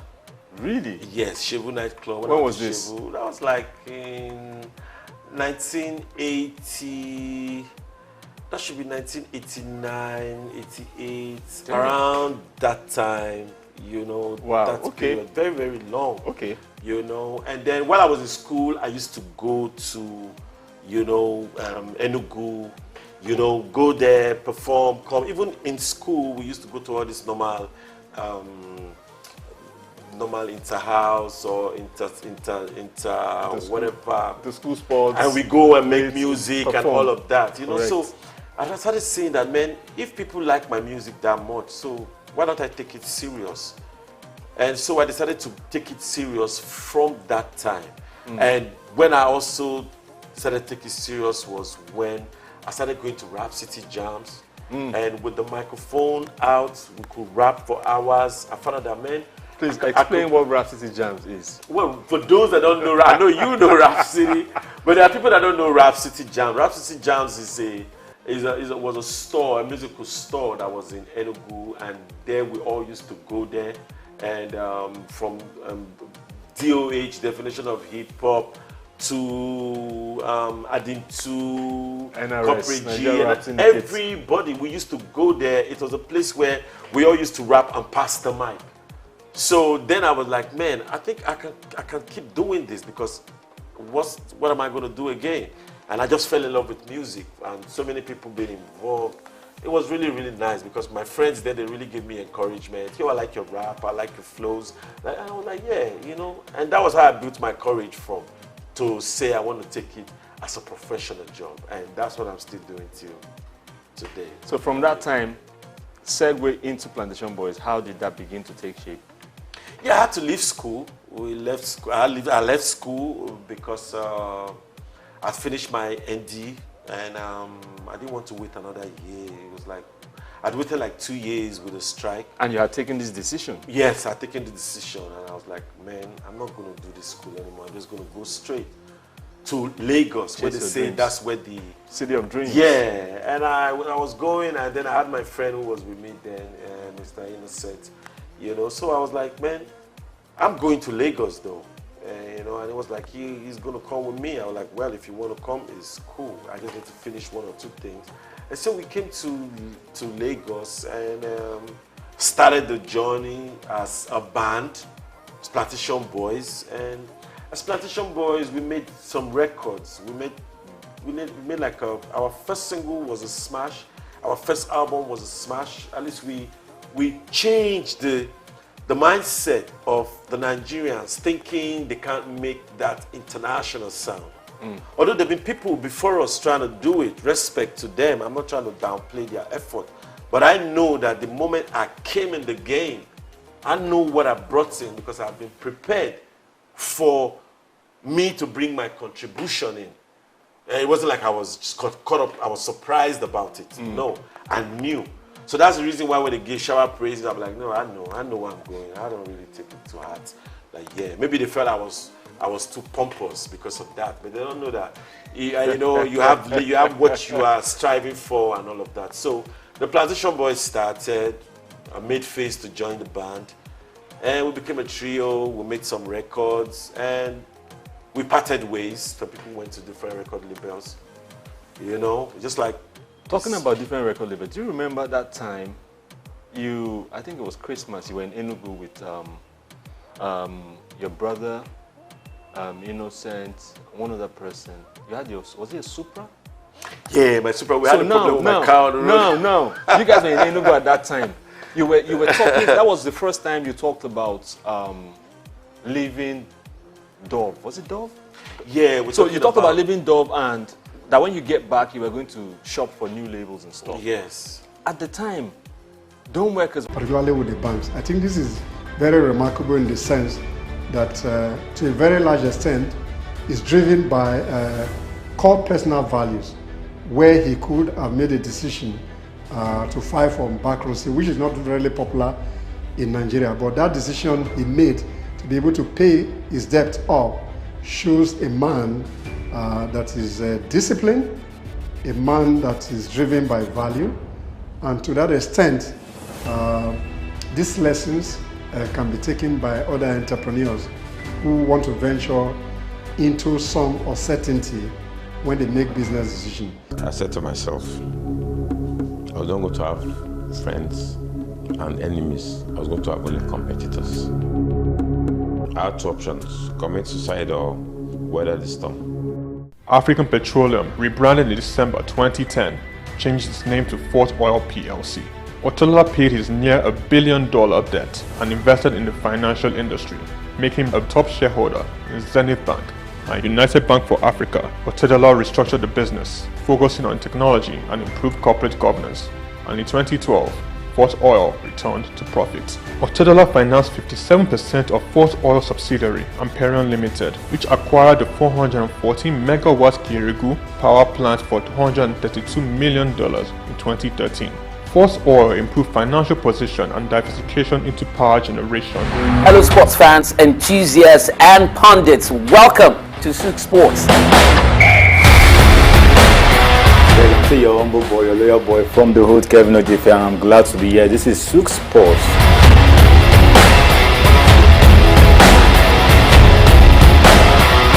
To do the business, the money that makes the wheel go round. Barcelona and Napoli. Napoli is out and Barcelona has qualified for the quarterfinals of Champions League.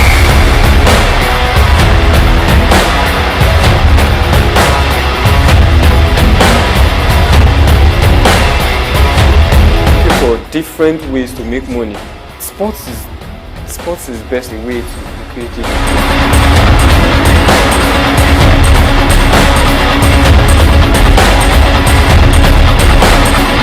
Now the next 45 minutes are going to be very exhilarating.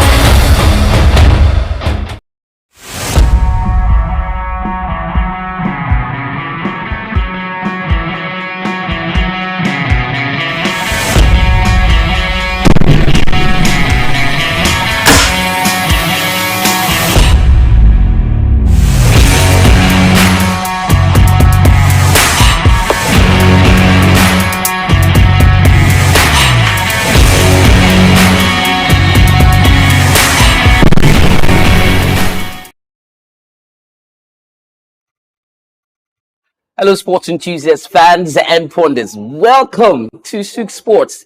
Of course, in the next 30 minutes, I'll be bringing you up to speed with what has happened in the international scene because, of course, we've had the international break and a lot of games have been played across the globe. We'll start off from the local scene and work our way outside to, the various continents that we can, find our way around on the map. Welcome to the show once again. My name is TC Barra. I am the top cat right here, and I do have the man, the freshest, the finest, the usual suspect, the most eligible of them all, Charlie Montero. I like the way you say, but then I'm not eligible yet. I'm still working my way through this. Damn. You know what I'm saying? But yeah, it's Charlie Montero here, and it's a beautiful Wednesday. Like I always say, it's always a pleasure to be here, and it's a delight to be here. Well, introducing the brownest of them all, but is always dressed in black. And of course, a suspect for, when a fashionista of that. And I like the way he mixes his colors, but it's just that everything he wears, he tends to always have a touch of black in it. Welcome to the fold. You've been online contributing, but then it's good to put a face to the name Brown. Yes.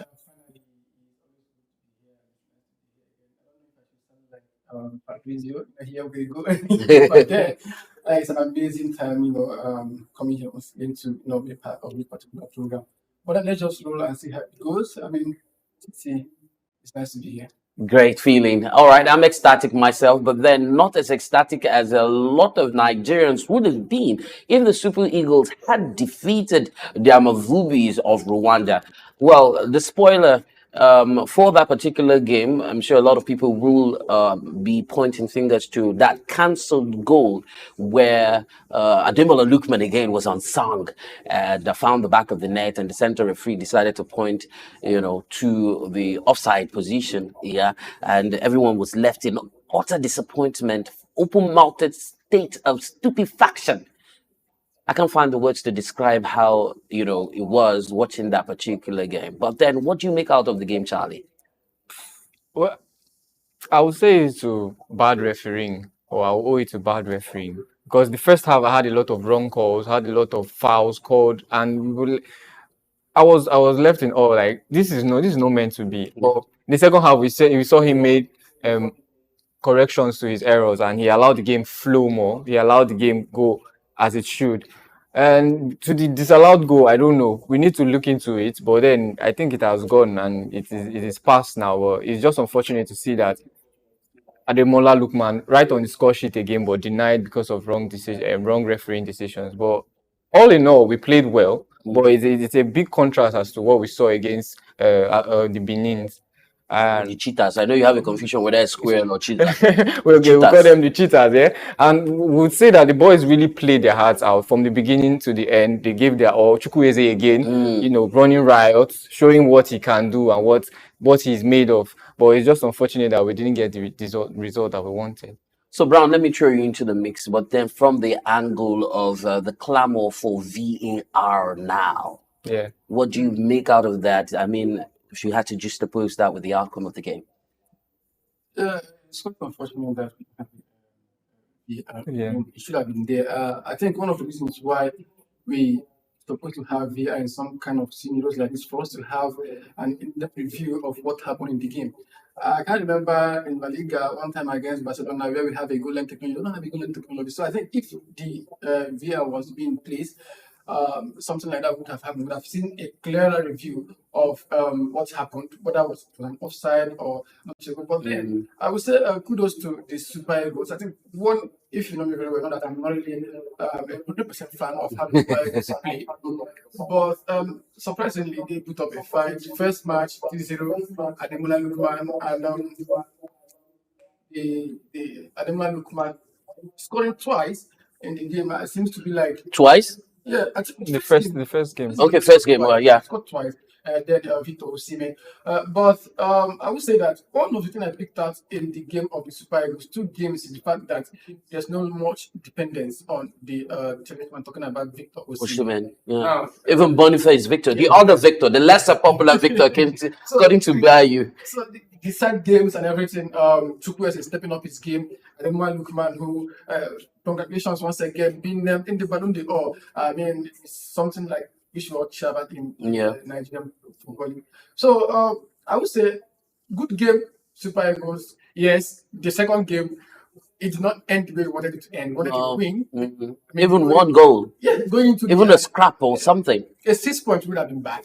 But yes, we set it up for the 4 points. Then all we have to do is just to correct things. Yes, during the time of Osimhen and Finidi George, all those scrambles happen. Okay, now, so let me just hold you right there because, we have a lot of time now. Austin Eguavoen has been able to bring some stability to the Nigerian national team with Osimhen getting back into the fold, settling in Galatasaray, scoring that goal seemed to have just been the icing on the cake. And then Finidi also coming out to say he has left it for God, that he had also reached out to Osimhen. But then, I mean, it's let bygones be bygones and don't bygone. Let's see if we can move past what it was and if we can have a solid Super Eagles team that we can depend on. But then for you guys, I mean, go at it. Do you think we have some stability in the team at the moment? Well, I would say I won't judge with these 2 games. So you want to see some more? Yeah, I have to see some more because I've figured out one thing about the Super Eagles: lack of consistency.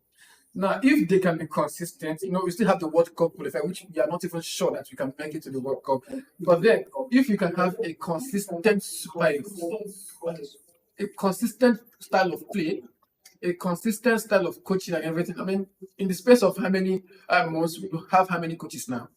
So I mean, that's not. And okay, let me get it from you, Charlie. The fluke where we had the German tactician. They said all arrangement made, announcement was made, and the man said he didn't even reach an agreement. I mean, how did we get to that point that I don't know if I'll say we were rejected or something as a team?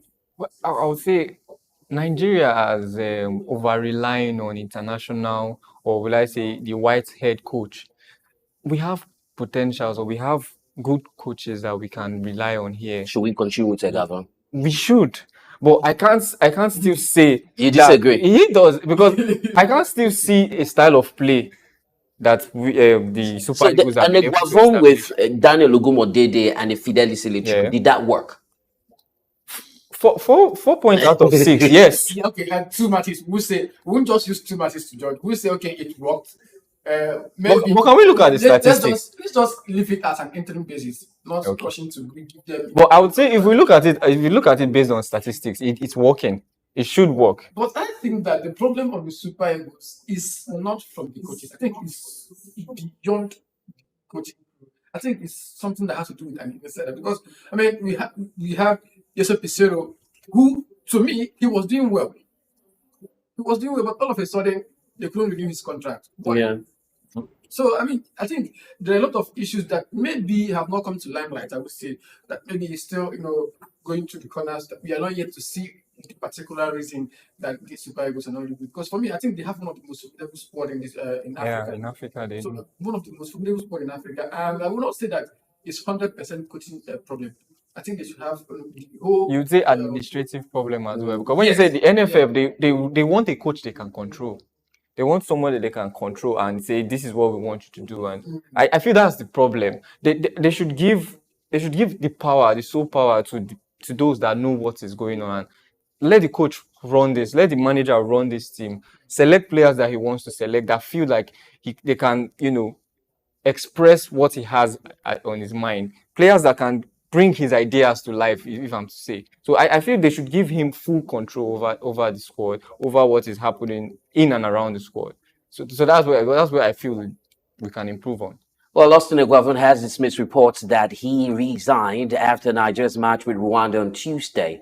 And of course, that is upon arrival at the Nnamdi Azikiwe International Airport, Abuja, and insisting that his statement was taken out of context. Well, he said that he had an interim contract, which he signed with the NFF, which was to lead the Super Eagles in the Benin Republic and Rwanda qualifying matches at the 2025 African Cup of Nations Cup qualifiers. Of course, qualifiers twice there, so you can understand. We're hoping that lightning will strike twice, but that wasn't the case. And we had Eguavoen explaining that he's still very much in charge of the team, and said it was unfortunate that something that's not correct and situation that's not correct was put out there. Just before we take a moment, Nigeria former international Victor Moses has made an unexpected return to the English footballing scene, signing with recently relegated side, Luton Town. I rooted for Luton Town last season. Brown, you will bear me witness. True or false? Yes. Okay. All right. So Victor Moses is currently 33 years old. He was a free agent, and that was after his time out at Spartak Moscow. He's officially signed a deal with the championship side, and that's much to the delight of fans. We'll take a moment now, and when we return, we'll take a look at all of the other games that happened. We'll just speak a little bit from here and there, the rest of the world, and bring you up to speed with it right here on the show. Stay tuned. Hello sports fans, enthusiasts and pundits, welcome to SOUQ Sports. Hey, your humble boy, your loyal boy from the hood, Kevin Ojefe, and I'm glad to be here. This is SOUQ Sports.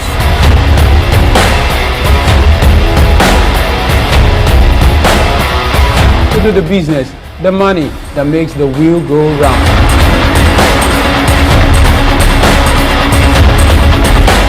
Barcelona and Napoli. Napoli is out and Barcelona has qualified for the quarterfinals of Champions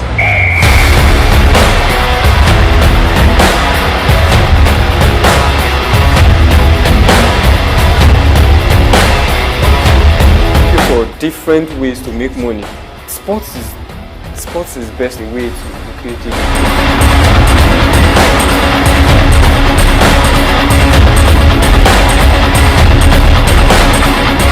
Now, the next 45 minutes are going to be very exhilarating.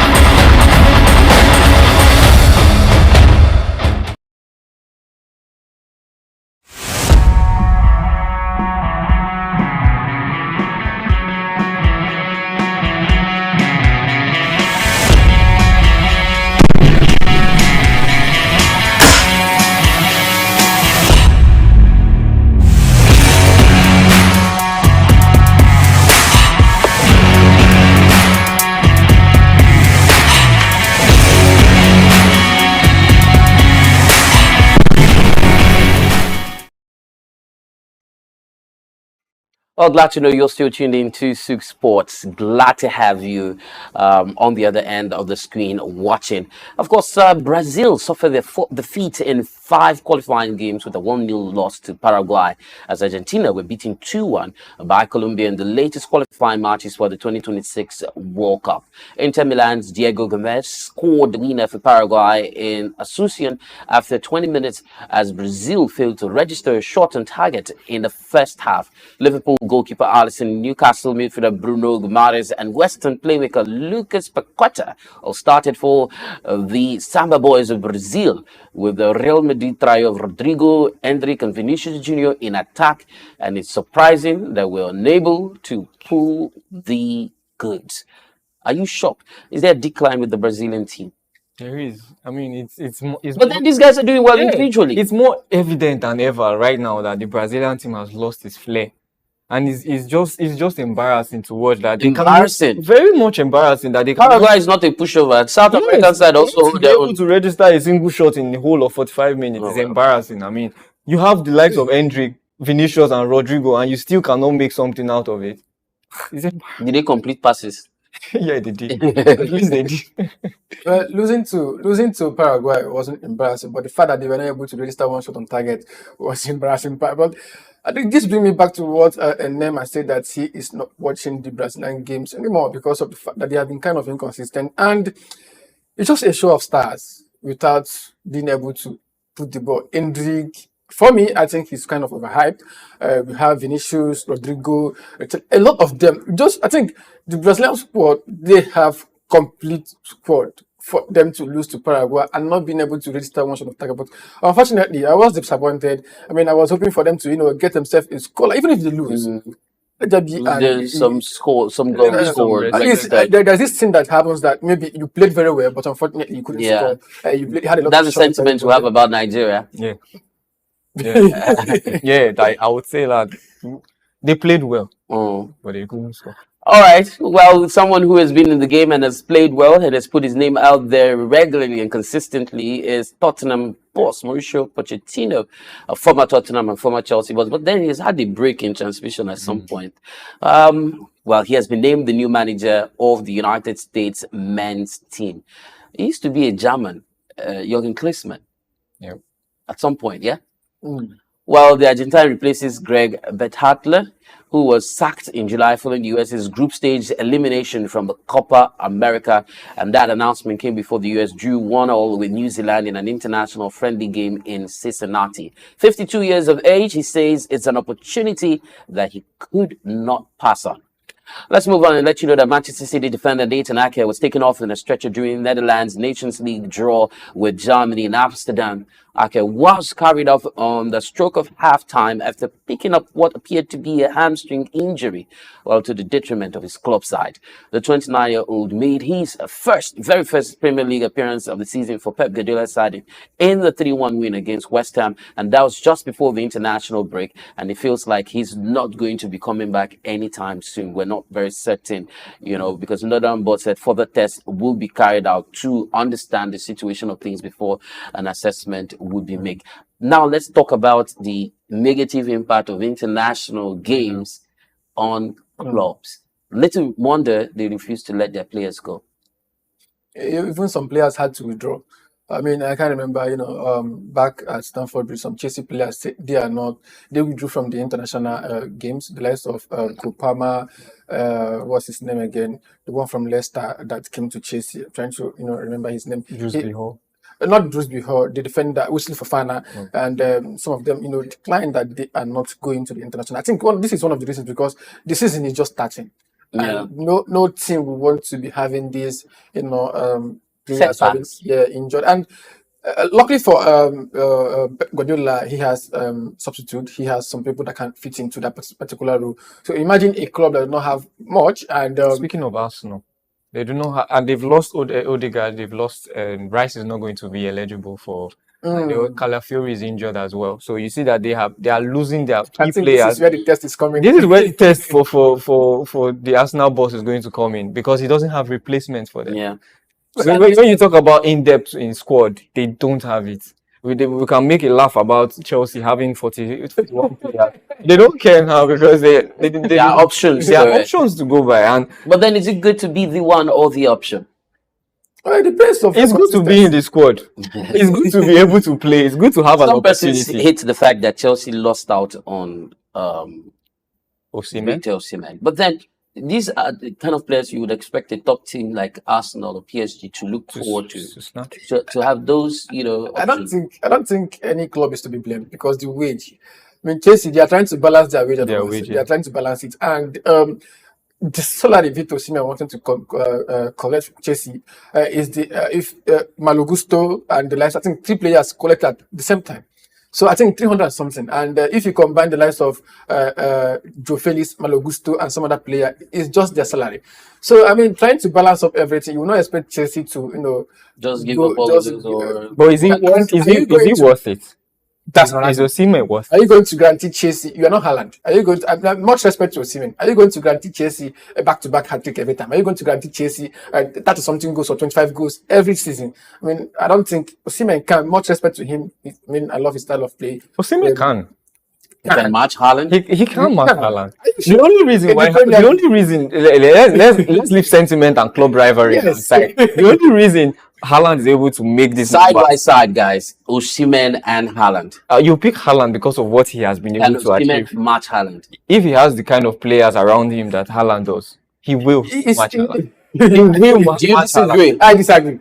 Right. Like I said, much respect to Osimhen. I really value him as a striker. Have you really taken time to watch Osimhen's play? He's Napoli playing very well. The first season in Napoli, you see someone that is hungry with limited resources. How many years did that hunger last? He's still hungry. I just feel like he fell out of favor with Conte because of the controversies, owing to his transfers and everything. Conte doesn't like that. He likes his traditional. No words on this. I'll still pick Haaland over Osimhen. It's not like I don't like the Osimhen. He's good, but when it comes to formidable strikers, deadly strikers in the front of goal, I don't think Osimhen. Okay. All right. Let's not belittle our own. Definitely, would try to celebrate and encourage that he continues to do well. I don't think we want to have a Messi Ronaldo argument. WBO cruiserweight champion Chris Billam-Smith will take on WBA champion Roberto Ramirez in what has been described as a unification bout, and that's going to go down in Riyadh, Saudi Arabia. The question is why. 16th of November has been the date slated. It will be Billam-Smith's third defense of his title, and of course the Briton is having a forced stoppage against Martyrs. That's going to be in December, followed by points of victory over Reach Out and all. Ramirez became the first Mexican to win a cruiserweight title when he defeated Arsene Gulmarin for the WBA belt in March. Well, the reason why that is going to Saudi Arabia, could it be because of the money? It has to be because of the money. What has any athlete gone to Saudi Arabia to do other than for the money? Honestly, if I'm just honestly, that's just because of the money. I mean, that's where the bills come. That's Osimhen would have gone. Don't bring Osimhen into this. So, I mean, do you have a problem with Osimhen? I don't have a problem with him for the first time, but he seemed to release Osimhen out of the conversation. When Saudi calls, look at what's his name from what's his name? The one that almost went to Chelsea, the Bournemouth striker. When Saudi calls, it's a very, very tempting call. I mean, Ivan Toney. Ivan Tony. Yeah, when Saudi calls you, it's very, very tempting, regardless of the eyes of Ronaldo went to Saudi. I mean, who are you? You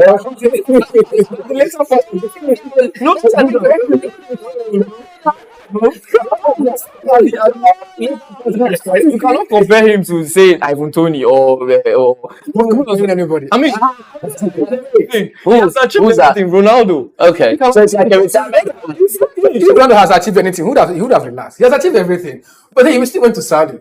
Because there's money to be made. How many children does Ronaldo have? Okay, yeah, gradually coming to my point now. That- What did you say? You can't put it in country. You can't put it in. For you to make this money, you need to be a top performer. Exactly, and you can't even put it with the likes of Ivan Toney. What has Ivan Toney achieved? How many Premier Leagues has he won? How many championship trophies has he to his belt? How many FA Cup has he to his belt? To that particular. All right, so the governor is here, and I might just be handing over someone to him for some disciplinary action. But then let me let you know that that's just a rumor. Brazilian winger Anthony, who is 24, is reluctant to have Manchester United despite interest from Fenerbahce. We hear that Turkish Super League clubs Istanbul, Başakşehir, Fenerbahce, Besiktas have given up trying to sign Kieran Trippier after Newcastle made it clear that they want to keep the former England defender. We also hear that Aston Villa, Joan Duran, so they've rated him so highly, and that's because they want to reject offers, 40 of those offers for the 20-year-old Colombian striker over the summer. Manchester United monitoring Sevilla's 21-year-old right back Sanchez, and we hear that Real Madrid are also interested in the same player. Newcastle manager Eddie Howe, sporting director Paul Mitchell have resolved the differences, and now they're focusing on the January transfer targets. And of course, when you have two people arguing like brown and what's the opposite? Black and white, brown and what? Yellow. I mean, I need to give you something that has a color name, but Brown and Charles have been going ahead. What do you think about when management personnel, as you know, have that disagreement and the effect it has on the club and the player in general? Well, I feel the coach knows what he wants. The manager knows the caliber of players that he wants, and the players that can fit into his playing style. And if that does not correlates with what the technical director wants, because the technical director will obviously be looking at salary, be looking at their pockets, looking at what can this player bring to the team at the moment. Will he bring financial aid? Will he come with exposure? Will he come with the media, and what benefits does this player bring aside just playing the pitch? You know, what goal returns will he bring? But then the manager knows what. I feel like the manager knows best, because he's the one that is working with these players directly, week in, week out. He knows the loopholes in his teams and what he needs to bring in to fill in that position. So I feel like now that they have come to an agreement, it's good for them and it's good for Newcastle, because they are languishing. They are languishing at the moment. So they need all the help that they can get. All right, just before we wrap things up with sports business, let's talk about the MPFL. I'm particularly interested because, you know, we've reiterated on this platform over and over again that we're going to be pushing out the local scene. So the weekend concluded with surprise losses and all that. At this point in time, do you think it's too early to start saying what teams you're going to be looking at for, what teams have surprised you, what teams you think will be making any impressions or impact in the league, Brown? Well, I think this is just the first game. Yeah, we had second game. We had 3 away wins, and I would say the league has started. If you lose a match now, you're not going to have that match again. Yeah. So I feel like, I mean, you have to start taking, in as much as I cannot, decide on who I'm going to say, okay. Well, we talked about Ikorodu United and how we're reaching for them, but they went to Kano Pillars and the same Misigida side thumped them 3-0 or something. It was. Should that count? That's more like a welcome package, like I said. Yeah. More like a welcome package. They should learn from it. So, but they still have another away game against Kwara. At least now they'll have an experience what it means to travel long distances and play away. So they'll be able to apply those wisdom or apply what they have learned into this match. I mean, Kwara is not far, so they will have time to stretch their legs and really acclimate to their weather and no matter how you see it, it's always a different ball game where you come from the championship to the Premier League. Even if you have beaten any club in the championship, maybe through FA Cup, and it's always preseason. It's always a different ball game. Yeah, we talked about that in the first when you just come into the men's season, the men league, you see that nobody really comes to play. Everybody is serious with everything. And that's when Haaland will wake up and score hat-trick. Crazy. I know you. Okay, so particularly my eyes is going to be on the manager, the very young manager of Aimba, Olarimaju, who used to be an assistant to Finidi, and he's been given the opportunity to take over the Rams. He started off by beating a grandfather in the game, and that is Emmanuel Amneke. Despite the fact that Heartland, had scored first, Aimba were able to get back into the game, restore parity, and pick up maximum 3 points from that particular game. So Emmanuel Amnike making it into the NPFL with the return of Heartland, taking the spot of Beyond Limits. A lot of politicking, but then it's good to have the Owerri-based team back in the NPFL. Let's see what they're going to, do with this second chance which they have gotten from Nigeria's Premier Football League games. The sports business, at least 5 top-tier sports marketing agencies are vying for a chance to sell UEFA Champions League commercial rights from 2027 to 2028 onward after the deadline for bids passed this morning.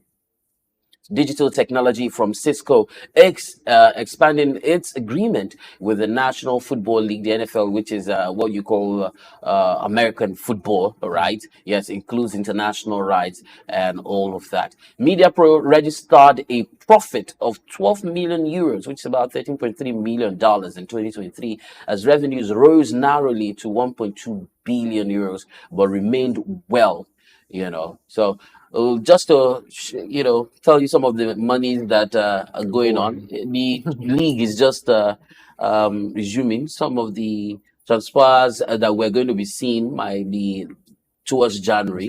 Big money moves would have ended because of the transfer deadline day that has exceeded in the MPL and all that. But hopefully the other leagues will resume and we can be back here to talk about the games after the international break. Must be done. But then any final words from you guys so we wrap things up here? Oh, it was a great show from the international break. I mean, stars were given opportunities to shine. We look forward to the regular club games coming up this weekend, and I hope that you get your betting tickets right. You don't go throwing out tissues and cutting halfway. Brown. Well, I can't wait for the EPL and every league to come back. Is 1 week, the weekend break is just like a month for me. I mean, I can't wait for us to come back. And the banter and everything about football, it just gives me the whole joy. So, I mean, it's amazing to be back here again and, to continue to do this when it comes to football and the world of sports. Well, thank you so much, guys. I did have Brown Bettel on the show with me and Charlie Montero. I know that's the way he likes to call himself. My name is TC Bar. I'm the top cat. Many thanks to everyone who has ensured that you can receive us crisp, loud, and clear. You guys rock. And until we come your way, keep the engagement on our social media platforms, SOUQ News TV. And of course, once again, congratulations to those who correctly predicted the score lines of the game between Nigeria and Rwanda. It's something that we are going to continue. Urgent TK is live right here on SOUQ News Television. Have yourself a great day and bye for now.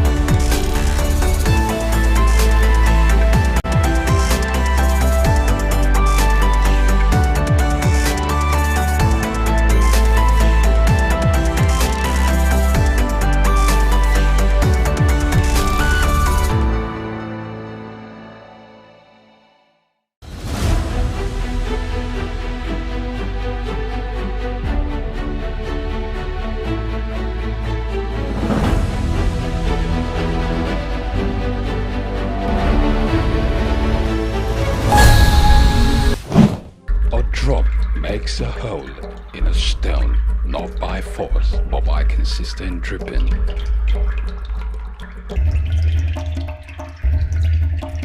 Nothing describes this woman more apt than her indomitable and consistent drive for excellence.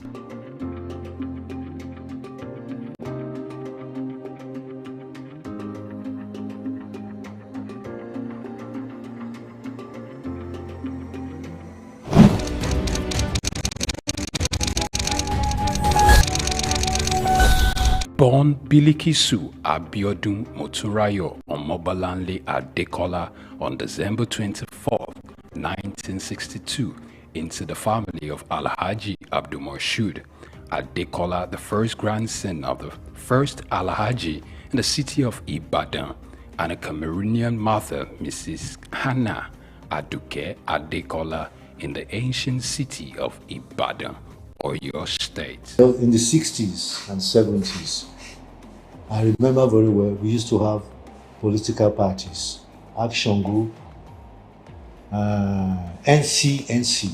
NCNC was Nigerian Council for National Council for Nigeria and the Cameroons, NCNC. So we had political activity extending to the Cameroons. That is as far as I can remember about Cameroon. Cameroon was part of Nigeria. And most Nigerians grew up in the Cameroons in the 60s and 70s. The other side of Cameroon was that they are both English and French speaking. But the French speaking side were very close to Nigeria. And some of us got to know so many Cameroonians in the process. So it was common then to be educated in Cameroon, to get your education in Cameroon, to have relatives in Cameroon, because it was part of Nigeria. She's the third of 7 children. She attended St. Paul's African Primary School, Lagos, and the famed Methodist Girls High School, Yaba, Lagos, before proceeding to study chemistry at the University of Ife, now known as Obafemi Awolowo University. Talking about Ibukun Awoshika, I think you have a woman of substance. A woman who have left an indelible mark in the financial sector of the economy. You have a woman who's proud of what she's doing, who's passionate about what she's doing. And the fact that she attended the University of Ife, where my brother was the president of the student union for a time, Wole Olaoye. I think they have that DNA of hard work, enterprise, and industry in the University of Ife. Femi Falana and the others were also in Ife. So this was a generation of committed, young, dynamic, intelligent, knowledgeable, and patriotic men and women. So she has made a mark after consistently building herself and being consistently dedicated to her profession. The other side of her is that she's a woman of substance, who loves women, who have cared and supported women, regardless of status, social standing, religion, or class. She has always been behind Nigerian women. And so, it's a woman that should be celebrated by all of us. Her father, while her mother was still pregnant with her, left for England to further his education. And while she was pretty much young, her mother left the country to go join her husband, to return while she was 8 years. Meanwhile, she was left to be cared for by her grandmother. She was registered in a private boarding primary school at the age of 4. My parents had me. My father went off to England to go to school before I was born. He left my mother pregnant with me. My mother had me, and before I was a year old, left to join her husband in England, and I was left with my grandmother. I grew up with my grandmother before my parents came back like 8 years after. Spent my first, from at age 4 or 5, I was sent into a boarding nursery school. I lived in boarding school at a very early age. because my parents wanted to protect me from becoming a local Ibadan girl. And she usually attributes these to her early independence and wisdom. Omo Agbanimi, some of her friends sometimes poke fun at her wisdom, which is way beyond her age. I was raised by my grandmother, so I'm a bit of an old woman in my brain, in how I think, as my friends say. Her foray into business started at a very young age at her grandmother's shop where she sells salt. Little did she know that this was going to stand her in good stead in life. My first exposure to business was my grandmother's little shop where she sold salt. And I used to love to sit behind her little kiosk and help her to sell the salt. But who knew I was being trained for business in my future? While at secondary school, she participated in the literary debating group, excelling in it, which made her consider a career in law, though that didn't last. Also, it is worthy of note that Ibukun Awoshika could hold her own in athletics, earning her the nickname Rabbit because she could really run. As an athlete, if you want to run, and I used to be fast, they used to call me the Rabbit. Unsure of what career path she was going to settle for, she considered becoming many things at one point or the other of her life. After secondary school, she thought of becoming a medical doctor, but she couldn't stand the sight of a cadaver, so she let go of that idea. Later on, architecture was another fancy that caught her attention. Similarly, she also considered becoming a chartered accountant. Finally, only see she could work in a bank. I thought I wanted to be a doctor. Then I found out that they work with real dead bodies. I changed my mind very quickly. I then thought, you know what?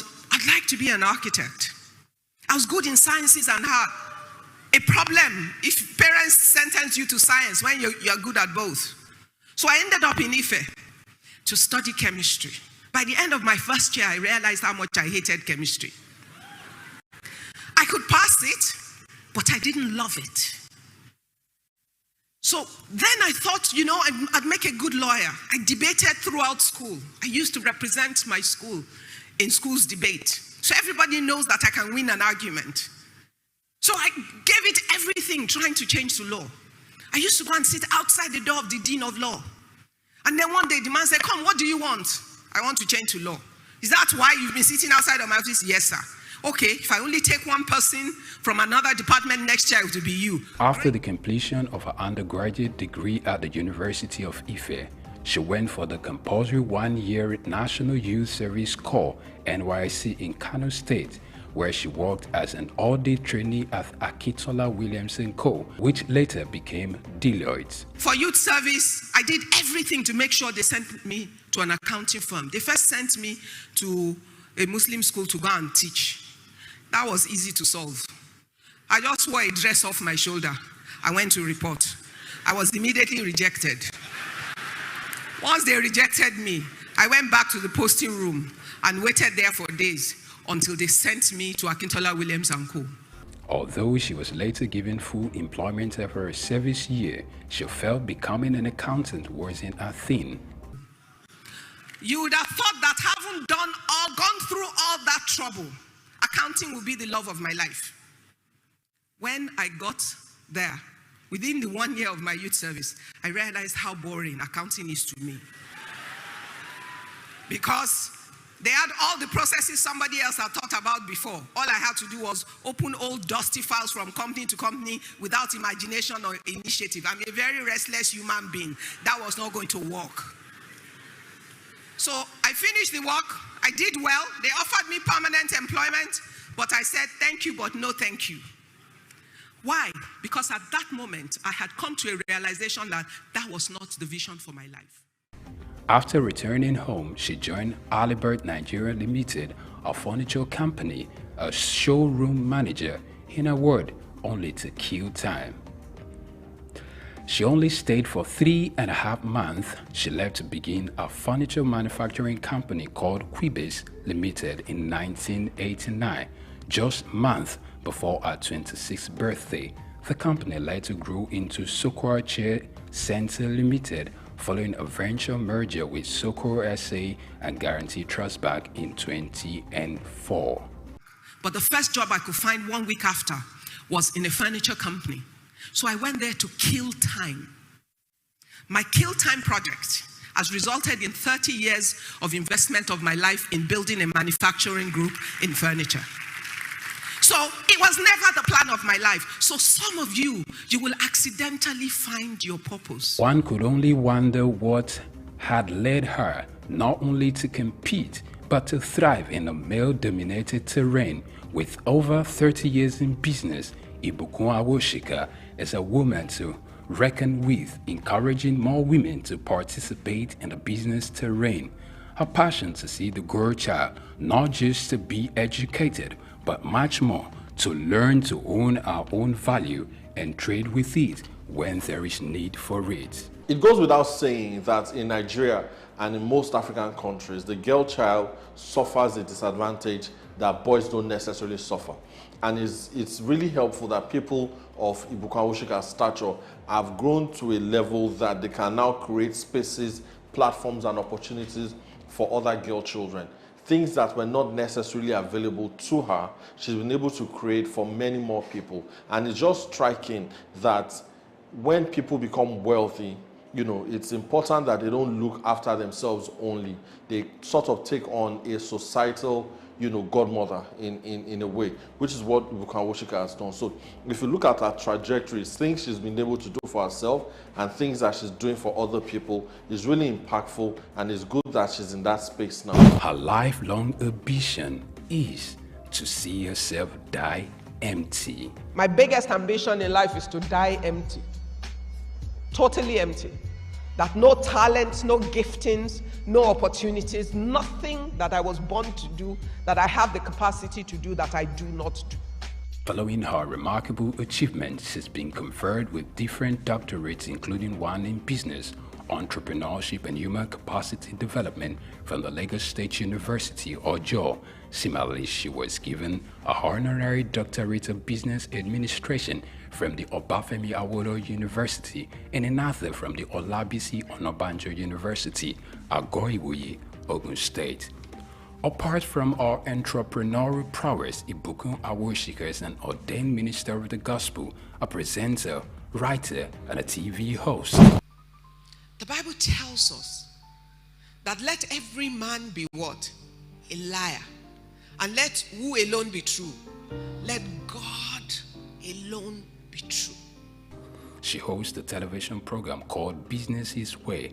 Also, she acted in the 2020 Kunle Afolanyo movie titled Citation, which in addition to the books she had written, including Business His Way, The Girl Entrepreneur, The Girls in the Boardroom, and My Thoughts in Codes.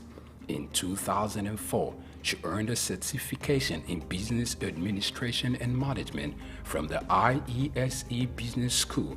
She's also the chairperson of the Novel Nigeria Office for Philanthropy and Impact Investment. She has consistently encouraged women to take up more leadership positions without compromising their values and integrity.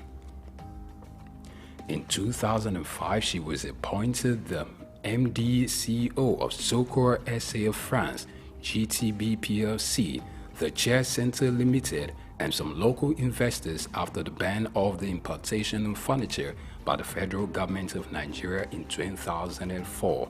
Furthermore, it is noteworthy to note that she independently established another ultra-modern furniture facility, Furniture Manufacturers Mart in Ikeja, Lagos. In 2008, she was among 5 Nigerian entrepreneurs who appeared in the first African version of the Dragon's Den.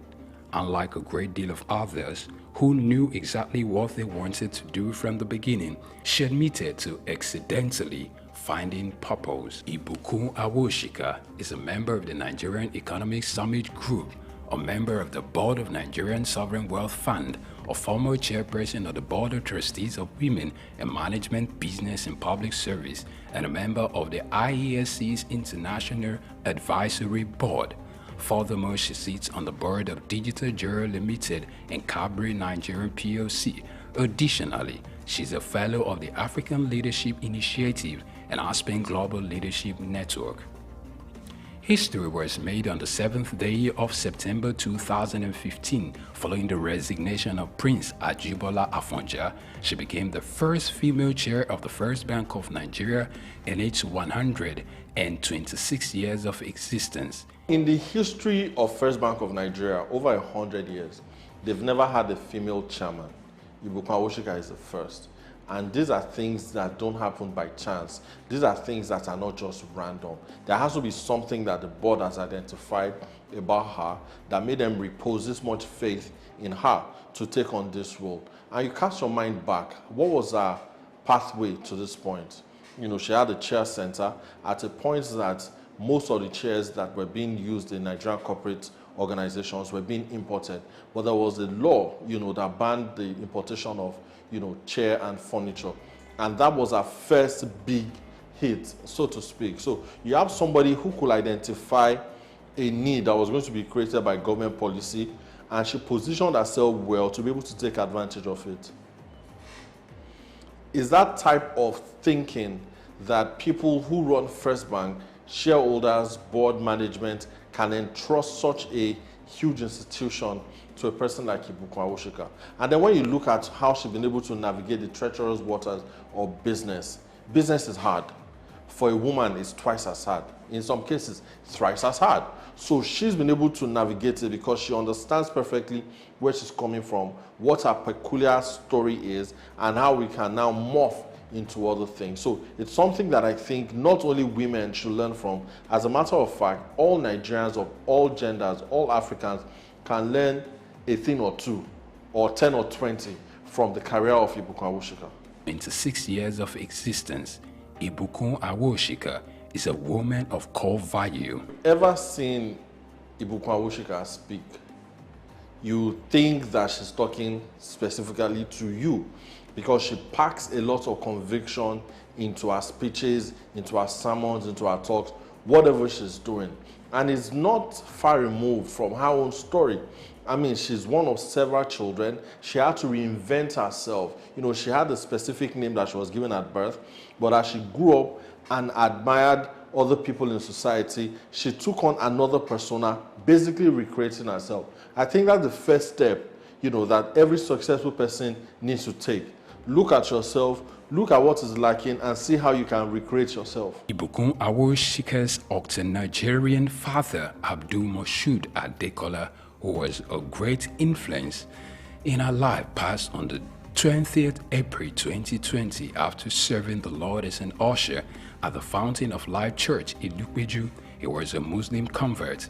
He was converted few days before his 60th birthday. She got married on her 28th birthday to Abiodun Awosika, who is the Chief Executive Officer of SOUQ Exploration and Production Company Limited, and they are blessed with 3 fine young men, Oludola, Olufishika, and Olamiposi.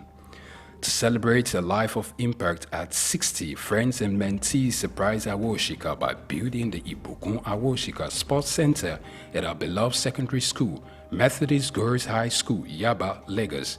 This project took about 6 months to complete and had some of our mentees like Tara Durutoye, Ndidi Okuanu, Chichi Nwoko, and Bisola Runsewe. They marshaled it alongside a team of other successful people. She stands like Joshua upon the pinnacle of the Horeb, looking to command an army of a new generation of women entrepreneurs that wouldn't stop at anything to achieving their God-given dreams. For her, she believes that regardless of how illustrious her career is and how successful she could ever get in life, her family and husband remain the most important gift in her life. Ibukun Awosika.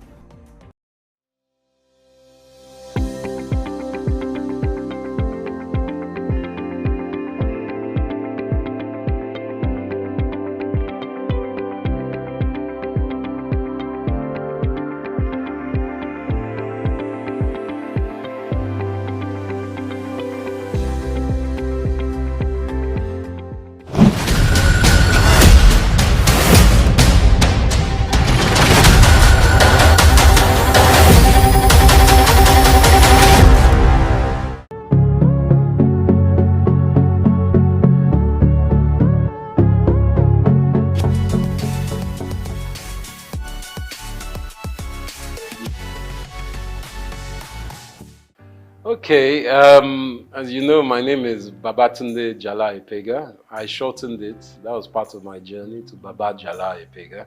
I was born here in Lagos, just a stone throw away from here in actually Lagos Hospital here.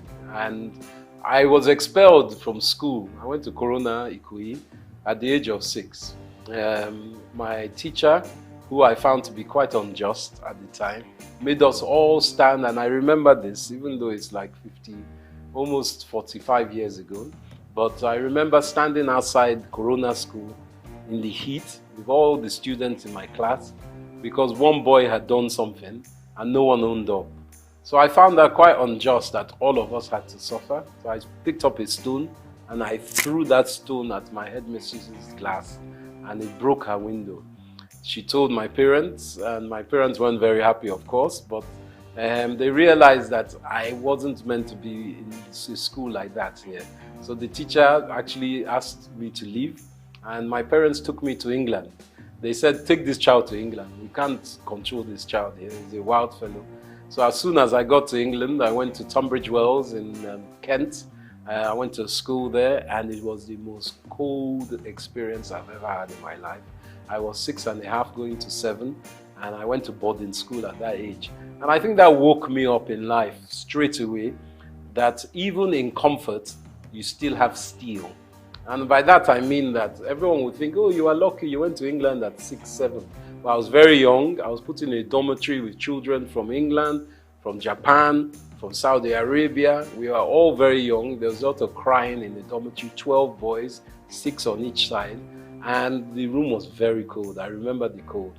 But one other thing I got to learn was rugby. And through my life, rugby and learning to deal with my condition and environment has instilled a strength in me. And as we know in Nigeria, you have a lot of things that happen that are out of your control, but you have to find a way to evolve and adapt. And I think from the age of 6, 7, I was very lucky to have that. I went to the oldest school in the world called King's Canterbury, started by St. Augustine in 598 AD. This was the secondary school I went to. And my life seemed pretty, what they say, gold-leafed at the time. Everyone's like, you enjoy, you're in Nigeria, you're in London. I learned to speak Spanish. Unfortunately, I lost my Yoruba, but I'm trying to get that back. I learned to speak Spanish and French. But at the age of 17, my father had a stroke. And he was working too hard, obviously. And sadly, my mom and dad had split up by that time. So my whole life that seemed so rosy stopped because my father's business partners, all of them somehow took the business and it went away. And from that going away, we were left destitute. My dad was in a coma for 3 months, and my mother, who wasn't working, because my sisters and I have 2 lovely older sisters, Yewande and Gigi, we were still in school. So much so that my last year's school fees were not paid. But one of my uncles kindly paid for my school fees, and my mother had to go to work. She started her own business. She too was a journalist, Mrs. Ibiene Epega, but she started a chauffeur driving company and started using cars to drive people with her staff. So from that age where I thought a university was going to be given, I was left floating in the abyss because we didn't have financials. So for 1 year I had to work in a post office in London, and it was quite an eye-opener for me, but it didn't stop me from adapting. And again, adaptation helped me grow. So from being in a very wealthy family as a young man, coming to the age of 17 to become an adolescent, a grown-up, I realized that nothing is given. My father sadly was in a stroke, and when he had that stroke, he became semi-paralyzed. For another 30 years, he was semi-paralyzed. But my mother died quite soon after that time in a car crash on the road to Warri, because my Okrika side and Warri side is where my mom was from, even though my father was Ijebu. So my mother died at the age of, when I was 21, which was 20 actually, when I was starting university. And my father was semi-paralyzed. So I became the father of the family, even though my sisters were older and far more intelligent than me. But being the man, I had to take control of a lot of things. And I think that's what really gave me the tenacity to understand that I really need to be someone who doesn't just walk in one field. I need to spread my risk. From my university, I did mathematical economics and Spanish. I was able to go to University, Queen Mary College, London University. And from there I finished, as I said, I worked again.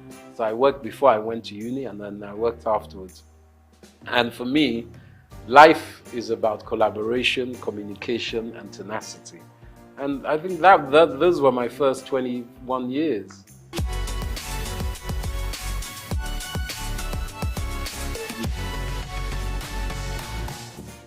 There were less people in Lagos in those days. I won't lie. I grew up every summer and even Christmas where we could afford it. Back in my day, 1978, 79, Naira was 0.8 to £1. So you can understand that people were very wealthy. I think in those days there was like 40 million people. It wasn't that much of it because my dad was an estate surveyor. So we used to go to Abuja a lot. And he was one of the surveyors that gridded Abuja when it was being built during the late 70s, 80s with Obasanjo, and even before Murtala Mohammed. They were gridding it. And Lagos, or should I say Abuja, was made the capital. And Abuja is a model city of Milton Keynes, which is a model city of Paris. Just like Brasilia in Brazil was changed from Rio de Janeiro as a capital. So for me, coming back to Lagos was a joy. I enjoyed it because I was young. We used to just walk, run the streets on our bicycles and cycling, just exploring. Everything was open. There weren't as many cars. It was no big apartments, and there weren't as many people.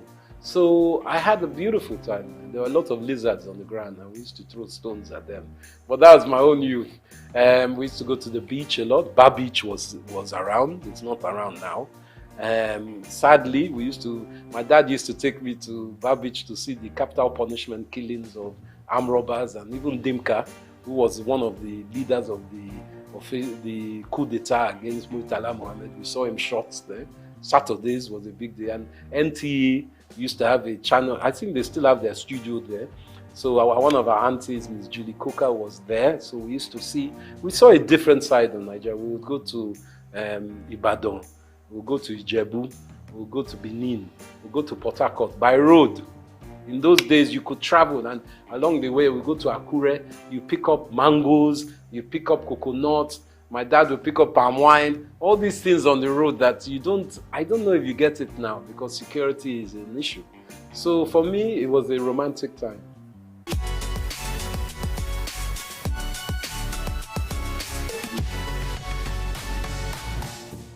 I think fashion, evolving through Nigeria, has started as a siloed industry.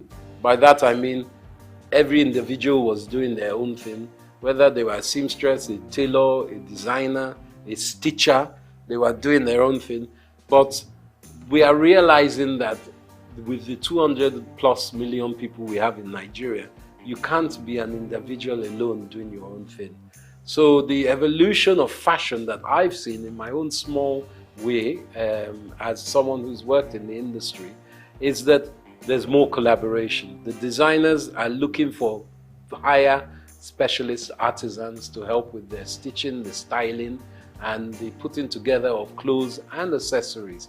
So I'm also seeing small grassroots shoots, very small at the moment, of the government playing a part in bringing together some kind of foundation so people can articulate their fashion designs to the world, because we have seen it in a lot of music. Obviously, Afrobeat is one of our biggest exports in this country. Obviously, there's oil and all the others, but I'm talking about within this entertainment, luxury, lifestyle industries. So we're trying to learn from that how private sector can play a part to enhance this fashion sector. So now we're seeing a lot of vibrant colors, a lot of styles. Men's fashion is big. It's not just women's fashion. Men's grooming is massive. Hair and beauty as well. So men are taking care of ourselves more and more. And accessories. Accessories, I think, is fundamentally the quick fix of fashion, where we can enhance and create jobs and hyper growth in GDP by focusing on this. And this is where I implore the government with, working in mineral resources, our precious metals, semi-precious metals, help those industries to grow. There's a great lady, Janet Adeyemi, who works in Women in Business, and she is working within that. Let's help our fairer sex or the female gender to grow in business as well, because there's a fundamental knowledge that if half your population are women, as ours is roughly, or maybe 51%, 52%, you have to educate the women so they too can add to GDP. It's a simple economist theory. You can't leave them out of it because it's very important. And these industries in fashion are enhanced by women, and we need to push that forward.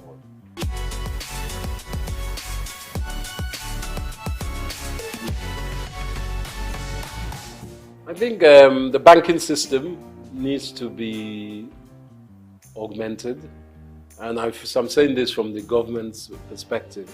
The ease of doing business in Nigeria, as an investor myself, a foreign investor, as well as being an indigent in Nigeria, the problem is not getting your money to Nigeria, it's getting your money out of Nigeria. Not that you want to suck all the money out of the country, but what can help is the floating exchange rates, the flow and liquidity of money that can come in and out of the country. A lot of investors are worried about how they get their money out of Nigeria. So I think our banking system, going back to the central bank, which they're working on, needs to be much more fluid. So people feel they can invest and take money out. But also, we need to articulate what is on offer.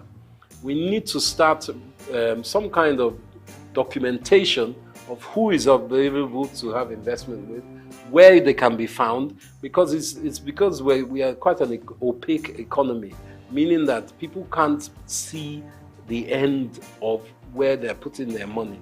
Once we do that basis and open up the lights within which kind of businesses are available to be invested in, I think a lot of investors, domestic and international, will be more willing to put money into it.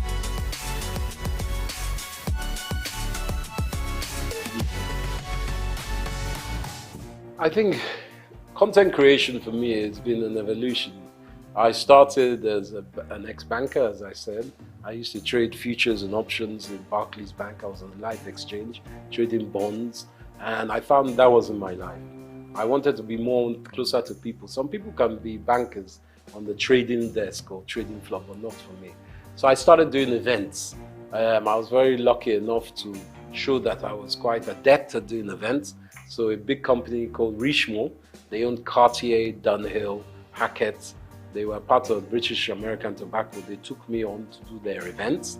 So I was doing a lot of polo matches, a lot of Christmas parties, a lot of brand activation events in England. So for me, I got a lot of content knowledge from that. Different styles, people, different countries. But in the last 10 years, I felt that helping companies like LinkedIn, Google, all kinds of big banks in Europe and America was not my remit. My business, EMC3, was going very strongly in America. But as a Nigerian man, I didn't feel love in America. I know that everyone says it's the land of opportunity, but being someone of my own African descent, I didn't like the mentality there. People are good, but the infrastructure is racist institutionally, as we know. So I felt I wanted to give something back to Nigeria.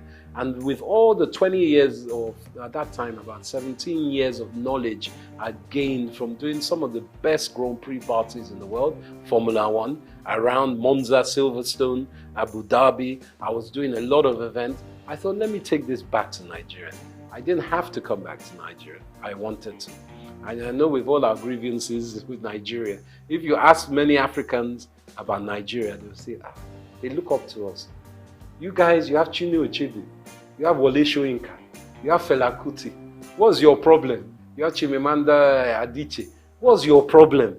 So we have to take ownership and say, yeah, we do have all these people. We have Afrobeats, whether it's Burna Boy, Davido, the Venus Bushfires, all these different people that are exported.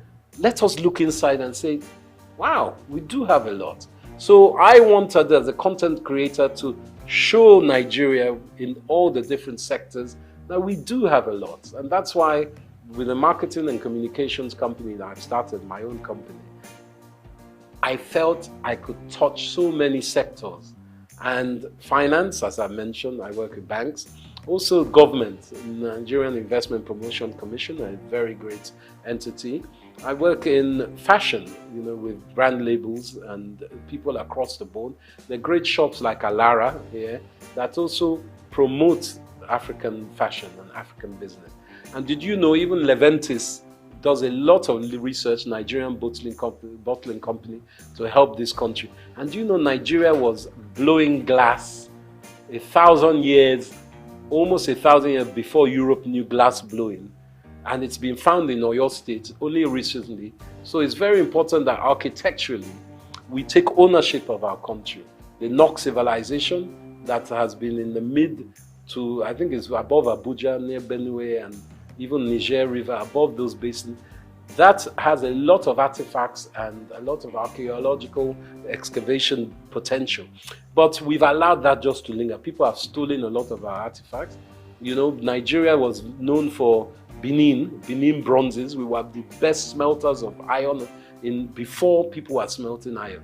So these are things we have to take stock of. And me as a content creator, I bring all that information together and I make sure that people acknowledge it and are aware of it. So then that will uplift us all.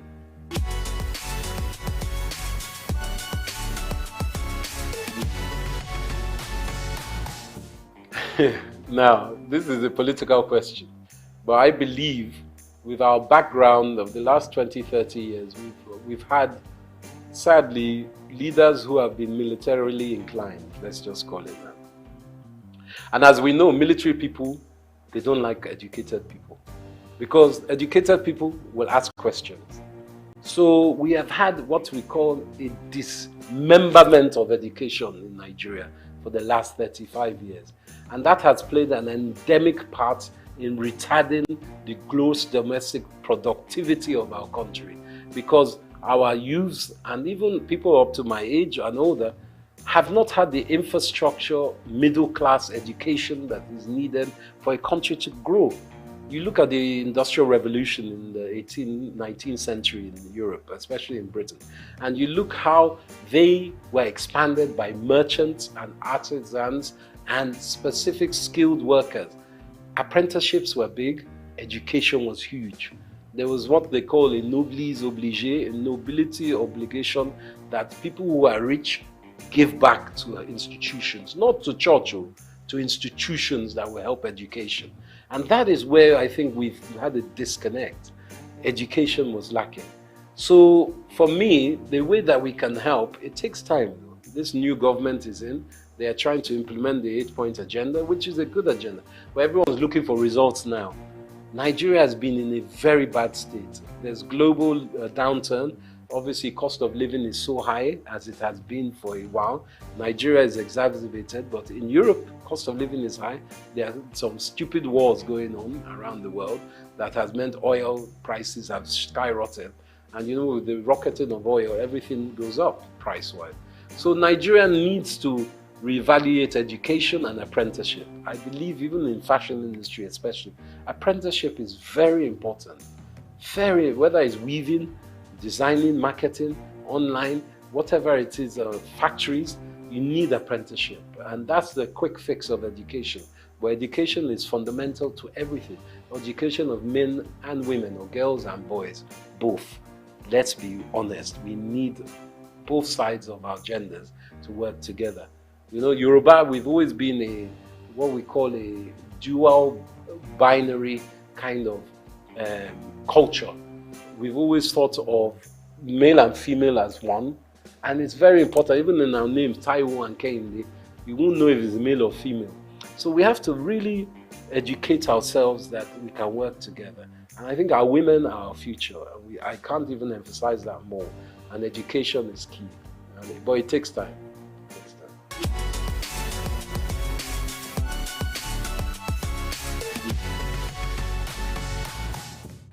I think Japa syndrome is very real.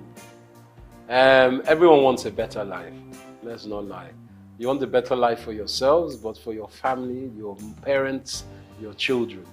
And the opportunities in Nigeria, even when you have been educated and you finish graduate here, to find jobs is not easy. The infrastructure is very bad for job creation. And this is being worked on, and the last 8 years has been fundamentally broken. But we know this new government is changing that. But specifically, JAPA in Canada, they need our brains. You go across the world and you ask any nation, especially America, who are the best educated, the best, integrated, and the most proficient people, Nigerians. So it's not that we are stupid, it's that we don't have the infrastructure at home. And America, Canada, Europe, they're giving us the infrastructure. So getting out of Nigeria is not easy. There are opportunities and policies that allow it, but going across the border to Libya is not the way. You spend $5,000, $4,000, which is almost 4 or 5 million naira to try and get to Europe, and then you are treated like a dog when you get there. That's not the way. But, there are certain policies that can take you to these countries. And in Britain, for instance, it's not all, the streets aren't paved in gold, but if you earn £1 in Britain, you send that home, that £1 is 1,300 naira. So, and the minimum wage is £14 an hour now in Britain. So you can do the maths of that. So someone who is earning £14 an hour, if they work 10 hours in a day, they've earned over £100, which is 100,000 naira. So the maths, of course, is what makes people want to go there, because even if you are working there, obviously you're paying British rates, so your rent, your cost of utilities, your food and drink, your transport comes into play. It's not cheap there. But the money you send, even if you're only sending £100 a month back to your mom, that's 100,000 naira. So, or 130,000 naira in today's rate. So you can do the maths. That's why people are going. And the security in these countries is, and the education, to be quite frank, is better. But it doesn't mean they are better. We have to build a house, you must thatch the roof from within, so your roof doesn't cave in. And I think that's very important. Not that people shouldn't go home. Go out of the country, but they should always come home as they can. Because you see the Pakistanis doing it, you see the Indians doing it, you see the Arabs, they go home and they build their own countries. It's not good to just japa and live. You have to come home as well.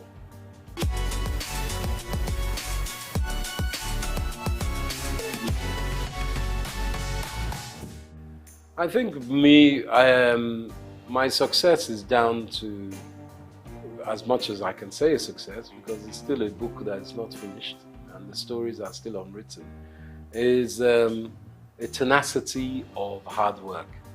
It's very important that people understand that it takes a lifetime to look like an overnight success. It doesn't just come. What I'm still doing, I'm not the most successful in my business, but I love my business. And if you can find something that you love and you can make money out of, then you're in heaven on earth, to be quite frank. I think my spirituality and my faith is very important, as is my wife's. My wife, Helen Epega, she wrote the world's first Pidgin English opera. And we've been staging it here in London. We played in Cape Town, in Nairobi, and in Lagos, sorry. And we've staged it in London. We're at the Royal Albert Hall next year. I'm executive producer of that. So I think my success, to add to that, is that I don't put all my eggs in one basket. And I work very hard to make sure I research and obtain knowledge of the next thing or what was the last thing. I'm a historian as well. And I put things in perspective. And I try to add value as I can. But as my momsy used to say, you have 2 ears and 1 mouth for a reason. So I like to listen as well. And from children you can learn, from grandpapa you can learn. So humility is very important. I'm not arrogant with it. And I think that's the most important part. Collaboration, humility, and shared drive. But also knowing that for me, Saturday and Sunday, I'm off. That's my time for the family. I take a break. Sunday, even God rested on the 7th day. Me too, I rest. I'm not 24/7, even though this weekend we have a big fashion event, but that's work. But when I take my tools down, it's tools down. No one can call me on Sunday morning. So you can't be BOing to people. Never let anyone own you like that. That's what I say. Someone calling you on Sunday morning, obviously in journalism, in film, it's a different from projects. I'm not saying every time, but just be aware of yourself and your mental health. That's the most important.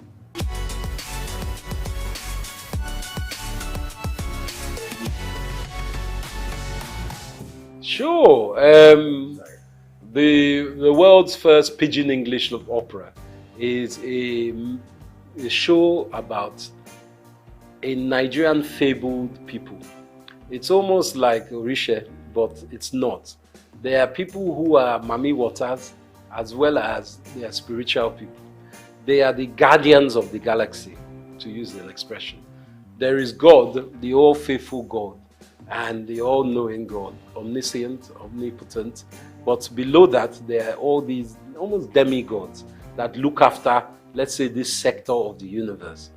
And these people are singers. They sing opera. But they sing it with pidgin English. And you know, pidgin is a language that is known by most Nigerians, but it's a language that people shun and say, it's a bad language. But they speak pidgin in Hawaii. They speak pidgin in China. They speak pidgin, Old English Cockney is pidgin. American even is a form of pidgin because they've Yankified English. So what my wife has done, Helen Epega, she's also known as the Venus Bushfires. She is an Afrofuturist musician. She composes songs. So she put together this compilation, which is a pidgin English opera musical. And it's a show that lasts for about 45 minutes or an hour and a half. It depends if you're doing the short version or long version. So we have tenors, we have sopranos, we have violinists, we have kura player, and my wife plays something called the hang, which is like 2 tortoise shells, steel drums that sound like a harp. And she plays that and she sings. She's the main protagonist in this. And it's a drama about all these people that have come, the Meneme people, who are meant to look after the planet, but they lose their voice. So Earth is, because God is angry with them, the Earth, and says these people are rubbish. But the Meneme people say to God, please give them one individuals and groups. I think we need to connect even more with those individuals and groups who need to invest in Nigeria. Our youth is very talented and is very able, but it's also very abundant. So we need to find a way to link up education, apprenticeship to these youth to give them something that is productive to work in. And that means expanding your mind as parents. It's not just doctors, lawyers, bankers that we need. We need artisans, we need creatives. And that's the most important point. It's a mind block. So for me, if we can work on Nigeria's mind psyche and the taboos of oh, we don't want our child to marry a musician. You know, even as a musician, you don't just have to be a rapper. You could be a music engineer. You could be a filmmaker. You could be an engineer that works with the technical aspects of editing. You could be a designer. There are so many aspects. So I say to my utopian Nigeria, learn from your brothers and sisters. International research online is very important. And for me, the dream is to see Nigeria as a fluid country of strength in Africa, where we're trading with African countries and we're using what we have as our asset. Technically, of course, we need Europe and America and everything, but we have it in Africa. We have it in Nigeria. So my beauty of Nigeria would be if we become our own Wakanda, working with other African states and enhancing our own GDP as well as our region and our continent's GDP working together.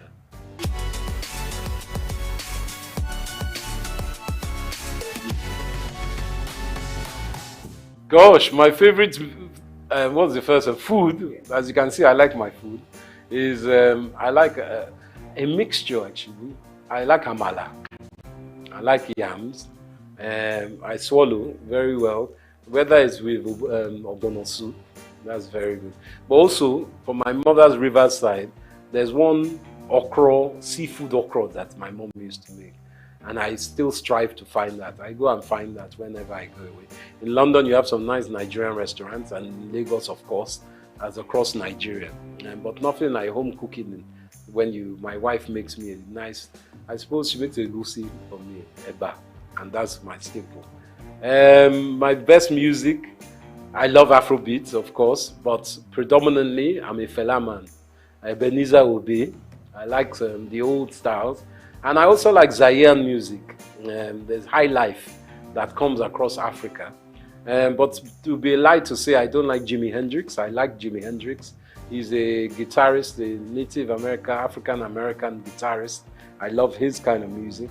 So those are my mainstays, and Gorillaz and De La Soul are still very great music of mine. Those are my Spotify at the moment. What was the other question? I like wrestling. They used to call it Gidigbo back in the day, Yoruba wrestling. I used to love that. I haven't seen that much lately, but I like Nigerian wrestling. Obviously, we play good football. We're great footballers as well, globally. But you said Nigerian sports. Polo, Nigeria. I like Nigerian polo as well.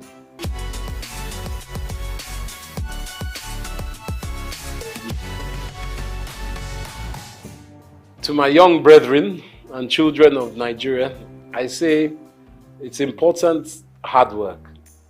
Hard work, research, and belief in yourself. Obviously, times are very tough at the moment, and money is tight. But with your own creativity, you can build your empire from there. I always believe that from one's mind, you can make wealth, and you shouldn't give up. Obviously, if you're not very great at one thing, you find what you are great at. But always be honest with yourself and treat others how you want to be treated. And remember, collaboration is the key or the little sister of success. And always have a smile. Very important. That's what I say.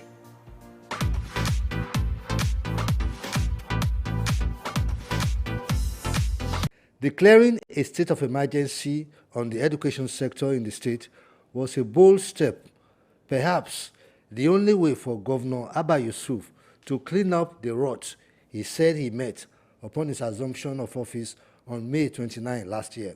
The first thing that motivated Governor Yusuf to take the action was when he heard that a staggering 4.7 million pupils were sitting on the bare floor in primary schools in the state. But the worst is the alarming proliferation of 989,000 out-of-school children of both genders, a situation that threatens to rob an entire generation of their right to education and a bright future. Governor Abba Yusuf did not just wake up in the morning to declare a state of emergency on education. He studied the situation and understood the problems. The governor said the Kano educational landscape, once a beacon of hope and opportunity for the youth and an example for others to copy, now stood shrouded in the shadows of unacceptable neglect and decay.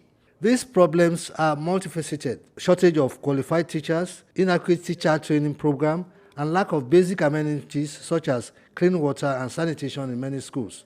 These issues, coupled with the socio-economic challenges that many students face, create an environment where education is not just difficult, but nearly impossible.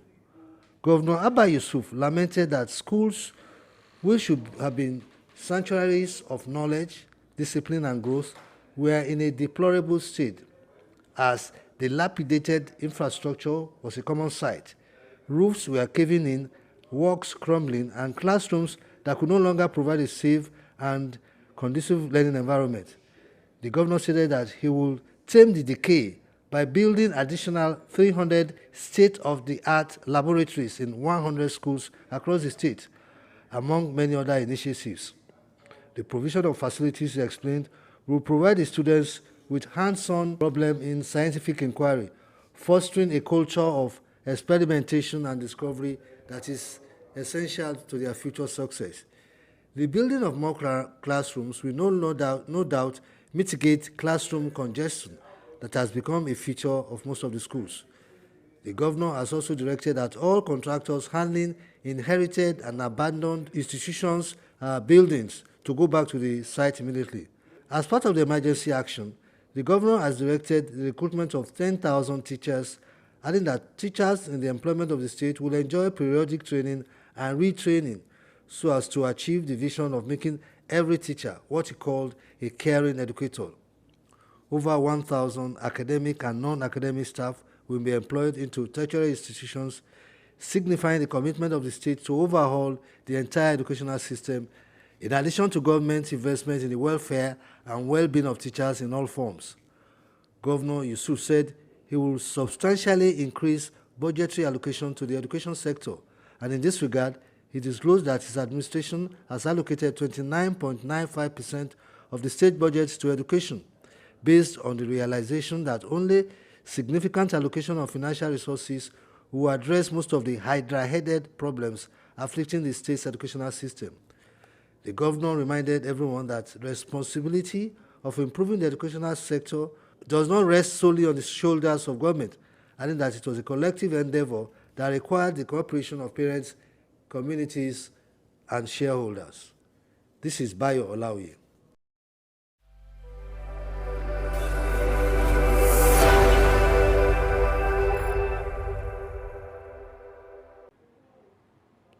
Nigeria stands as one of Africa's most resourceful nations, blessed with vast oil resources that have significantly changed its economy for decades.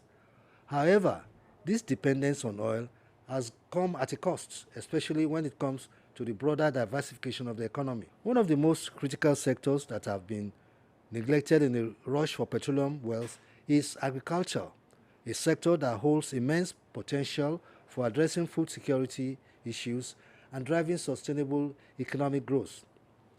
As global dynamics shift and oil prices remain volatile, the need for Nigeria to leverage its oil revenues to boost other key sectors, particularly agriculture, has never been made more urgent. While the world is moving towards renewable energy sources, a gradual decline in global oil demand, Nigeria must now focus on reinvesting its oil wealth into sectors that promise long-term stability. This is the basis of our news talk for today.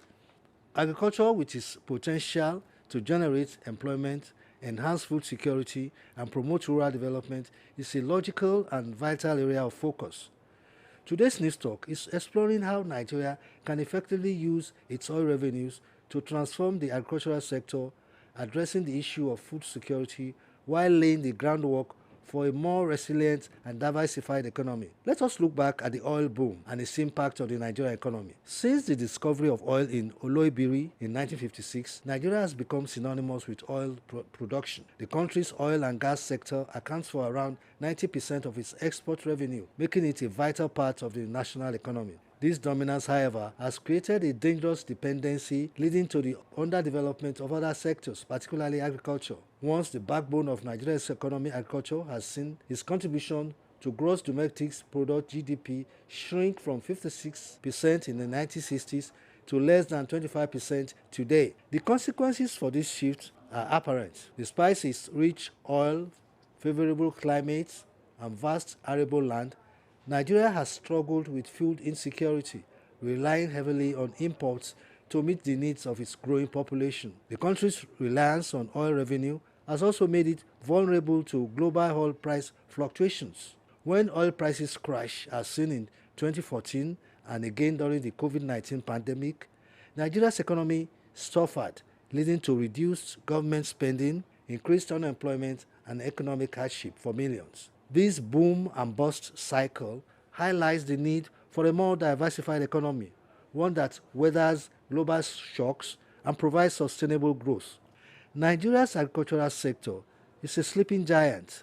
With over 84 million hectares of arable land, abundant water resources, and a young and growing population, the country has the potential to become a major player in global food production. Yet, despite these challenges, agriculture still remains largely underdeveloped, plagued by low productivity, inadequate infrastructure, and limited access to finance and modern technology. In contrast to the oil sector, agriculture has the potential to create widespread employment opportunities, particularly in rural areas where poverty rates are high. According to National Bureau of Statistics, agriculture employs around 35% of Nigeria's labor force. So with proper investment and support, this number could grow significantly.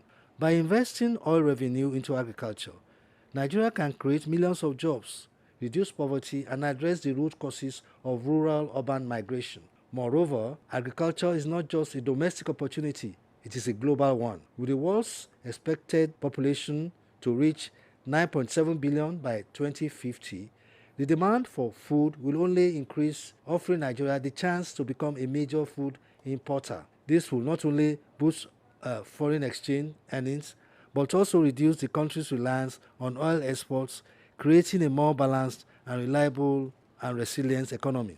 One of the biggest challenges facing Nigeria's agricultural sector is characterized by approach. Nigeria can transition from an oil-dependent economy to an agricultural powerhouse that leads the way in modern farming practices. I am Bayo Olaoye.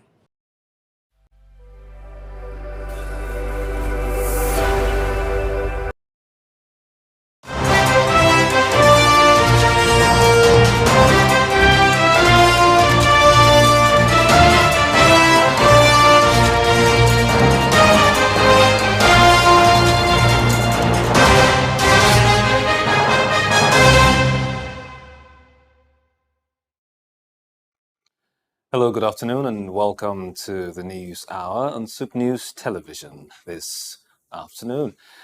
I am David Chiedu. First, the top stories.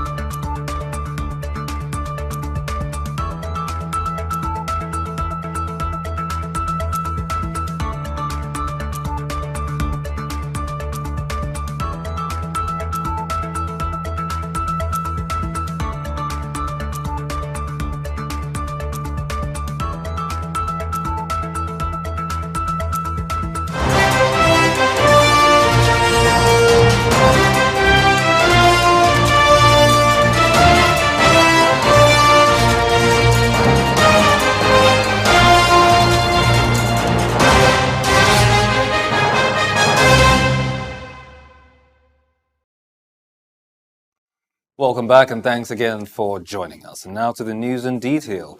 The Nigerian presidency has defended the arrest of the Nigeria Labour Congress President Joe Ajaero by the Department of State Services DSS, dismissing claims of human rights violations raised at a UK Trade Union Congress conference. In a statement by Bayo Ononuga, special advisor to President Bola Tinubu, it was clarified that Ajaero's arrest was tied to an ongoing investigation unrelated to his role in the NLC. The government explained that Ajaero's detention resulted from his failure to respond to previous summons, emphasizing that no individual, including Ajaero, is above the law. The presidency also rejected accusations of rights abuse, stating that Nigeria's legal actions are in line. Nigeria's government's legal actions are in line with constitutional practices. Ajaero was detained at Abuja Nnamdi Azikiwe International Airport while attempting to attend the TUC conference in London. Following his release, the presidency reaffirmed its commitment to civil liberties and urged Ajaero to cooperate with ongoing investigations. The government also assured Nigerians that the international community of its focus on economic progress and maintaining a productive relationship with labor unions despite policy differences. The House of Representatives Committee on Safety Standards and Regulations has expressed concerns over safety issues in Nigeria's electricity supply industry, NESI. Dr. Suleiman Abubakar Gumi, chairman of the committee, emphasized the need for stricter enforcement of safety laws to address the use of substandard equipment in the sector. In collaboration with the Association for Public Policy Analysis, the committee will host a conference to tackle challenges such as vandalism, non-licensed electricians, and substandard electrical materials. Gumi highlighted the government's commitments to ensuring safe and secure electricity services, aiming to reduce accidents and equipment malfunctions. Nigeria is inching closer to its 2024 budget target of 1.7 million barrels per day in oil production. According to the Organization of Petroleum Exporting Countries, OPEC, the nation's oil output, excluding condensate, increased to 1.4 million barrels per day in August 2024, up from 1.3 million barrels per day in July, reflecting a 3.4% growth. Including 227,000 barrels per day of condensate, total production now exceeds 1.6 million barrels per day. However, challenges remain on the revenue front as the price of Nigeria's Bonny Light crude lingers at $71 per barrel, below the 2024 budget target of $77.96. Mazi Coleman, president of the Oil and Gas Service Providers Association of Nigeria, attributes the increase in production to intensified efforts against oil theft in the Niger Delta region. OPEC's latest figures also show a marginal rise in Nigeria's crude production from 1.307 million barrels per day in July to 1.352 million barrels per day in August. This 45,000 barrels per day increase is based on direct communications with the Nigerian government. Despite this, discrepancies persist as Nigerian officials, including President Tinubu, had earlier claimed production levels reached 1.61 million barrels per day in July, attributing the rise to reforms under the Petroleum Industry Act. And the Nigerian Meteorological Agency, NIMET, has predicted thunderstorms and rains across various regions of the country from Wednesday to Friday. According to NIMET's outlook released in Abuja, thunderstorms are expected over parts of Borno, Adamawa, Taraba, and Kaduna states on Wednesday morning, extending to Kano, Katsina, and other northern areas by afternoon. In the central and northern regions, thunderstorms are expected over the Federal Capital Territory, Nasarawa and Kwara, with intermittent rains forecast for states such as Oyo, Delta, and Rivers. NIMET also urges the public to avoid flood-prone areas due to the risk of urban flooding and advises airline operators to stay informed for safe operations.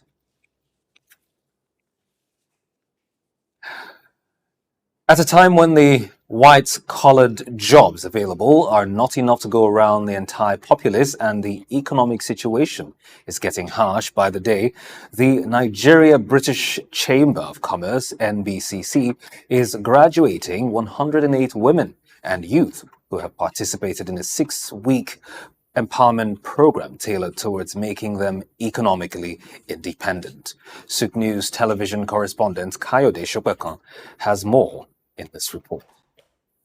For the students of the Nigerian British Chamber of Commerce first cohorts who have completed their skill acquisition program and are about to be launched into the business world. Seated here are women and youth who have gone through a skill empowerment program put together by the Nigerian British Chamber of Commerce to reduce hunger, poverty, and the harshness of the economy that has limited their opportunities in life. Women and the young people represent the backbone of economic growth social change and innovation of a nation.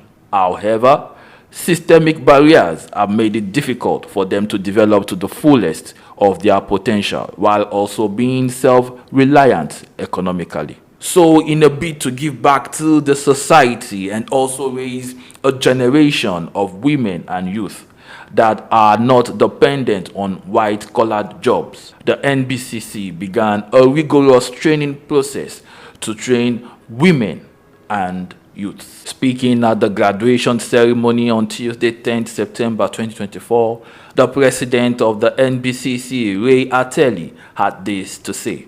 When we started this journey, it was for me an opportunity to do what I've always liked doing, and that is to empower young people. It's been a journey that I undertook over 30 years ago. And so when I assumed the presidency of this chamber, I said it has to happen under my administration, because I've seen a lot of our women and youth, they want to achieve and actualize like every other person, but a lot of times the enabling environment is not created for that to happen. You want to be useful, not just to self, but to country. But how can you do that if you're not given the environment to do it? Someone just has to initiate something. And private sector companies, I would say private-public partnership is how governments can then leverage the resources that we have in the private sector to build that capacity that we need in the youth and the women and the vulnerable of the society. The graduates were also encouraged to be intentional in whatever businesses they will be going into after this training. Be intentional. Absolutely be intentional in everything that you do. Understand the intent behind what you wish to do and the intent and the impact it's going to have on society as well as yourself and your immediate community. And most importantly, as I say always, there are no refunds in life. So live with purpose, intention, and you will be fulfilled. One of the sponsors, responding to questions from SOUQ News Television, gave reasons why he personally took interest in this program. Some of us, we start in a very humble way in our business and all that, and I know what it takes for someone to have a vision and passion, but no financial backing, particularly when you come from a humble background. So it's a whole lot of frustration and all that. So when the idea was conceived by the president of NBCC, I came to it so that I can give back to the society, I can give back to the youth. The program ended with graduates receiving certificates and thanking the organizers of the training. I didn't learn how to sew yet, but I will. So I just want to say thank you to all our facilitators. Thank you, Madam Modupe. And my passion is actually to be a social entrepreneur, whereby I can also impact fellow youth in Nigeria and also sell this skill globally. Thank you so much, NBCC, for this opportunity. And trust me, I am so proud of myself. I came here, I learned a lot, I can read. Imagine my neighbor knocking at my door asking me, please, I want you to fix my hair. What I thought I could never do in my entire life. Kayode Shopeko, reporting for SOUQ News Television. Still more from our reporting desk. Lifestyle changes have raised coconut demands, forcing Nigerian farmers to ramp up investments to tap the commodities boom. Health-conscious Nigerians are taking to coconut for the management of diabetes, weight loss, high blood pressure, and premature aging. The global coconut markets reached $20.24 billion in 2022 and was expected to expand as a compound annual growth rate of 8.4%. from 2023 to 2030, according to a research firm, Grand View Research. The global coconut production stood at 62.41 million metric tons, according to statistics. SOUQ News Television's Bayo Olaoye has more in this report. Nigeria occupies 18th position on the World Coconut Production Index and produced about 225,526 metric tons of coconut in 2021, according to data from the Food and Agricultural Organization FAO. Lagos, which produces half of the output, has doubled production from 70,000 tons to 140,000 tons in 2 to 3 decades to meet the demand. The number of registered coconut processors in Lagos State jumped from 500 to 3,000 in 5 years, 2024, according to the farmers. The chairman and founder of First African Coconut Company Limited, Mr. John Bede Antonio, has said that lifestyle and healthy living are fueling a huge demand for coconut products locally and globally. Antonio noted that the huge demand has spurred investments across the value chain as farmers were growing more coconuts to meet the rising demand. He added that Lagos State was also promoting support in the form of seedlings and training of new entrants of farmers. Coconut farmers were now replacing old trees with hybrid seedlings that brought fruits quicker. Coconut has numerous uses. It serves as a raw material for industries such as pharmaceuticals, cosmetics, food and beverage, with limitless domestic and export potential. The most sought after component of the fruit is coconut water, which is very rich in potassium and other electrolytes. It is considered a health drink and recommended for diabetes patients, among others. It is grown in 22 of Nigeria's 36 states, with Lagos having the largest population. The use of coconut oil and other derivatives is growing daily, owing to benefits, according to Mr. Olakunlehin Oladapo, General Manager of Lagos State Coconut Development Authority. According to him, this is driving local production of coconut, with more people coming into the cultivation, processing and marketing of the cash crop across the major growing states. Oladapo stated that despite the production increase, the state was still unable to meet the demand likely covered by imports from neighboring countries. Increasing demand is driving new investments into the production and processing of coconut in the country, so says Idowu Agbelekale, the National Financial Secretary of the National Cocoa Producers, Processors and Marketing Association of Nigeria. She explained that entrepreneurs were already exporting some of the byproducts of the crop on a small scale. Agbelekale called on the government to assist in boosting the production of the crop to enable it to earn foreign exchange for the country, saying that Nigeria was here to fully harness the economic benefits from growing the crop despite its huge potential. Also, the Lagos State government was helping farmers to get improved seedlings as it planned to stay ahead in growing the coconut, in growing the commodity in the country, while creating jobs and boosting supply for processors. Coir, the fiber from coconut husk, is used in making ropes, rugs, mats, brushes, caulking for boats and stuffing for fiber mattresses. The fronds, the leaves, are used for brooms, cooking squares, woven into mats, or burnt to ash to yield lime. Husk and shells are a source of charcoal and can be used for fuel. Ms. Chune Chukwu, an accountant with a manufacturing firm in Ikeja, told me that she started using coconut oil on her hair in 2022, owing to its health benefits, and has not applied any other oil to her hair since then. The increased demand is being felt across industries that use it as raw materials, suggesting that the price will continue to surge according to experts. The prices of coconut has increased by over 100% from an average of 250 naira in January 2024 to an average of 500 naira for a small size currently, according to our survey. There is hope in the coconut. Bayo Olaoye, SOUQ News.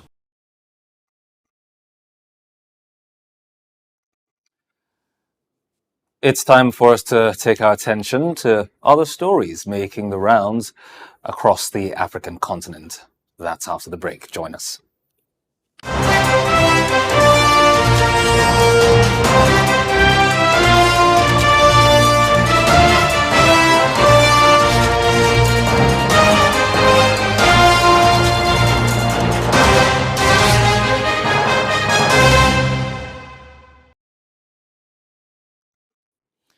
Many thanks for staying tuned. Welcome back to the rest of the news from the African continent. Ethiopian Airlines have announced the launch of a daily flight service to Port Sudan in Sudan, commencing on October 1, 2024. This strategic expansion further strengthens Ethiopia's commitment to enhancing connectivity across the African continent and beyond, fostering regional socio-economic growth and facilitating trade and tourism. According to Ethiopian Airlines, the new route will provide seamless travel options for passengers traveling between Ethiopia and Sudan, as well as connecting travelers from across the vast Ethiopian Airlines network to this significant Red Sea port city. The introduction of this service underscores Ethiopia's dedication to serving the evolving needs of the African market and contributing to the continent's economic development. By connecting Port Sudan to its extensive global network, Ethiopian Airlines aims to unlock new opportunities for businesses, travelers, and communities, promoting cross-border collaboration and cultural exchange. The inaugural flight, ET350, will depart for Addis Ababa at 11 a.m. and arrive in Port Sudan at 12:15. The return flight, ET351, will leave Port Sudan at 4:15, arriving back in Addis Ababa at 5:30. Both flights will be operated by the state-of-the-art Boeing 737 MAX aircraft, ensuring a comfortable and reliable journey. And elsewhere, flights at the Jomo Kenyatta International Airport have been grounded and hundreds of passengers left stranded. This situation came about as a result of the workers of the Kenya's International Airport demonstration. The demonstration is against the planned deal between the government and a foreign investor. Kenya's Airport Workers Union announced that the deal would lead to job losses and inferior terms and conditions for those who will remain. Meanwhile, the government has said that the build and operate agreement, an operations agreement rather, it has with the Dane Group would see the airport modernized with an additional runway and terminal constructed in exchange for the group running the site for 30 years. Kenya Airways announced there would be flight delays and possible cancellations because of the ongoing strike at the airport, which serves Nairobi. The strike has affected local flights coming from the port city of Mombasa and the lake city of Kisumu, where delays have been reported by local media. We'll take a short break. When we return, more news from around the African continent. Stay tuned.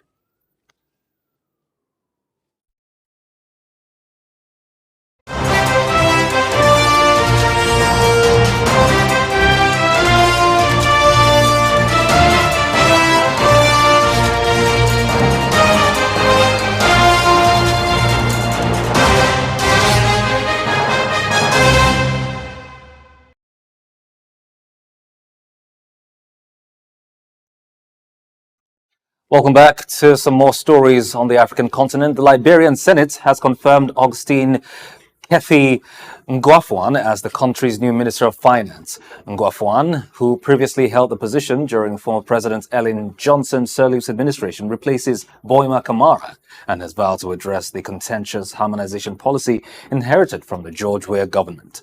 Ngwafuan's confirmation followed a hearing on September 5 where he outlined his vision for resolving salary discrepancies in the public sector and fostering a more equitable compensation framework. The harmonization policy introduced under the Weah-led Coalition for Democratic Change, CDC, government to stabilize the wage system has been a source of debate due to its impact on government payroll structures. Up next, the stories from the Middle East. Shortly, join us.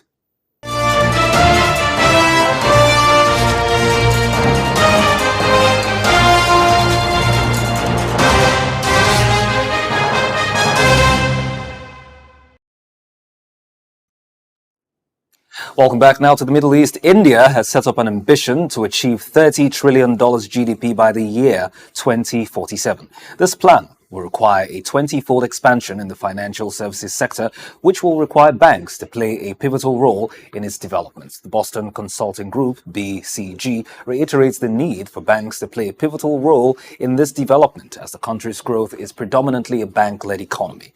Economists and business leaders alike are investing in the country's plan, reveling the prospects of India becoming a $30 trillion economy by 2050.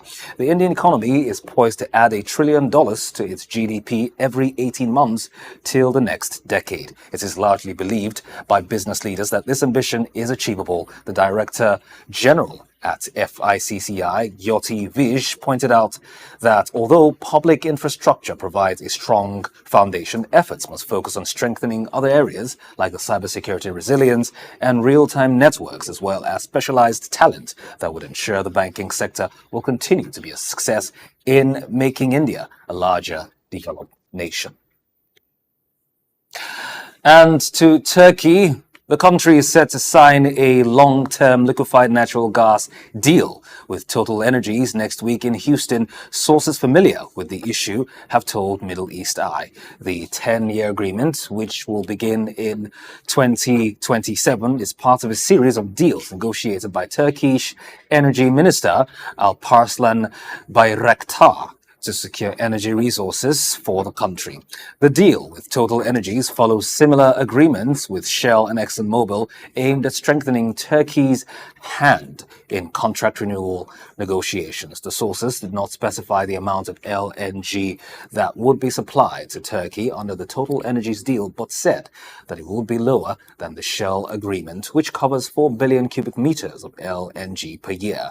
The deal with Shell, ExxonMobil and Total Energies aim to diversify Turkey's energy resources and secure better prices for Turkish households. The country's gas contracts with Russia, Iran and Algeria are set to expire in the next few years, and the new deals will help to reduce Turkey's dependence on these countries. The Turkish government has been aiming to create a gas hub in the west of the country, blending gas from different resources to determine the price. Some of the deals signed with Western energy companies also include an option to resell surplus gas to third countries such as Balkan nations. The agreements are part of Turkey's efforts to secure its energy future and reduce its reliance on external suppliers. Now take a short break. We'll bring you more stories from around other parts of the world when we return. Stay with us.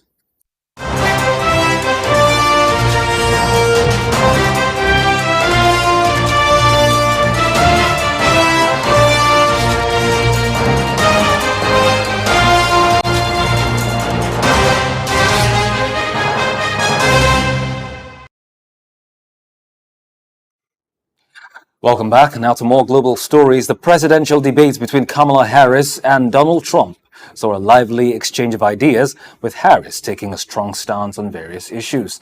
The current U.S. vice president effectively goaded Trump into making statements that could become viral social media clips, which was part of her strategy.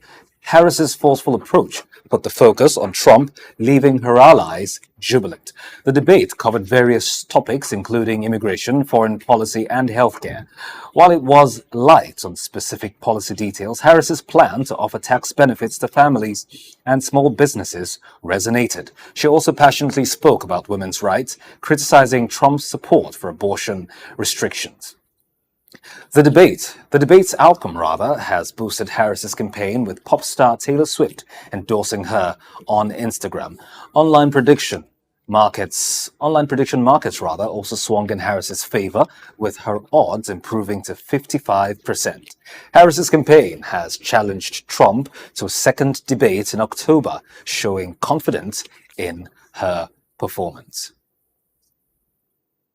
Now to markets. Gold prices are holding steady above $2,500 in Asian trading as investors await the crucial U.S. Consumer Price Index data released later today.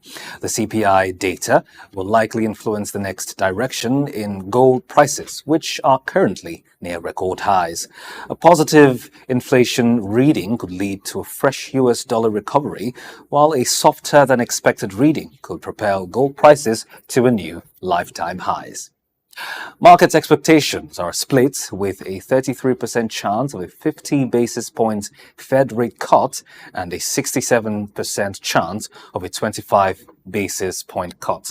Meanwhile, gold prices are supported by a weaker US dollar, which has been impacted by the Bank of Japan's hawkish stance on interest rates. From a technical perspective, gold prices remain bullish, with buyers aiming for a breakthrough above the record high of $2,532. A sustained move above this level could lead to further gains, with the $2,550 psychological level in sight. And now to the UK. The British pounds and US dollar have risen for the second consecutive day on Wednesday. The pair bounced back from a 3-week low of 1.3050 to 1.3045, but its upward momentum was briefly halted by the release of UK micro data. Despite this, the pair remains supported by a weaker US dollar, which has snapped its 3-day winning streak on dovish Federal Reserve expectations. The UK economic data showed flat growth in July, but this was largely expected. The focus now shifts to the upcoming US Consumer Price Index report, which will influence market expectations about the size of the Fed's interest rate cut. This, in turn, will impact US dollars demand and provide direction for the British pounds and US dollar pair. Traders are exercising caution ahead of the CPI report, but the pair's recent gains suggest a positive outlook. The British pounds and the US dollar pair is likely to remain supported by a weaker US dollars, and any positive surprises from the CPI report could lead to further gains. Still with the UK, the economy has shown resilience with no growth recorded in July after a similar performance in June, according to the Office for National Statistics, ONS. While the market had expected a 0.2% growth, a flat growth indicates a stable economy. The index of services, a key sector, showed a 0.6% growth over the past 3 months, slightly down from June's 0.8% reading. Other data released showed a mixed picture, with industrial and manufacturing production experiencing a slight decline in July. However, this was offset by stronger than expected goods trade balance, which narrowed to GDP 20.003 billion to 20.03 billion pounds in July. Despite the mixed data, the pound sterling remains stable, trading at 0.16% higher against the US dollar at 1.31. The market's reaction suggests that the data has not significantly impacted investor sentiment and the pound remains resilient. Still with markets, the S&P 500 achieved a second consecutive win on Tuesday, defying typical September market trends. Investors are navigating growth fears and repositioning ahead of key events, including the presidential campaign and economic data releases. The market is awaiting the outcome of the vice president and former president's debates, which could impact the November election narrative. Wednesday's inflation report will influence the Federal Reserve's decision, with a modest rate cut expected. Oil prices have dropped due to global economic concerns, including China's deflation, US labor market cool down, and Germany's recession. OPEC's reduced demand outlook has contributed to the oil price plunge. The global economy is facing challenges, but potential protectionism and isolationism could unexpectedly boost the US dollar. The highly anticipated U.S. Consumer Price Index (CPI) inflation data for August is set to be released on Wednesday, which could significantly impact the market's expectations for the Federal Reserve's interest rate cut in September. The CPI is expected to rise 2.6% annually, down from 2.9% in July, while the core CPI is seen steady at 3.2%. A surprise in the data could influence the Fed's decision, with a higher reading potentially leading to a smaller rate cut. The market is currently pricing in a 25 basis point rate cut, with a 50 basis point cut seen as less likely. However, a significant miss in the CPI data could revive expectations for a larger rate reduction. The US dollar is bracing for volatility, with potential implications for currency pairs like the euro and the US dollars. The technical outlook for the euro and the US dollars suggests a lack of buyer interest, with the pair staying below the 20-day simple moving average. However, a clearance of resistance levels could lead to targets at 1.120 and 1.1275. Silver is trading with a mild positive bias for the third consecutive day, holding above the 13.6% Fibonacci retracement level for the August-September slide. The white metal is building momentum beyond the 200-period simple moving average SMA on the 4-hour chart, with oscillators gaining positive traction. Silver is likely to confront resistance near the $28.95 to $29 confluence, comprising with 50% Fibonacci level and the 100-period SMA on the 4-hour chart. A sustained strength beyond this level could trigger a fresh bullish move, paving the way for a meaningful appreciating move towards the $29.25 region, the 61.8% Fibonacci level resistance. The momentum could extend further, reclaiming the $30 psychological mark and challenging the August monthly swing high around the $30.20 zone. And gold prices in India remained stable on Wednesday, with a slight increase of 0.1% to 6,800 Indian rupees per gram. This follows a steady trend, with prices holding steady at 79,317.59 Indian rupees per tola, a slight increase from the previous day. The stability in gold prices is a reflection of the steady market rates, with FX Street adapting international prices to the local currency and measurement units. The prices are updated daily, providing a reference point for investors and traders. And from here we go to the world of sports after the break.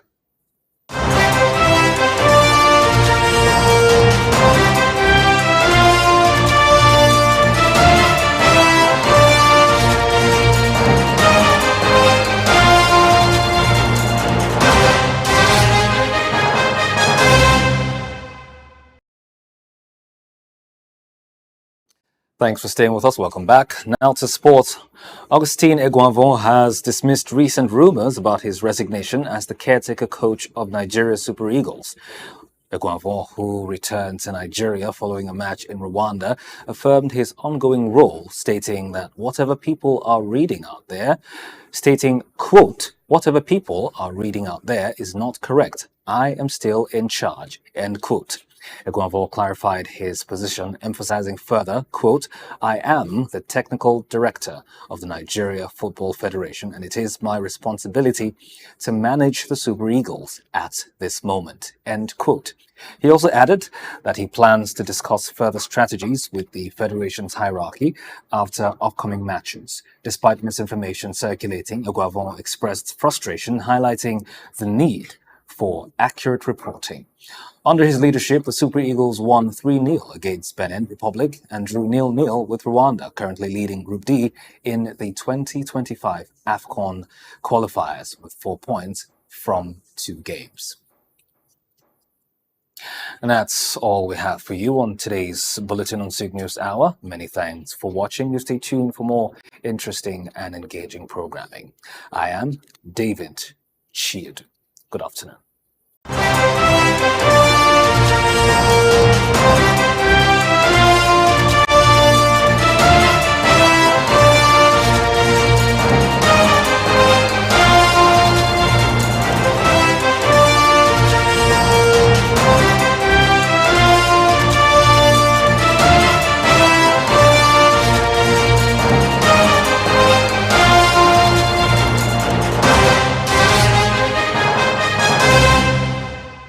It was a day of joy for the students of the Nigerian British Chamber of Commerce first cohorts who have completed their skill acquisition program and are about to be launched into the business world. Seated here are women and youth who have gone through a skill empowerment program put together by the Nigerian British Chamber of Commerce to reduce hunger, poverty, and the harshness of the economy that has limited their opportunities in life. Women and the young people represent the backbone of economic growth, social change, and innovation of a nation. However, systemic barriers have made it difficult for them to develop to the fullest of their potential while also being self-reliant economically. So in a bid to give back to the society and also raise a generation of women and youth that are not dependent on white-collared jobs, the NBCC began a rigorous training process to train women and youth. Speaking at the graduation ceremony on Tuesday, 10th September 2024, the president of the NBCC, Ray Ateli, had this to say. When we started this journey, it was for me an opportunity to do what I've always liked doing, and that is to empower young people. It's been a journey that I undertook over 30 years ago. And so when I assumed the presidency of this chamber, I said it has to happen under my administration because I've seen a lot of our women and youth, they want to achieve and actualize like every other person, but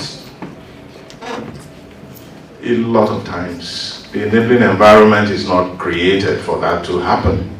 You want to be useful, not just to self, but to country. But how can you do that if you're not given the environment to do it? Someone just has to initiate something. And anytime you think about that, if you want a social change to happen, and you're thinking that somebody should do it, think about yourself. You should initiate it. Giving the keynote address was the CEO of Wakanao, Adenike Macaulay, who spoke with so much passion to the graduate on success tips needed to kickstart a business. I think that the summary of what I shared with the graduates today was they've acquired new skills. They have to be intentional as to what they want to build from those new skills that they've acquired.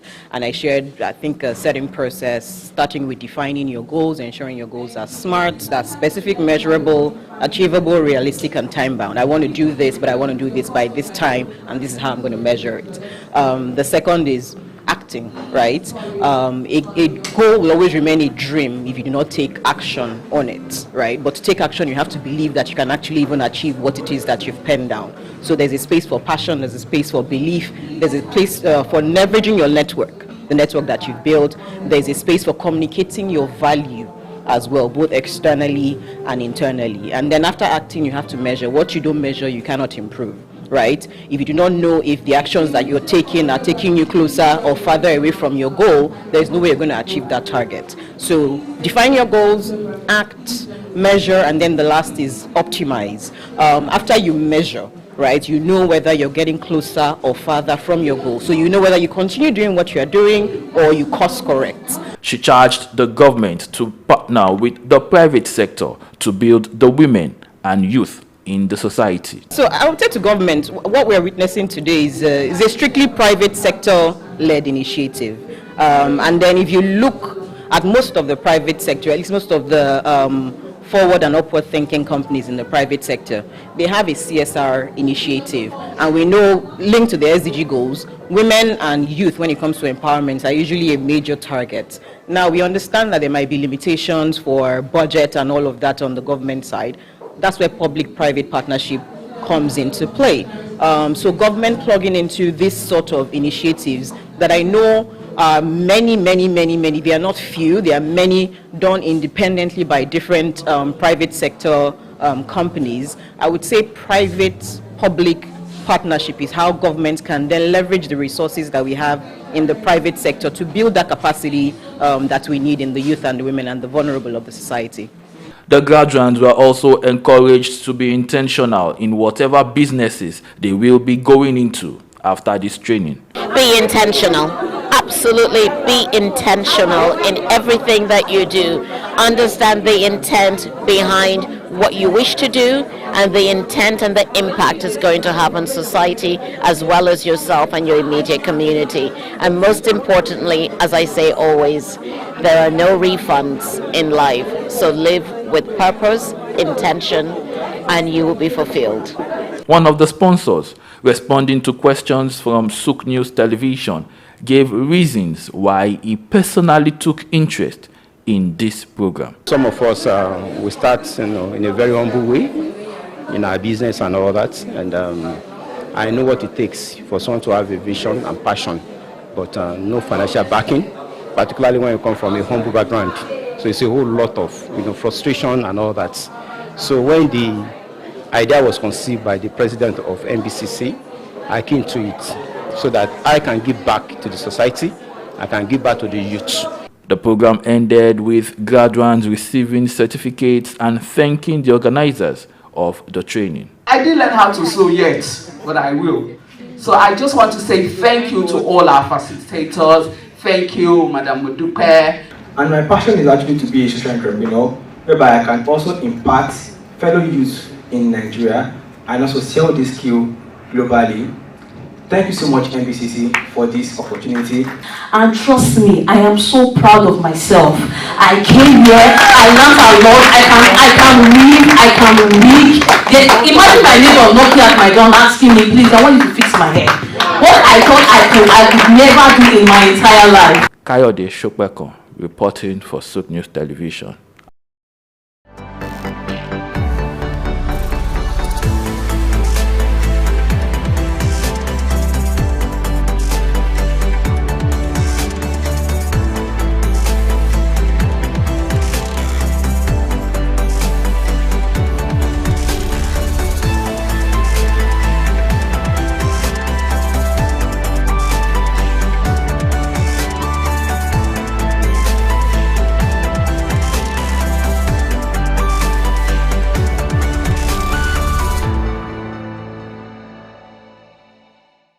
Innocent Chukwuma, the entrepreneurial life of the founder of Innocent Vehicles Motors.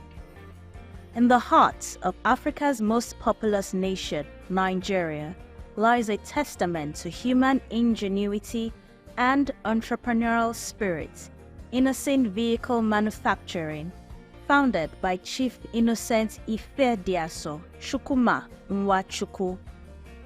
Innocent has become a symbol of African automotive excellence. Chief Chukwuma, a self-made billionaire, is not your typical car manufacturer.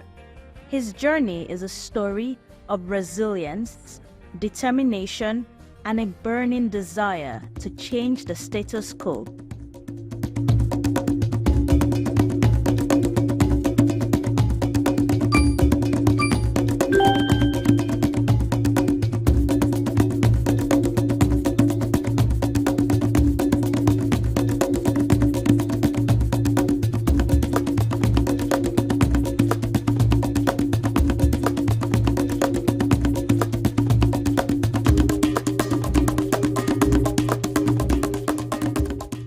Early life of Innocent Chukwuma, his apprenticeship. Innocent Chukwuma was born on 1st October 1961 into a humble family in Uru Umdim, Inewi, Anambra State. Chief Chukwuma's formative years instilled in him the values of hard work and perseverance. His father, Chukwuma Mojeku, was a junior civil servant, while his mother, Martina Chukwuma, was a stay-at-home mom. He is the last of 6 children, 4 boys and 2 girls. He had his primary and secondary education in his hometown. His educational journey commenced at St. Stephen's Primary School, Uru Umudin, in Anambra State, where Innocent completed his elementary education. He continued his academic pursuits at Holy Ghost College in Umuahia for his secondary studies, demonstrating a persistent commitment to knowledge. After Innocent completed his secondary education in 1978, he dreamt of becoming an engineer. He applied to study engineering at the university, but couldn't get in that year because he did not make the cut-off mark. Before then, he was assisting his elder brother, Gabriel, in his medicine store while he awaited the admission results.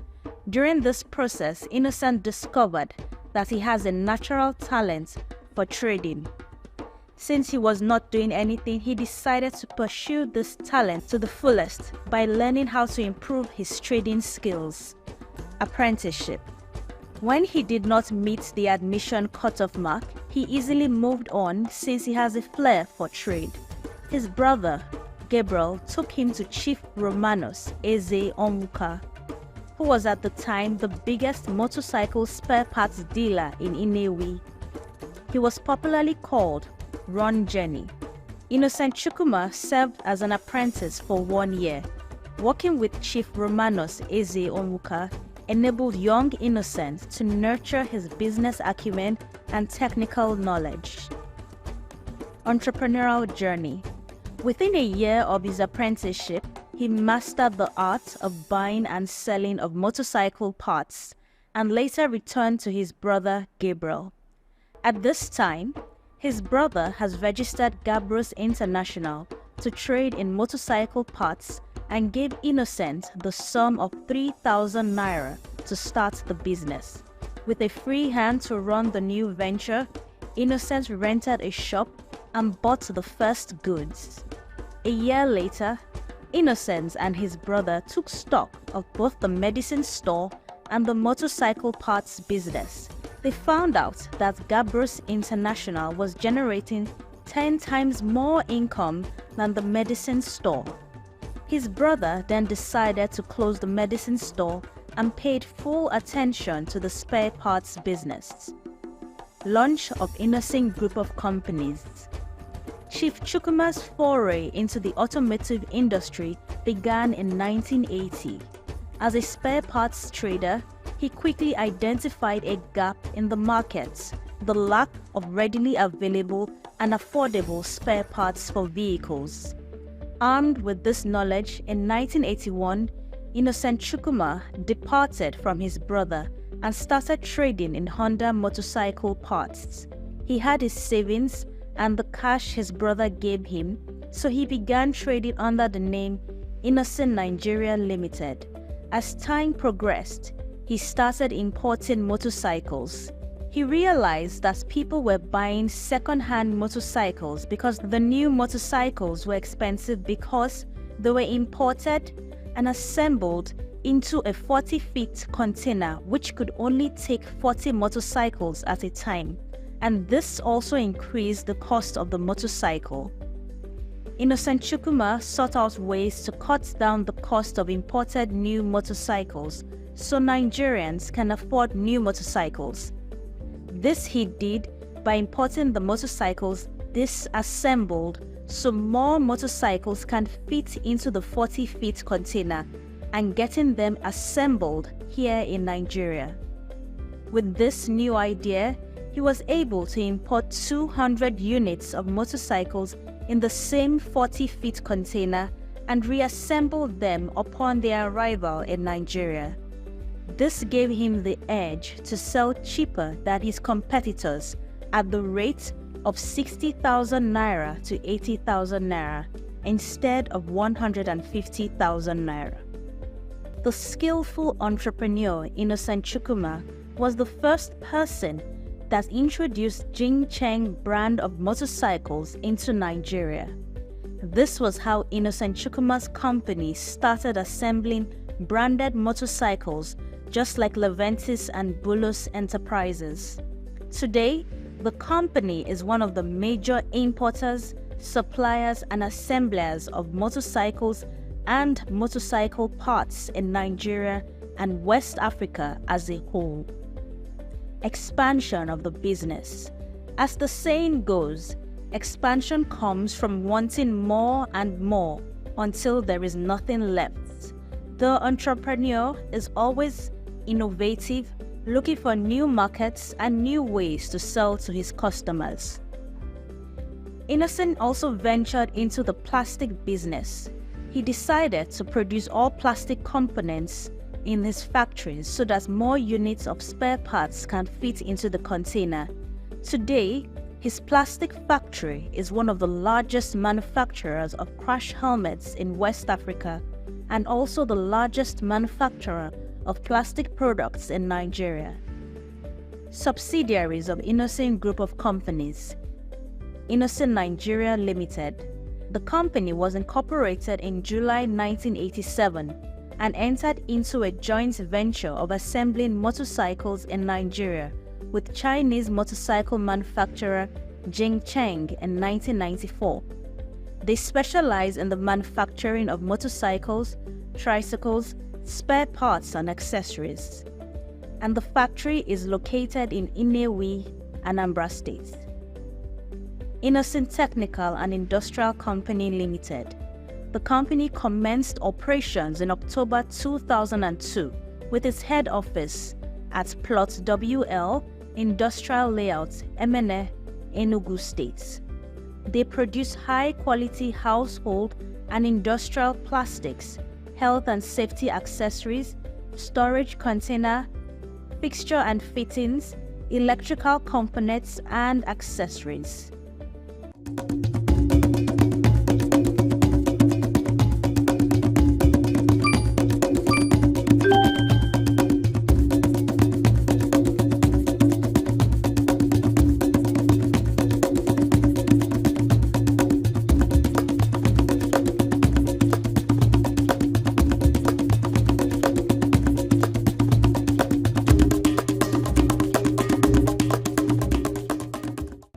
Innocent Vehicle Manufacturing (IVM), the first indigenous vehicle manufacturing company in Nigeria. One of Innocent Chukwuma's cutting-edge achievements is the establishment of an automobile manufacturing company in Nigeria. The business mogul established the first indigenous vehicle manufacturing company in the country. According to him, he noticed everyone was involved in motorcycle business, including the Indians in Nigeria, and also the state government has started banning commercial motorcycles due to the involvement of the riders in heinous crimes and high fatalities. So he decided to go into manufacturing of motors. This insight led him to establish Innocent Vehicle Manufacturing, a company that would not only distribute parts but also manufacture vehicles specifically designed for Nigerian roads and conditions. In his words, he saw a need, a gap in the market, and he knew he could fill it. And he also believed that Nigerians deserved high-quality vehicles that were built to withstand our unique challenges. Chief Chukwuma's vision extended beyond simply assembling cars. He was determined to create a truly indigenous Nigerian brand from design to production. The company was incorporated in 2007 and commissioned on the 15th of October 2010 by President Goodluck Jonathan at Nnewi in Anambra State. Today, Innocent offers a wide range of vehicles from SUVs and cars to buses and trucks. Each vehicle is meticulously crafted with durability and affordability in mind. The company also provides good services for repairs and parts supplies. Innocent Motors vs. Guarantee Trust Bank. the legal battle. The legal dispute between Innocent Motors and Guarantee Trust Bank is a significant event in the Nigerian automotive industry. It is also a complex case that has spanned several years and involved multiple court rulings.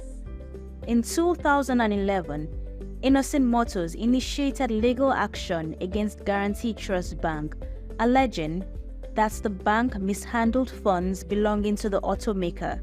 Chief Innocent Chukwuma claimed that GT Bank failed to fulfill its obligations regarding financial transactions. This led to substantial financial losses for the company. Chief Chukwuma sued GT Bank in 2011, claiming the bank owed them a significant sum of money. Now, from 2011 to 2019, the case went through a series of court hearings and appeals. Chief Innocent Chukwuma got his victory when the Court of Appeal in Ibadan ruled in favor of Innocent Motors. The court ordered GT Bank on 29 July 2011 to pay Innocent Motors the judgment sum of 2.4 billion naira with a 22% interest per annum on the judgment sum until its final liquidation. Guarantee Trust Bank challenged the court's decision, and in another court ruling in 2013, GT Bank was also ordered to pay 4.7 billion naira to Innocent as restitution for arbitrary charges. Guarantee Trust Bank also challenged the ruling of the High Court at the Court of Appeal, the Enugu Division. In December 2014, the Appellate Court asked GT Bank to deposit 6 billion naira in an interest-yielding account to be supervised by the court's registrar. The money was to be domiciled in an account that will accrue interest pending determination of the suit. Guarantee Trust Bank challenged the Court of Appeal's decision and filed an appeal with the Supreme Court. And in a surprising turn of events, the Supreme Court overturned its initial dismissal of GT Bank's appeal in 2022. The court acknowledged an error in its previous procedure and allowed GT Bank's appeal to be heard.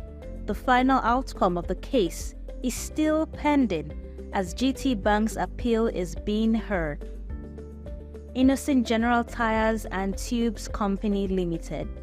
Innocent Chukwuma expanded his business to include tires and tubes. The company produces motorcycles, tires, and tubes. They produce about 8,000 pieces of motorcycle tires and 13,000 tubes daily. The company's plant is located in Enugu State's southeast region of Nigeria. Boards where Innocent Chukwuma serves. He was made Honorary Life Vice President of the Nigerian Association of Chambers of Commerce and Industry, Mines and Agriculture on the 23rd of November 2013. Innocent is also a Grand Fellow of the Nigerian Institute of Strategic Management. In addition, Innocent Chukwuma currently sits on the board of IVM, Innocent Group of Companies, and a member of the Manufacturer Association of Nigeria. He also serves as a Chancellor at Imo State University, Owerri. Innocent Chukwuma, marital life and family. Chief Innocent Chukwuma's wife is Ebele Chukwuma, and the couple is blessed with 5 children, 3 sons and 2 daughters. In conclusion, Chief Innocent Chukwuma's unwavering belief in his dream as a successful entrepreneur has paved the way for a brighter future, not just for his company, but for the entire African continent. He has inspired a new generation of entrepreneurs to dream big and strive for self-sufficiency. He pursued his talent, he learned skills to improve on his trading abilities, and grew to become a very successful entrepreneur in Nigeria and also in Africa. In addition, Innocent Chukwuma's net worth is estimated at $1.5 billion. Innocent Vehicle Manufacturing is more than just a car company. It is a symbol of African potential and Chief Chukwuma's success story has resonated across Africa.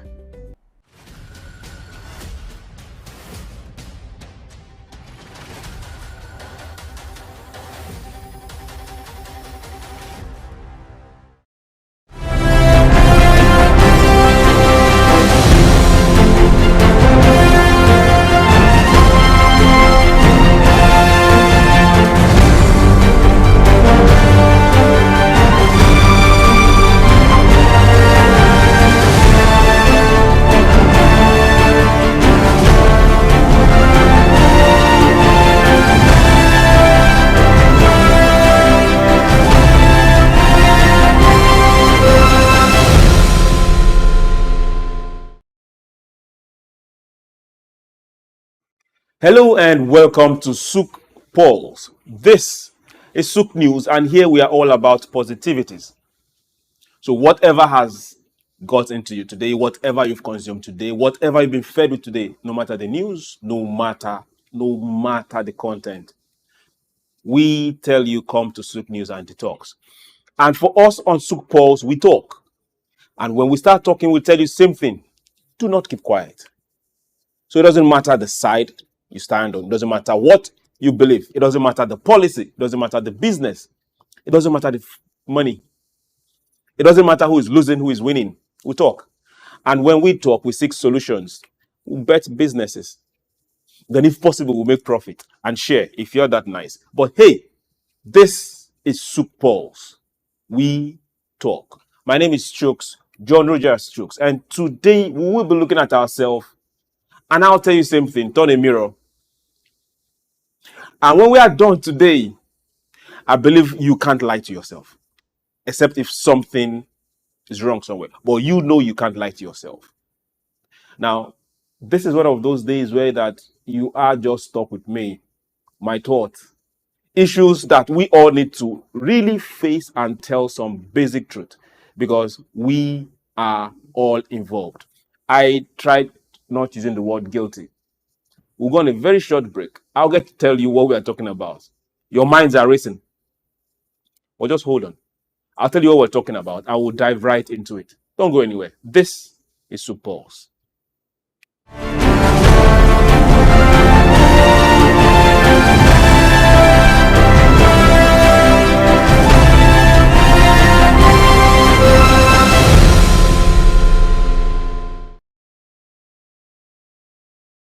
Welcome back.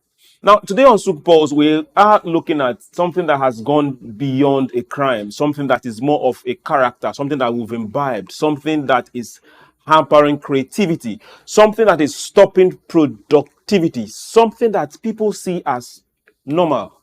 We say Africa should join the race. We say every single one of us should bring something to the market. Then why are we shooting ourselves in the feet? Piracy. That's what we are going to. But to be specific, piracy of creative content. For the man that has a very good, beautiful iPhone, Samsung, be it any of the mobile devices, no matter the platform. For every content you view, download, you stream, for every site you visit, have you ever considered the opportunity cost? Have you considered if you're getting this free content at someone else's peril? Have we considered a whole lot of things? Now we are asking ourselves, piracy of creative content, who is responsible for, first, the piracy? What are we losing? That's what we'll be getting to.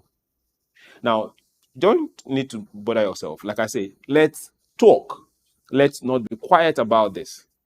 It is not normal. Even if it's things or way of life as of now, things you consider that there's nothing wrong with it in the first place. After all, it's my data.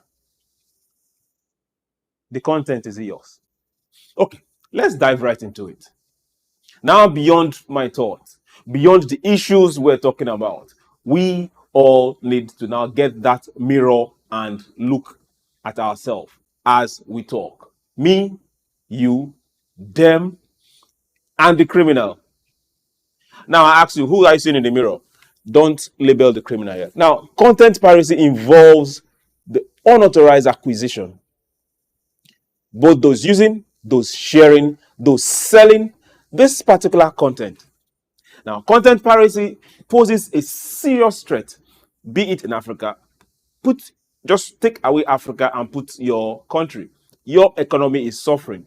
You might not understand how, but it's seriously undermining the livelihoods of thousands of creative minds, artists, filmmakers, musicians, those behind the scene that you don't even get to see the credits, because once the movie or musical is done, you don't even look at those lines that are scrolling. Writers, piracy of creative content. Who exactly is responsible? Now, piracy of creative content is something that concerns every developing economy. It now depends on those piloting the economy. Do they see it as a problem? Or they have one very short fix that they look up to for money. And once that money is coming from that place, they forget that they can get money from some other places.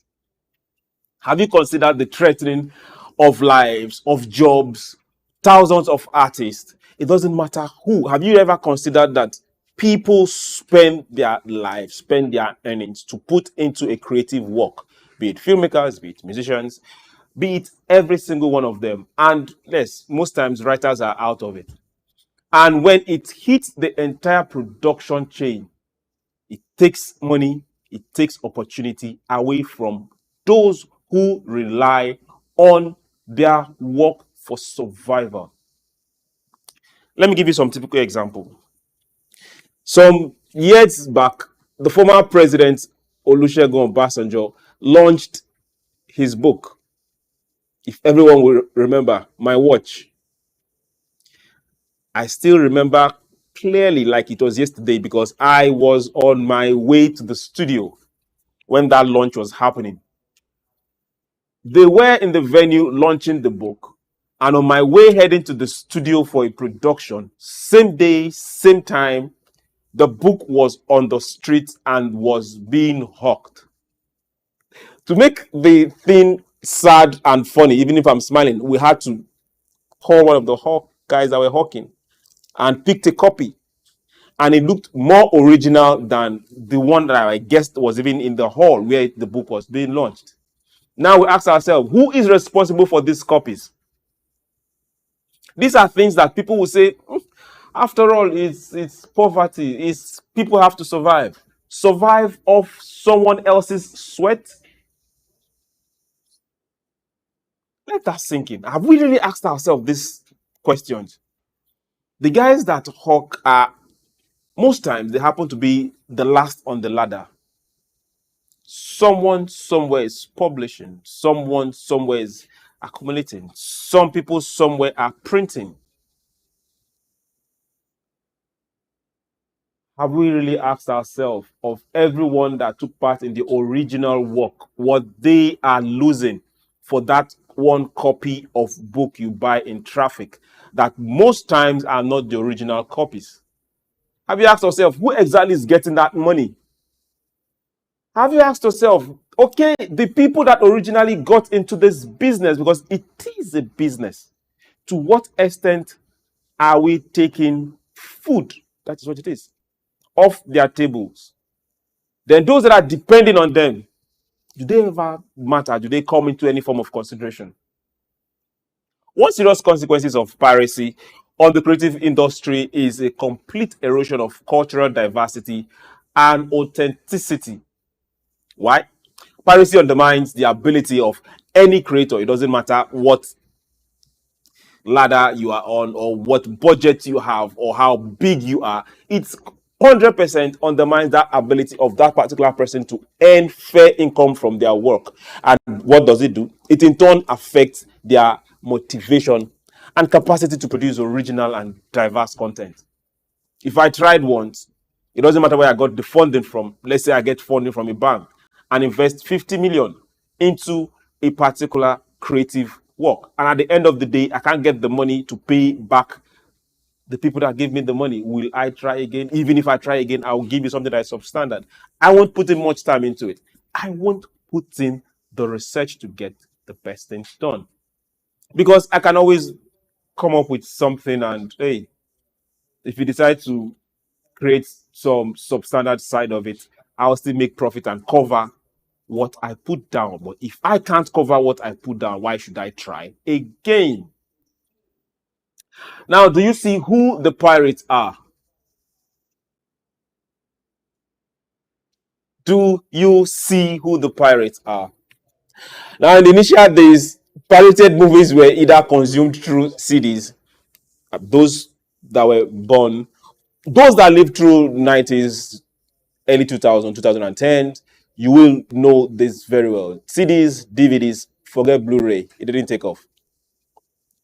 But with the widespread access to the web, there has been a stark rise in the consumption of pirated content through the internet.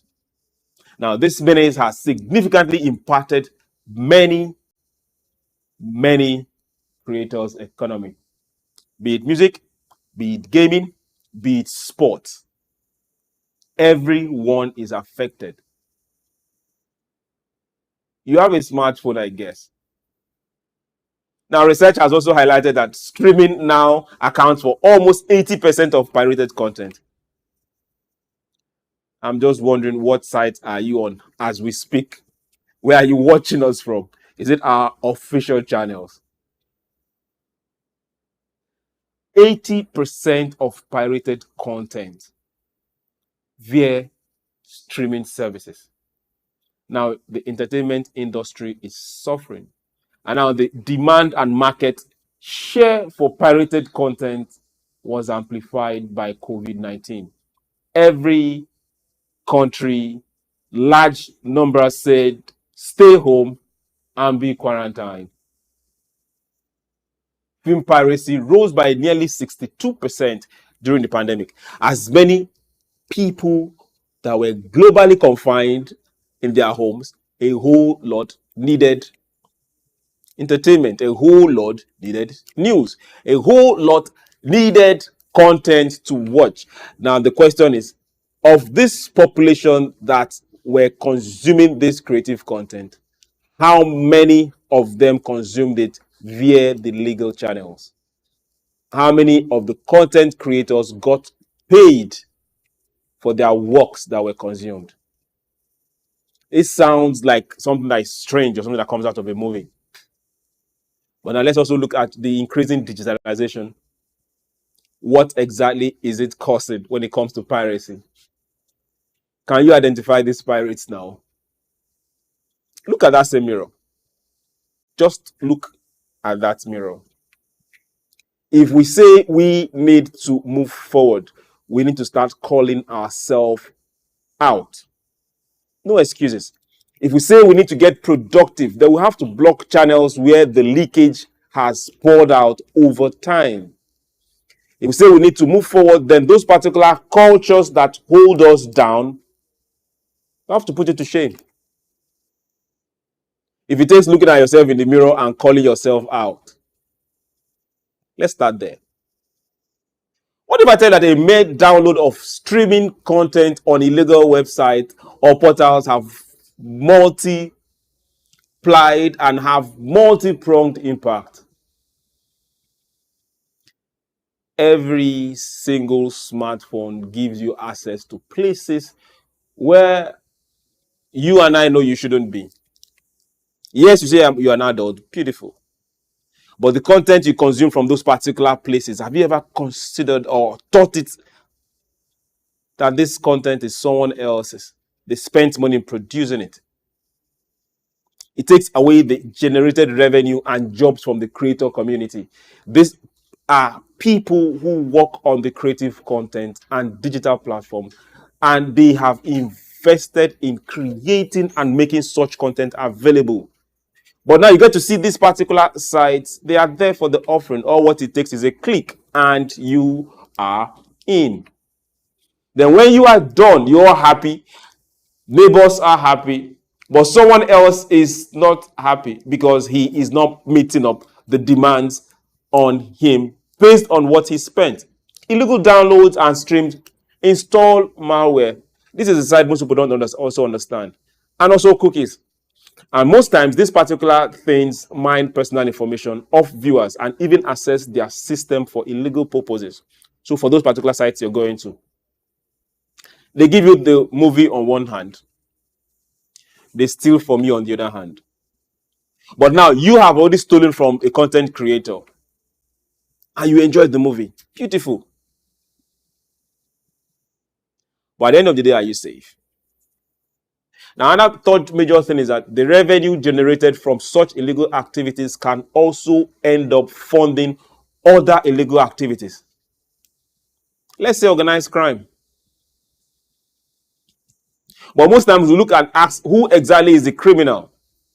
Is it the person that is organizing this site? Is it the person that is bringing this site up? Is it the person that is aggregating this content and keeping it somewhere for other people to watch? Who exactly is the pirate? We're going to take this particular short break. And I will advise you, that particular mirror we talked about earlier on, please pull it out. Let all of us take a good look at it. Once we see the pirate, we'll come back. Mind you, this is SOUQ Pulse, and we are not going anywhere. We'll be back after this break. Get ready to feel the pulse of the world around you. Welcome to SOUQ Pulse, your insert track on the stories that matter most. From the heart of breaking news to the forefront of culture and innovation, SOUQ Pulse brings you the stories shaping our world every week.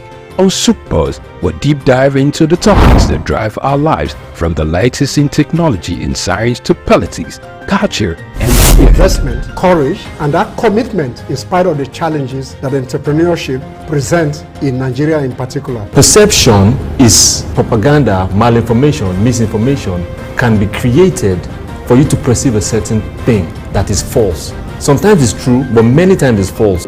There's no state you go to in the world where you don't see construction that is consistently ongoing. No matter how developed Dubai is, they still construct roads on a daily basis. We are no longer enjoying the light we normally enjoy. And the university vice chancellor say, it now costs me about 300 million, some 250 million to begin, 250 million to 300 million a month. Governments should develop a particular product that will be of national value and, if possible, exportable to other countries from their own local government.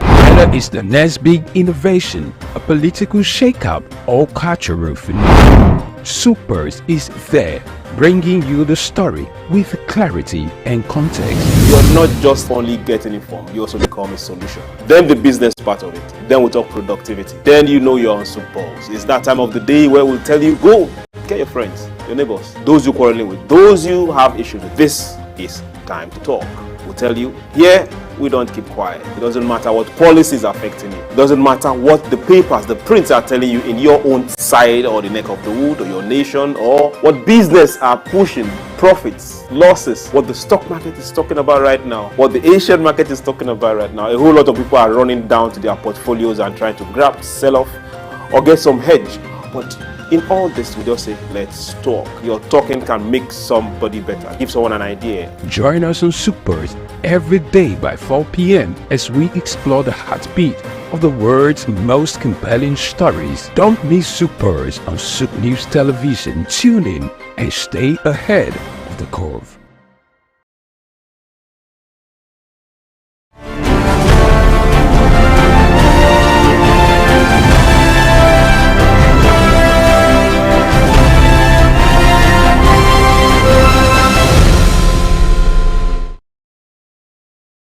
Welcome back. This is SOUQ Pulse, and we are asking ourselves directly this question.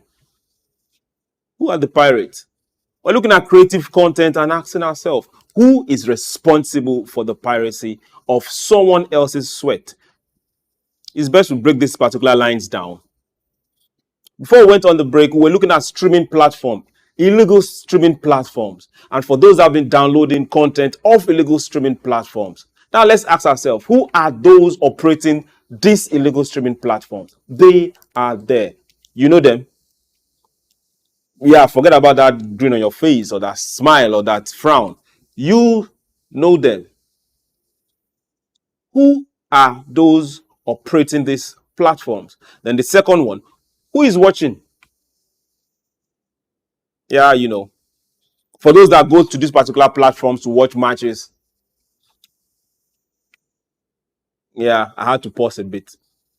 Because when that guilty stink hit, we are all guilty. You think it's no crime? It's a big crime. For those that, let's leave those that hack for now. That's a serious matter for another day. Who is on the side of the content owner? All of us. Who is really on the side of the content owner? Right from those that operate these services, those that are watching. How many of us are on the side of the content owner? How many of us even think about the content owner? Matters that get us thinking. Why we ask you to still look at that mirror and tell thyself, which side do you stand? Let's make some direct analogy now. Let's give you some direct explanation. Now, a tribe called Judah, 2023, yes, to be precise, 2023 Nigerian movie produced by Funke Akindele. And officially, it's the highest grossing movie in Nigeria with a box office take of 1.404 billion. Now, let that sink a bit. Highest grossing movie in Nigeria, 1.404 billion. A tribe called Judah, produced by Funke Akindele. Now, if I tell you that that is the highest grossing movie in the most populous black nation of the earth, converting that to dollars, yes, she's done good. Yes, the movie is good, but at that cost,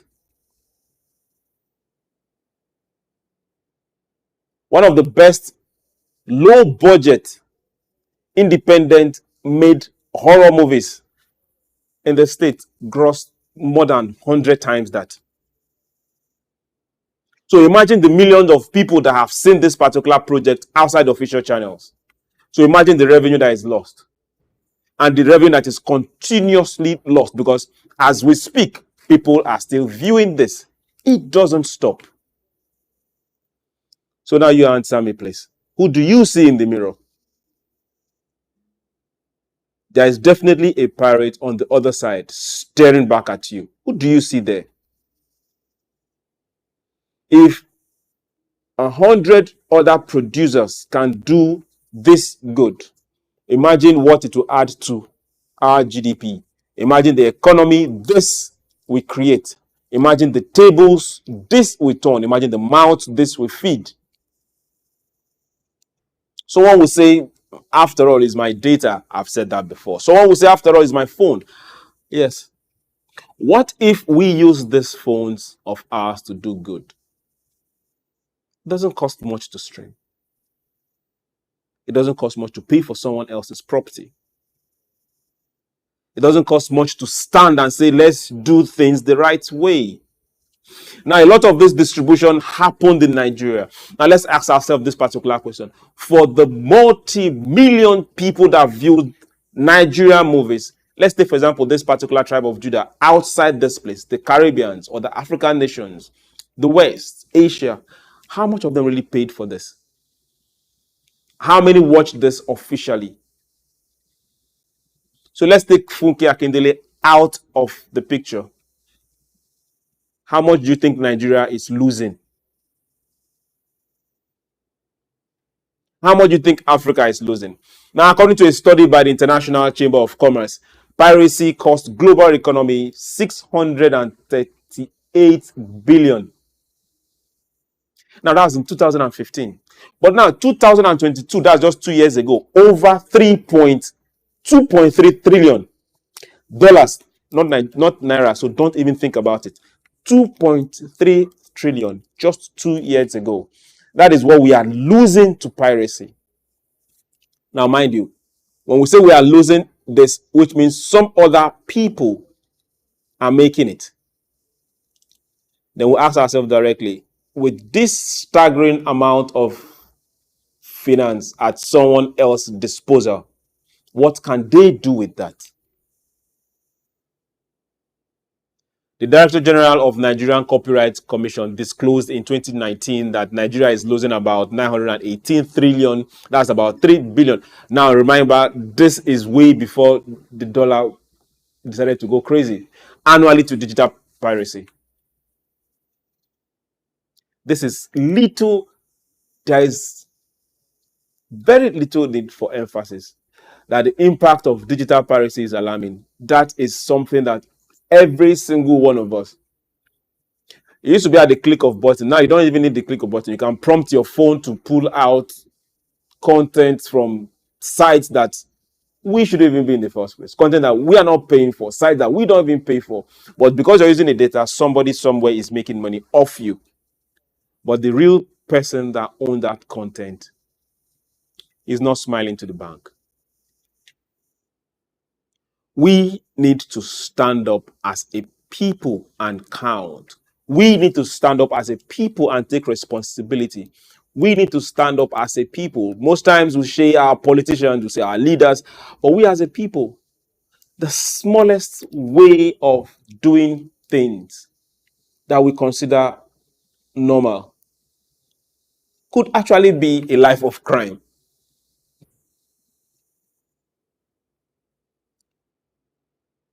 Piracy of creative content.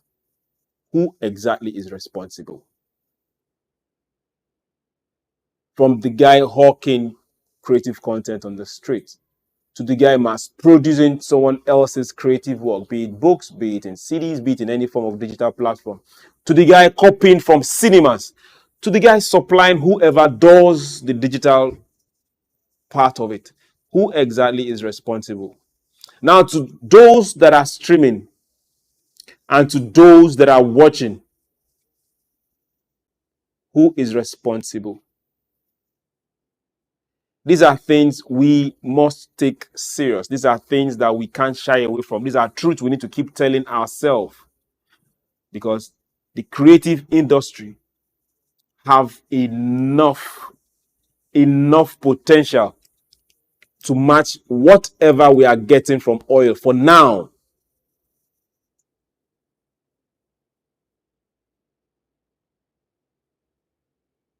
Let's brace up. Let's take responsibility. Let's stand for the other. We can't change the narrative except we as a people change. We can't get counted except those that are outside see that, yes, we are taking ourselves responsible. We are taking ourselves serious. If someone else's prime minister, if someone else's country representative, if an ambassador, 3 of them can move away from their country and come to another country just to stream a movie, they are taking it serious. Now, this is where also our political leadership should count. Aside creating agencies, we should come and fund this industry and also hold people responsible when we do the funding, not funding for political reasons. For everyone that has been part of this particular program for today, I know that mirror is still there. It doesn't matter how much your heart pricks you. It doesn't matter how much of content you have as we speak. People have hard drives and you've downloaded all sorts. Your phones are not working that fast because you've downloaded all sorts. It's not too late to repent. Piracy of creative content. Who exactly is responsible? My name is SOUQ John Rogers SOUQ. We'll do this again tomorrow. Have yourself a very beautiful evening. Bye.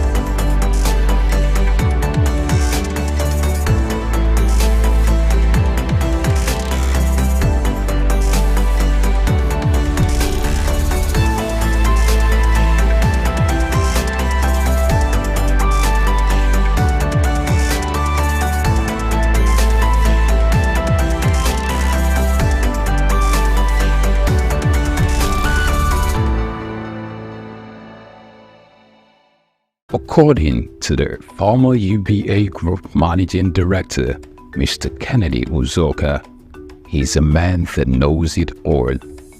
Also, another described him as an encyclopedia of knowledge.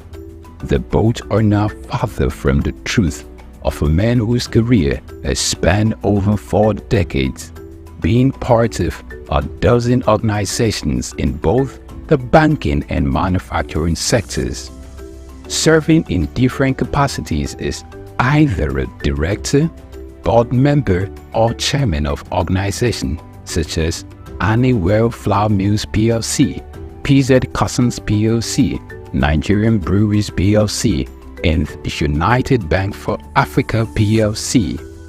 In the same vein, he also had some link with the British American Tobacco Nigerian Foundation and Nutrisima Limited.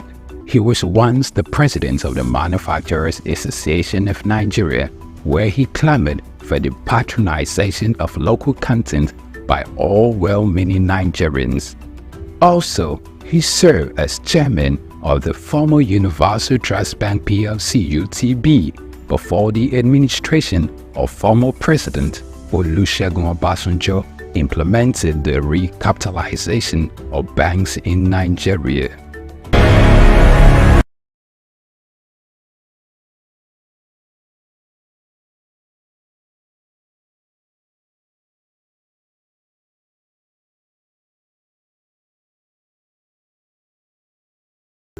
Born Kolawole Babalola Jamodu on February 9, 1944 in Odo Ere, Yagba West local government area of the present Kogi State. Kola Jamodu attended St. Paul's Primary School in Otumete City College from 1958 to 1961, Harvard Business School, Boston, Massachusetts, United States of America from 1986 to 1987. His mother was Mrs. Fumi Olabinwonu. Not much was known about his father. At an early age, Kolawole showed an uncanny drive for knowledge and learning, which will form a greater part of his adult life. His rise to fame hasn't been without its peculiar episodes of challenges. He started his career with the United African Company of Nigeria (UACN) in 1962. 3 years later, he moved to Lever Brothers Nigeria Limited, now Unilever Nigeria PLC, and in 1965, where he received many years of experience of over 10 years in production, commerce, and finance. He later joined PZ Customs Group in 1975 as a group accountant. Chief Kolawole Jamodu, for many who work closely with him, is a go-getter both in the business arena and an exemplary leader in achieving the corporate governance with a litany of portfolios in diverse sectors. He's a trailblazer practically in many areas. He was the first Nigerian to be appointed as Group Finance Director at PZ. In 1980, he was appointed Chairman, PZ Nigeria Limited, then a trading subsidiary of the PZ Group, while still holding his position as a PZ Group Financial Director. In 1987, he became the first Nigerian Deputy Group Chief Executive, and in 1990, he became the first Nigerian Group Chief Executive of PZ Cussons. Still in 1990, he was appointed Chairman of PZ Cussons PLC, becoming the first Nigerian to combine the positions of a Chairman and Chief Executive. He, in 1999, after he had served in that capacity for many years, meritoriously retired but remained on the PZ Board of Directors as Chairman in a non-executive capacity. Known for his strategic touch of class, Take 2, although his first appointment as Executive Chairman of PZ Cussons was interrupted by his appointment as Minister of Industry in 2001, when PZ went through a tumultuous season in 2013, when revenue nosedived and profit hemorrhaged. Kola Jamodu was on every shareholder's lips, underscoring the confidence reposed in his ability to provide effective leadership hitherto wanting for the company at that time. Known for his knack for having the right strategy to grow business in a difficult market. In his capacity as chairman of Nigerian Breweries PLC, Kola Jamodu led the strategic investment and acquisition that have enabled Nigerian breweries seize key markets from competitors, positioning the company to maintain leading market share, moderate operating costs, and grow wealth for shareholders. In 2014, Nigerian Breweries acquired Consolidated Breweries Limited, with which sales revenue grew by 10% in 2015, even as the total brewed market declined. The company saved cost and defend profit drop in 2015. Jamodu also served as chairman of Universal Trust Bank PLC, a director in Ashaka Cement, and a director in Honeywell Flour Mills PLC. And also, he's been a director of United Bank of Africa since 2007. He's a fellow of Chartered Institute of Accounting, Nigeria, fellow of Chartered Institute of Management Accounts, London, and fellow of Chartered Institute of Secretaries. The name Jamodu trumpets loud and clear in Nigeria's boardroom leadership, owing to his dedicated work and great accomplishments in building businesses. Jamodu has only been a seeker of new challenges, set to brave and break new grounds. Our key takeaways from his tenure as minister highlighted the introduction of various innovative backward integration policies that enabled self-sufficiency in the production of goods like cement and other staples. These moves led to increased foreign direct investment, job creations, and a major boost to national economy and GDP. Dr. Jamodu, after a hiatus from the private sector, was appointed to numerous board positions with reputable multinational companies in Nigeria. For a start, he was reappointed chairman of United Bank for Africa PLC as a non-executive director in 2007. It's worth of note to say that in 2006, Dr. Jamodu was appointed to the board of Nigerian Breweries PLC as a non-executive director and later moved to become chairman in 2008, where he served 17 years meritoriously, spending 15 of those years as board chairman, and on April 30, 2023, retired as chairman of the organization, leaving a legacy of growth, innovation, and continuous success. Under his watch, the Nigerian breweries grew in leaps and bounds, strengthened its brand presence, and continued to drive positive change in the Nigerian breweries sector. What was achieved during my period was a joint effort, because you can't say a leader if there are no followers. There are committees, and these committees are made of members of mine. Chief Dr. Kola Jamodu is a recipient of several national honors, including Member of the Order of the Federal Republic of Nigeria, MFR, Commander of the Order of the Federal Republic of Nigeria, CFR. Also, is a recipient of the National Productivity Merit Award, NPMA. Additionally, is a Chartered Global Management Accountant, CGMA, a Fellow of the Chartered Institute of Management, London, and Fellow of the Institute of Chartered Secretaries and Administrators. He is also a Distinguished Fellow of the Institute of Directors, Nigeria. During his 4-year stint at the helms of affairs in the Manufacturers Association of Nigeria, MAN, he served in different capacities like the National Treasurer, Chairman of the Economic Policy Committee, Chairman of the Policy Advocacy Committee, Vice President, and later President from 2010 to 2014. Also, he is the past President of the Harvard Business School Alumni Association of Nigeria, a former President of the Chemical and Non-Metallic Products Employees Foundation, and an honorary member of the Nigerian Industrial Policy and Competitiveness Advisory Council, chaired by the Nigeria's Vice President. He's also served in various capacities such as Member of Council at the Nigerian Employers Consultative Association (NECA), Member of Council at the Lagos Chamber of Commerce and Industry (LCCI), and Distinguished Member of the Board of Fellows of the Nigerian Institute of Management (NIM).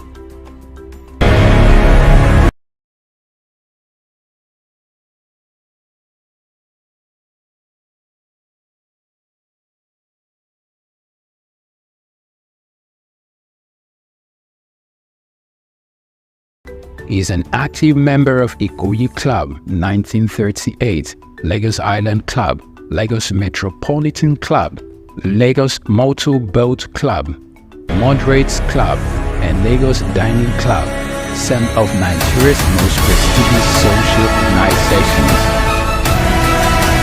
Not many people, prominent or otherwise, could be suitably described as detribalized nationalists like Dr.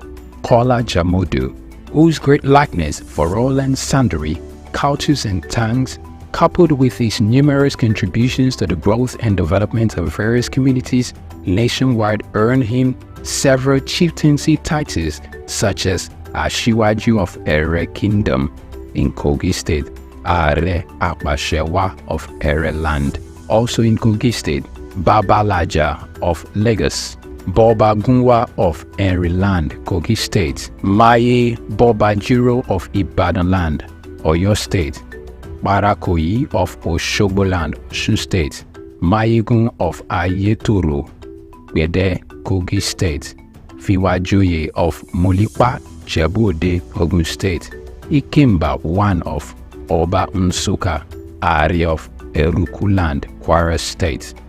Jamodu is nothing short of a legend. Although with limited experience in partisan politics, he stood tall and stepped into the plate when occasion presented itself in Kogi State, when he took leadership of the People's Democratic Party (PDP) as minister, serving in the cabinet of the ex-president Olusegun Obasanjo. In the middle of 2020, Chief Dr. Kola Jamodu served as the pioneer chairman of the Elders Advisory Committee (EAC) of Pan-Okun Relief Response Agenda, which played a pivotal role when the world was faced with the coronavirus, mobilizing resources to provide relief materials for the entire Okun people, as well as address various issues relating to the pandemic in the land. He, through the Kola Jamodu Foundation, KJF scholarships are provided to several poor students through all levels of education, primary, secondary, and tertiary levels, medical support to indigents who have genuine medical conditions but couldn't afford to foot the bill. Chief Kola Babalola Jamodu, over the years, his hobbies have been the same: reading, traveling, golf, and birdwatching. He is married to his sweetheart, Olori Asiwaju of Ere Kingdom, Chief Mrs. Fumilayo Jamodu, and they are blessed with children and grandchildren. Chief Dr. Kola Babalola Jamodu.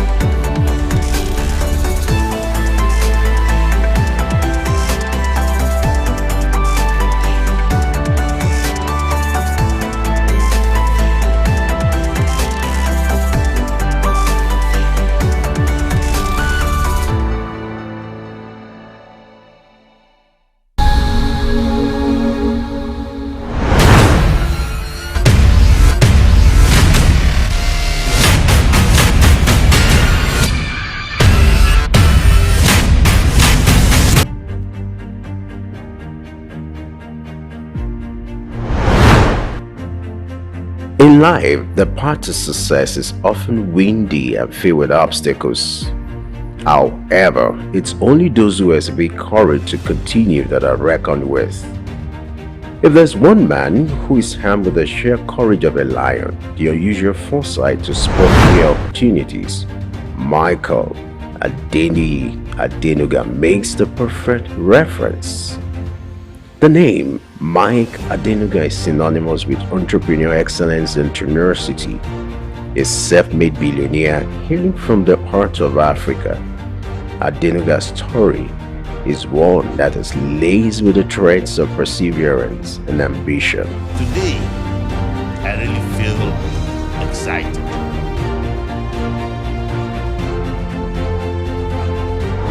Against all odds, Adenuga has risen to become one of the wealthiest individuals on the African continent. His knack for spotting business opportunities and the courage to seize them has led to the creation of a vast empire that spans telecommunications, oil, and real estate. But what truly sets Adenuga apart is not just his wealth, but the indomitable spirit that has propelled him to the pinnacle of success. His journey is a powerful narrative of a man who, despite the odds, has managed to carve out a niche for himself in some of the most competitive industries. From his humble beginnings to his rise as one of Africa's most influential business figures, Adenuga's story serves as a beacon of inspiration for aspiring entrepreneurs everywhere. Born on 29th of April 1953, Mike Adenuga's story begins in Ibadan, Nigeria, a vibrant city steeped in culture. Ibadan was the backdrop for Adenuga's early years. His father, a school teacher, and his mother, a businesswoman, were humble, hardworking individuals. Their influence on young Adenuga was profound, instilling in him the values of perseverance, integrity, and ambition. Adenuga's early education took place in Ibadan, a local school where he exhibited a sharp mind and a keen sense of curiosity. His parents, recognizing his potential, encouraged him to pursue his studies with diligence and tenacity. These formative years laid the groundwork for the Titan. Despite the modest means of his family, Adenuga was never deterred. He understood that the path to success was paved with perseverance and relentless work ethic. From an early age, he demonstrated a knack for entrepreneurship. His first ventures were modest, grounded, mirroring the reality of his circumstances. One of his earliest jobs was as a taxi driver. This experience was more than just a means to an end. It served as a classroom on wheels, offering lessons in humility, resilience, and the importance of understanding people from all walks of life. Adenuga's entrepreneurial spirit led him to explore the avenues.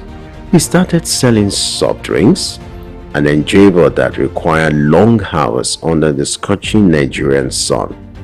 This venture was not glamorous, but it was honest, and it was his. It was a testament to his commitment to hard work and his refusal to shy away from the gritty aspects of business. From taxi driving to selling soft drinks, Adenuga was no stranger to hard work. This commitment to labor, this willingness to roll up his sleeves and get his hands dirty, laid the foundation for the empire he would later build. His story is a powerful testament to the fact that success is not an accident. It is the result of hard work, sacrifice, and most of all, love of what you're doing or learning to do. His journey began with an education in the United States where he studied business administration. His journey began with an education in the United States where he studied business administration. But it was his return to Nigeria that marked the start of his entrepreneurial journey. Adenuga dove into the world of business with a daring spirit and a keen eye for opportunity. he ventured into trading of lace materials and other commodities, a business that was booming at the time. His ventures were diverse and often bold, including the distribution of Coca-Cola within Nigeria. These early business pursuits were not without their challenges, but they provided Adenuga with invaluable experience and a taste of what was to come. However, the road to success is often marked with unexpected twists and turns. For Adenuga, one of these came in form of a military coup in 1983. This event shook the nation and its effect reverberated through the business landscape. It was a setback that would have derailed his ambitions, but Adenuga was not one to be easily deterred. In the face of adversity, he demonstrated tenacity. He weathered the storm, navigating through the tumultuous period with an unvarying determination. It was during this time that Adenuga began to lay the groundwork for what will become his future empire. He was building a foundation, brick by brick, on which he would erect a business dynasty that would span across several industries. Regarded as a titan in the telecom industry, Adenuga is the mastermind behind Globacom, Nigeria's second largest telecom operator. Under his visionary leadership, Globacom has grown exponentially, connect billions across West Africa and beyond. In the oil sector, Adenuga holds the majority ownership of Corn Oil, one of Nigeria's largest oil exploration companies. Corn Oil has been instrumental in shaping Nigeria's energy landscape, and its success is the testament to Adenuga's strategic acumen and drive for innovation. When it comes to wealth, Adenuga's net worth is nothing short of impressive. The billionaire businessman ranks high on the Forbes list of Africa's richest people, rubbing shoulders with the likes of Aliko Dangote. In 2003, Adenuga revolutionized Nigeria's telecom industry with the launch of Globacom. This was a pivotal moment, not just for Adenuga, but for the nation as a whole. Before Globacom, Nigeria's telecoms industry was dominated by a single player, but Adenuga had the vision to democratize telecommunications, making it accessible and affordable for all. Globacom entered the market with a bang. The company was innovative, offering unprecedented services like per second billing, which was the first in Nigeria. This level of innovation was a game changer, challenging the monopoly of the existing telecoms giant and forcing competitors to step up their game. But Adenuga didn't stop there. He knew that to truly disrupt the industry, Globacom had to grow rapidly. The company embarked on massive network expansion projects, erecting thousands of kilometers of fiber optic cables across Nigeria and beyond. In less than a decade, Globacom has grown from a new entrant to a major player in the telecoms industry. Its services reached millions of Nigerians, even in the most remote corners of the country. Adenuga's entrepreneurial spirit didn't stop at telecoms. In fact, his business acumen was put to the test in a whole new arena where he took over Corn Oil, Nigeria's first indigenous oil company. Under Adenuga's leadership, Corn Oil expanded beyond its initial operations, becoming a frontrunner in the Nigerian petroleum industries. It now boasts a strong presence not only in exploration and production but also in downstream operation, such as the marketing of refined petroleum products. Yet, Adenuga's ventures didn't stop here.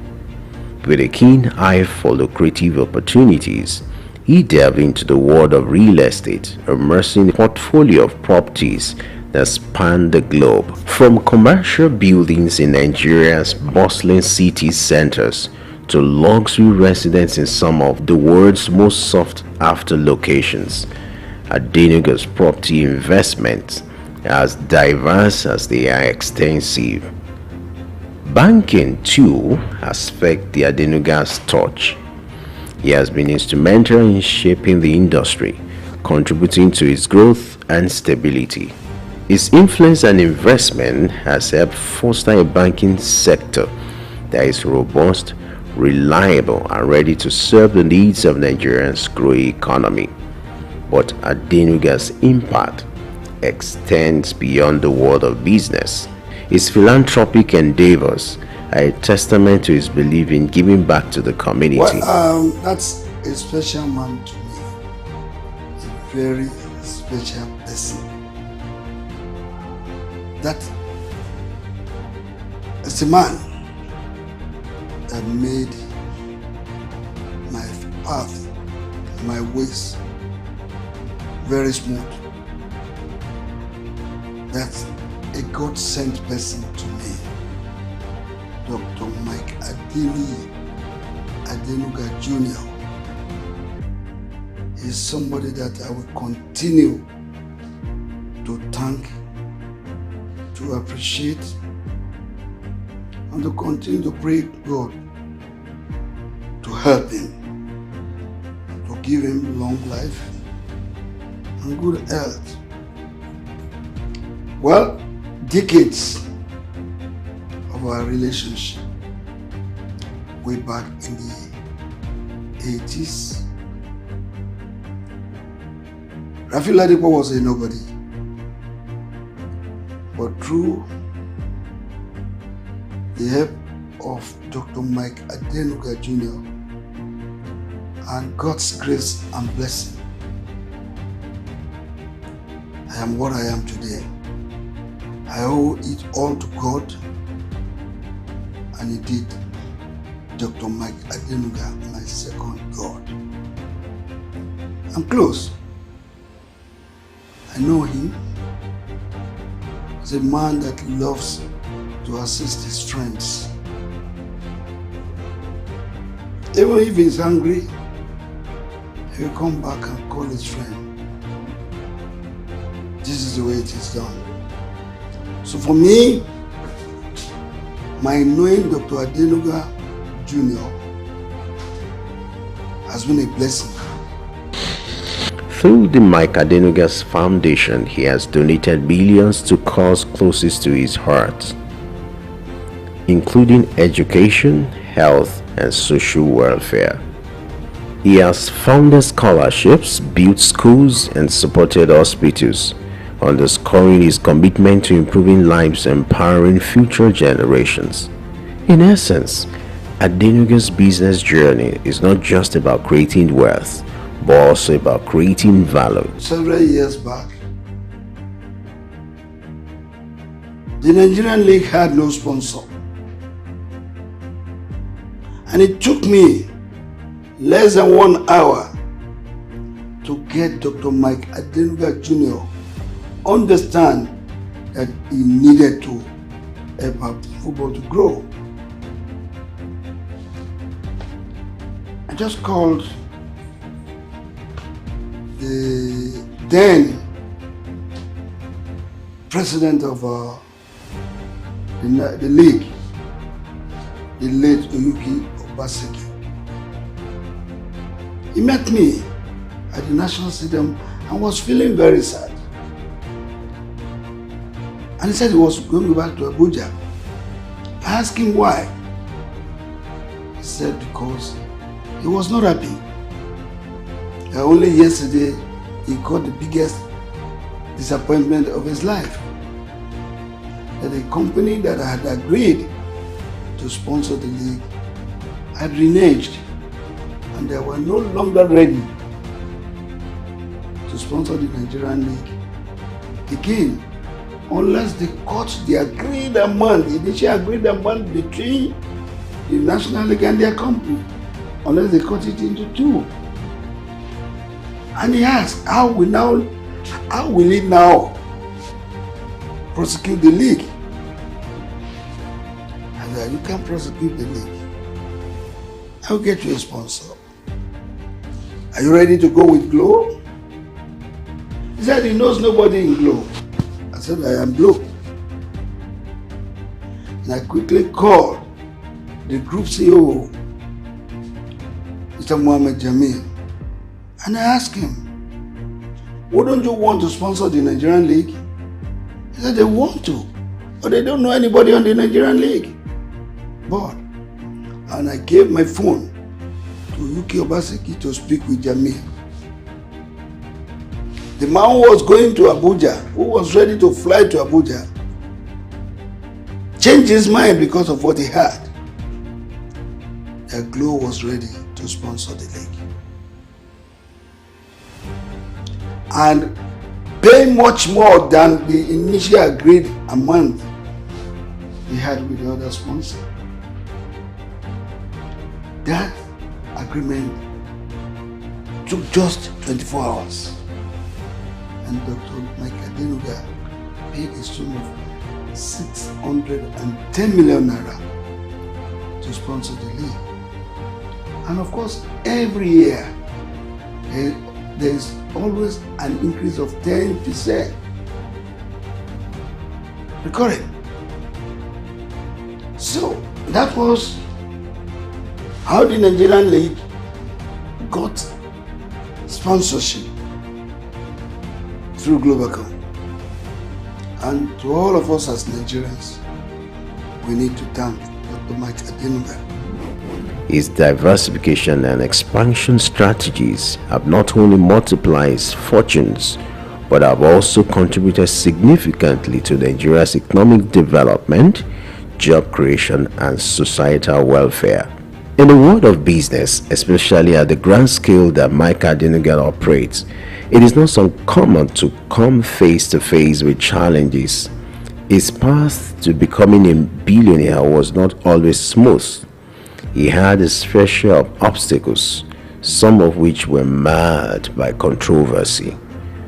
On such instance was the legal issues he faced in the early years of his telecoms venture, Globacom.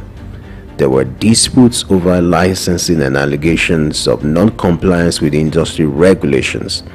The Nigerian government was not always his ally. At one point, he found himself in a standoff with regulatory bodies. But what makes Adenuga's story remarkable is not just the controversy he faced, but the resilience in the face of adversity. He didn't allow these obstacles to deter him. Instead, he used them as stepping stones, turning the negative into a positive. His legal troubles were not just an obstacle, they were a test of his character. He passed with flying colors. Adenuga fought to clear his name and to ensure that his business complied with unnecessary regulation. This commitment to integrity has been a cornerstone of his success. Despite the disputes with the Nigerian government, Adenuga never lost faith in his homeland. He continued to invest in Nigeria, creating jobs, contributing to the economy.